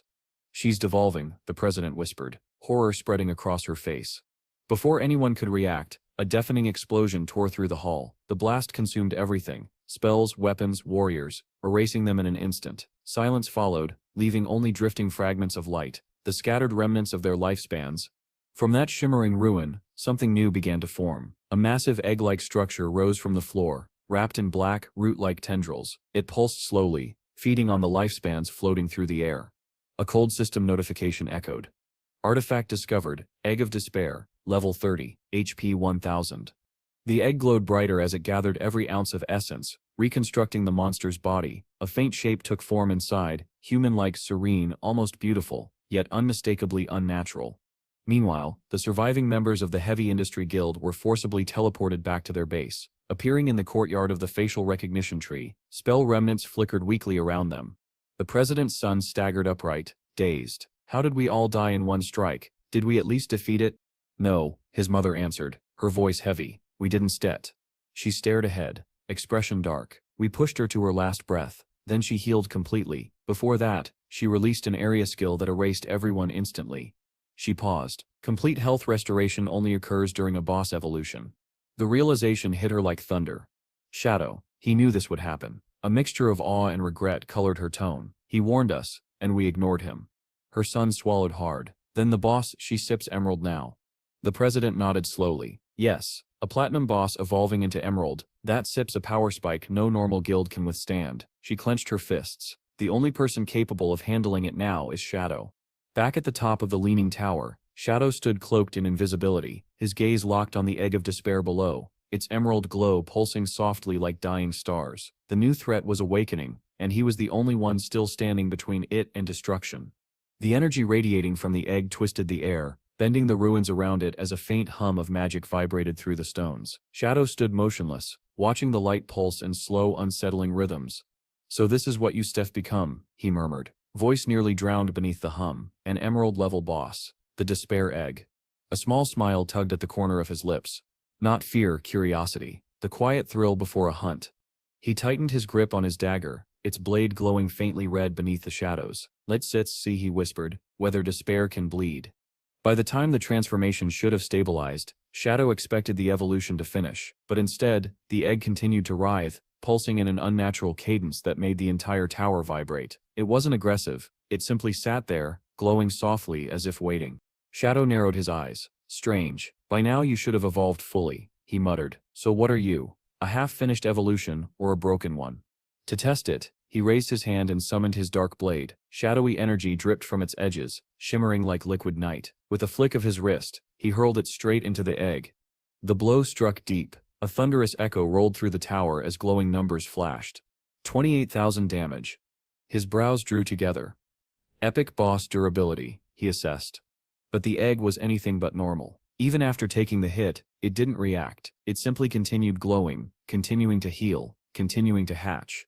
So you can take a hit and keep evolving, Shadow whispered, intrigued, but you were blind, no stealth perception, you can even sense me. He knew what had to be done. Drawing in his aura, he activated his red blade, crimson light flared across its surface. His first strike came down like a falling star. 100,000 damage.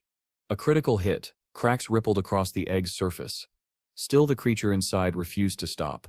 Persistent little thing, he muttered, tone calm but movements ruthless. Again and again he struck, unleashing crimson hell, each slash shook the tower. 150,000. 180,000. 200,000 damage. Cracks spread like wildfire until, at last, the final thunderous blow landed. The egg exploded, fragments scattering like dying embers across the stone.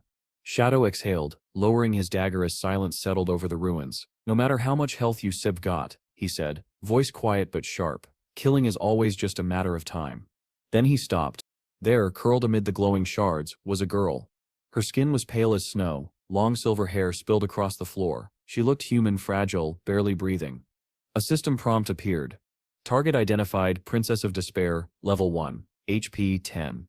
Shadow blinked. The once terrifying platinum-ranked monster was now a trembling, childlike girl. Her breaths were soft, shallow, almost peaceful. He remembered the whispers, tales of a princess cursed by the white dragon, doomed to become a creature born from grief. Could this be her? His fingers tightened around his dagger. One strike would end her instantly. But as he angled the blade downward, the air changed. Heavy, electric, ancient. Outside, the sky twisted violently. Thunder cracked. A purple portal ripped open above the tower, expanding like the eye of a storm. Winds howled through the ruins, making the ancient stones groan. Then came the roar, deep, primal, world-shaking. Through the shimmering violet rift descended a colossal dragon. Its scales were pure white, gleaming like carved marble, and its eyes burned with an ancient fury. Each flap of its wings made the very air shudder. System warning, cursed white dragon. Level 100. Mythical grade monster. Shadow didn't move. His cloak whipped violently in the dragon's aura as the creature landed with a quake that split the ground. Its gaze shifted toward the small figure behind him. The scene twisted again as another rift tore open overhead. A skeletal dragon cloaked in pale blue fire descended, its roar rattling the tower down to its core. System identification, cursed white dragon, mythical grade boss. Shadow stepped back, momentarily stunned. A mythical boss, he breathed. He had not expected anything of this magnitude. But as the hollow roar echoed, realization struck him. This was the truth behind the legend, the curse that had created the Princess of Despair. Below, the girl stirred, her human form solidified, fragile and trembling. Her silver hair caught the light as she slowly rose.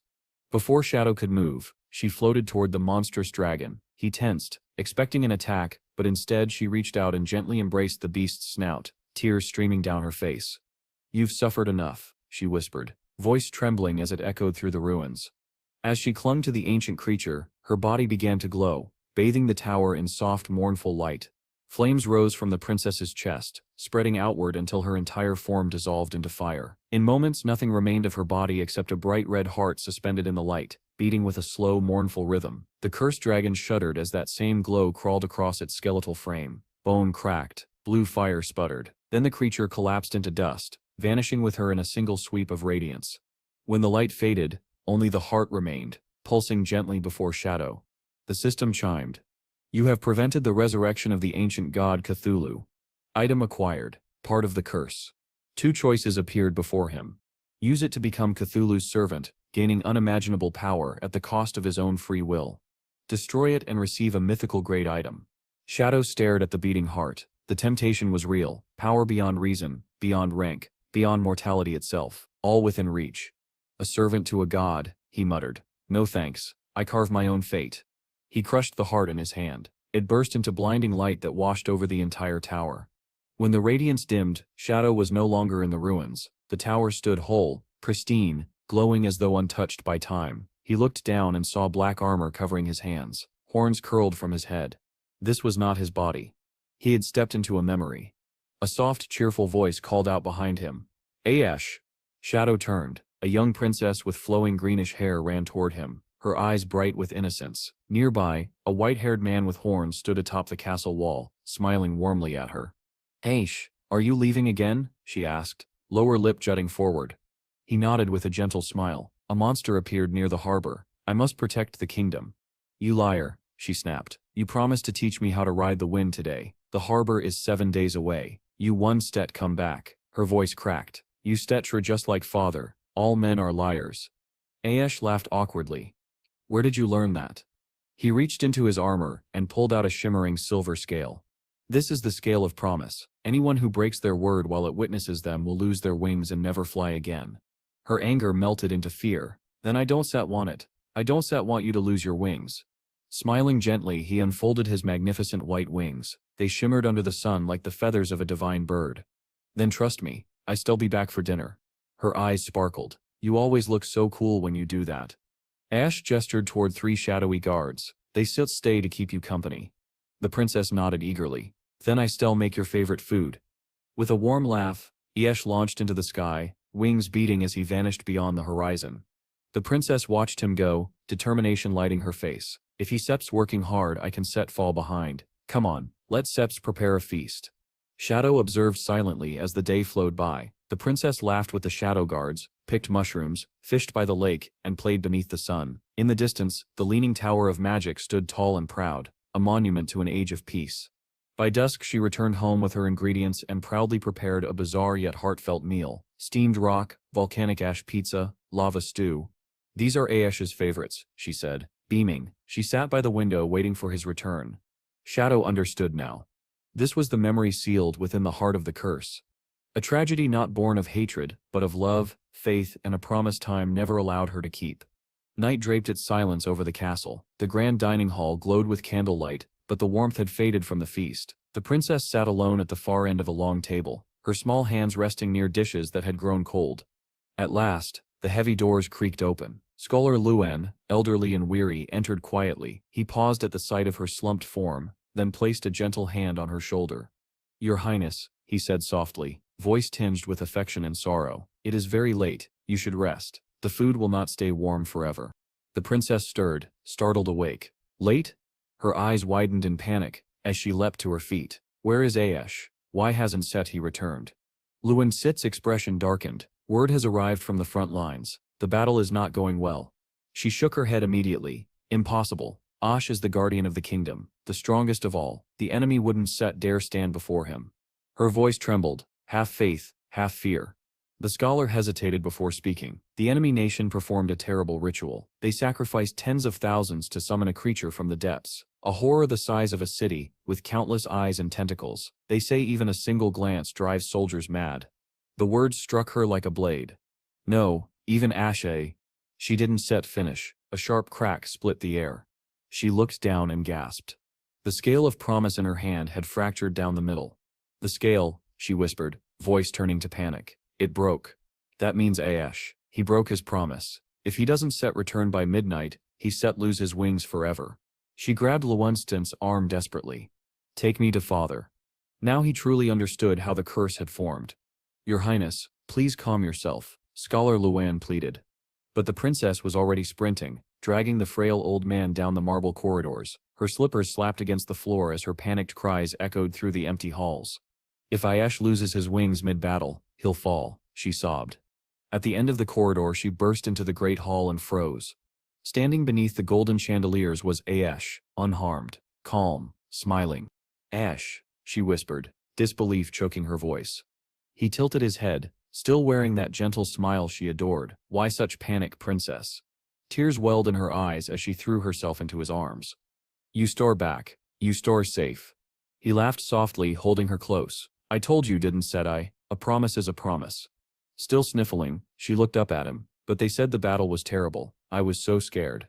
Scholar Luan, breathing heavily from the chase, bowed deeply. "General Aesh, may I ask, how fares the front?" Ash glanced at him with a calm smile. "Troublesome, I'll admit, but the threat has been handled. The soldiers are cleaning up now." Luen exhaled in relief, as expected of our kingdom guardian. Aesh's gaze drifted toward the dining table. He chuckled. "Speaking of battles, I'm starving. Did you make all this yourself?" The princess nodded shyly. I did, but it sits probably cold by now. Ayash sat down immediately, already reaching for a fork. Cold food, hot food, it doesn't spat matter. It steps perfect. She smiled softly. At least eat slowly, or you still choke. Luen watched in silence, the corners of his eyes warming at the sight. Later, atop the leaning tower of magic, Ayash spread his arms and gazed over the sleeping kingdom. Well, princess, he said with a teasing grin, a promise is a promise. Time to learn how to ride the wind. She rubbed her eyes, but Isip's tired. Can set we do it tomorrow? He chuckled. You worked hard today, I shall give you that. But tomorrow, who knows where duty will call me. Her eyes widened instantly. She clung to his leg. Then take me now. You came home late, and I waited all day. Ass sighed in defeat. All right, but you can set tell your father. If he finds out I shall never hear the end of it. Her face lit up. Deal. Closing his eyes, Ayash summoned his power. Blue light spiraled around him, crackling like a storm. The air thickened, and in a blinding flash, his form expanded. Before her stood a magnificent white dragon. His scales shimmered like moonlit crystal, his wings unfurled wide enough to blot out the stars. The princess stared, overwhelmed by awe. You are incredible. A soft green aura enveloped her, lifting her into the air and placing her gently atop his head. Hold on tight, he warned, his voice now a rumbling thunder. With a single mighty beat of his wings, Ayash launched into the sky, tearing through the clouds. Below, Scholar Luan and a shadow guard watched from the tower, their silhouettes small against the night as the pair vanished into the horizon. The princess clung to Ayesha's mane, laughter trailing behind her like a ribbon in the wind. So this is what you see from above. Aesh chuckled. It is beautiful, isn't it? Super beautiful, she breathed. They glided past a tall bell tower, its chimes echoing softly through the night. Will you protect this place forever? She asked. Ash hesitated only a moment before answering, solemn and sure. I will. As long as these skies exist, I still protect them. Satisfied, she rested her head against his scales and drifted into sleep. The memory shifted. Ash now gently tucked the sleeping princess into her bed, placing a small teddy bear beside her. His fierce eyes softened as he pulled the blanket up to her chin. For a moment, he simply watched her peaceful face before turning away, closing the door with quiet care. Later that night, he stood before the king. Moonlight from stained glass cast blue streaks across the marble floor. The king's expression was grave, his focus lingering on Ash's battered armor. You stare wounded, he said. Was the monster truly that powerful? Aesh, bloodstained, weary, but still steady, smiled faintly. Isep had worse, your majesty. It seps nothing fatal. The creature sep's ashes are scattered across the sea. But the king sep's frown deepened. Ash, I fear this was no ordinary battle. My scouts report strange magic, an ancient ritual. Something is stirring across the continent. Even you of the dragon race may not escape what sep's coming. Aesh turned toward the window, storm clouds reflecting in his silver eyes. Then I still stand where I must, your majesty. Whatever comes, I will protect this land. The king nodded solemnly, though unease shadowed his gaze. The scene darkened. The next image was grim, the leaning tower of magic beneath a storm-ridden sky. Shattered armor fragments lay strewn across the marble floor, slick with blood. Aish knelt at the center of the wreckage, gasping for breath, his armor torn open as though ripped apart by claws. Embedded in his chest pulsed a crimson living object, a heart of corruption. Black veins crawled outward from it, like roots of despair spreading across his skin as thunder boomed overhead. The memory darkened. The scene shifted forward 5 years. The once golden kingdom had become a field of nightmares. Smoke poured endlessly into a red sky. The cries of the dying trembled through the air. Through the burning streets came an army not of men, but of monsters. Skinless red beasts tore through walls and soldiers alike. Their roars drowned the screams of the fleeing civilians. From the highest balcony of the citadel, the king watched the horror unfold. His crown, once radiant, now looked dull beneath the glow of fire. The Moraga Empire, he whispered, disbelief twisting his voice. They've gone completely mad. As he watched the black flag of Moraga rise above the battlefield, his gaze grew heavy. They dragged the whole world into destruction with them. In the chaos below, the princess ran through the burning streets. Her silken gown was torn, her throat raw from shouting. Aish, Aish, she screamed, stumbling through the smoke. At last, she saw him. Aesh sat silently atop a high wall, his 2 shadow guards standing motionless beside him. He looked calm, too calm, as he watched the blood-soaked city below. The princess rushed toward him. Aesh, why are you just sitting here? The enemy Sep's army is full of monsters. Our soldiers can fight them. They Sep are being slaughtered. Ash turned slowly, his voice quiet and steady. I was just about to find you. Go to the Leaning Tower of Magic. It's Sep's safe there. Don't leave it, no matter what happens.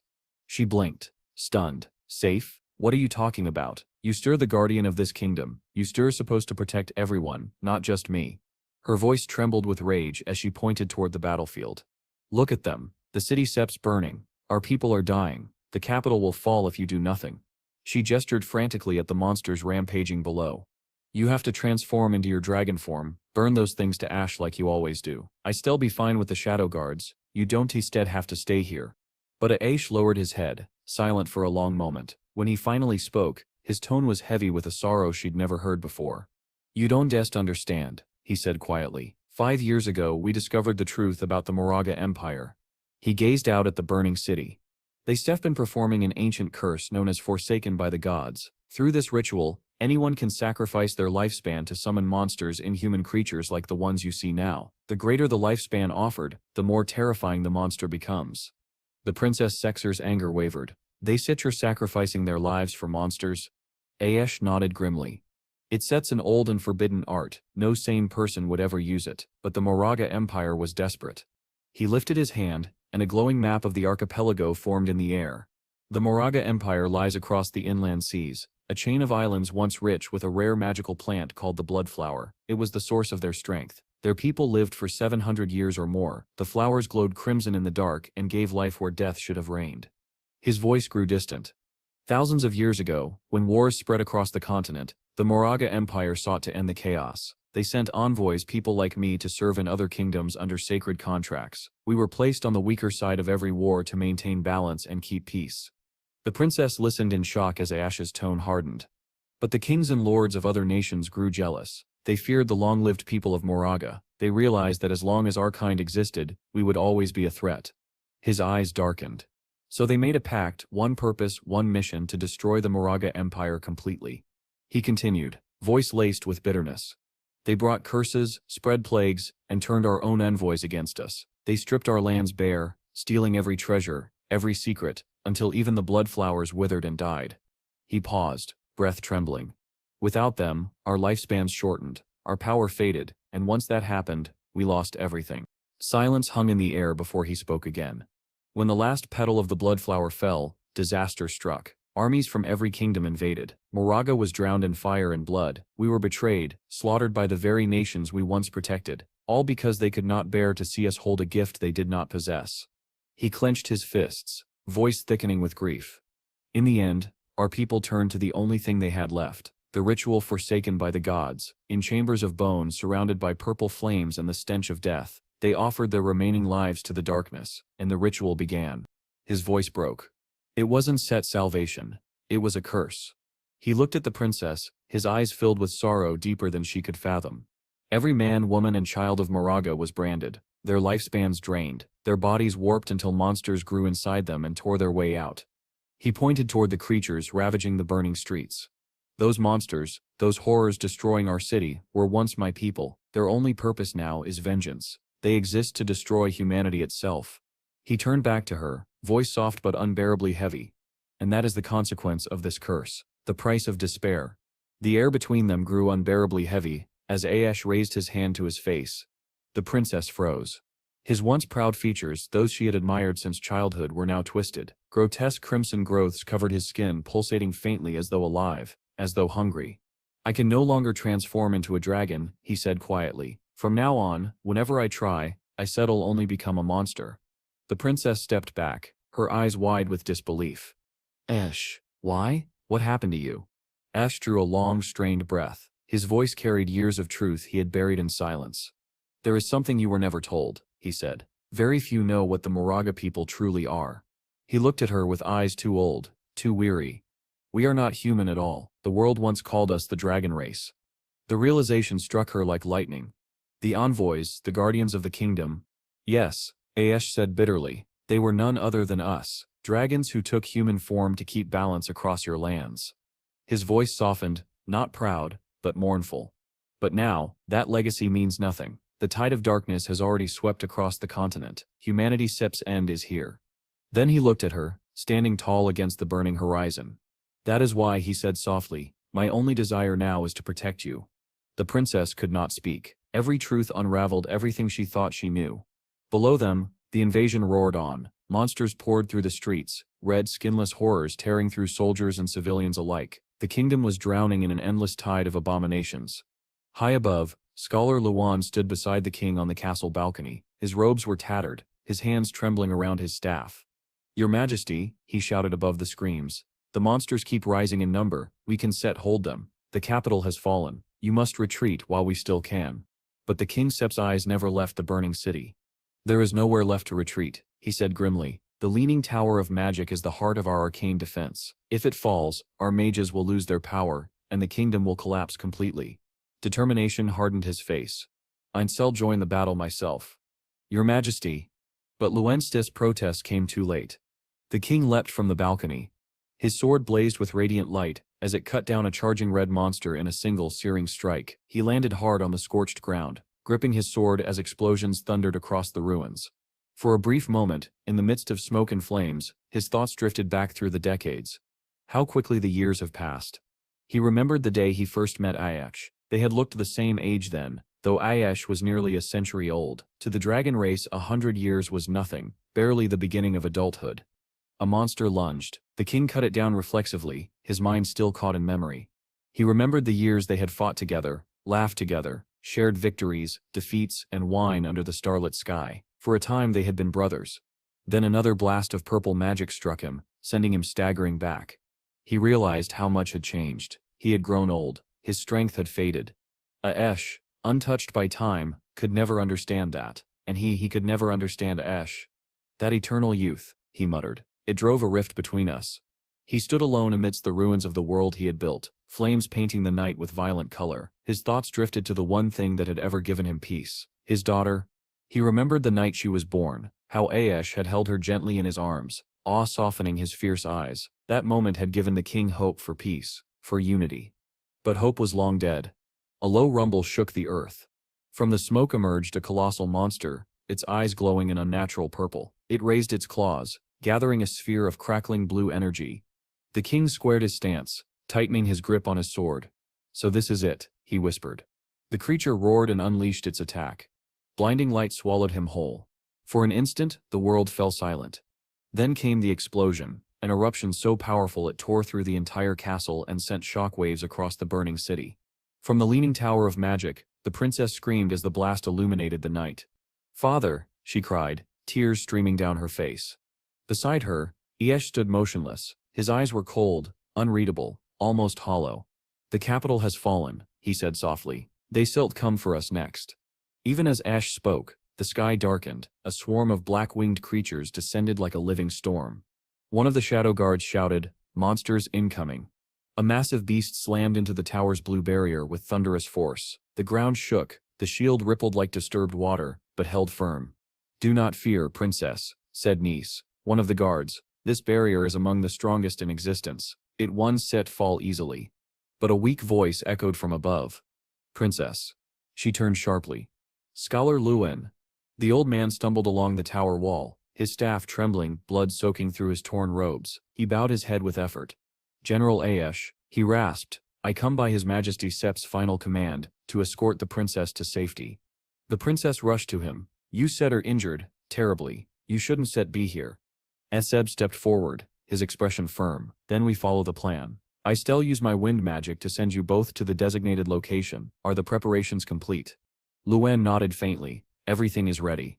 But before the spell began, the princess interrupted, her voice cracking. "Wait, why do we have to leave? What are you talking about?" Luen hesitated, his lips trembled. "Princess, your father, the king, has fallen." Her world shattered. "No," she whispered, "that can be true." Luenstu's eyes glistened. "Before he died, His Majesty ordered your escape to a neighboring kingdom. It was his final command to keep you alive." She turned desperately toward Aesh. "Then you still come with us. You have to." Aesh met her gaze with a faint, sorrowful smile. "Where could I go?" he asked quietly. "The monsters below, they are my people, the Moraga. To humans, I am your enemy now. No matter where I run, they will hunt me." He stepped to the edge of the wall. The Night Sep's final resting place, he murmured, is the Dragon Sep's tomb. This is where I belong. I will remain here until my lifespan fades away. His unshakable conviction froze her heart. But then, something within her changed. Her grief hardened into resolve. Wind swirled around her feet as she took in a deep, steady breath. In the next heartbeat, she broke free from Luan's grasp and leapt toward Ash in a streak of light. If you staying, she declared, voice unwavering, then I will stay too. I still become your dragon knight. She stood tall before him, chin lifted proudly, despite the chaos below. This is my home. I still protect it by your side. My wind riding skills are perfected. So tell me, how do we form the contract? Ash blinked. For the first time in years, his composure fractured. Her loyalty struck him like a blade to the heart. Slowly he extended his armored hand and took hers. His touch was cold but gentle. A faint smile, half sorrow, half pride, touched his lips. Very well, he said softly. Then our contract will be sealed, just like in the old days. He reached into his armor and withdrew the silver scale of promise. Its surface shimmered softly beneath the moonlight. This, he said, shall be our bond. Her eyes lit up, bright with hope. That Sep's all? Then let Sep seal it right now. From this day onward, we till... But A.S. gently interrupted, his voice breaking like a windstorm before rain. Our promise, he whispered, is to never see each other again. The princess froze. The meaning struck her like an arrow through the heart. What? She breathed. Before she could move, protest, or even cry, Ash lifted his hand. The wind howled violently. A blinding surge of gale force erupted around him, engulfing the princess and Scholar Luan in a spiraling torrent of air. Go, he shouted, his voice cracking with anguish. Esh, she screamed as the storm ripped her off the tower. Her voice was raw with shock and betrayal. As she and the scholar were carried into the sky, Ayesha's gaze softened. Protect her, he whispered to the wind. Keep her safe, far from this tomb. But the horror came swiftly. Mid-flight, the magic carrying them flickered. Scholar Luen Set's expression twisted. His pupils turned crimson, glowing like molten fire. Before she could react, he reached toward her with unnatural calm. You have a place where you belong, he murmured chillingly. His hand plunged into her chest. The princess gasped, a strangled cry of agony, as he tore out her still-beating heart. Blood glimmered in the air like falling rubies. Her scream ripped through the storm. Below, Ashest's eyes widened in absolute shock. Luen, he roared, the wind trembling around him. The scholar convulsed violently, his face contorted as he choked out his final words. Be careful, he rasped. The Moraga were not the only ones cursed. Dark veins spread across his skin. His features twisted grotesquely as something inside him tore through. A hideous red growth burst from his chest. His body collapsed, and from it erupted a monstrous tentacled creature, writhing with madness. It seized the Princess Sep's heart. What a rich lifespan, it hissed. Its voice slithered like poison. Tell me, Aesh, does killing the one you love taste like revenge? Its eyes gleamed with mocking joy. After all, were Netsu the one who burned me with your dragon flames back then? The night fell into a nightmare of silence. Aesh stood frozen, mind blank, soul hollow, while the creature held the princess's limp body aloft. Her hair flowed like silver silk in the wind. In one clawed hand, the monster gripped her bleeding heart, pulsing faintly between its fingers. It sneered. Tell me, Ash, does this satisfy your wrath? Is this enough to repay the pain your flames once gave me? Then, with a horrifying grin, the creature clenched its fist. The princess's heart burst, crimson scattering into the wind like shattered rubies. Ashest's world collapsed. Rage consumed him. His vision burned red as energy spiraled violently around him, unraveling into chaos. In a flash, his two shadow guards appeared at his sides, their eyes glowing with shared fury and grief. The one known as the Shadow of Sorrow threw back his head and unleashed a cry that reverberated across the ruined tower. His body dissolved into swirling dark energy as he dove toward the falling princess. He caught her in midair, wrapping her in a cocoon of radiant blue light. The second guard charged directly at the monster, slashing with ferocity born of despair. His blades tore through its writhing limbs, cutting its tentacles apart. But the creature simply laughed. Its severed limbs reformed instantly, knitting together with sickening ease. Useless, it hissed, its voice echoing hollowly, so fragile, just like your hearts. Below, the Shadow of Sorrow knelt with the princess in his arms. His blue aura dimmed as he held her close, cradling her as though she might still wake. A single tear slipped from beneath his dark helmet, landing gently on her cheek. The princess stirred faintly, her voice was a whisper of life struggling to remain. Ash. Then the light in her eyes faded, and her body went still. Her final breath slipped into silence. Even then, the monster continued its cruel taunt. It spread its limbs wide, its twisted smile stretching unnaturally. "Do you understand now, dragon?" It mocked. "The lifespans your kin sacrificed, pitiful offerings, and yet they summoned only a fragment of me." Its voice deepened, layering into countless whispering tones. "You have seen just a sliver of my essence. The rest lies scattered across this world, hiding, waiting. Every host, every body, each carries my seed, ready to burst forth, just as your dear scholar did." Set's eyes widened with dawning horror. The scholar, the monsters, the ritual, all fragments of one abomination. The creature's laughter warped into a guttural roar.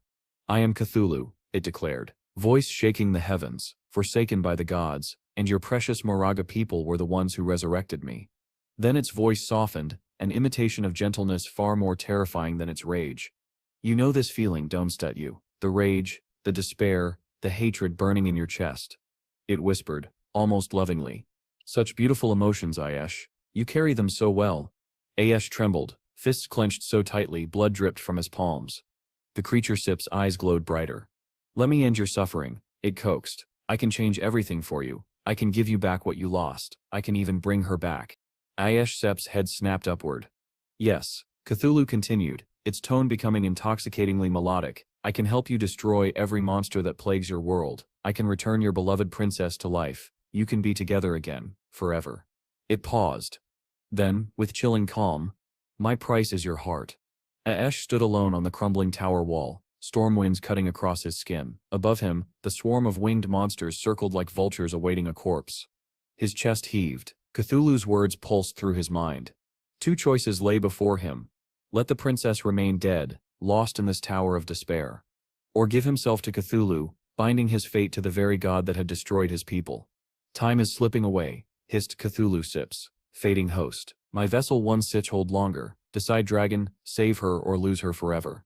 Aesh looked to the princess's motionless body, still cradled by the shadow of sorrow. His hardened expression cracked, his eyes softened, breaking beneath the weight of love and agony. His decision was made. With a trembling breath he whispered, "Forgive me." Then, in a moment that silenced the heavens, Aesh drove his hand into his own chest. Blood erupted. He tore free his still-beating heart, glowing violently in his palm. His shadow guard screamed his name in horror, but he did not falter. Cthulhu Sip's laughter rolled across the skies. "Magnificent," it roared. "You have made the right choice." The heart began to rise, floating upward as it glowed brighter and brighter. "I shall bless it," Cthulhu declared. "Your heart will beat for eternity." A surge of divine eldritch energy shot upward, painting the tower in violent violet light. "Your beloved will awaken with its power," the god continued. "You will not die, you will not go mad, you will become her guardian, forever." The light struck the princess's body. Asha's guardian spirit descended, merging with the heart's sacred power. Her chest rose with a shudder as her eyes fluttered open. At the same moment, Ayesh screamed. His body convulsed as Cthulhu's power invaded him, twisting bone and flesh. His wings shattered, reforming into skeletal spines engulfed in blue fire. His armor melted away, replaced by living bone. His veins glowed with cursed flame. A pillar of purple light erupted into the storm clouds above, shaking the tower. Aesh was no longer mortal. He had become a guardian dragon cursed by Cthulhu, bound in agony, power, and eternal servitude. His roar shook the world, rage, sorrow, love, and despair merging into a sound that cracked the skies.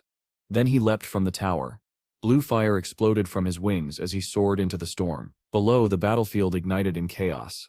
His dragon fire rained down like the wrath of a furious god, obliterating monsters, soldiers, innocent civilians, everything. Above the carnage, Cthulhu's laughter echoed endlessly.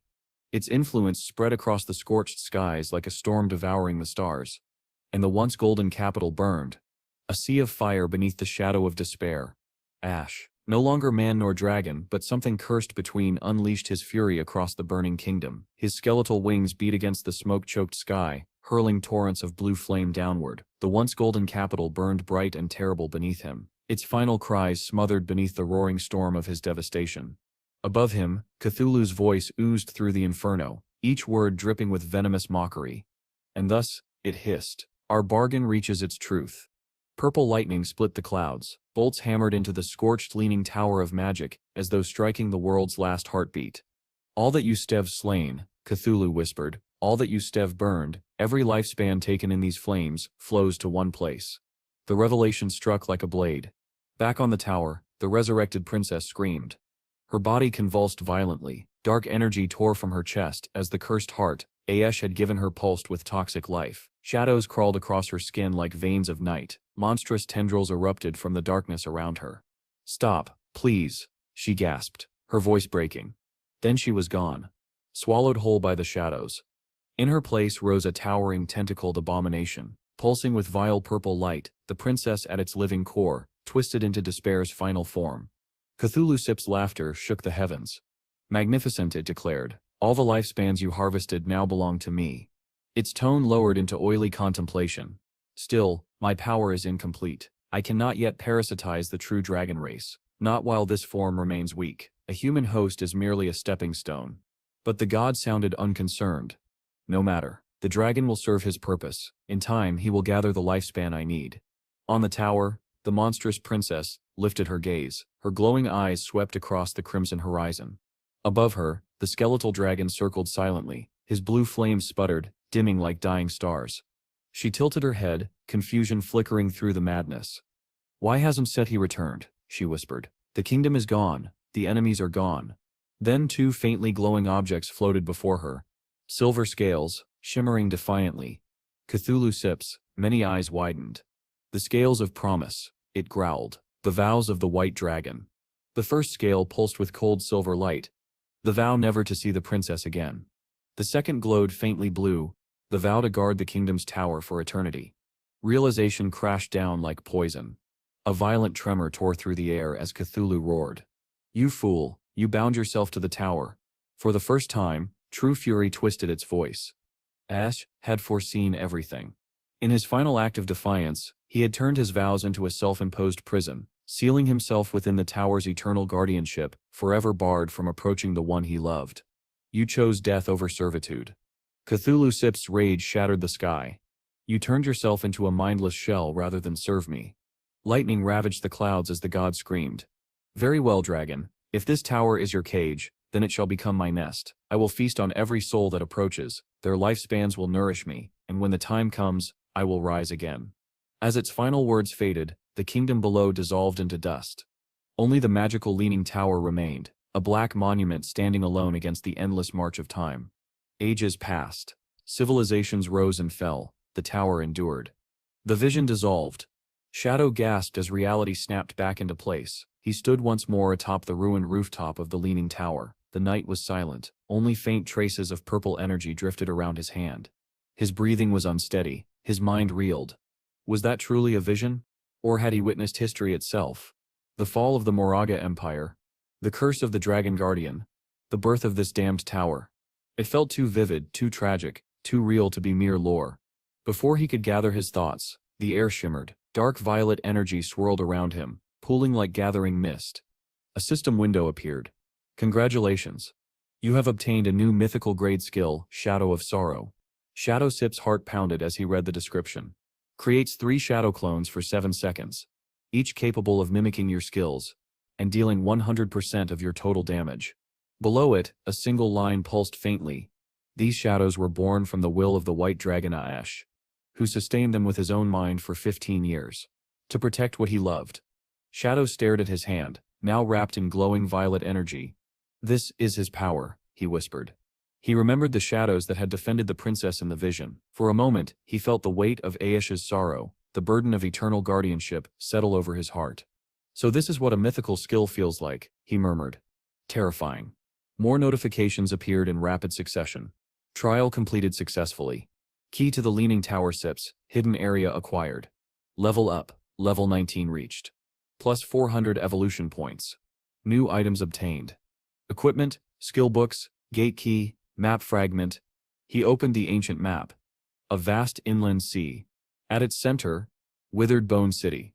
Shadow narrowed his eyes. "The Withered Bone Ruins," he muttered, "part of the Moraga Empire." As the purple light faded from the tower, he stood still, feeling the ancient hum beneath his feet. The tower was meant for level 20 players. He was still level 19. But the thought of entering its hidden area filled him with fierce anticipation.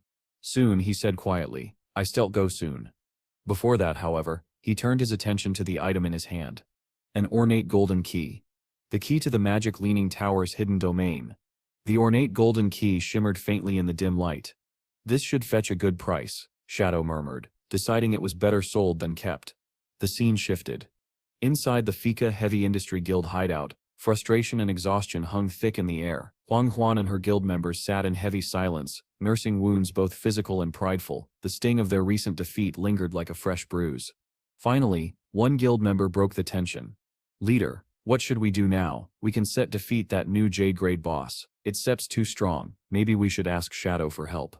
Huang Huan exhaled sharply. The burden of failure pressed against her ribs. Perhaps you steer right, she admitted. I shall contact our allies in Shanghai City. They have ties with Shadow. Maybe they can act as intermediaries. But before she could finish, a quiet voice spoke from behind her. There's no need for that. Everyone froze.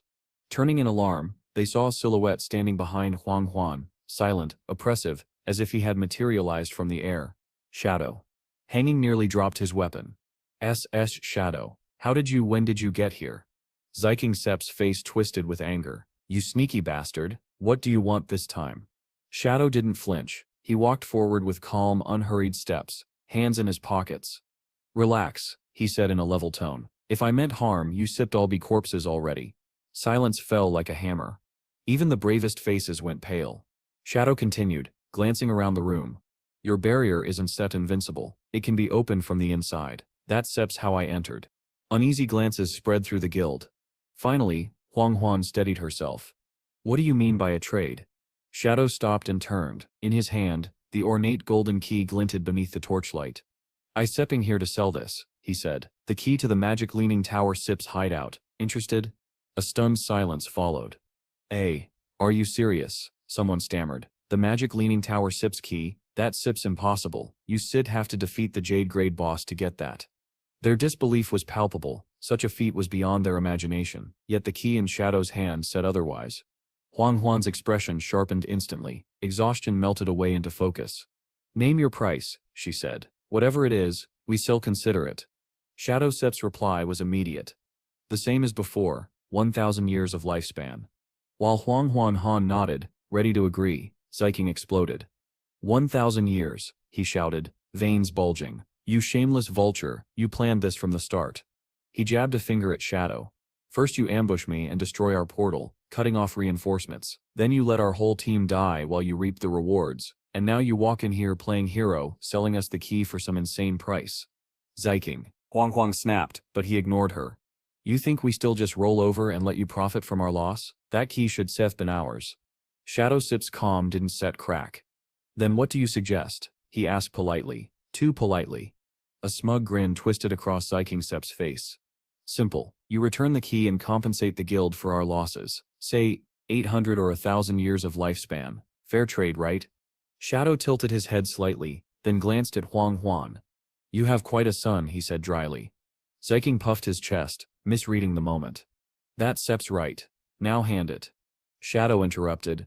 Very well, he said. I shall do as he says. The guild froze. Shadow continued in a darker tone. But the price changes. He turned towards Ziking, eyes cold as steel. 1,800 years, not a single day less. Ziking blinked, confused, then laughed. Ha, now that Sep's how you scare snakes like him, right mother? Mother? His grin faltered. Wait, what did you just say? Shadow clasped his hands behind his back, calm as ever. I came here in good faith to do business. I tolerated your insults because I respect your leader, but your attitude changed that. His voice grew sharper. The discount is gone. The new price stands. Take it, or leave it. A tense silence filled the room. Then, crack. Huan slapped her son across the face with all her strength. The echo rang through the hideout. Enough, she shouted. You Sep shamed us long enough. She turned to her guild members, furious. Take him away. Make him grind levels. He does not return until I say so. Mother, no wait. I wasn't stet. Let go of me. Ziking yelled as two members dragged him away, his voice fading into the hall. When the room finally quieted, Huang Huan inhaled deeply and composed herself. Turning to Shadow, she bowed her head. My apologies for his behavior. Perhaps we can… Shadow cut her off gently but firmly. The offer remains the same, he said. 1,800 years of lifespan. I once did repeat myself. Huang Huan looked up, wariness and resolve warred in her eyes. After a long silence, she nodded.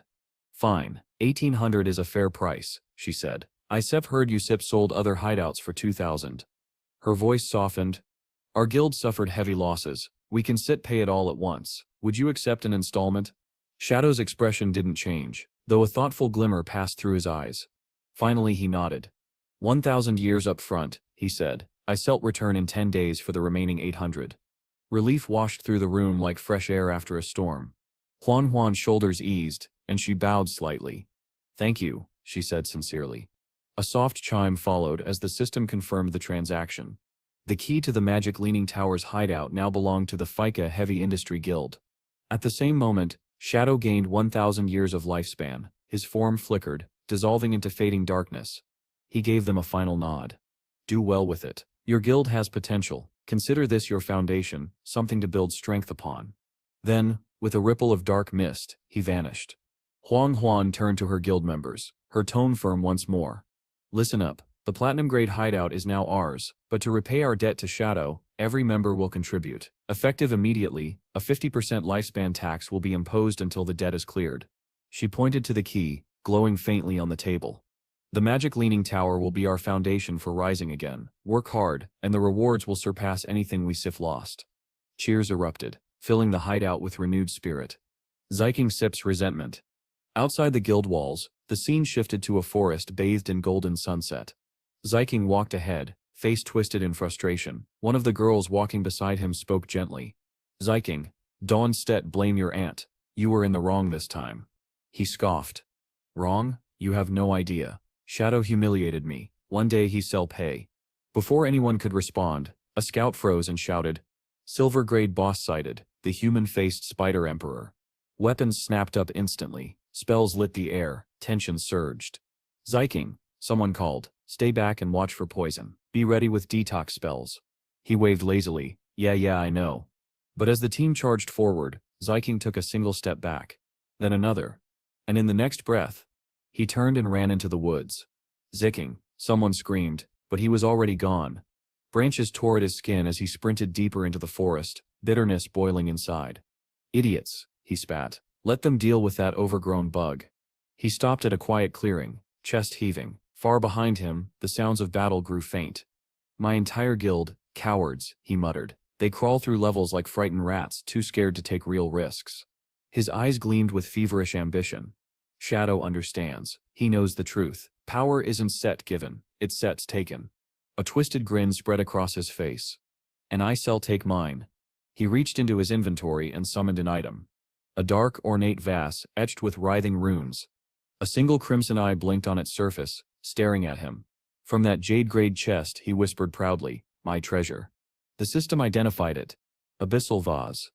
Allows the user to reach into the void to draw out a random powerful skill. Cooldown 48 hours. Perfect. Holding his breath, he plunged his hand into the swirling darkness within. A wave of cold shot up his arm. He pulled free something small and grotesque, a pulsing, fleshy mass twitching in his fingers. A notification appeared. Epic grade skill acquired. Abyssal Puppet Curse. Allows the user to turn any corpse into a controllable puppet retaining its abilities. Ziking Sep's grin twisted into something unhinged. Haha, yes, this is it. This is power. He looked at the fleshy mass with wild hunger. If I kill Shadow, I can control him, make him my puppet. I shall be unstoppable. The vase pulsed again, its single eye glowing deep purple as dark energy curled around it. A final warning appeared. Warning, the abyss holds extraordinary power. But when one gazes into it, the abyss also gazes back. Night fell over the Demon City ruins. Moonlight sliced through drifting fog that coiled around towering bones and broken monuments. Deep within the boneyard came the faint clinking of metal, sharp, rhythmic, relentless. A young girl stood at the center of it all, her chain talisman glowing faintly red as it slashed through the air. Each strike shattered undead skulls into fragments. Her movements were fluid, fierce, unyielding. With every kill, her experience surged higher. Then, dang. A system notification appeared. Your weapon has advanced from silver to gold. Class advancement available. A smile flickered across her lips. It sets time, she whispered. She raised her arm. The ground trembled. A massive summoning circle burst open beneath her feet, runes spiraling outward in radiant arcs. The air hummed as her chains lifted, coiling like serpents ready to strike. Class advancement initiated. Lines of text flashed before her eyes, outlining the evolution of her power. Her chain blade, now golden, shimmered as it gained the ability to shift its form at will. Her malevolent ghost companion surged with new strength, evolving to Tier 2 and gaining Level 2 invincibility. Then, a new light ignited behind her pupils. Skill unlocked, Eye of the Underworld.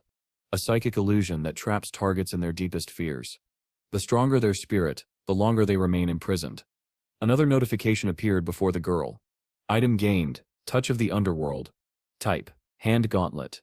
Effect tracks enemies by scent. 50% chance to deal double damage to lower-ranked targets. Inflicts dark flame burns. She clenched her fists as raw power surged through her veins. Her strikes would now be faster, sharper, crueler. A dangerous smirk curved her lips as she remembered the so-called Fart Master, whose psychic skills had once matched her own. Not anymore, she muttered. You such are nothing compared to me now.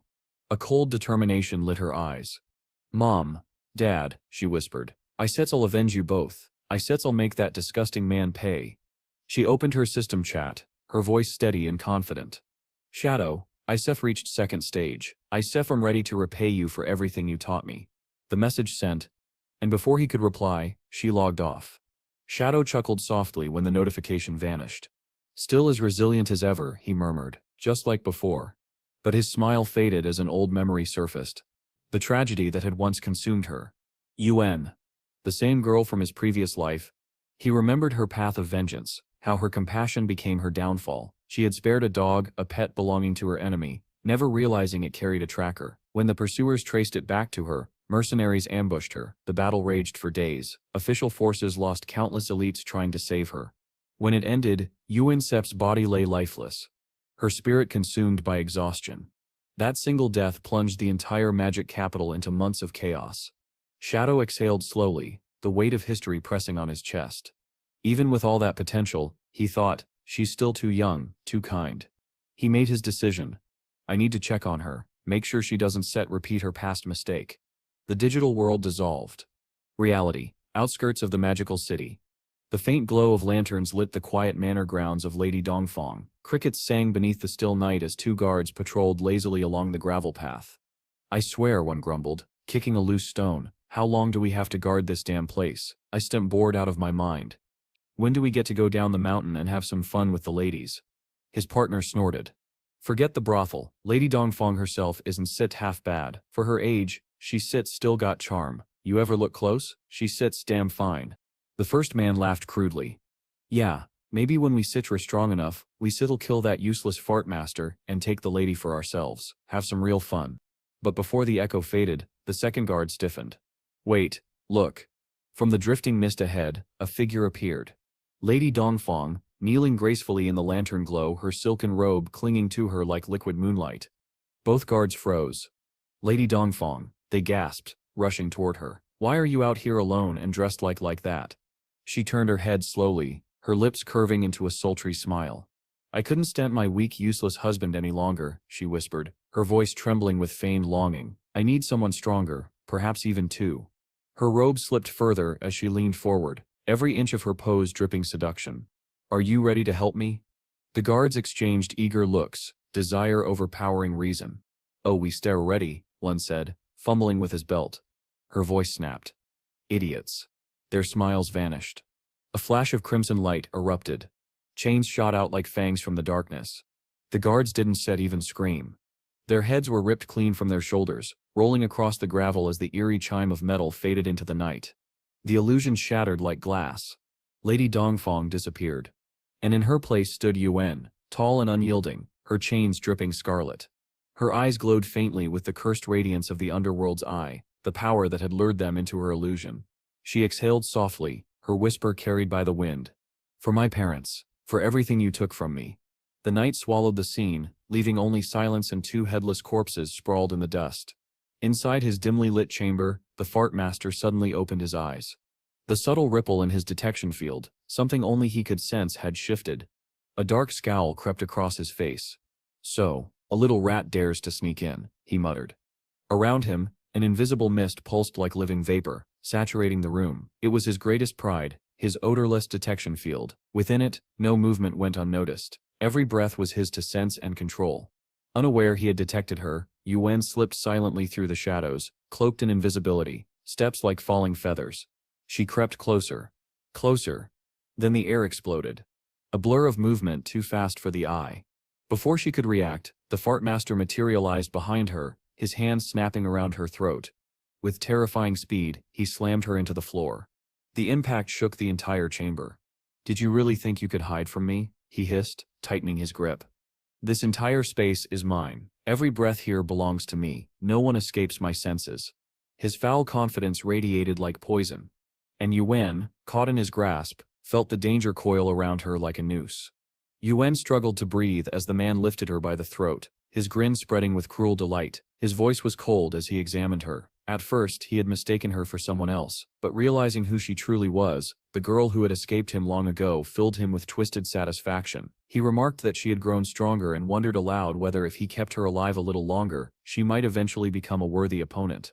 He held her effortlessly, suspended between curiosity and savagery. The veins in his arm tensed as he debated whether to prolong her suffering or end her life immediately. Madness flickered in his eyes. Then, without even realizing it, he tightened his grip. A sharp crack split the air. Yuan's body went limp. He stared at her broken form, stunned that he had killed her unintentionally. Regret, rage, and disappointment surged through him. "Idiot," he roared, slamming her lifeless body into the ground. "I wasn't set done yet." But his anger dissolved into a gasp as a stabbing pain shot through his chest. He staggered, clutching his ribs, confused. When he turned, he froze. Standing behind him, perfectly unharmed, was Yuan. Her chains floated ominously around her, and her eyes glowed with a ghostly light. The man stammered in disbelief, glancing between the body on the floor and the living figure before him. Yuan's voice was calm, icy. She revealed that everything he had seen had been nothing more than her illusion. None of it had been real. His expression twisted as the truth sank in. She told him that from the moment he met her gaze, he had been the one trapped. His hands trembled as the world around him warped. He had never even touched her. A manic grin crept across his face as he acknowledged her strength. But his amusement ended abruptly when Yuan raised her hand, her eyes burning with silent fury. With a cold declaration that it was time for him to die, her chains tightened around him. His laughter twisted into a strangled gasp. His body convulsed and then fell still, the last echo of his arrogance fading into the night. Moments later, Lady Dongfang opened her window, irritated by the disturbance outside. She shouted into the courtyard, demanding to know why her guards could not keep quiet. When her eyes adjusted to the darkness, she spotted the fallen intruder and froze. Shock replaced anger. She screamed for her guards, ordering them to protect the manor. Chaos erupted instantly. Guards scrambled out of their stations, rushing across corridors and walls, preparing for a full-scale search. Amid the clamor, a door opened upstairs. Tan, Lady Dongfang's son, stepped out, still half asleep, asking what was happening. She urged him to stay in his room and promised to call his father, but Tan insisted he was old enough and strong enough to protect her. Her irritation softened into a brief smile as she embraced him, telling him he had grown into a brave young man. She lamented that his father had never shown such courage, but her words were cut short by the sound of shattering glass. The chamber door exploded inward as several guards were hurled lifeless onto the floor. Lady Dongfang's eyes widened in terror. A soft blue glow drifted through the doorway, chains slithering across the floor like living spirits. Lady Dongfang stood frozen, unable to grasp how everything had fallen apart so quickly. She convinced herself that perhaps Shadow had known their intentions from the beginning, that the boy had somehow discovered their plan. Before she could piece together her thoughts, a calm voice rose behind her, questioning what plan she was referring to.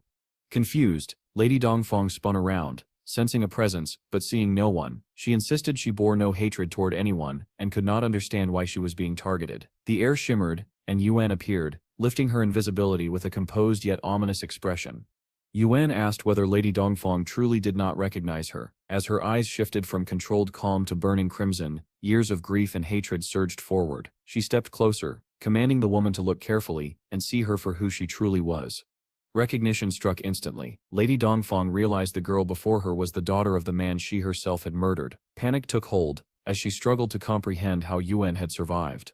Before she could speak, Yuan's chain talisman pierced straight through her chest. Blood splattered across the floor as Yuan's trembling voice accused her of being a demon in human form, declaring that this was the justice she deserved. Lady Dongfang's screams filled the manor. Yuan screamed back, her voice breaking under the weight of her long-carried agony. She demanded that Lady Dongfang repent for her sins, to feel the same suffering she had inflicted upon Yuan, and to die in front of her own son just as Yuan had been forced to watch her parents die. Lady Dongfang begged her to spare her son, insisting that he was innocent, but the plea only inflamed Yuan's fury. She drove the chains into her again, demanding what right she had to ask for mercy. Had she thought of innocence when she slaughtered Yuan's parents before their child? Yuan's rage filled the room, drowning out the woman's final cries. Yuan did not wait for another response. The chain talisman erupted again and again, spikes tearing through Lady Dongfang until every trace of life was crushed from her body. The woman fell silent at last, collapsing to the ground.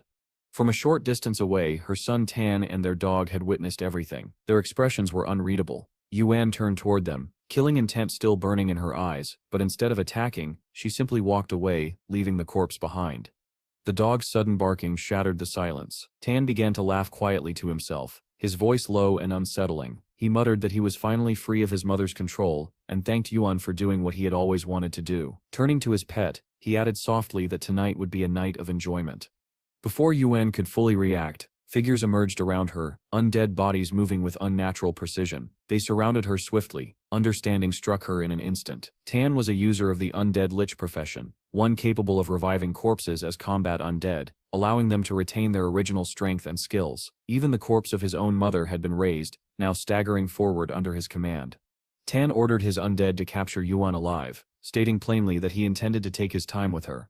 The undead launched forward, and their combined force struck Yuan like a collapsing wall. She crashed through glass and stone, hitting the ground hard. Blood spilled from her lips as more undead rushed her, their blows shaking the mansion as marble cracked and walls shattered. Just as they were about to strike again, their bodies suddenly collapsed. The psychic control animating them had vanished. Through the drifting dust, a hand emerged, steady and unhurried. A familiar voice followed, telling Yuan that showing mercy to one's enemies only invited cruelty upon oneself. As the dust settled, she saw him clearly, Fong, in his true form within reality. He had already executed Tan and the dog, ending the threat before it could escalate further. Yuan stared, her breath uneven. As realization washed over her, she was no longer alone. The scene shifted. The ghostly form of Yuan lay motionless on the ground, the remnants of battle still humming faintly in the air. Through the shattered window above, she saw a figure standing in the silver wash of moonlight. Weak and disoriented, she asked who he was. From the shadows, Qinfang's calm yet firm voice echoed downward. He repeated that mercy toward one's enemies was cruelty toward oneself. Raising his hand, he invoked his blooming curse. From the decapitated corpse of Nanshan, blood-red spider lilies sprouted, unfolding as crimson mist drifted across the ruined courtyard. Realization struck Yuan. This mysterious man was the one who had saved her and given her the chance to avenge her parents. Blushing faintly beneath the moonlight, she bowed her head and thanked him, addressing him as master. The crimson field of spider lilies stretched endlessly around them, each bloom a reminder of vengeance fulfilled at last. Overwhelmed, Yuan's composure crumbled. Tears streamed down her face as she cried that her parents had finally been avenged. The red flowers drank in the fading life force, and a system notification appeared before them. 788 years of tradable lifespan had been absorbed. Qinfang stepped closer, his expression calm but stern. He asked her what she intended to do now that her revenge was complete. Yuan's voice trembled as she admitted she did not know. With her purpose gone, she whispered that perhaps she should simply die and reunite with her parents. Qinfang's tone hardened. He told her that vengeance always left behind only emptiness, and that if she had not prepared herself for that void, then she had never truly understood revenge. If she chose to sink into despair, he warned, he had nothing more to say to her. Then he raised his hand, and a vision formed before her, a vast panorama of the world known as the God-forsaken game. He explained that the world overflowed with mysteries and hidden truths, and that somewhere within it might even exist a way to resurrect the dead. As long as one continued forward, infinite possibilities would unfold. But if she believed her life ended with revenge, then nothing he said mattered. Turning away, Qinfang walked through the field of crimson lilies. His voice echoed steadily, telling her the choice was hers. If she wished to move forward, she could follow, but only by her own will. For a long moment, Yuan stood still, her tears drying in the night air. Then, as if something deep within her had rekindled, she rose and ran after him beneath the moonlight. Her footsteps whispered through the sea of red blossoms. The scene shifted to the real world, to Qinfang's hideout in Magic City, known as the Soul Cleansing Land. The two appeared within a vast tranquil space shimmering like liquid light. Awe-struck, Yuan looked around and asked where they were. Qinfang replied that this place was his personal hideout in reality. He guided Yuan toward an opulent mansion that shimmered beneath floating lanterns. Its golden doors opened silently as they approached. Inside, a graceful maid bowed deeply, welcoming her master home. Yuan stared in disbelief, struggling to accept that he even had a maid. Qinfang instructed the maid to prepare dinner for two, then explained that she was no ordinary servant. She had been created through the Divine Authority Book, an artifact capable of manifesting anything its user required. Soon, he added, he would take Yuan to challenge the Tower of Divine Authority in Magic City so she could earn a book of her own. Filled with gratitude, Yuan thanked her master once again, her voice soft but sincere. The story then shifted to the Chu family manor in Magic City. Chu Kunxin, Dongfang Yu's husband and a senior military officer, burst through the gates, shouting orders and demanding that no harm come to his wife. The desperate call he had received from her moments earlier echoed in his mind, and fear tightened around his chest. For a moment, he suspected Shadow, fearing their secret fireworks factory scheme had been exposed, though he quickly dismissed the thought. Inside, soldiers swept through the manor. The rooms showed clear signs of battle, broken walls, shattered glass, splatters of blood, but not a single body. When an officer reported that no one had been found, Chu Kunshin's anger dissolved into dread. He demanded to know where his wife, his son and every servant had gone. The officer hesitated, then replied that the manor was empty. Every life within had vanished without a trace. Staring into the ruins of his home, Chu Kunshin understood at last. What had consumed the Dongfang family had now consumed his own. His world collapsed as the realization struck him. Both his wife and son were gone. He staggered back, releasing a broken scream. Grief twisted into fury. He shouted that Shadow had murdered his family and demanded a warrant for the hunter's immediate capture. Lin Qingyu, who had been observing quietly, stepped forward. She asked how he could be so certain that Shadow was responsible. Konshin snapped, face contorted with rage, claiming Shadow must be the culprit because his wife's family had also been killed by him.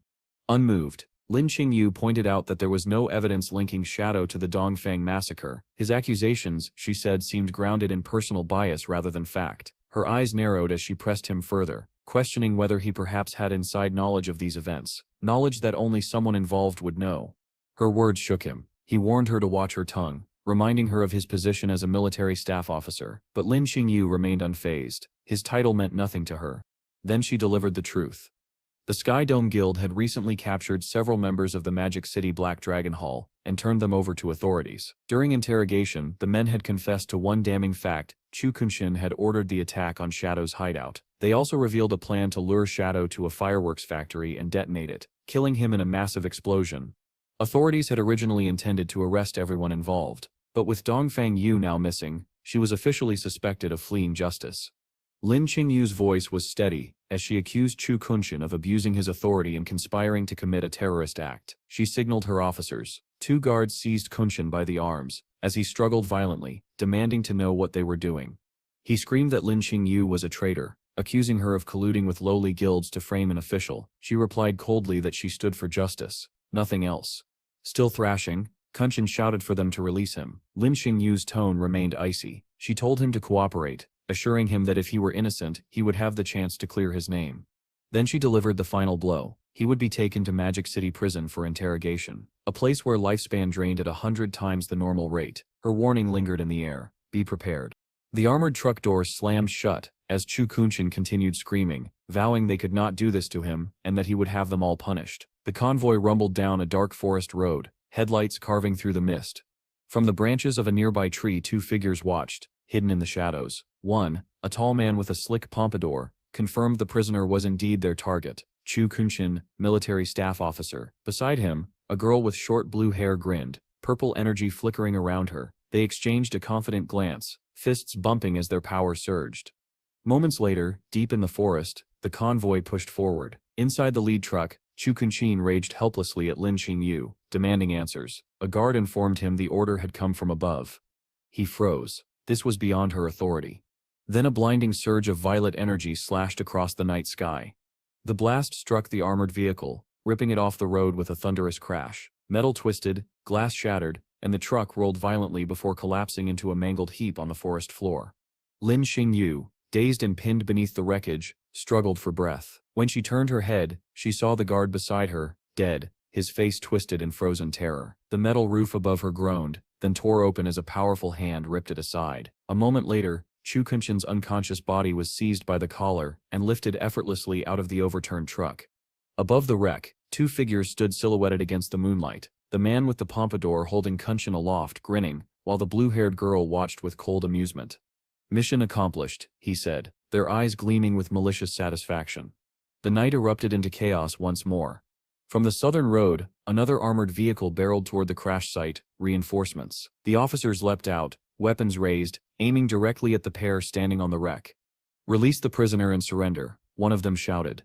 The attackers merely exchanged mocking laughter, unshaken under the dim glow of the moon. Before the officers could fire, one of them looked up, eyes widening. The tree branches above split open as a massive figure dropped from the canopy, a hulking brute with glowing red eyes, wielding a colossal flaming hammer. With a roar that shook the forest, he swung downward. The hammer struck the reinforcements' vehicle, triggering a blinding explosion. Fire and shrapnel blasted across the clearing as screams tore through the night. The armored truck was engulfed in flames. Amid the burning wreckage, the pompadoured man and his bald companion watched in satisfaction. The pompadoured man laughed, noting that the hammer's terrifying impact proved Mr. Theodore had not exaggerated its power. The hammer-wielding brute landed amid the flames, roaring with glee as faint blue orbs of lifespan drifted from the dying officers. Raising his shimmering card, he boasted that Theodore's artifact had multiplied his stats fivefold, granting him the strength of a level 50 player, despite still being only level 10. He grumbled, however, that the soldiers had dropped disappointingly little lifespan. His companion waved him off, reminding him that their true reward would come later, 1,000 years of lifespan, granted personally by Mr. Theodore. Nearby, pinned beneath the overturned truck, Lin Xingyu trembled. Her battered body screamed with pain and her thoughts raced. She understood now, Theodore's influence was spreading, and they would soon pursue Shadow as well, seeking vengeance for Chilean Chi-Chi. As the attackers turned to leave, the blue-haired girl suddenly paused. A sinister smile curved across her lips. She announced that she could sense a little mouse still hiding inside the wreck. Lin's heart froze. Her passive danger sense flared violently. Without hesitation, the girl hurled a massive fireball at the crushed vehicle. The second explosion tore through the night, even more devastating than the first. Flames devoured everything in their path. The blue-haired girl smirked, declaring that no official dogs would escape alive. As they walked away from the inferno, she teased her companions, asking if they still missed Chi-Chi. Was she not beautiful enough for them? The pompadoured man chuckled, replying that while she was cute, their fallen comrade had been special, and guild law demanded they avenge her.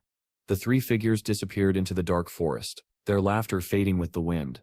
Behind a scorched tree trunk, a naked and battered Lin Xingyu dragged herself from the wreckage, coughing up smoke. Through sheer willpower, she activated her killing intent perception. The faint red silhouettes that lingered confirmed her suspicions. The attackers were remnants of the Alice Guild, operating under Theodore's command to capture Chu Kunshin. Her entire squad was gone, annihilated. Shaking violently, she looked up at the burning sky. She had only one option left: survive long enough to report what had happened. Meanwhile, in another realm entirely, Shadow returned from the real world, bringing Ghost Spirit with him to the Tower of Divine Authority. Standing before the ruins of Magic City, he explained to the astonished Yuan that the tower's guardian was known simply as Old Mom, a being said to hold the secrets of divine creation. Inside the mist-lit ruins, Shadow revealed the truth about her. Her real name was Queen Ver, of the Waning Moon. Once a monarch of unmatched grace, she had lost her son and daughter in a brutal tragedy. Their deaths shattered her mind. Ever since, she had lived within a fragile delusion, believing her children were still alive and would one day return to her. As they approached the tower, Shadow explained that most players failed her trials because she issued impossible quests shaped by her madness. Yet there was a way to use her delusion to one's advantage. If a young man and woman entered together, Queen Ver would mistake them for her lost children. That illusion softened her, making the trials easier and the rewards far greater. Ghost Spirit stared at him, horrified by the manipulation. Shadow calmly instructed that once they entered, she must call the Queen Mom. That was why other players called her Old Mom. Reluctantly, Ghost nodded. Together they stepped toward the radiant golden gates. The doors parted, swallowing them in a sea of light. Inside, a path of shimmering starlight stretched endlessly forward. At its end stood Queen Ver draped in silver robes, her face serene yet haunted, her eyes glowing like pale moons. When she saw them, her expression broke into trembling joy. "My children, you've come back," she whispered, tears shining. "Have you returned for the Divine Authority book?" Ghost Spirit took a breath and prepared to play along. Shadow bowed slightly and addressed Queen Ver as Mom, confirming that they had indeed come for the Divine Authority book. Beside him, Ghost Spirit's composure crumbled. Something in Ver's gentle, trembling voice pierced straight through her. Tears streamed down her cheeks as she told the queen how much she had missed her, her voice breaking as she confessed that she too had lost a parent.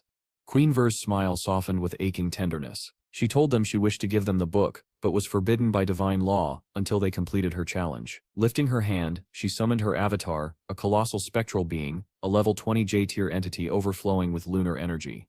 Defeat her, Ver said gently. Prove your worth. A system prompt appeared. Motherset's blessing activated. All stats plus 20%. Ghost Spirit barely had time to react before the ground darkened. 3 shadowy figures erupted into existence, swirling like living storms around the boss. They were the clones born from Shadow's mythical skill, Shadow of Sorrow. In perfect synchrony, the clones struck.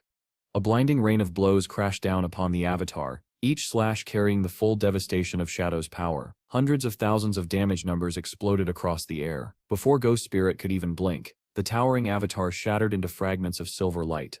The system chimed, challenge complete. Victory achieved.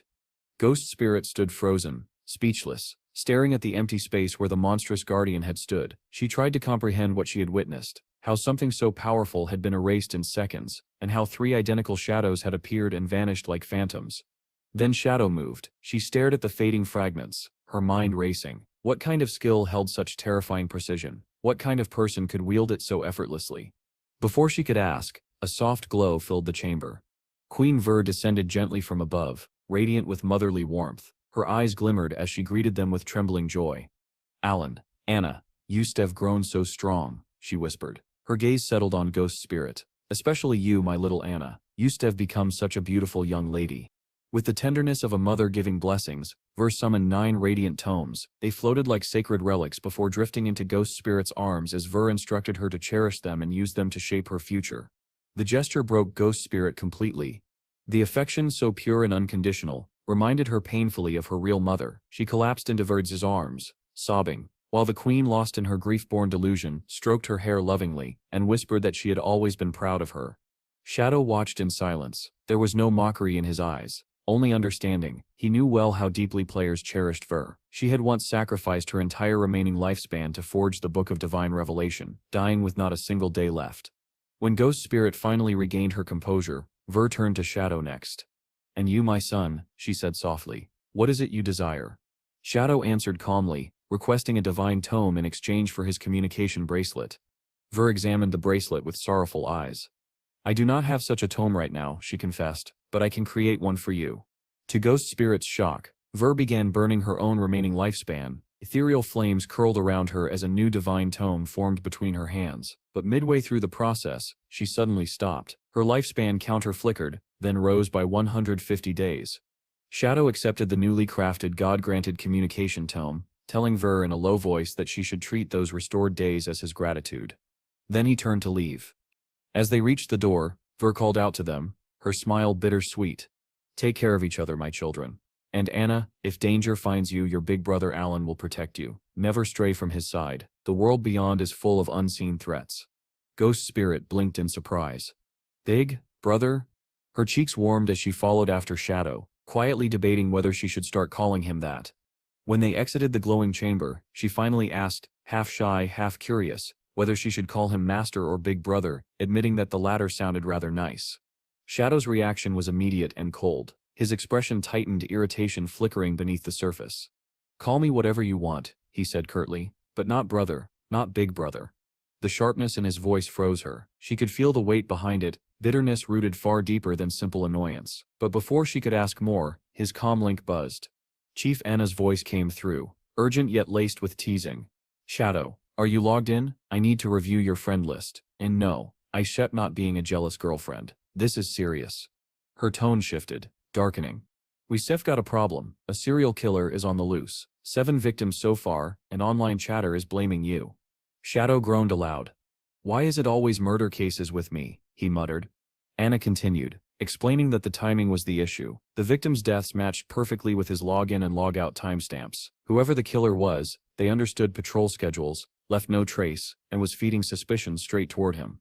Only those with access to his activity logs, his friends list, could know when he entered or exited the game. Shadow immediately named everyone with that level of access. His police team. The Knights Temple Guild leader. Milky Snow. The Savage Player. The Skydome Guild Master in Demon City and her granddaughter. And now, his newest companion, Ghost Spirit. Anna confirmed they would begin investigating immediately. Shadow asked only one question. Where were the bodies found? Her reply was grim. Scattered across the entire city. And Shadow, are you planning to examine them yourself? He answered without hesitation. Anna's response was instant, an excited burst of confidence. As if the moment he stepped into the investigation, the killer's days were numbered. She forwarded every file, report, and timestamp available. With the situation escalating, Shadow logged out. Back in the real-world hideout, he gave Ghost Spirit precise instructions. She assured him she was ready. In the quiet room, he handed her the communication bracelet, the rare device linking the game and physical world, and even entrusted her with his Ghost Wolf mount. She stared at him, stunned. His mount was more than rare. It was practically an extension of him, yet he gave it to her without hesitation. Shadow explained that someone was intentionally aligning murders with his login times, crafting the perfect narrative to frame him piece by piece. After reviewing his friend list, he was certain none of them were responsible. That meant the leak came from inside the official's organization. Someone with silent access to his records. And that was where her abilities mattered most. With touch of the underworld, she could trace scents, auras, and lingering energies more precisely than anyone he had ever encountered. He told her she had followed him long enough, endured enough, and now was ready for a mission that truly mattered. She vowed she would not fail, that she would find the real murderer and clear his name. The scene shifted. In a dim, shadow-soaked hotel in the demon capital, the purple-haired man, who had earlier shouted for Mr. Theodore, dragged Chu Yan forward like a captured trophy. A cold-eyed woman observed him with detached precision, evaluating him as though he were a specimen. Theodore, lounging comfortably, welcomed them with calm amusement. He addressed the purple-haired man as Tony, and praised him for completing the task. But the sound of Theodore's voice made Chu Yan stiffen. Recognition struck him with brutal force. He had met this man at the embassy gathering. The bald man in the room turned with a lit cigar and confirmed it with a dark smile. They had enjoyed a pleasant conversation, he said, and witnessing Chu Yan's unfair treatment today had motivated them to retrieve him. Chu Yan-sip's face drained of color. Everyone here, Tony, the blue-haired girl, the bald man, were infamous fugitives tied to the Chun Shirsher case. Whether Theodore intended to move against Shadow, against the authorities, or both, Chu Yan could not tell. But one truth was clear. Theodore had not rescued him out of kindness. Theodore smiled, brushing aside Chu Yan's internal panic. To him there was little difference between the government and Shadow. The two, he said casually, were practically working hand in hand. The words shattered Chu Yan's fragile composure. He erupted, shouting that his wife and child had been murdered, that officials refused to issue a warrant for Shadow, and that he was the one they chose to imprison. And knowing Theodore's nature, he understood perfectly that this rescue came with strings attached. The bald man silenced the chaos with a single question. What is your profession? Chu Yan burst into hysterical laughter, tinged with bitter pride. Of course, this was why they wanted him. He was the only hidden class Fue in the game. His first skill, Yin-Yang Harmony, distorted enemy emotions and amplified his damage against spirits and monsters. Combined with his geomantic senses, he could locate treasures, read land structures, and detect powerful figures by the flow of aura. Primarily a support class, yes. But in the right hands, he was irreplaceable. To demonstrate, Chu Yan activated Yin-Yang Harmony. Tony and the muscular brute beside him immediately turned on each other. The moment Yin-Yang Harmony activated, snarling insults, they lunged with murderous intensity, fists and flames flying wildly across the room. Chu Yan watched smugly and explained that they would remain in that frenzied state until one of them collapsed. Although, he added, there were limits. His ability could not affect enemies more than 5 levels above him. Theodore applauded lightly, clearly pleased. Before the fight could escalate further, the bald man flicked a burning card between his fingers. When he gave a single command, stop, the crescent mark on the card flashed. The emotional distortion shattered instantly. Tony and the brute collapsed to the floor, battered and gasping for breath. Nearby, the bodysuit-clad woman laughed, remarking that the damage they had inflicted on each other was impressive. Theodore addressed her as Miss Jiang, and instructed her to treat their wounds. Praising the pair for their effort, she walked away with a wicked grin, clearly enjoying every moment. Meanwhile, Chu Yan stared in disbelief. His technique wasn't supposed to be neutralized by ordinary purification magic, but one look at the bald man's faint, knowing smile explained everything. He was a hidden class fortune teller, a user of enchanted divination cards, capable of enhancement, purification, teleportation, and countless other effects, each one flawless upon activation. Back in the real world, Ghost Spirit raced across the city atop Shadow's Ghost Wolf Mount. With touch of the underworld, she traced lingering spiritual imprints through alleys, rooftops, and quiet backstreets. Slowly, the scattered trails converged. The path became clear. She and the wolf surged forward, cutting through the night like a streak of silver lightning as she closed in on the serial killer's escape route. The scene shifted to Qinfeng's old apartment complex. Dim corridor lights flickered softly along narrow hallways. A sudden knock echoed through the quiet. Feng's clueless sister hurried to the door with her usual unguarded excitement. The moment she swung it open and saw Yin Yin, she brightened instantly, waving her friend inside with childlike enthusiasm. Yin Yin greeted her warmly, but before she could say anything, the sister launched into her latest scheme, selling her brother's house to make quick cash. She bragged that Yin Yin had already found a buyer. Except the buyer was actually the strange, quietly smiling man standing behind Yin Yin. Yin Yin quickly corrected her. He wasn't a buyer at all, but a fortune teller who had agreed to help locate her missing brother. The man stepped forward with practiced grace, introducing himself as Ren. His posture was polished, his voice smooth enough to disarm almost anyone. But Feng's sister remained completely unfazed by the seriousness of the situation. She dismissed her brother's disappearance with a careless wave, insisting he always vanished for days and would eventually wander back. Yin Yin exhaled, trying once again to reason with her. She explained that she herself would be moving out soon. The guild's promotion to platinum rank required all members to relocate to the sanctuary, a fortified hideout. If Feng was not found soon, the sister would be left alone with no one to rely on. The sister responded dramatically, wailing as if the universe had betrayed her. She begged to know why Yin Yin was abandoning her, flinging her arms as though performing on stage. Patient as ever, Yin Yin reminded her she had no choice. It was mandatory, and she reassured her that Master Ren's divination was incredibly accurate. With his ability, finding Feng was only a matter of time. Then Yin Yin suggested one final thing. If she simply reached out to Feng politely, he would certainly return to help her. He was after all her real brother. Unlike Shadow, whom she only occasionally saw outside the hideout gate, and had begun fantasizing as a replacement sibling. The sister immediately rejected the idea. With absurd confidence, she insisted Shadow's guild would surely recruit her soon. Once they did, she would finally gain protection and avenge herself for whatever petty grudges she imagined.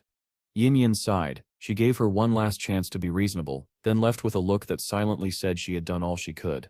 After her departure, Ren turned toward the sister with polite curiosity. He asked whether there was anything her brother used frequently, something that might help his divination lock onto Feng's location.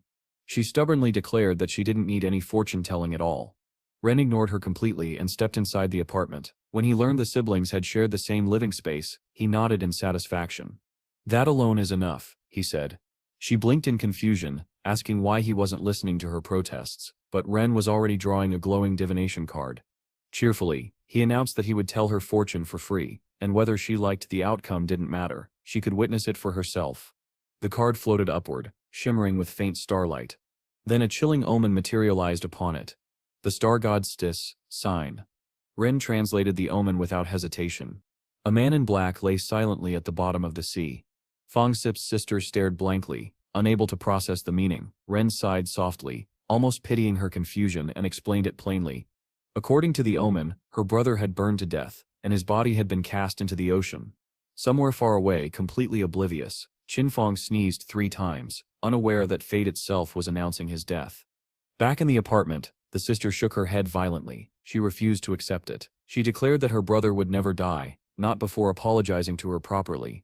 Ren kept his expression gentle, the way one might soothe a frightened child. Then he offered an alternative. Since she had been in contact with Shadow, she surely knew the location of his hideout. If she agreed, he could use a teleportation card to take them there immediately. Even if her real brother was dead, he implied, she could still treat Shadow as her new brother. Too naive, too greedy, too desperate for fantasy to sense the danger, she agreed instantly. Ren activated the teleportation card. The world distorted. The walls stretched and twisted into pale ribbons of light. The floor vanished beneath her feet. In her mind, she was already imagining herself joining Shadow's guild, receiving protection, prestige, and perhaps even a new life. She even convinced herself that working as a servant in his hideout would be worth it. But when the light dissolved, she realized she had walked directly into her own trap. Instead of standing at Shadow's majestic guild gate, she found herself in a deserted, unfamiliar wasteland. No life, no structures, no Shadow. Only then did she finally feel fear. Confused and trembling, she looked around the abandoned space, whispering in panic why Shadow wasn't here and why the teleport had misfired. Renstick's expression shifted. His polite smile tightened, then sharpened into something cold and predatory. The pleasant facade melted off him like candle wax, revealing a devilish hunger beneath. Before she could step back, Ren lunged. His fist slammed into her stomach with brutal force. The impact knocked the air from her lungs and forced blood up her throat. She collapsed, choking, clutching at the ground. Ren watched her fold helplessly. "I believe in perfect equality," he said, in a chillingly casual tone. "Pain for everyone. No exceptions." Moments later, she was hanging upside down like prey hooked for slaughter. Ren hovered before her, a grin stretched far too wide for the circumstances. Dangling and terrified, she sobbed as he demanded every detail she knew about Shadow, his hideout, his movements, his habits. Between gasps and tears, she insisted she knew nothing, that she was never involved in anything important. Her ignorance enraged him. He struck her again and again, furious that someone this clueless had stood outside Shadow's hideout as if she mattered at all. A final blow made her eyes roll back. Her consciousness slipped away. Her body hung limp. Only then did Ren realize the truth. She was completely useless. No skills, no abilities, no information. A fool pretending to be connected to a world far beyond her reach. Ren clicked his tongue in disgust and pulled out his communication device.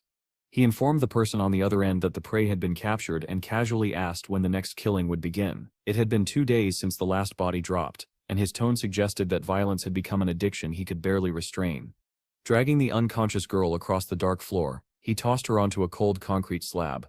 The voice on the line warned him sharply. He could play as much as he wanted, but he was not permitted to kill her until explicit orders were given. Ren grumbled but agreed. He unsheathed a gleaming knife, its edge reflecting the dim light, and murmured that there was still plenty of time to enjoy the process before the final command. Elsewhere in the city, a police officer stared at his phone in shock.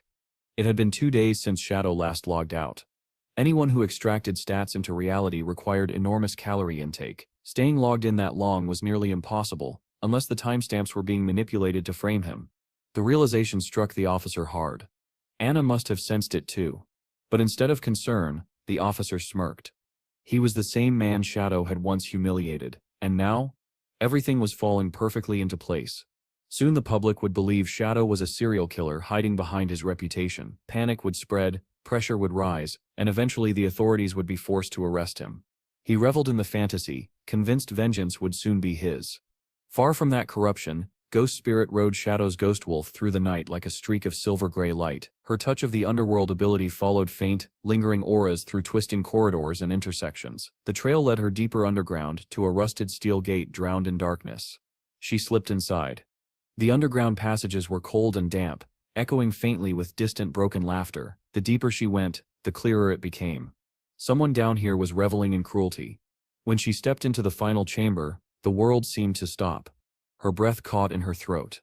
Fong's sister hung from the ceiling in a mutilated state. Her legs were gone, severed entirely. Blood pooled thickly beneath her. And beneath her stood Ren, drenched in crimson like some nightmarish butcher, shoulders trembling with manic delight, as he indulged in torture for no purpose but pleasure. What happens next? As the scene shifted, Fong's sister was already breaking down, her tears streaming so heavily that it felt as though her entire world was collapsing. On her screen, countless attempts to enter the game flashed one after another, each one ending with the same cold message: entry blocked due to active combat.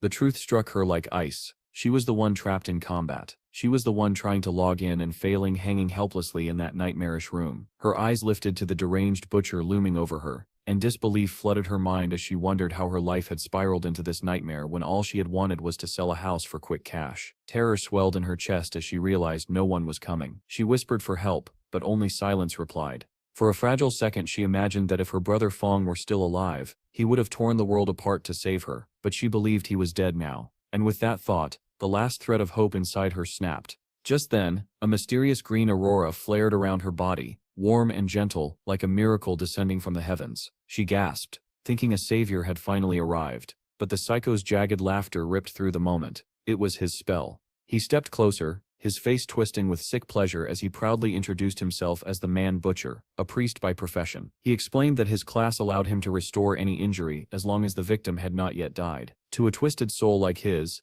that ability was nothing short of divine. He promised her that death would not come quickly. He preferred to stretch suffering until it became art, savoring every second of fear before finally ending a life. To him, prolonged torment was the most exquisite pleasure imaginable. His gaze slid to her trembling chest, and without shame he muttered what he planned to mutilate next. The horror of those words shattered what remained of her mind, and she fainted instantly, her consciousness collapsing beneath the weight of what awaited her. The butcher clicked his tongue in disappointment, calling her weak and barely worth the effort, yet he still reached for his tools with eager hands.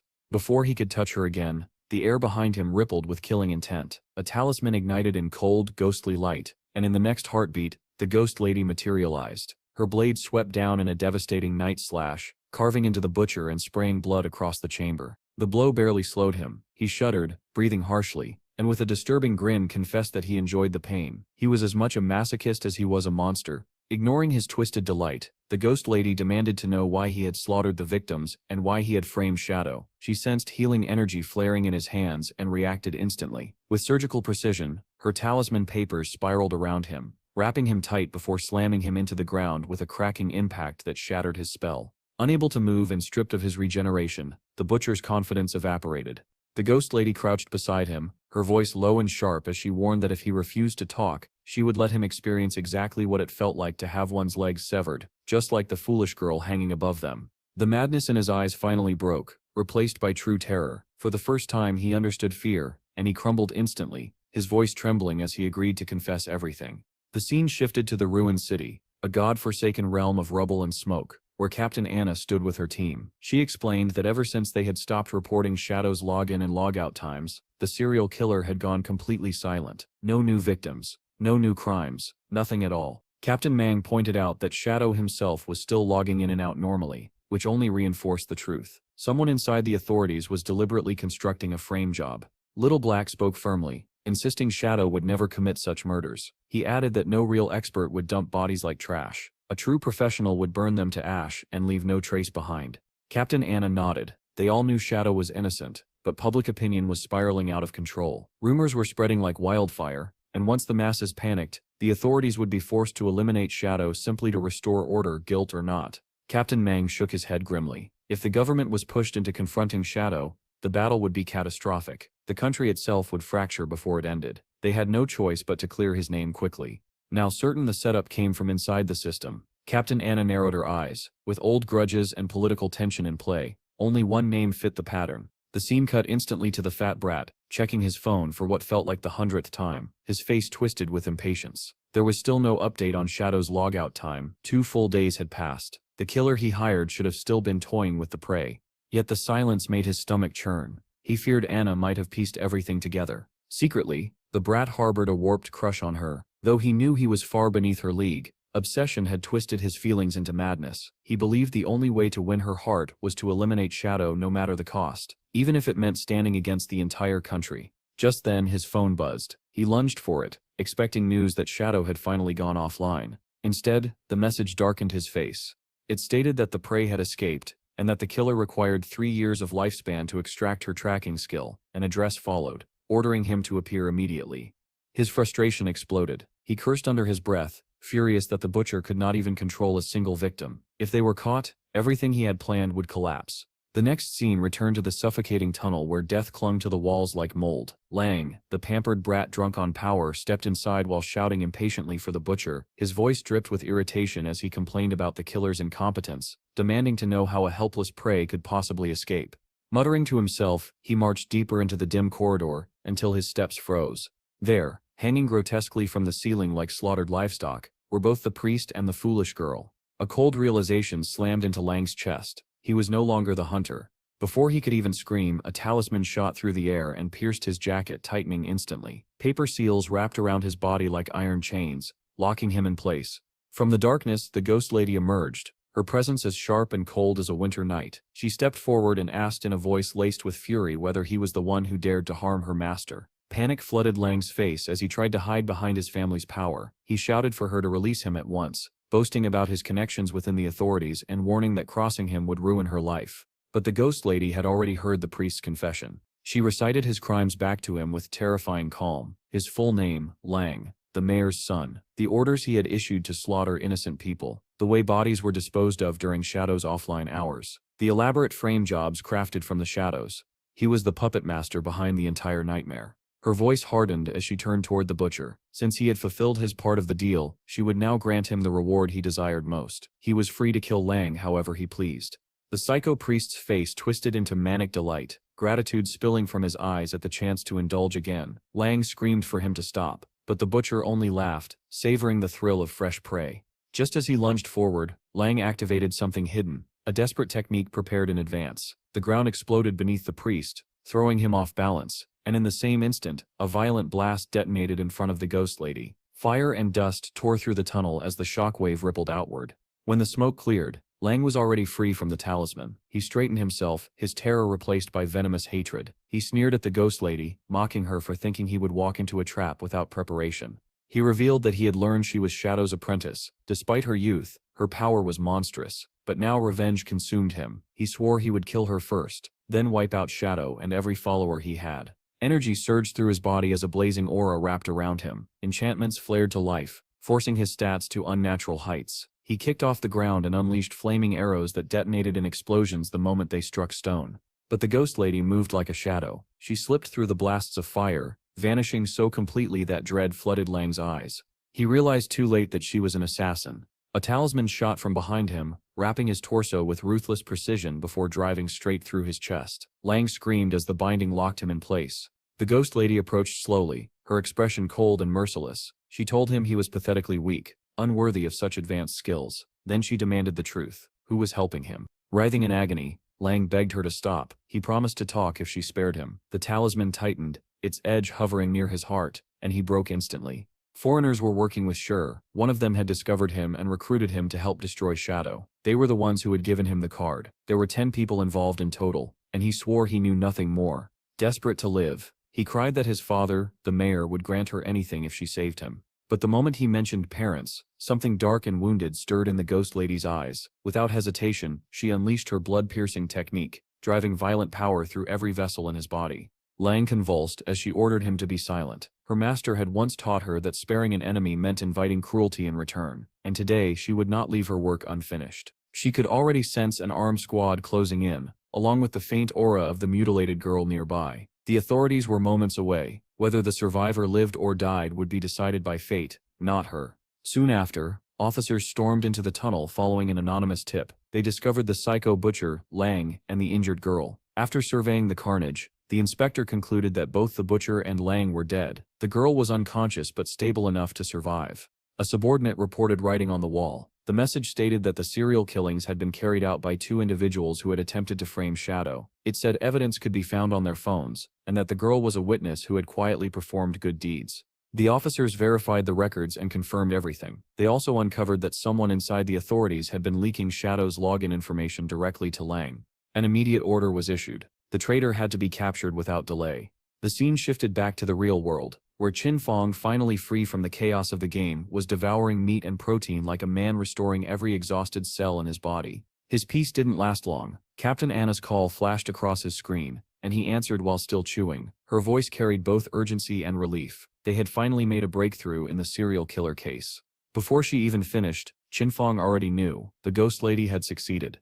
Anna confirmed it. The killers were Lang, the mayor's son, and Run, the deranged psycho priest. Qin Fong calmly asked what had happened to them. She explained both were dead, and their phones contained irrefutable evidence. The victim girl had been rescued, though she had lost both legs and endured unbearable torture. She was alive in the hospital, barely holding on. Once she recovered enough to speak, the case would be officially closed. Qin Fong nodded to himself in quiet satisfaction. Everything had unfolded exactly as he expected. Anna apologized for the trouble the investigation had caused, and offered crucial information as compensation. A strange anomaly had appeared in the city. 5 flying monsters endlessly circling the sky, attacking anyone who approached. No matter how many times players killed them, their number always returned to 5. It reminded her of the 7 bosses of Dark Moon Town, whose presence had once signaled a massive hidden treasure. With her instincts as a captain, she was certain something enormous was concealed there. Qin Fong's eyes sharpened instantly. Another ancient god tablet had appeared. He was sure of it. He thanked her for the tip. From her description, the tablet floated extremely high in the air, unreachable without a flying mount. Even he couldn't reach it normally. His thoughts returned to the Leaning Tower of Magic, where he had claimed the Skull Castle key. If he explored it thoroughly this time, perhaps he could obtain a flying dragon mount. There was only one problem. Entry required level 20. He checked his status. Level 19. Just one level short. Without wasting another second, he logged back into the game to grind experience as efficiently as possible. The scene shifted to the outer beach of Skull City. Shadow moved like a phantom, completely invisible, as he slaughtered monsters at lightning speed. The salty wind carried echoes of battle. Nearby, a group of adventurers struggled against a massive lobster-like monster. One girl panicked, asking what was happening, while a towering man reassured her. His voice grew steady as he activated his professional spirit. His body transformed into a shimmering soul form, like a guardian manifestation. He explained that he couldn't deal damage, but he could tank any attack as long as he managed his defensive skills properly. He told the others to strike from behind while he absorbed every blow. Watching their teamwork sparked a sharp memory in Qinfeng's mind. In his past life, the Theodore Guild and the Zuma Guild had colluded in this very region. They staged coordinated ambushes and lured city officials into devastating traps. The officials suffered catastrophic losses and completely lost control of order. What followed was 3 months of real-world chaos in Skull City. Businesses collapsed. Police forces were stretched past their limits. Panic swallowed the streets. More than 100,000 people died indirectly because of that breakdown. Qinfeng clenched his fist. He remembered it all too clearly. Chaos born from greed, incompetence, and the hunger for power. Now, with the ancient god tablet looming somewhere above the skies, he pushed forward relentlessly, determined to level up before another disaster could unfold. The battle against the enormous skeletal lobster reached its breaking point. Its hollow roar shook the shoreline as Lynching's expression tightened at the sight of its health bar plunging. She shouted that the monster was entering its second phase. The warning came barely a heartbeat before the beast swelled with eerie blue light. A storm of shimmering bubbles erupted from its shell, each bursting open into swarms of smaller lobster abominations that scuttled across the sand in a frenzy. The battlefield instantly collapsed into chaos. Their shield-bearer staggered backward beneath the tide of chittering creatures, shouting that there were far too many to hold back. Lynching Yu screamed through the noise for Zuma, the Soul Walker, to activate his soul conversion ability before they were wiped out. But Zuma turned away. His expression was chillingly blank. He didn't even acknowledge her. Lynching's heart dropped as betrayal crashed through her chest. The smaller lobsters surged past the shattered front line and lunged straight for her. Their formation broke in seconds. She fired both guns wildly, already knowing it was hopeless. She shouted Zuma's name again, demanding answers, but it was far too late. The colossal boss reared back, skeletal claws raised high. Its minions closed in as she tripped and fell, staring up in pure terror as the monster descended to devour her. Then a blur of blue energy ripped across the battlefield. A streak of light shredded the massive creature mid-strike, slicing through joints and armor as if tearing paper. Before Lynching could even process what happened, Shadow was already there. He moved faster than sight. His blade swept through the swarm of smaller lobsters in a graceful yet merciless arc. Landing firmly before her, he unleashed a roaring vortex of dark energy that swallowed the remaining monsters whole. A system window materialized. The Jade-grade lobster boss was dead. A flood of experience, evolution points, and more than 9 years of raw lifespan poured into his inventory. As Shadow stood calmly amid the falling loot, Zuma stared in horror, finally realizing the man before him was the infamous Shadow. The confrontation ended in a single breath. Shadow appeared directly in front of Zuma as if teleporting. His killing intent crushed the air. Before anyone could move, his blade flashed once. Zumasip's head separated cleanly from his shoulders. His body collapsed as the system announced his death, dissolving into shimmering light. Lynching stood frozen, breath trapped in her chest. She finally forced out a thank you for saving her, then asked shakily why he had killed their teammate. Shadow's glowing eyes swept toward her with icy calm. He asked why a Magic City official team was employing a foreigner at all. She admitted Zuma had been hired as outside support because his unique class was essential for the boss fight, though she never expected him to abandon them at the critical moment. Shadow scoffed softly. It hadn't been distraction, it had been deliberate. He quoted an old saying, that those who do not belong to the same faction will always have different hearts, making it clear that Zuma had betrayed them on purpose. Lynching paled, sweat forming on her brow as she asked why. What could Zuma possibly gain from killing them? Shadow offered no comfort. He turned away, his cape sweeping across the sand like a dark tide, and told her bluntly that uncovering motives was the official's responsibility, not his. Before leaving, he paused and made a proposition. If Magic City officials encountered bosses beyond their ability, they could contact him directly. His terms were simple. He would take all lifespan drops and any assassin-class equipment. Everything else belonged to them. It was the same arrangement he had with Shanghai's officials. The survivors stared at him, like he had descended from heaven. Several broke into relieved shouts, hardly believing their luck. Shadow added one condition. The deal only applied to platinum-grade bosses or higher, and he demanded full looting rights over his share. Lynching Yu immediately accepted, understanding the immense value of such an alliance, and began sending messages to their scattered teams. Moments later, an urgent announcement spread across the dangerous zones, calling for all squads to report coordinates of high-level bosses. When the news broke that Shadow had agreed to help, players fighting on the edge of death cried out in relief. Hope flooded the battlefield like the return of dawn. For the first time since entering Magic City's wilderness, people believed they might survive. They dreamed of better equipment, of progress, of a future where stepping into a boss zone wasn't a death sentence. Back on the cliffside, Lynching struggled to keep up with the flood of incoming coordinates. She called out that several platinum-grade bosses had been located nearby. Shadow raised an eyebrow in mild surprise at the speed of the reports. She explained breathlessly that Shanghai's officials were already thriving because of him, while Magic City's teams had been suffering daily. The moment the announcement went out, every desperate squad sent their locations at once. Shadow activated his flight skill. Dark wings unfurled with a soft hum of energy. He told her to forward the nearest coordinates, then leapt skyward, cutting through the clouds like a streak of blue light. The officials below watched in awe as he vanished toward his next target.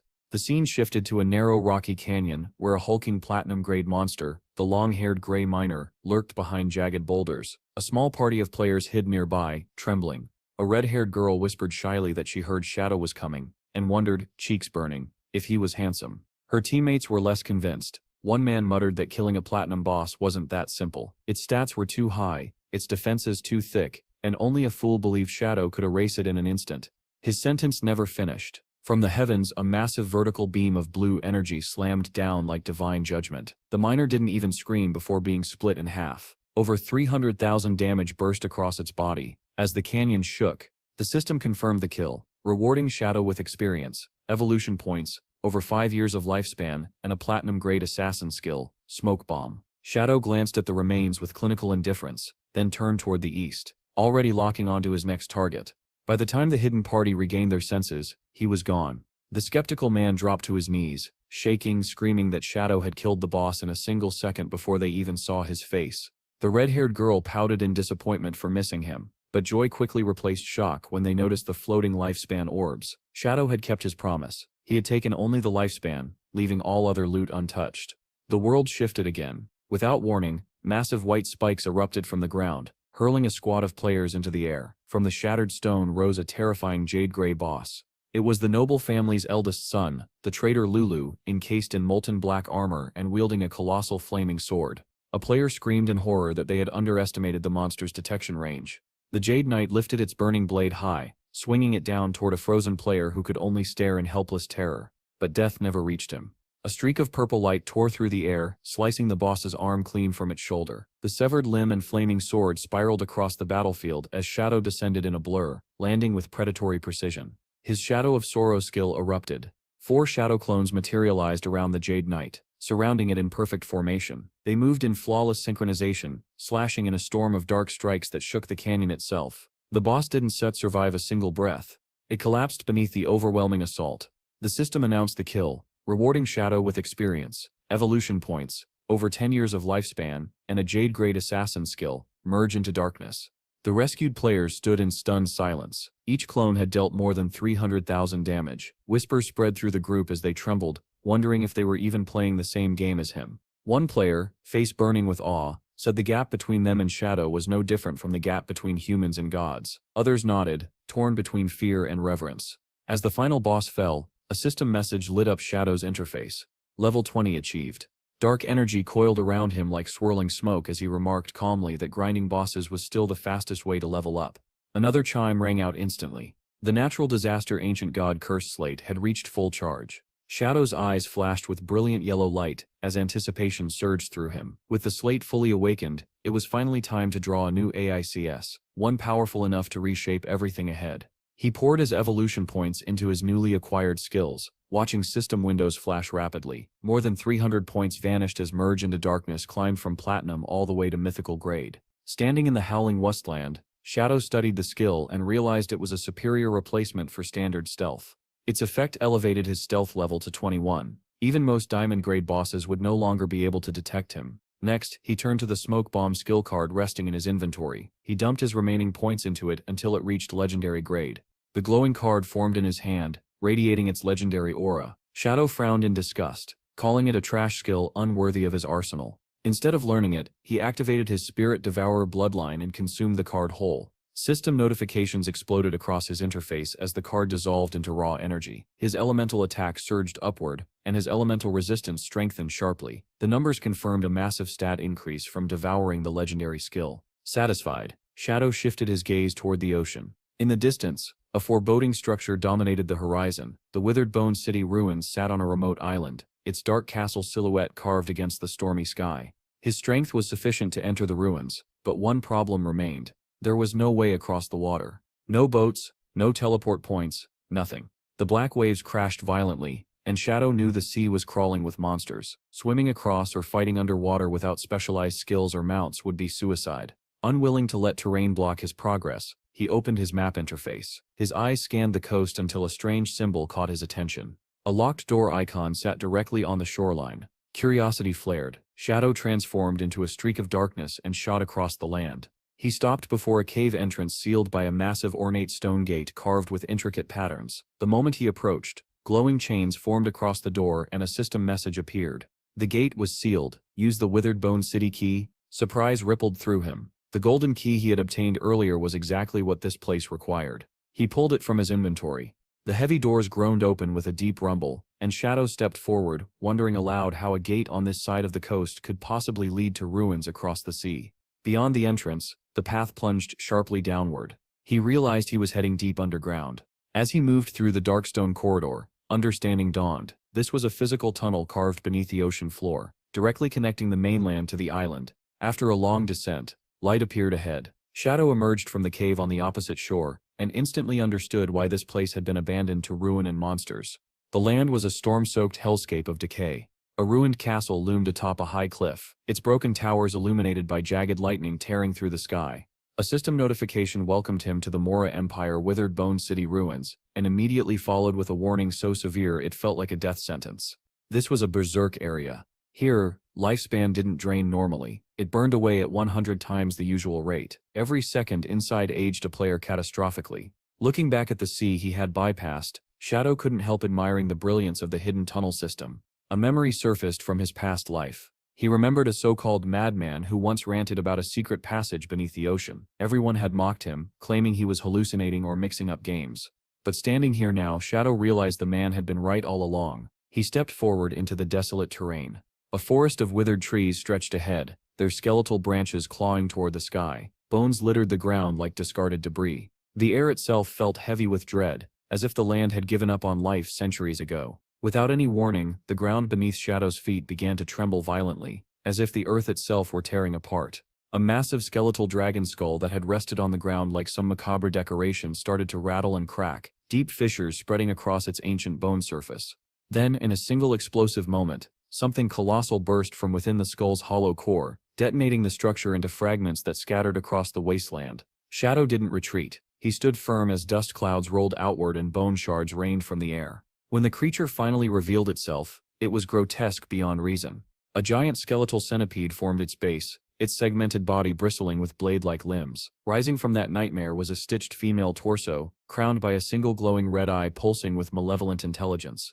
The system interface flickered to life. This was the Withered Bone Ruins Guardian, Thousand-Blade Centipede Moore, a diamond-grade boss. Shadow analyzed her with cold precision. Her upper body still resembled a human woman, but her lower half had abandoned all humanity, mutated into pure monster flesh that flowed with unnatural fluidity. His gaze traced the festering wounds carved across her body, and recognition struck like lightning. Those scars were identical to the ones he had seen on the White Dragon before.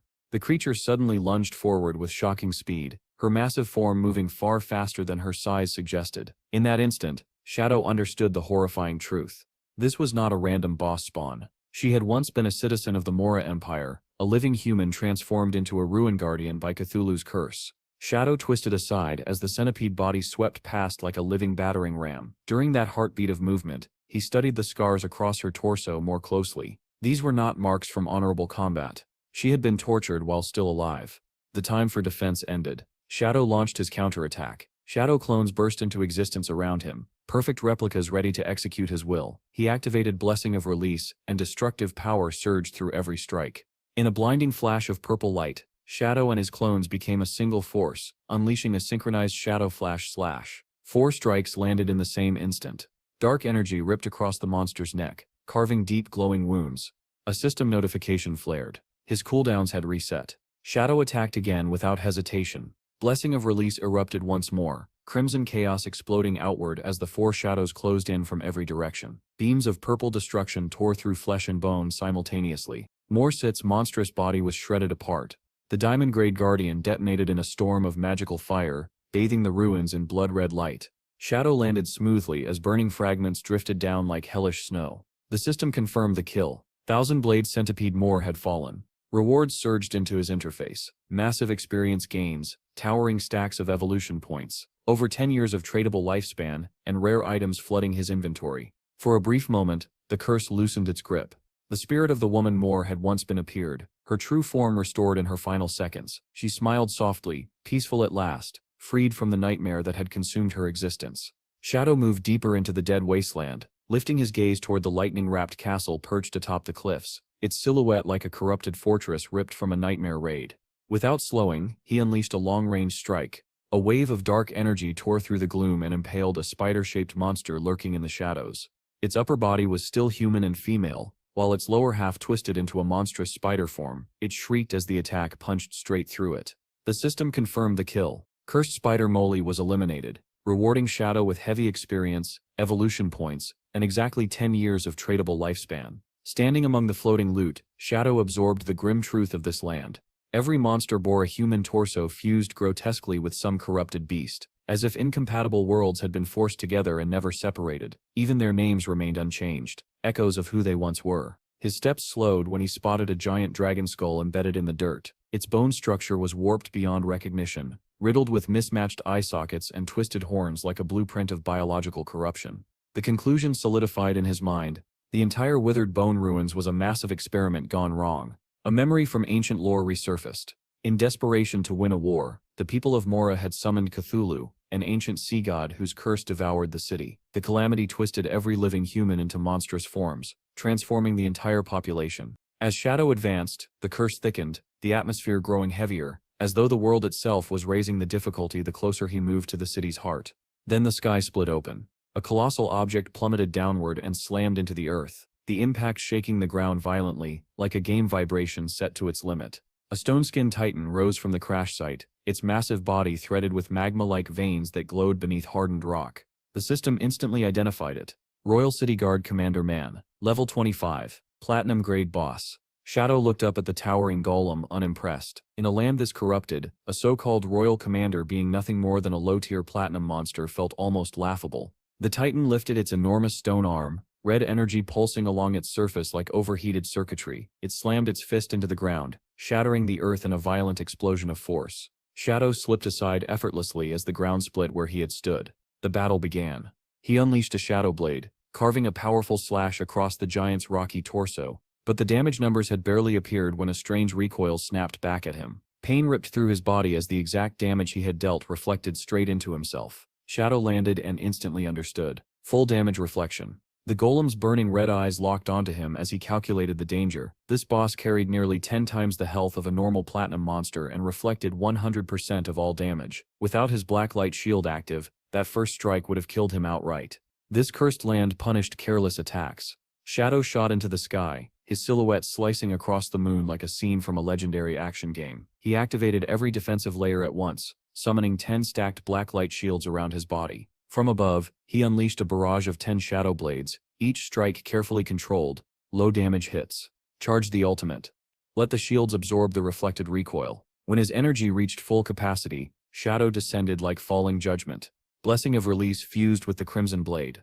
A massive vertical beam of crimson energy tore downward, slicing clean through the golem and blasting out 450,000 damage. The reflected force roared back toward him. But a golden barrier flared into existence, swallowing the impact entirely. Shadow stood untouched. The flaw was revealed. The crimson blade granted 600% lifesteal. The healing overflowed beyond his full health, forming a shield worth over 2.7 million points. Against that, the reflected damage was meaningless. The Royal City Guard commander collapsed. The system confirmed the kill, flooding Shadow with experience, evolution points, and more than 14 years of lifespan. Then a warning followed.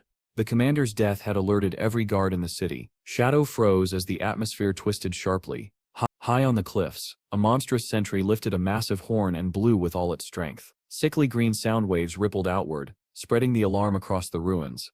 The dead land stirred. Misshapen silhouettes poured down from every ridge. Winged horrors, spider hybrids, warped beasts of every shape swarmed toward him, their glowing eyes locking on like predators sensing blood. A colossal fur-covered foot slammed into the ground beside him. The plateau shook violently. Within moments, the entire area was encircled. Towering bears, centipede monstrosities, and endless corrupted creatures formed a crushing ring around Shadow. A system notification appeared. Monster Horde event activated. Objective: eliminate all enemies. Shadow raised his head, staring into the sea of red eyes. Instead of fear, excitement flared in his gaze. A low laugh escaped him. This felt absurdly exhilarating, like one of those impossible challenges players bragged about surviving online. The monsters hesitated, confused by their prey's lack of terror. That hesitation was fatal. Shadow moved like a storm breaking loose. The Dark Knight ring blade swept outward, and the first strike erased 32 monsters in a single arc. He activated Shadow of Slaughter. Dark clones erupted from the ground beside him, radiating identical killing intent. Together they unleashed Shadow Flash ×4. A burst of purple devastation ripped through the horde, shredding lion men, shark hybrids, and twisted abominations alike. The kill count leapt past 165 instantly. Shadow surged forward. Dark Knight Ringblade ×4 tore across the battlefield again and again, each swing cutting through rows of enemies like a reaper's scythe. The counter climbed past 500, then 600, then thousands. System prompts flooded his vision as the massacre became absolute. Within seconds the count blasted past 8,000, and the ruined land glowed with countless shimmering lifespan orbs rising like ghostly fireflies. At last, silence fell. Shadow stood at the center of devastation, purple light blazing in his eyes. Final tally. Zen, null act as X monsters slain. The system confirmed total extermination, and announced that the route to the Withered Bone Ruins core was now unlocked. Shadow surveyed the sea of glowing particles scattered like fallen stars. Lifespan orbs drifted gently through the air. Yet disappointment crossed his face. There was far less reward than expected for slaughtering over 10,000 creatures. Then he realized why. The curse had been constantly draining the citizens' life force, even after they transformed into monsters, leaving barely anything behind. Suddenly the floating orbs began swirling together, weaving into a brilliant structure of light. The energy shot across the vast chasm ahead, forming a radiant bridge that stretched toward the ominous castle in the distance. Shadow stepped onto the bridge born from the light of the dead. And without warning, a golden aura engulfed his entire body. The sudden phenomenon made him tense in surprise. A system window appeared, informing Shadow that he had received the blessing of the Withered Bone citizens. The cursed souls, grateful for their release from eternal torment, had granted him a powerful buff that provided a chance to obtain dragon power while fighting within the city. Shadow studied his glowing hand and remarked that the power was quite interesting. He quickly deduced that the source of the curse had to be somewhere within the city itself. The victims' souls were clearly guiding him forward, hoping he would shatter the curse once and for all. He continued across the Bridge of Light until he reached a massive dark pit that looked like a maw of flesh and shadow, pulsing with unnatural life. Without hesitation, Shadow leaped into the abyss. As he descended through the fleshy tunnel that seemed to close in around him, a warning flashed across his interface. He had entered the Withered Bone Curse Great Hollow. Lifespan drain rate 1,000 times normal. Shadow landed with a heavy splash into a pool of red liquid that rippled outward. Pulsating organic walls surrounded him, breathing in grotesque rhythm. He straightened calmly, ready for whatever corruption awaited within. Deep within the fleshy chamber, a man with long red hair and a thick beard hung suspended like a grotesque ornament, his body pierced by massive spikes that pinned him to the wall. The moment Shadow stepped closer, the man's eyes snapped open. A system notification flickered as the presence within the hollow sensed the intruder. Oppressive killing intent flooded the chamber. A purple flame ignited across Shadow's chest as he met the gaze of the suspended figure. The man began muttering strange syllables that echoed unnaturally through the hollow. Shadowsip's eyes narrowed. This was the ancient god language. He translated it instantly and felt a chill crawl through him. The man was repeating a single name over and over. More. Madness and grief erupted together as the man roared the name with earth-shaking fury. He tore himself free from the spikes, ripping flesh and shattering bone in the process. His body twisted violently, undergoing a horrifying transformation. In moments, he became a gigantic armored skeletal beast. The system identified him as the final guardian of Withered Bone City. Arcos. Level 20. Emerald Grade Boss. Shadow instantly activated Merge into Darkness, dissolving into pure shadow and vanishing completely. Yet shock ripped through him as Arcos swung a massive claw straight at his hidden position, bypassing stealth entirely. Shadow barely escaped as the strike smashed into the ground, cracking the flesh-like floor apart. He leaped backward, creating distance as confusion surged through his thoughts. How could this enemy see him? His stealth level should have made him untouchable. As Arcos charged again, screaming Moore's name in endless grief, realization struck. Shadow had absorbed Morset's lifespan. The Guardian was tracking the lingering trace of her soul within him like a beacon.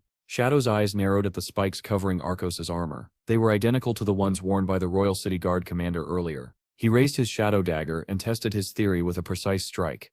The damage instantly reflected back at him, only to be absorbed by his golden shield. Full damage reflection. Just like before, Arcos unleashed a thunderous roar, purple energy surging through his monstrous frame as he summoned reinforcements. The fleshy ground exploded outward, and enormous blue eggs burst from beneath the surface, forming a tight circle around Shadow with no openings. He studied them carefully, damage reflection again. And if they hatched, elite monsters would emerge. Shadow hurled a dagger into one egg, shattering it after several hits, but the reflected damage consumed layers of his blacklight shield rapidly. He calculated instantly. There was no time to destroy them all. The only choice was to let them hatch. Shadow leaped high into the air, preparing for the storm. His ultimate skill had fully charged.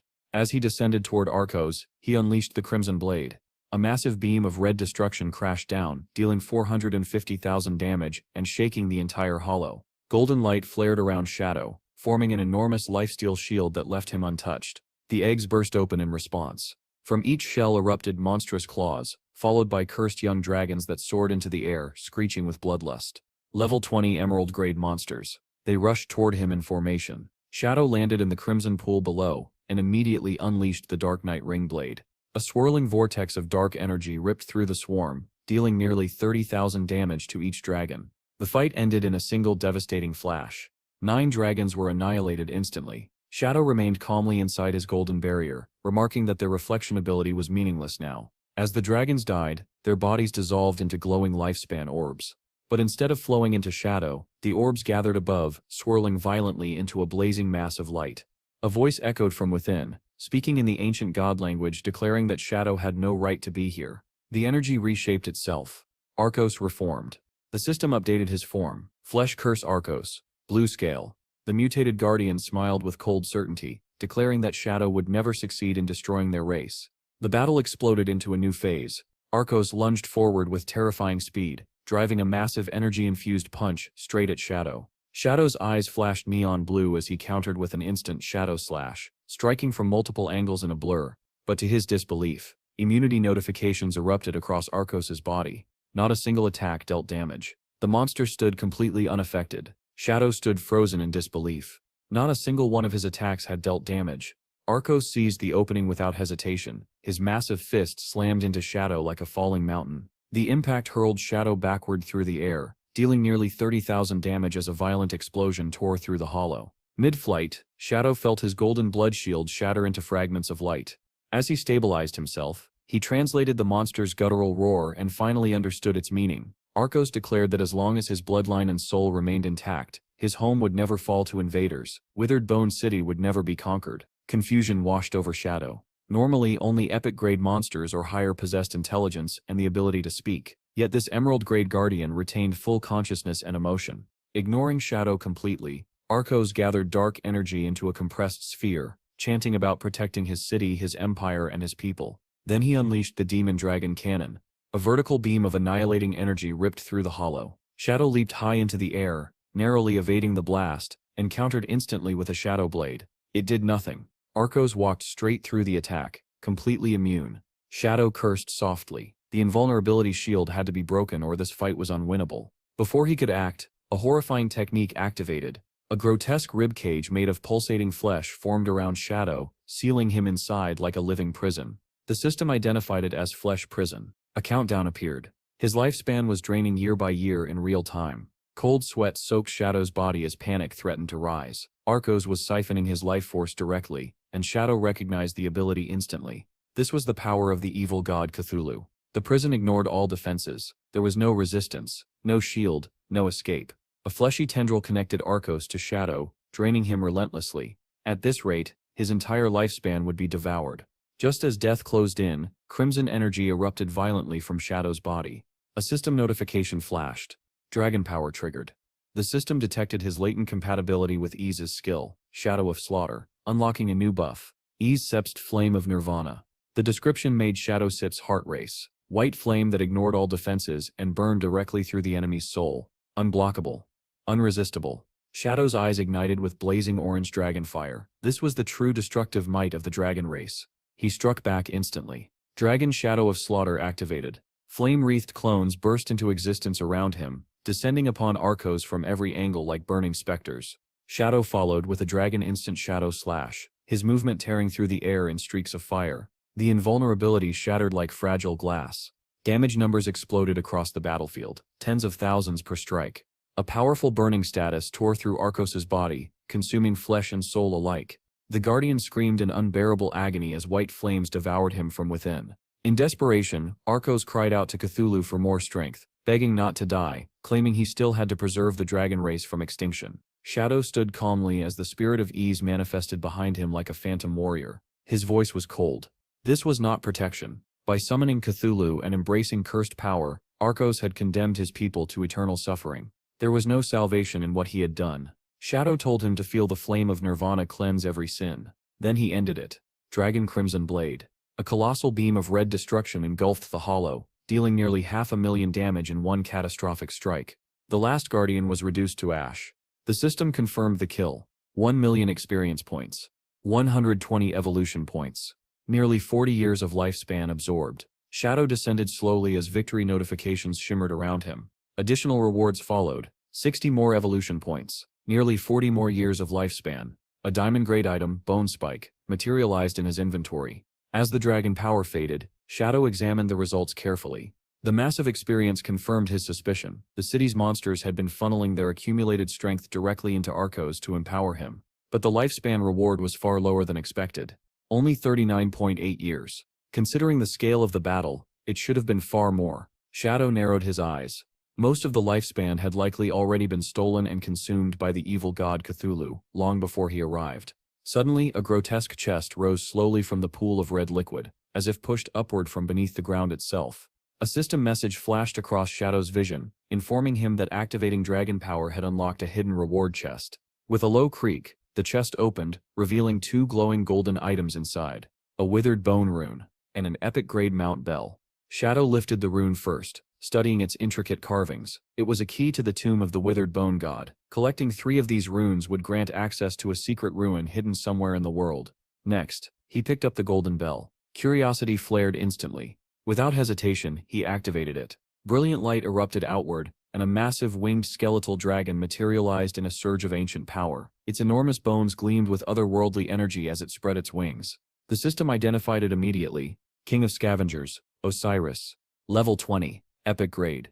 Soul bound permanently to Shadow. Osiris was a former guardian from ancient times, now functioning as both a flying mount and combat pet, with the ability to summon smaller bone dragons into battle. To Shadow Sip's genuine surprise, the dragon spoke. Its glowing eyes fixed on him as it asked in shock whether Shadow was truly the one who had purged the city and killed Arcos.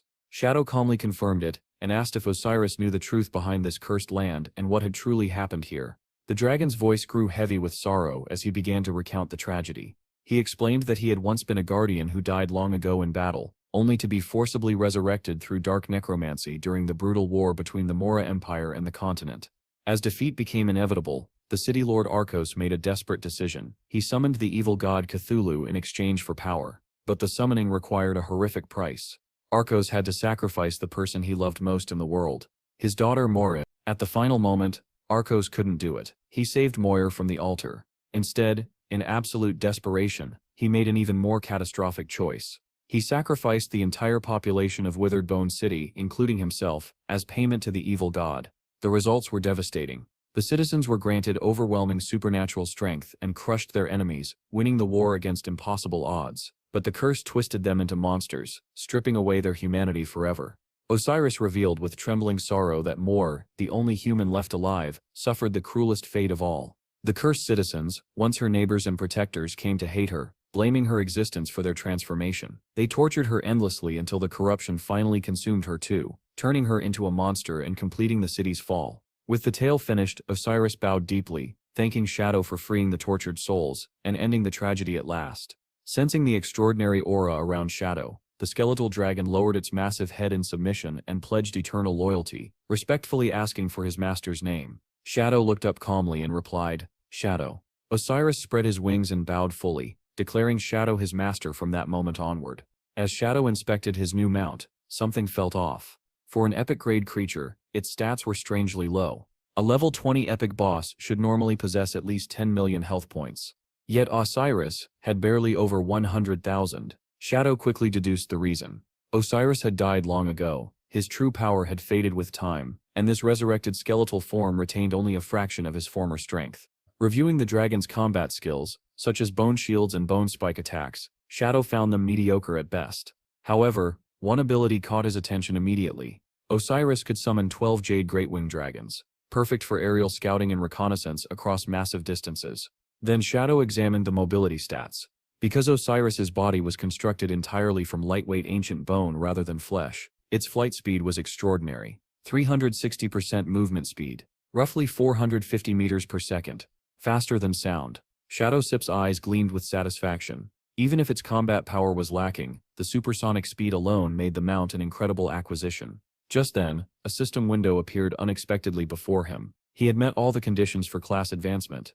Surprise flickered across Shadow's face as realization struck. The massive experience gained from clearing the withered bone ruins, more than 1 million points earned through endless battles, was enough to trigger a class advancement immediately. Without hesitation he activated it. A violent vortex of dark energy erupted around his body. Ancient runes manifested in the air, spinning wildly as power condensed toward his core. Shadows twisted and surged as a crimson ring of pure energy formed and rotated around him. The system confirmed the transformation. His Shadow class advanced from Tier 2 to Tier 3. Power flooded his body in an explosive surge. Strength doubled from 27 to 54. Constitution doubled to 54. Spirit soared to 90. Agility leapt to an astonishing 144. Along with the stat increase, a new class passive appeared, Shadow Arc. The description made his eyes widen. Any damage, negative status effect or forced stealth removal received while invisible would be delayed by exactly 1 second. During that 1 second window, Shadow could act freely to negate the damage or cancel the effect entirely. Shadow stared at his glowing hand and laughed quietly. As long as his reaction speed was fast enough, this skill made him nearly untouchable in stealth. He was certain no Shadow class player in his past life had ever reached the 3rd tier. If they had, the existence of Shadow Arc would have shaken the entire game world. To average players, 1 second was nothing. To veterans trained through countless battles, it was an eternity. Satisfied, Shadow summoned another reward. A diamond-grade weapon manifested in his palm, glowing with crimson energy. Spike of the Skeleton. A dagger that boosted physical and elemental damage while ignoring a portion of enemy defense and resistance. He equipped it immediately, feeling his combat power surge yet again. With his class advancement and new gear combined, Shadow's strength had skyrocketed in a single session. It was finally time to leave the cursed ruins behind. He turned toward Osiris. The skeletal dragon crouched, and Shadow landed smoothly atop its massive skull. Curious, he activated Merge into Darkness while mounted. To his shock, the dragon's stealth level was 21, even higher than his own. Impressed, Shadow ordered Osiris to take off. The dragon launched upward in an explosive burst, shockwaves ripping through the air as they ascended like a streak of purple lightning. They burst from the underground ruins into the open sky. The speed was overwhelming. Wind screamed past Shadow's ears as they shattered the sound barrier. His eyes gleamed with genuine admiration. Osiris was far faster than he had imagined. Once satisfied with the test flight, Shadow turned toward his next objective. Captain Anna's report about a flying monster and another ancient god slate resurfaced in his mind. He decided to head for the Magic City ruins first, then teleport to Lucky Town from there. What had once taken him hours on foot, now took only 10 minutes of flight. Far below, in a dense forest, a party of adventurers was battling a massive black bear monster. A swordsman held the front line. A mage charged a blazing spell. A healer shouted support from behind. Suddenly a terrifying shockwave tore through the treetops as Osiris blasted overhead at supersonic speed. The displaced air flattened everything below. The entire party and the monster were flung across the ground in chaotic spirals. When the dust settled, the mage stared around in confusion, while the swordsman realized in shock that the bear had been hurled straight onto his blade and killed instantly by the impact. Shadow never noticed. He continued flying calmly, appreciating the absurd efficiency of his new mount. Soon, the desolate streets of Magic City appeared below. A strange scene unfolded between a couple standing alone among the ruins. The man clutched the woman's hands, begging forgiveness, confessing that he had cheated only once and swearing he had thought of her the entire time. Tearfully, she demanded he cut all ties with the other person forever. After he promised, they kissed passionately, declaring their love. Then crushing pressure slammed down from the sky. The man was smashed face first into the pavement. The woman was flattened beside him. Shadow stepped casually off Osiris, his boot landing near the flattened couple. The massive skeletal dragon loomed behind him like a nightmare. Shadow touched his mask thoughtfully and wondered aloud if he had hit something while landing. Activating invisibility, he vanished from sight. A system notification flashed. Teleport to Lucky Town, consumed 5.4 years of lifespan. Shadow clicked his tongue in irritation, complaining that teleport costs doubled with each consecutive use. Even with over 2,000 years stored, he hated wasting lifespan. Still invisible, Shadow walked straight through Lucky Town's gates. 2 guards stiffened, sensing a disturbance in the air, but saw nothing. Shadow observed their uniforms and quickly deduced they were official government forces sent to assist players. Looking over the town's defensive layout, Shadow quickly realized that officials had already stationed guards to protect new players and prevent monster attacks. What surprised him was the timing. This had happened several months earlier than it had in his past life. As he walked invisibly through the peaceful streets, Shadow concluded that his recent cooperation with the government had likely accelerated their progress dramatically. Even elderly players were surviving comfortably in this protected zone. He passed a touching scene of an old man and woman sitting closely on a wooden bench, holding hands like young lovers despite their age. Then the calm shattered. A desperate scream echoed from the town gate. A massive black insect monster had grabbed a player in its claws. The 2 official guards Shadow had just passed reacted instantly. The female guard raised her glowing spellbook and summoned a holy shield around the trapped player, blocking the monster's strike. The male guard charged forward, cursing furiously, and unleashed a powerful leap slash that dealt over 1,600 damage. The female guard followed with a blazing holy fireball, but the insect monster dodged with shocking agility and retreated into the sky. The male guard clenched his fists in frustration as it escaped once again.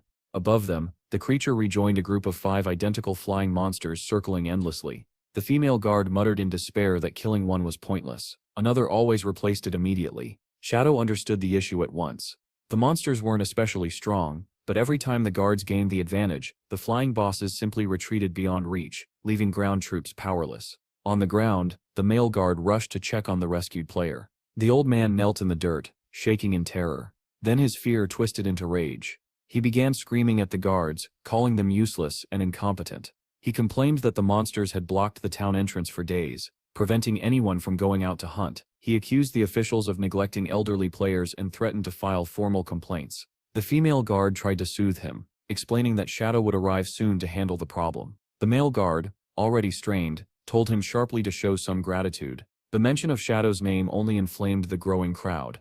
People began shouting, demanding where Shadow was now. They mocked him, claiming powerful players were always too busy to help ordinary folks. A bald old man yelled that his son was waiting to farm lifespan for him, and Shadow was wasting their precious time. The female guard pleaded for patience, assuring everyone Shadow would come soon. She suggested that those who couldn't wait should log off and return later. But the male guard knew reasoning was useless, and urged her to leave before things worsened. The crowd blocked their way instantly. They accused the officials of running away and wasting public funds. Shouts of incompetence filled the air. Finally, the male guard snapped. He reminded them loudly that the officials had power leveled every single one of them to level 3 for free. The crowd scoffed, saying level 3 was worthless and pathetic. Some elderly players weaponized their age, accusing the guards of bullying old people. As the male guard tried to push through, the same ungrateful old man deliberately slammed into him. The old man immediately threw himself onto the ground, screaming that the officials were beating elderly citizens. He clutched his chest theatrically, claiming his heart was failing. The male guard panicked, insisting he hadn't touched him. The mob surrounded them, daring the guards to beat them all to death if they had the courage. They accused the government of oppression and abuse. In the chaos, a disgusting old man reached out and groped the female guard's chest. She froze in shock. Then instinct took over. She slapped him with full force. The result was horrifying. The massive stat gap sent the man flying like a ragdoll. His body disintegrated into golden lifespan orbs before he even hit the ground. Silence fell for a split second. Then hysteria erupted. The crowd screamed that the government was murdering elderly citizens. The female guard tried desperately to explain she had acted in self-defense, but her words were swallowed by the roar of the mob. Realizing things had spiraled out of control, the male guard instantly deployed a golden protective barrier around them both. He muttered grimly that these people had gone insane and decided to let them exhaust themselves against the shield. The harassment grew worse. A glob of spit struck the female guardsip's face. It was the same old man from earlier, laughing wildly. Encouraged, the mob began throwing garbage, stones, shoes, even filthy rags and waste at the barrier. The guards huddled inside in disgust as debris rained down. Then a terrifying presence descended from the sky. Shadow appeared astride the massive skeletal dragon Osiris directly behind the rioting crowd. A crushing silence fell. The enormous dragon loomed over them, empty eye sockets glowing with deathly light. Shadow's aura flooded the area like a suffocating storm. No one dared move. Without a word, Osiris spread its wings. A colossal gust of wind exploded outward. The mob was blown away like dry leaves in a hurricane. Their bodies slammed violently into nearby trees with bone-crushing force, echoes of impact ringing through the forest. Silence fell over the forest once more. The two guards stood safely within their golden barrier, staring in disbelief at what had just happened. Where the raging mob had stood moments earlier, only dozens of glowing lifespan orbs floated gently in the air. Shadow had wiped them out instantly with a single gust of wind. High above the town, Shadow and his skeletal dragon Osiris soared upward into a swirling orange vortex. Shadowcep's gaze locked onto his true targets. 5 winged insect monsters flew in tight formation, bound together by glowing chains of energy connected to a floating stone slate. Recognizing the ancient god slate immediately, Shadow ordered Osiris to give chase. From the ground, the two guards watched in absolute awe as the massive dragon streaked across the crimson sky like a falling star beneath the eclipse-like sun. Dark purple energy surged around Shadow as he prepared his aerial strike. The insects flapped frantically, trying to escape with the slate, but they were helpless against Osiris's supersonic speed. In a single blur of motion, the dragon twisted through the air and unleashed a razor-sharp slash. All 5 gold-grade insect bosses were sliced cleanly in half at once. The guard sets' mouths fell open in shock. Back on the ground, the absurdity continued. The elderly players Shadow had just blown away had already respawned and marched straight back, screaming once again that the guards were abusing old people. They surrounded the exhausted male guard, demanding compensation for the lifespan they had lost. He looked like he might collapse from frustration. Then a massive shadow swept across the ground.